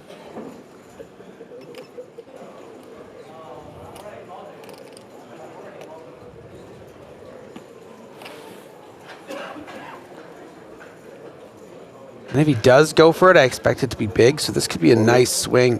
Oh no, he did not. What? No way. The 3.3x pot shove out of nowhere from the rafters. What is this? This is wild stuff. What is he representing here? I mean, all the nut hands that Marques can't have, right? You know, Marques would have c-bet with a set of 6s or pocket 9s with 5-8 suited, whatever. So it's just, when you're up against a capped range, you can inflict this kind of punishment. I mean, how do you call with one pair when there's 10 left in the EPT main event? When you're comfortably floating around, if you fold here, you still have over 40 big blinds. I mean, this is remarkable stuff. I've said it before and I'll say it again. If anyone is capable of making a hero call on the river of this nature, it's this guy. Yeah, and look at that stack of time bank chips, James. This is the man who will take his time with this decision. Sure. Not let himself just get run over here. You know, and of course he's got to be considering the disaster of being wrong here. If he calls and just gets shown 3-5 and this guy's running around and all celebrating, suddenly you're out in 10th. It's just all over all of a sudden. The edge you're giving up by being wrong here is so significant, and that's why this is an incredible move from the chip leader. Oh, God. He folds the best hand. It's just not worth being wrong. ICM pressure is real. Runken up to nearly 11 million now. I do want to take 1 second, one pause from this conversation to say that Capeller's just turned a straight in a spot where Runken turned a flush. A flush, thank you. Where Runken has the nut low. Yeah, kind of just perfect spot for Capeller here. Duncan feeling like he has to barrel this wheel draw to attack the weakest part of Capeller's range, something like a 9x that would have to fold.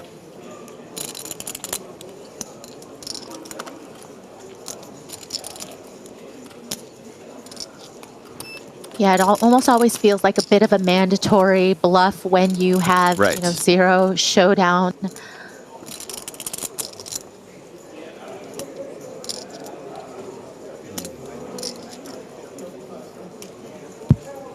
$1.4. Sit 6 raise, 1,400,000.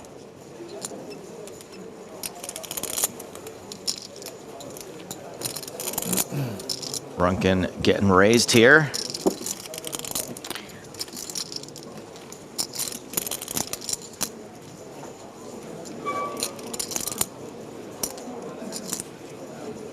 Oh my God. Oh, Yeah, really? what? Oh, wow. It's really not good. No. How about, no, what's the smell factor here, Griffin? This stinks. Rotten eggs. Runken calls. Yeah, this is just not. What if the river is a spade? The board pairs. Very levelly poker. It's just not, you just don't need to do this. Yeah, it almost feels like so many things have been working out in Runken's favor that he's just, you know, riding this wave of thinking he's kind of getting away with being in the right spots and zigging and zagging, but this is just incredibly ambitious.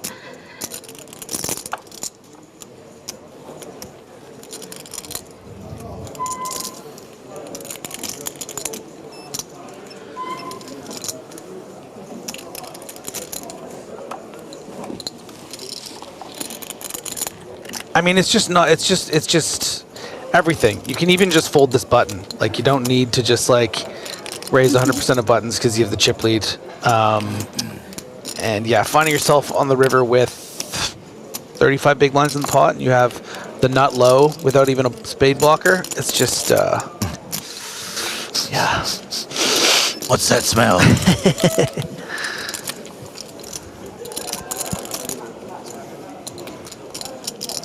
XY, who can see all the hold cards, says check and let Runkin bet. I mean, Capeller's not thrilled by this river, by the way. You know, because Runkin should have something like pretty strong. You know, the 4 obviously creates some full houses. You could already be losing to a worse flush. There are versions of this hand going down, and so Capeller's a bit skittish here. Rockapeller. 7 million back, 3.8 in the pot. Feels almost kind of like too thin to shove with when you're 4th to 5th in chips kind of thing. I don't know, it's strange. Some of the people who are saying the time bank cards are for people to use however they see fit are wondering why Capeller's taking so long here. He did all in right away. Wow, he did. He did it all in right away. Right over the Capeller bet 1.7 million. Runkin shoved on him. This is incredible. My goodness. So. Okay, listen. Take the lead, Maria. You gotta put some respect. I mean, you gotta put some respect on Runkin's name, right? Sometimes. Is it smelling any better? It smells a little better. It does smell a little better. Yeah, I definitely like it a lot better than if he just called the turn and not willing to go for it on the river. Oh, he's talking now. Saying you made a big bluff. Oh my gosh. This is the content, right? Street poker. Yeah. I don't know if I like the table talk though. Yeah, it feels weak to me, but I also can see the hold cards. Yeah. But I mean, kudos all around. 5. Oh my God! Oh, it worked! Oh my God! Oh my God! It worked! You want, yeah? You want to? No, if you don't want, I don't show. Wow. Oh my Yeah, it. God! Runkin beat Duncan on ICM Fools. Even Marquesh is smiling. The man is so hard to impress. So sick. Eskis with ace 6 of spades.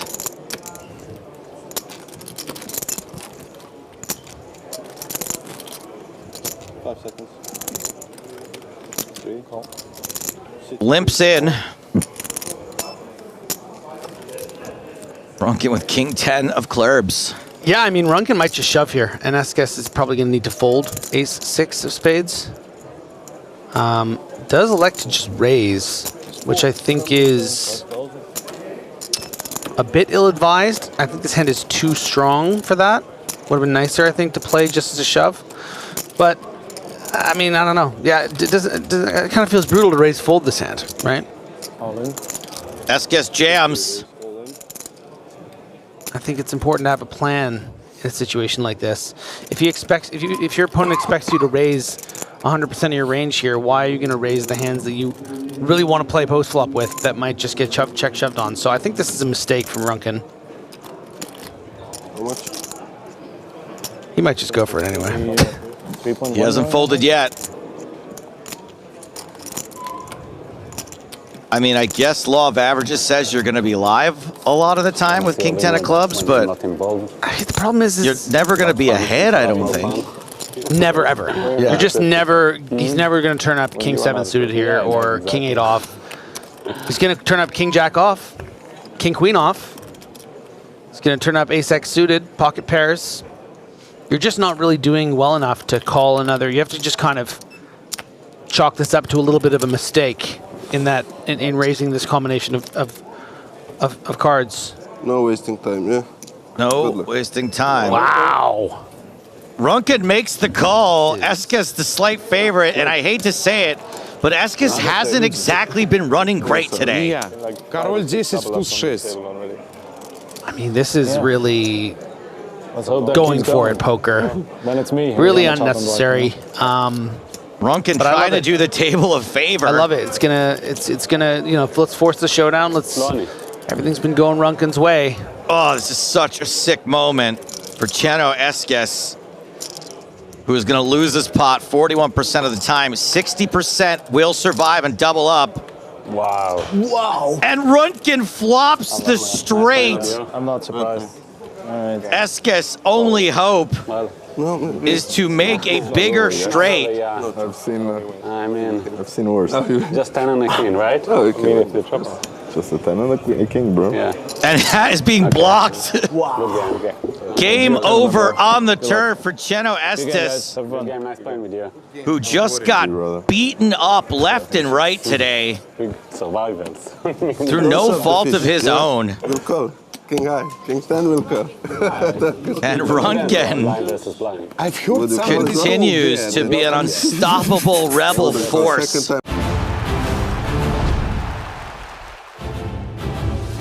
That was 12 months ago, and now we are back in 2025 with the PokerStars European Poker Tour here in Prague, at the King's Casino, at the Hilton Prague, on the penultimate day of the main event. We are already at the official final table. We are trying to get down to 6, but the plan is to play one more level, 30 more hands.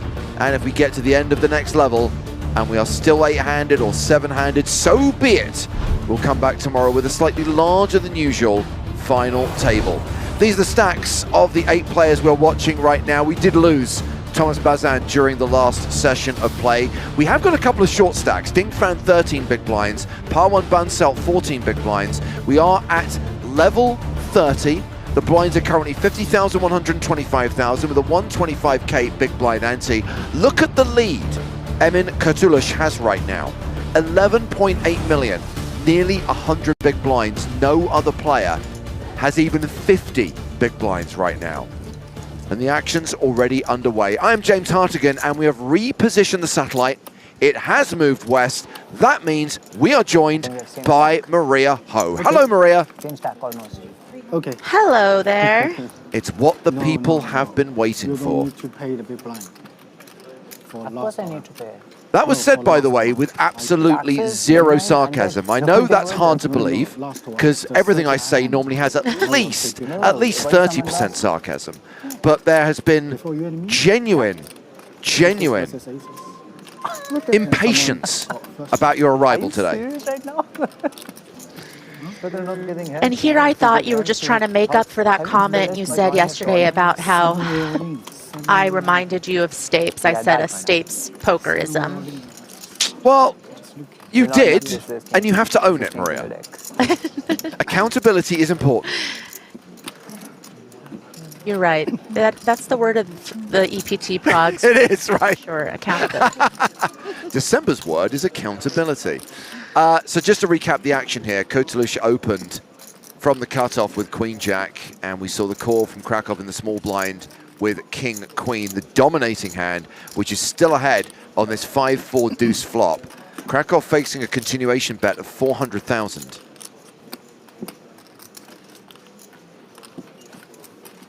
And folds the better hand. I believe the cliche, Maria, is the rich get richer. This guy now has a 100 big blind stack. Yeah, and definitely getting some credibility as well. My favorite dealer, please. Pocket 3. Oh, 7. No. 7s? I would say so. Try to give me 2 pots.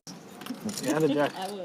Now we're 8-handed. Everyone is guaranteed 6 figures. 122k for the next player out. Tomorrow they'll be competing for a first prize of €1 million plus the EPT Prague trophy.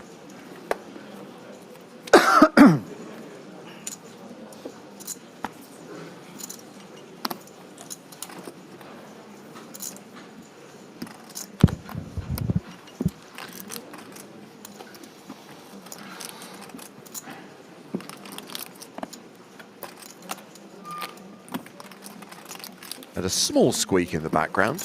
It will still be embraced.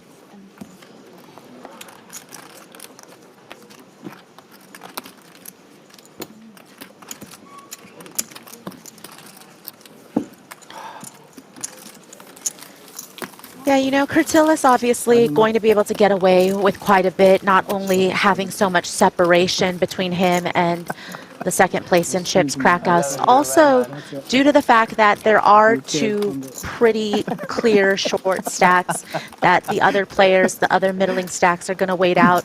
Yeah. I mean, obviously, this is a great spot for Curtilis to continue to just raise pretty wide, of course, be very, very loose and liberal with his pre-flop hand selection, as long as, you know, no one plays back.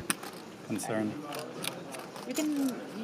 I'm okay. Uphold's asking, are there other events going on in the background? Absolutely. There are a lot of tournaments being played, not just in the main tournament room, but in some of the other I don't have rooms anything in my head, but inside the venue as well. I believe you. There's a 2K deep stack. There's the Mystery Bounty Day 2. There's the High Roller. There's a 330 Euro tournament, which is a 2-day event. Had 2 starting flights today. There's another 330 tomorrow.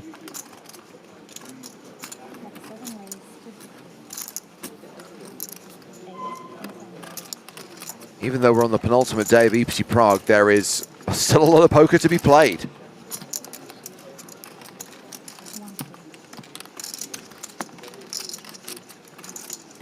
Driscoll is opened with King Jack, Queen 9 in the big blind for Fan, who starts the hand. Well, he started the hand with 13 big blinds. Obviously, he's posted the big blind in the ante. He's got 11 behind. No crazy Bosnian. We're not streaming the other events. We focus on the main event when we broadcast the EPT.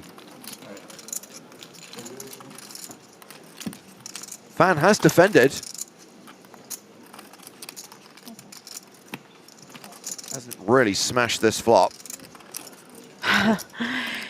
Yeah, unfortunately, no connection here. Obviously, there's just, you know, only so much you can do when you're short, and if you're not picking up big hands to shove with, and you're also not connecting when you defend out of the big blind, you're just going to continue to get whittled down. But, you know, we have seen Fan so short, nearing the bubble, and he still managed to survive and outlast so many players to make it to this final table. He could do it again. He could spin up. It's a convincing story. You didn't return the card and then you raised. So it's like, you must have a good hand. Rob's Reality asks, are EPT tables 8 max? Whenever possible, EPT events are played 8-handed, yes. Main event and side events.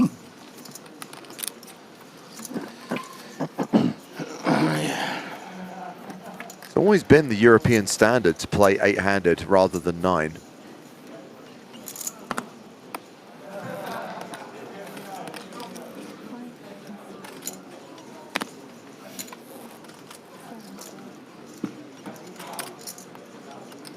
Jack 10 suited, and we see Krakow raise from the hijack.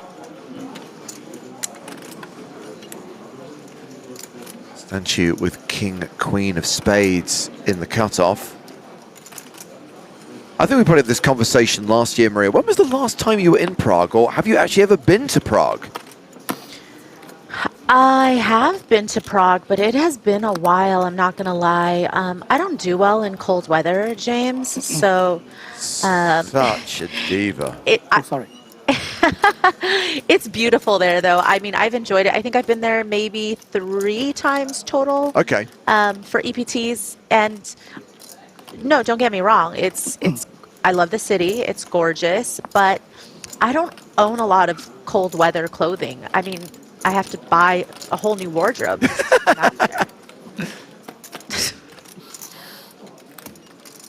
Well, Stanchu called and has flopped the second nut flush.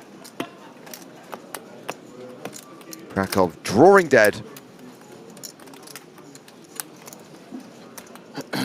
Yeah, and sometimes you will just see the pre-flop aggressor c-bet monotone boards quite often, but considering that his opponent did flat his raise, obviously there's going to be some underrepresentation of bigger hands due to ICM. You know, you don't expect players who are these middling stacks with short stacks out there to be 3-betting pre a lot, not wanting to blow the pot, wanting to, you know, control the pot size so that they don't put their stack at risk. But also, the flatting range is going to contain a lot of suited hands as well. So sure, Krakow here just decides to check, fold, give up. Okay, Maria, I will see the weather's too cold and raise you. The journey from the airport cost me less than $100 and I didn't have to sit in traffic for 45 minutes. Ooh. Yeah, I mean, true. And Uber rides are €5, right? Not all of them. I mean, obviously the ride from the airport was a little bit more than that, but not the numbers I look at when I'm trying to get an Uber from LAX. Cornell says, sad to see the hoodie that Bunsel's wearing is not available in the PokerStars store. Was it just a hoodie for event winners? It was an event very specific to a PokerStars EPT Open, an event which has not existed for at least 5 years. The idea of an EPT Open was an EPT festival at a slightly lower buy-in. I'm going to say only a handful ever ran, maybe 2 or 3. I know there was a couple in Sochi. There may have been one in Madrid back in the day as well.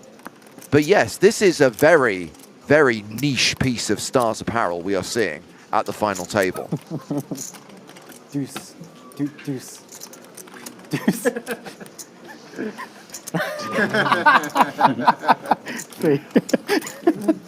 Fan shoves the button, gets folds. I believe that even to this day, though, that we do have what we call event-specific merch. So there will be attire that you can only get if you actually attend a live event. Not everything is available to buy in the store.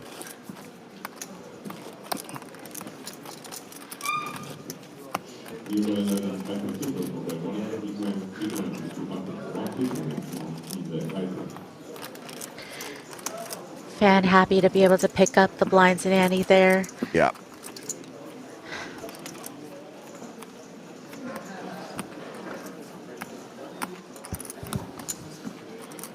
Action starts with Connor O'Driscoll. He started the day as chip leader. He's middle of the pack right now and has a sub 30 big blind stack.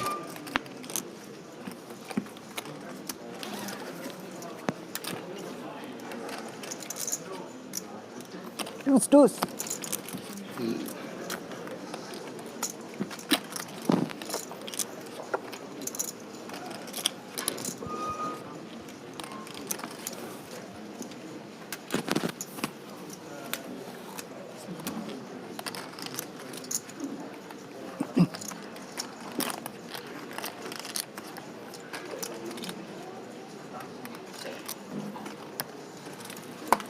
Kings for Bansal. Is he going to get any action? Yes, he is. Ooh. Sevens for the chip leader. And wow. Oh, wait. So Kurtulush raises enough to put Bansal all in.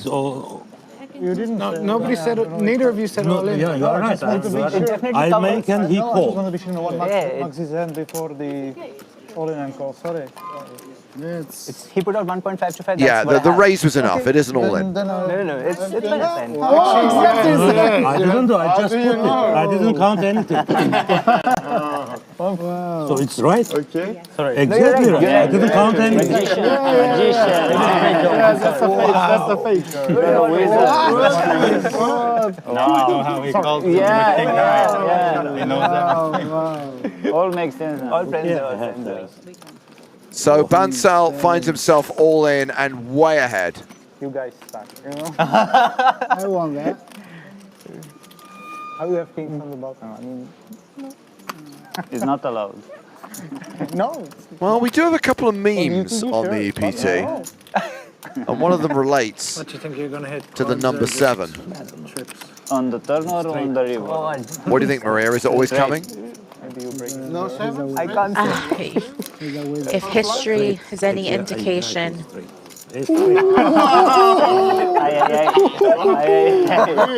Or the 9.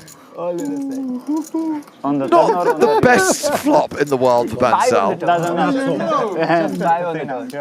You'll be fine. I am not too sure. Have you seen how he has been running today? The hard way. It was like all small parts, river, 3 outs, whatever. Safe turn card, but he still has to fade a 9 or a 7 on the river. That is true. See? Tell me if I go home, okay? Safe river, he doubles up. Safe? I'm safe? Yeah, safe. You're safe. You're safe. Okay. Par 1 Bansal now playing 25 big blinds, leaving Ding Fan as the only shorty now at the final table, playing 12 bigs. Congratulations. Save it for when I win the tournament. It'll be a good story. The comeback from 300k chip. Yeah. 250. And you beat the Messiah in the hands, which is... The Messiah? I mean, to be honest, I would have done that with Wow. too. Strong Whatever that nickname. is, right? I'm saying you beat the Messiah in a hand. Oh, beat the Messiah. That's an extra... Yeah. Unfortunately, not extra chip, but extra aura. Kneel before me. 3.2. We're not going there again.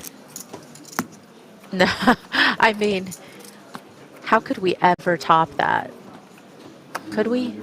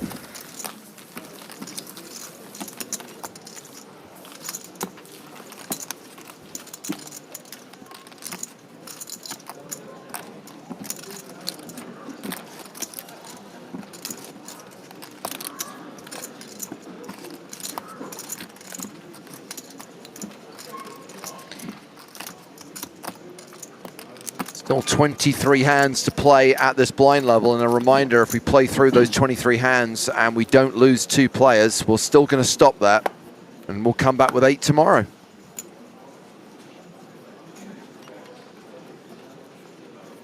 I assume you've gone over this already, James, but what does the widget say? The widget is tracking behind, as in they are not on pace right now. Haven't been since the start of the day. First level, we played 90 minutes, didn't lose a single player, and we're still playing catch-up. Where are we at right now? Level 30. Give me a sec. Level 30. Yeah, we should already be at 6 players. Yeah, and certainly, you know, if short stacks don't get consolidated as the blinds continue to go up, you know, tomorrow we could be looking at a fairly shallow final table. Yeah. With most players being under average.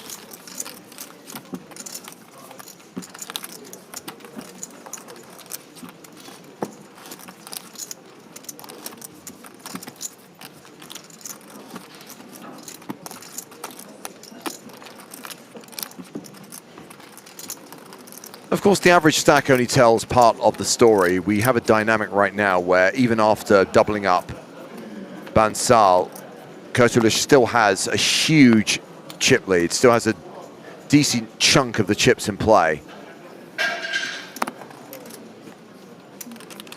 Yeah, certainly chip distribution a bit lopsided right now. Faux show.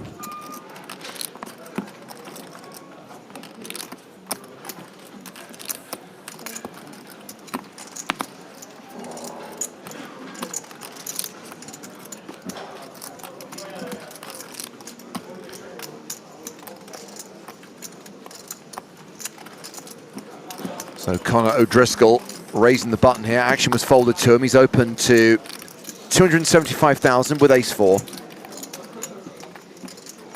8-5 off. Ugh. Raise and take it. Yeah, hands that might be defend for chips are going to change when you're talking about ICM. You're going to start defending a lot more snug. as snug as a bug in a rug. So ClickUp asks how many, I think he means how much time left till the end of play today.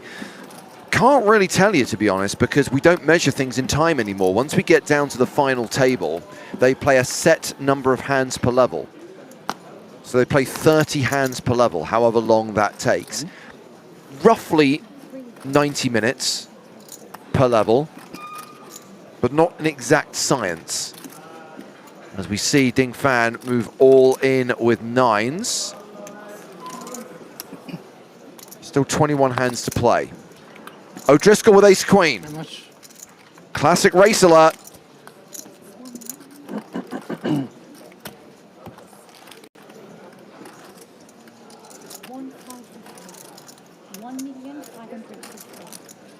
$1,550.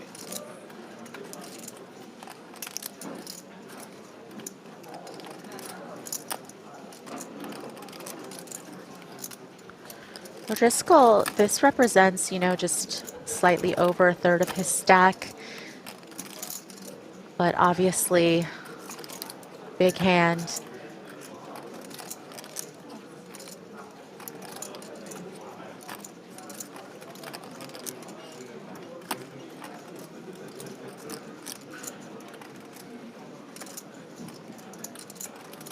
Still players to act behind, and I don't know what the best course of action here is. Do you rejam? Do you just call? O'Driscoll He said call. has elected to call. Yeah. You said call, right? Yeah. Said call. Count, please. Yeah, I clearly heard Yeah, it. calling allows you to, you know, save your stack if there was insane action behind, like if the button decides to, you know, re-raise and then small blind calls it off. You know, obviously this would be an immense cooler at this stage, but it kind of just allows you to not risk your tournament life because you're not closing action. And wow. Oh.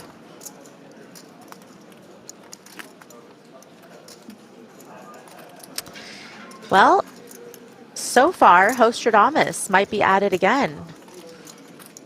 Button with queens. What will the small blind have? Kings?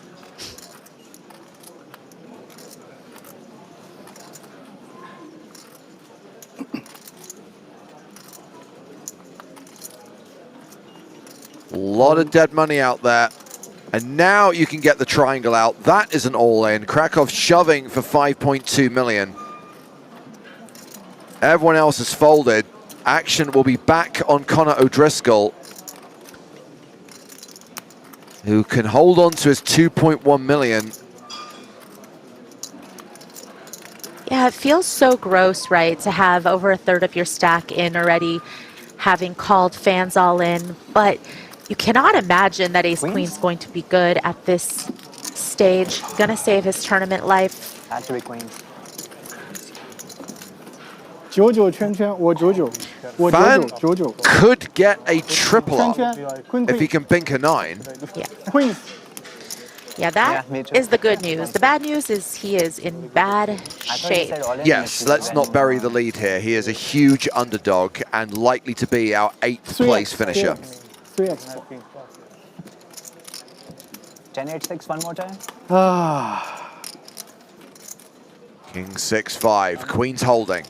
2 outs for Ding Fan. Seven. Turn card is a 4. No additional outs. Ding Fan drawing to one of 2 cards, the 9 of diamonds or the 9 of spades. River is a deuce. Ding Fan is eliminated in 8th place. Good luck, good luck, good luck. 122,400 euros, and I think it's fair to say we are all fans of Ding Fan. Good luck. He's had such a positive mindset. Smile. What would I hit? 100%. Been so entertaining. And a reminder, Maria, because you were with us for world famous bubble coverage, this guy was on our feature table nursing a super short stack. Right. So, you know, even though I'm sure right now it feels pretty disappointing to, you know, the action is kind of come insane. this Even to far, this game would not be, especially after being so short. I think he realizes he was kind of on a free roll ever since. What's he jamming behind? I don't think he. It's like Queens is probably the worst hand that he goes with, honestly. No? Yeah, it's like. Just wondering if he has And Martin Krakow up to 8.68 million. He's now playing around 70 big blinds. He's certainly closed the gap on chip leader Evan Kurtulush. Playing with this, so it had to be Queens. I was, yeah. I asked for the count, even though they were already given it. I was confused. But You wanted to count this? Yeah. Yeah.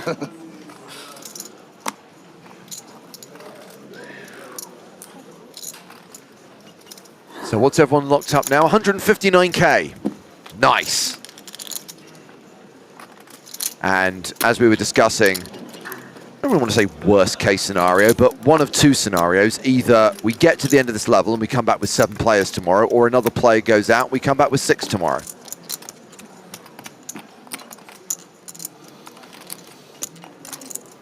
Conor O'Driscoll, by the way, is the shortest stack at the table with 17 big blinds.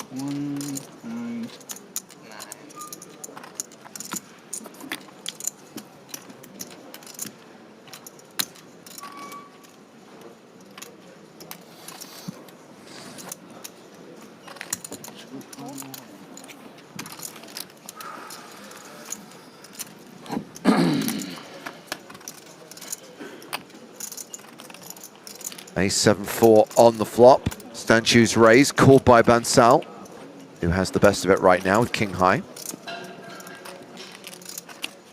Yeah, that's just about as good of a flop as you could ask for as the pre-flop raiser. You're gonna c-bet pretty much all of the time here on this type of texture and usually get very little resistance, especially because we talked about how the big blind is going to have to start defending much tighter. So, you know, obviously 2 pairs are not really going to be in their range in terms of 7s and 4s specifically. They're not going to have as many 4Xs and some of these lower cards in their hand when they defend as if we were playing for chips. So you don't really feel like there's going to be a lot of continues.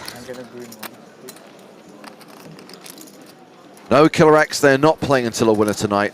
They're only going to play another 19 hands maximum. We're trying to get down to 6, but if we get to the end of this level, the 7 players we have will bag and tag and return for the final day. If you want to watch the final day, we'll be live at 1 p.m. tomorrow on the PokerStars Twitch and YouTube channels. The tournament will conclude tomorrow. We'll learn which of these players will leave Prague as a main event champion with a trophy and more than €1 million.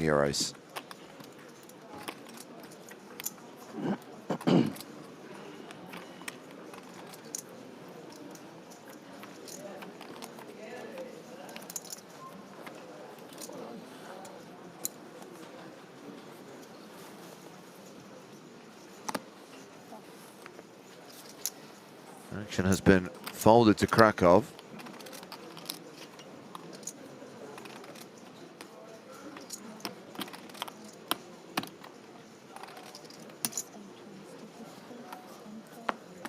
Raised to 250,000 with pocket 10s. Bansal in the small, 4-3 off. Nope. And check, quickly folding the big blind. He had Dolly Parton, 9-5. And Krakow is in a particularly good spot, not just because he is second in chips, but because he's 2 the chip leaders left. You obviously don't want to be in a situation as the number 2 stack to have the number 1 stack be directly to your left. That would just make it a lot more difficult for you to maneuver. But here, anytime Kurtulush is out of the pot, he's able to kind of take on the chip leader role in essence. Yeah, only 15 big blinds now separating Kurtulush and Krakow. 2 players with sub 20 big blind stacks, Czech and O'Driscoll.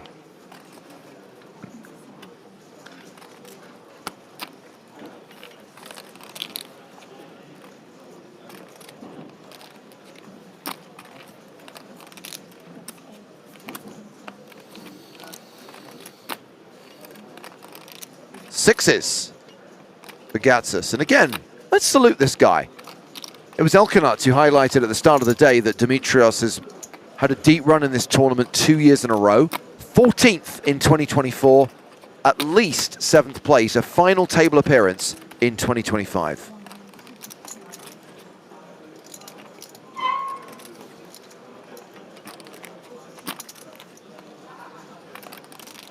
Tell me you are an EPT Prague newbie without telling me you're an EPT Prague newbie. Shane Kelly, can you ask the production crew to put some oil on the camera that's moving around and has been squeaking for 3 days? It's the chairs, Shane. It's been the chairs for the last 13 years. Yeah, and we've all learned to embrace the squeak, and so will you. Hashtag embrace the squeak.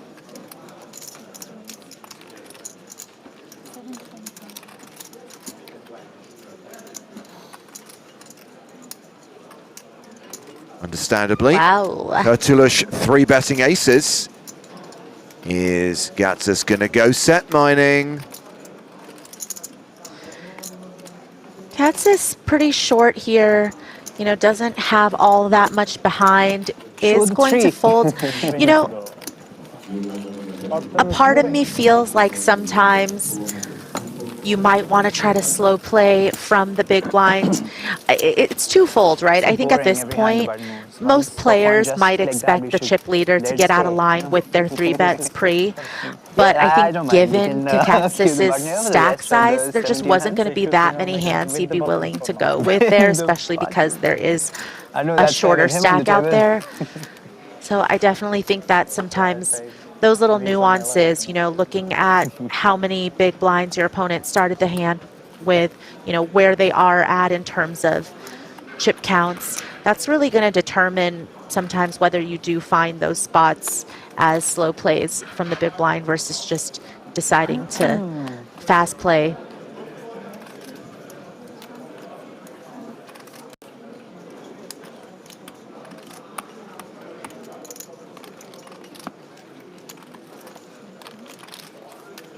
Stanchu has opened with pocket fives. Kurtulush calling in the small blind with Queen Jack.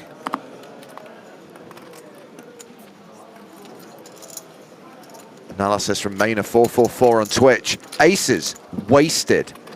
That is objectively correct analysis on Chat Pro Saturday. As we get a 10-7-7 flop, 5 still good.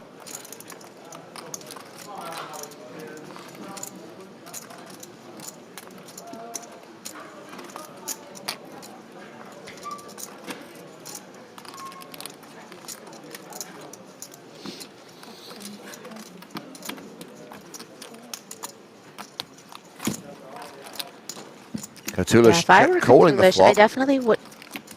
Yeah, I would find some ways to maybe get a little more aggressive on that type of texture with Queen Jack, with the Jack of Hearts, just because you could put so much pressure on your opponent's c-betting range there. I mean, now you are going to get a free card. Boom. As long as you get there, it's all fine.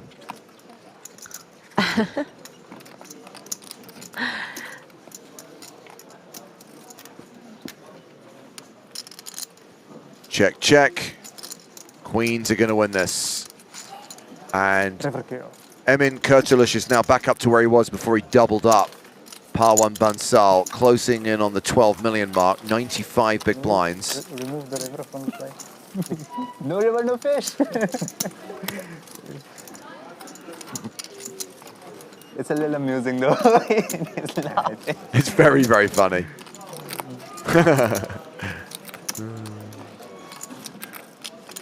Which gods do you pray to? Which gods do you pray to? I don't pray. No? No? Not even to Lucifer? No deal with the devil?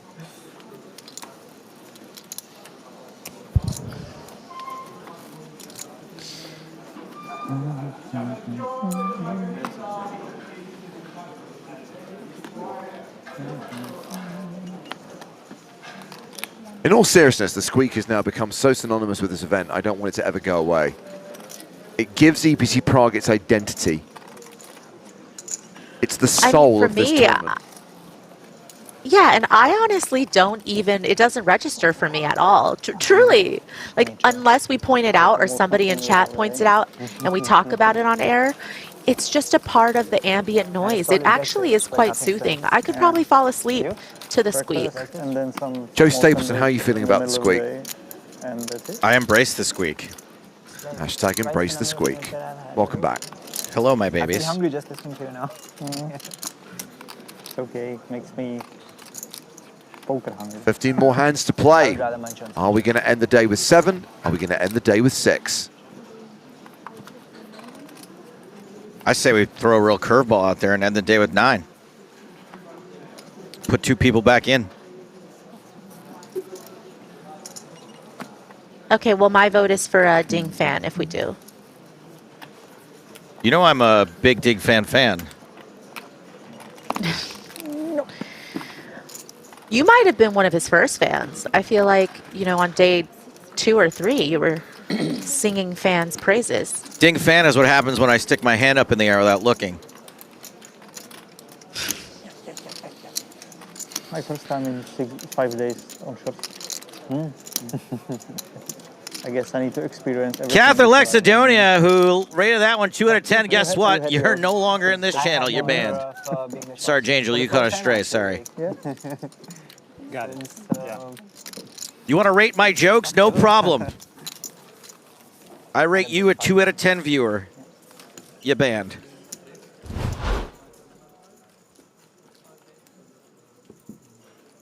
In happier news, the Irish Open's back. March 26th to April 6th at the Royal Dublin Society in, you guessed it, Dublin.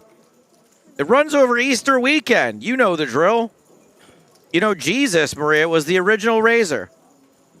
Live coverage on the PokerStars YouTube channel. I rate that joke a 7.5 out of 10. That is fair. And you know Jesus is seated at the right hand of the Father, so God has position on Jesus. Okay, not a bad follow-up. Good night, everybody. Is it the Guinness Factory? Yeah, that's it. End on a high note. Do you visit the Guinness Factory every time you're in Dublin? It feels like it. I've only been to the Guinness Factory once. Unless you want to call, like, my stomach the Guinness Factory. Because it does process quite a bit of it while I'm in town.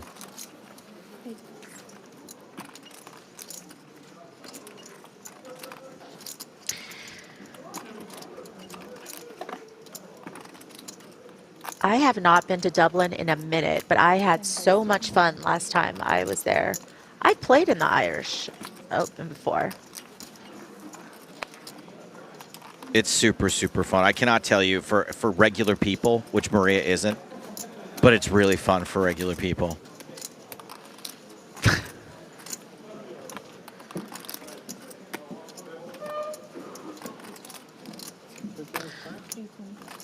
Same hand, small blind versus big blind. What does Katsis want to do? He is the covered stack here.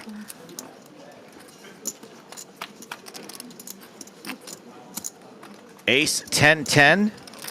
The only true way to play poker, Maria, is for both players to be dealt the same hand.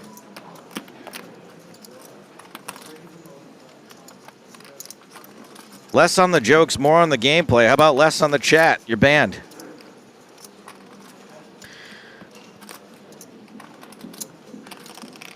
So this flop is a little less fun in the sense that, you know, sometimes we like to see people with the same hand and just have sheer aggression take it down. Here, aggression both position. Players have both players have reason to continue, very obviously, and King High on its own without Broadway draw also has showdown value.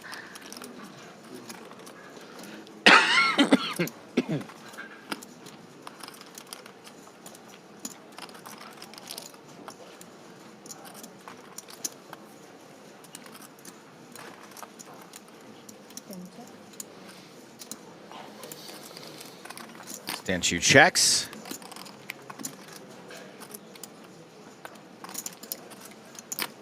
Gatsus. Checks back. River's a jack.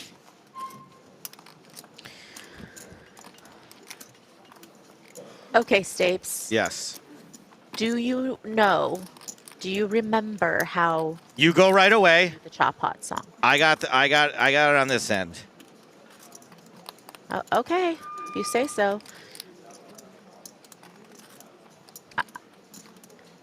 I don't want to kill your confidence right before we have to sing it, but you do realize that last time you messed up, right? Maria?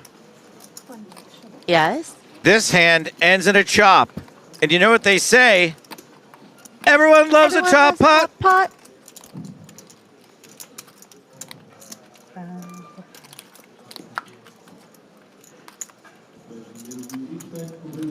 We're getting a lot of uh-ohs.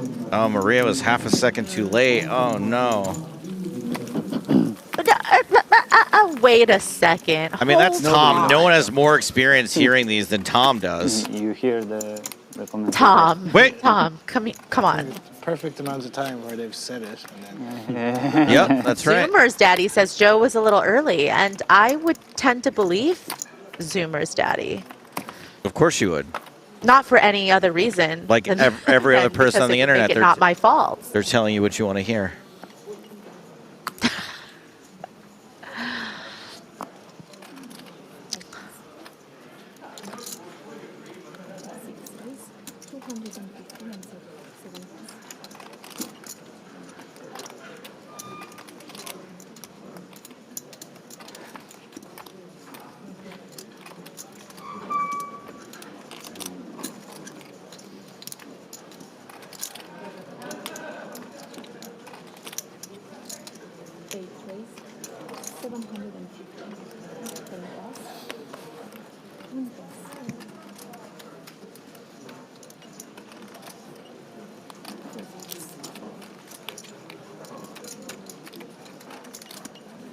This open for Kuchulish has been 3-bet by Krakow. Back on. Kurt the Turk. Yeah, and I think Kurtulish obviously doesn't like having to fold when he feels like he's supposed to be in a power position, but I don't think that number 2 in chips is going to be messing around with number 1 in chips too often in a pre-flop 3-bet scenario. So obviously Queen 7 of clubs just not going to be good enough to continue against what should be a very strong range.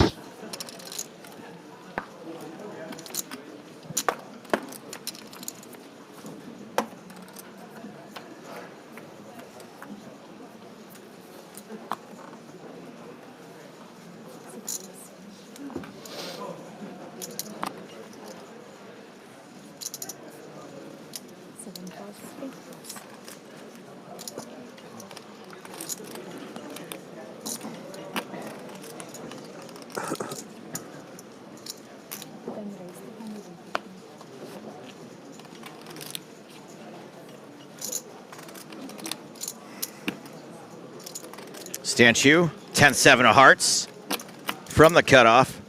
Gatsis giving it a think with ace-8 of spades. Starts the hand with 20 big blinds. We got a bunch of short stacks. Gatsis, Bouncel, both with 20 big blinds. Check with 17, and O'Driscoll with 14. 550.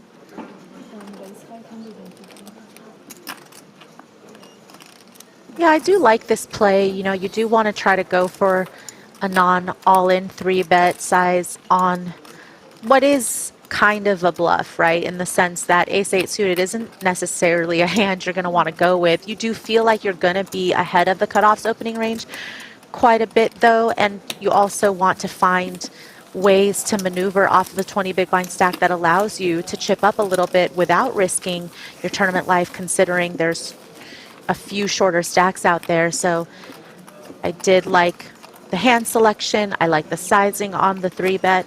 I don't think there was a thing that I didn't like. I mean, I still don't like the fact that he did fold the second nut flush yesterday. Yeah. But aside from that, this hand, I think, was played perfectly. So wait, you're saying as played is not an insult this time? No, not this time. You know, mainly It's a high one. it applies to you, Staves. Or the lowest of low. I don't use a lot of as played to people. Other than It only you. sounds like every hand history you do because TV and now you're here. that's what I get. Really? It's on in the TV in the back room. So she came out of the back room. Like if I Saw want to me pull on up a TV hand and history I was from you, just standing Staves, there. I just search for as played. I wrote in my Like that. the break. This is the news. You're coming to me from the future. You just search for the meat cleaver emoji because I butcher it. Not bad, huh? I not that bad, but playable fish suck. Can't be worse than mine. That or I search for the phrase, Probably not. explain your thought process. Why do you think you raised the river? Old dirty diaper. 10 hands, yeah. Is it 10 including this Help one? me understand. Is it 10 hands including this? I'm the last button. Turns out it's not an acceptable reason because 10-6 is my lucky hand. It does feel like you change lucky hands every tournament, though. Yeah, it's whatever hand I keep getting.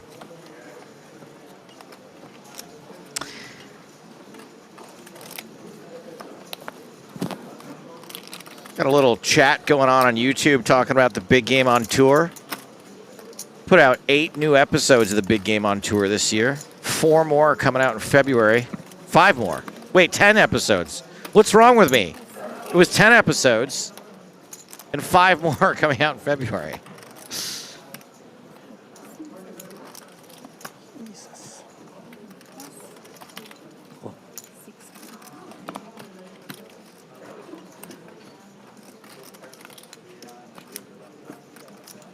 Kurdelush limps into the small blind. O'Driscoll with queen jack suited in the big blind. He's the shortest stack. Just checks. Takes the cautious route. Ace 8-9. King jack with all the equity. O'Driscoll with a gut shot draw. Queen, backdoor diamonds at 9, not helpful. After the check.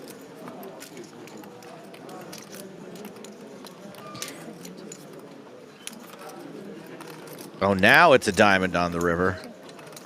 Kurdelush checks. King high defeats queen high. Nice cards. Stranger. Very nice cards. The both of us, huh? Kurdelush. Sick. Oh, wow. Still hovering around 100 big blinds. I make call.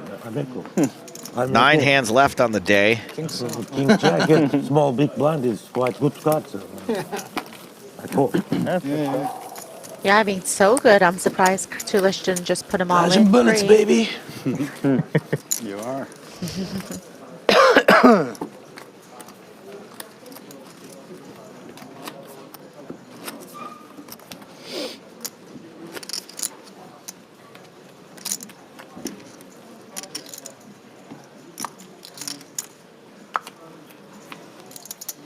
Kelso Man on YouTube says, "No, Maria, come to Canvas. I'll show you a cornfield." Haha. What do you think, Maria? You want to let this guy show me your corn? Show you his corn?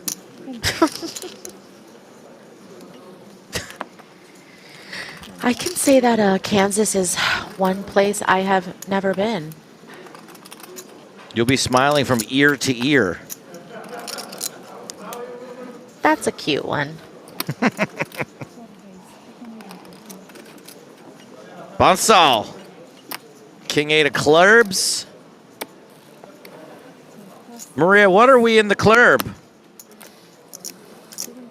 Fam. That's right. We all fam. I thought I'd never say this, but I'd rather you go back to this than your 6-7 shouts. I'm over it. You don't like... Are you doing the hand gesture? No. It's really fun. Just try it next time. Krakow also with a suited king, misses the suit, misses the kicker, misses the big card. Bonsal hits an 8. Not a super delightful board to have bottom pair, no spade, no straight draw.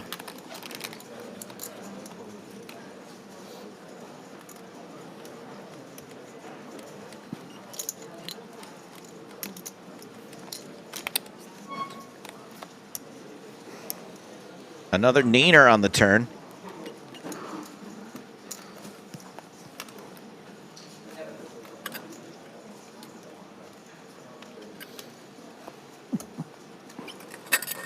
Krakow checks. Bonsal. Well, how's he to know that Krakow is drawing dead? But still, feels like a hand you might just want to get to showdown with. Yeah, especially because you're not going to be able to do well against check raises, or, you know, you don't want to continue to put more chips, even though you might be giving yourself a little bit of protection from betting. That protection is not really worth it when you're kind of on a shorter stack and you're not really able to continue against a raise. You don't want? No, no. Thank you, though. I thank you. I thank you because I... No, I don't. King high. King high, no good. Pair of 8s. 8s and 9s with a king kicker, if you want to get specific.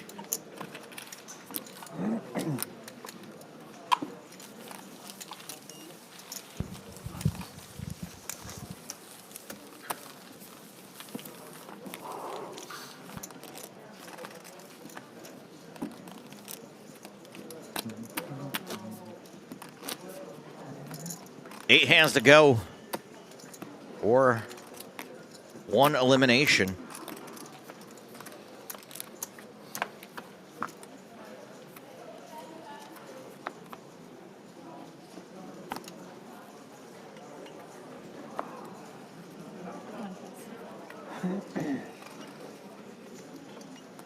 Queen 6 for Bonsal. Not a raiser this time. Pocket 10s for check.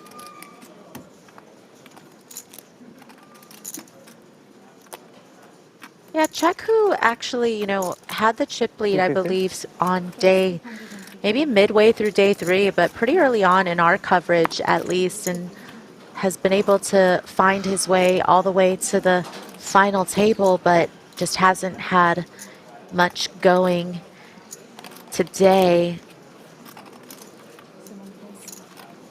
Has a really strong hand here, but again, doesn't need to be going all in.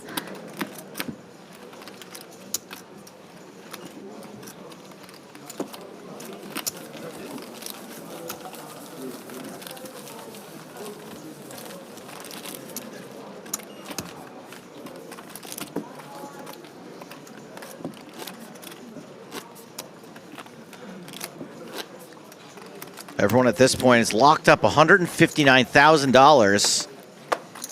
If you don't go out in 7th, you cross that 200K mark, which is pretty cool.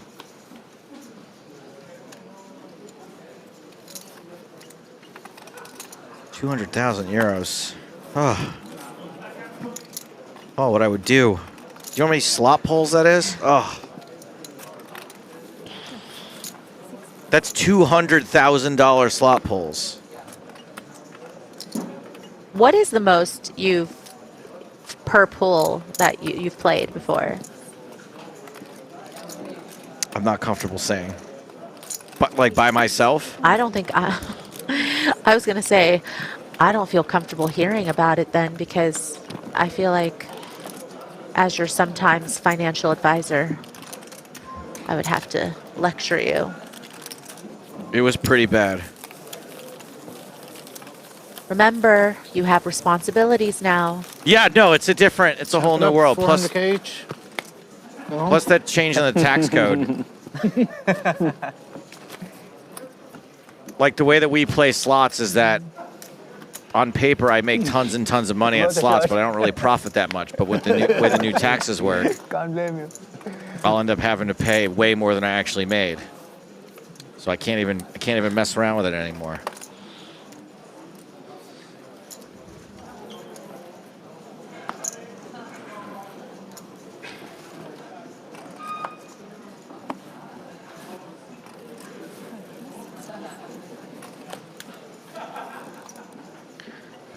I wish I could see in some of these hands what Cartouche is folding because, yeah, you know, again, small sample because I just hopped on comms for this last level and I haven't been necessarily following too closely on Cartouche's play specifically. But you would think and you would hope that given his stack that he is going to be opening a little bit more liberally, and I really haven't seen him get out of line with his pre-flop hand selection, but I'm hoping that he recognizes that that is a part of the game and the strategy that he should be employing as the chip leader. So, having watched him for most of the day today, you're right. He doesn't really get out of line pre-flop. He doesn't really have to, because he does seem to pick up hands regularly enough. And post-flop, he doesn't get too out of line. He's folded when he's had the worst of it. He's value bet when he's had the best of it. You know, he's not a guy that you look at and you think, oh, this is a guy that's going to sit down and play GTO, but he has kind of just done the right thing in most situations. Yeah, I mean, that's great, and this is definitely not a knock to him or his game, but I think when you accumulate such a big stack at this critical stage, you want to continue to make sure that you're putting yourself in prime position to win the whole thing. And so, sure, you're looking at your stack, you're like, oh, I have near 100 big blinds, this is great. But it's also about how can you continue to put pressure on all the other stacks and continue to accumulate more chips, create more of that separation, be even more comfortable than you already are. And so sometimes it's like, yeah, you don't have to do too much, but it's really set up, and ICM considerations that are involved at this point are so critical that it's really set up at this point for you to benefit from the fact that you have a big stack. Yeah, I mean, you definitely have a point that he could be getting out of line a little bit instead of not at all.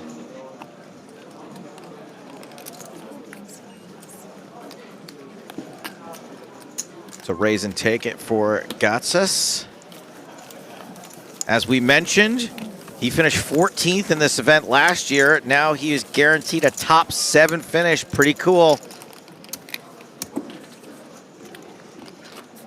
Pretty cool.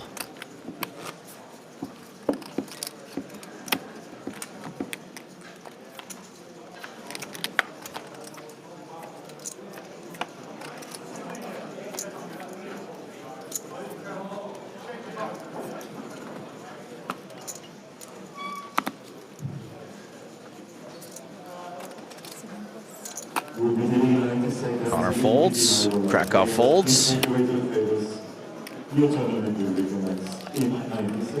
Stanchu folds. Flat tire folds.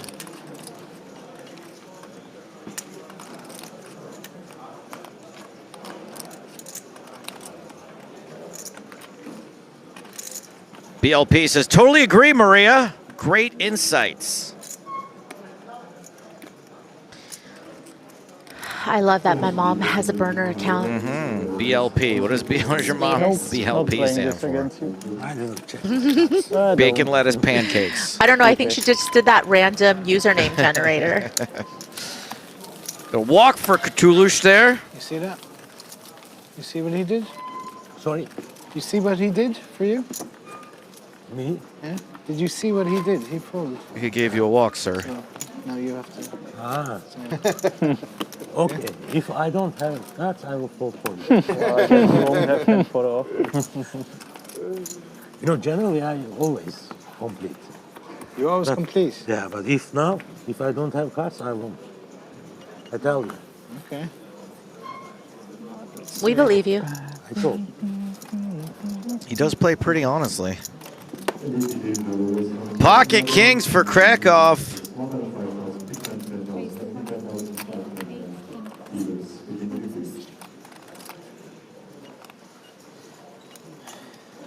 Makes it 250,000. Bonsala's out. Check. What say you? King 6. Well, that's terrible news for Krakow. He probably can't hit a set now. 5 deuce off for Connor. More bad news for Pocket Kings. You're gonna win the minimum. 2 hands left to go.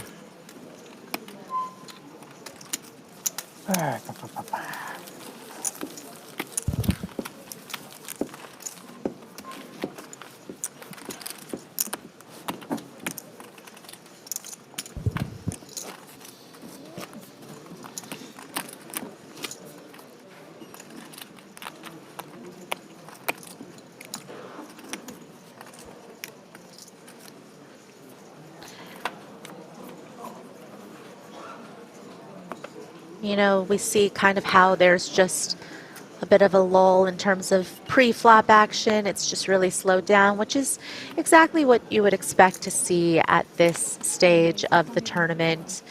You know, there's just going to be that dynamic of the big stacks being the ones that are able to maneuver and, you know, find opens and be able to put some aggression on and pressure on the other players. But then there's also just the middling stacks. We're just trying so hard to stay out of the way of these big stacks, because what they're really waiting for is for that shorty to bust. So just a game of survival, a game of mutual cooperation, basically, and considering there's big pay jumps every single elimination, it just doesn't make that much sense to do anything other than this kind of standardized ICM GTO playbook, which might feel a little boring to the viewers, but has just become part of the game, especially in the post-solver era.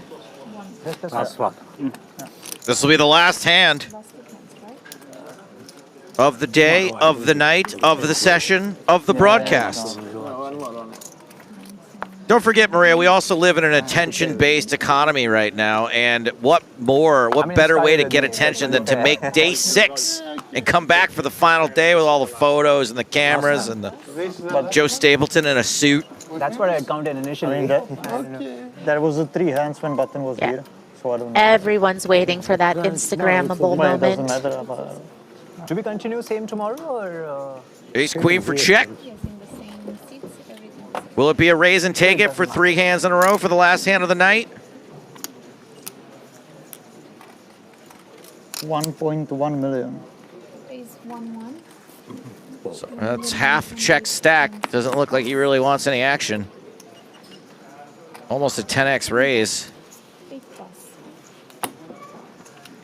There goes the small blind. Stanchu. No. I have 1 behind.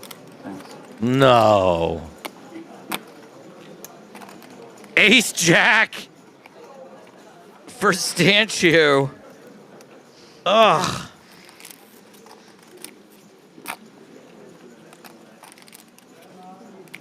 Check with a committing raise with half of his stack in.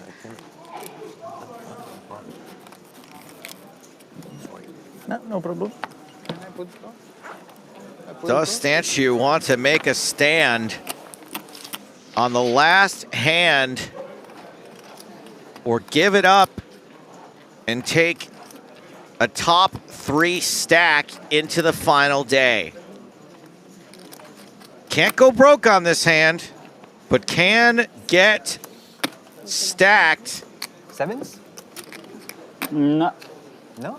No. Elects to let it go. Ace Queen? Which means we'll be seeing all 7 of these players tomorrow. Yeah. No, it's not. I mean, yeah, I know. Congratulations, we've all made it to the last day of EPT Prague. Yay! Yep. Tomorrow, guys, GG we boys. asked everybody to be here for 12 noon. So please be here for 12 noon. Okay. Does it start at 12:30? Yes. Time to Need our cards inside? bag them up. All the time banks. Not famous at all. But we don't have one. Not yet. The IP we don't have. At this time, I would like to thank today's guest commentator, Maria Ho. Thank you so much for being with us. Thank you for having me. We're just going to do exact counts as well, guys, to help you. Maria, I'll text you later. You're such a... Yeah, we've got a lot to talk about. My sister does the same thing as you. Before you bag the chips. Mostly, Eamon Kurchulas will be taking the chip lead into the final day with what I don't even want to call an unorthodox strategy. It's pretty orthodox. Bet when you're ahead, fold when you're behind, and have a good time while you're doing it. Can't say I have any complaints, but maybe the rest of the table does, as they are trailing him by a significant margin. Matan Krakow, I guess, is within sniffing distance with a nearly 10-figure stack at 64 big blinds. But after that, things drop off significantly. Stanchu in third with only 35, and then at that point, it starts creeping into the danger zone. 20 big blinds, 17 big blinds, 16 big blinds. Connor O'Driscoll hanging on by a thread with 8 big blinds. The good news for Connor is the least amount of money he can win tomorrow is $159,150. If you can survive and outlast one more player, everyone then guaranteed more than $200,000, more than $250,000 after that. $350 for fourth, $450 for third, $636 for second, and over $1 million for first place. If you prefer to use your brain and use the letters on the screen to read something, go to the PokerStars blog. Come on back with us tomorrow for the final day here at EPT Prague. That starts at 1 o'clock Central European Time. I will be in a suit. We'll see you tomorrow. Good night from Prague.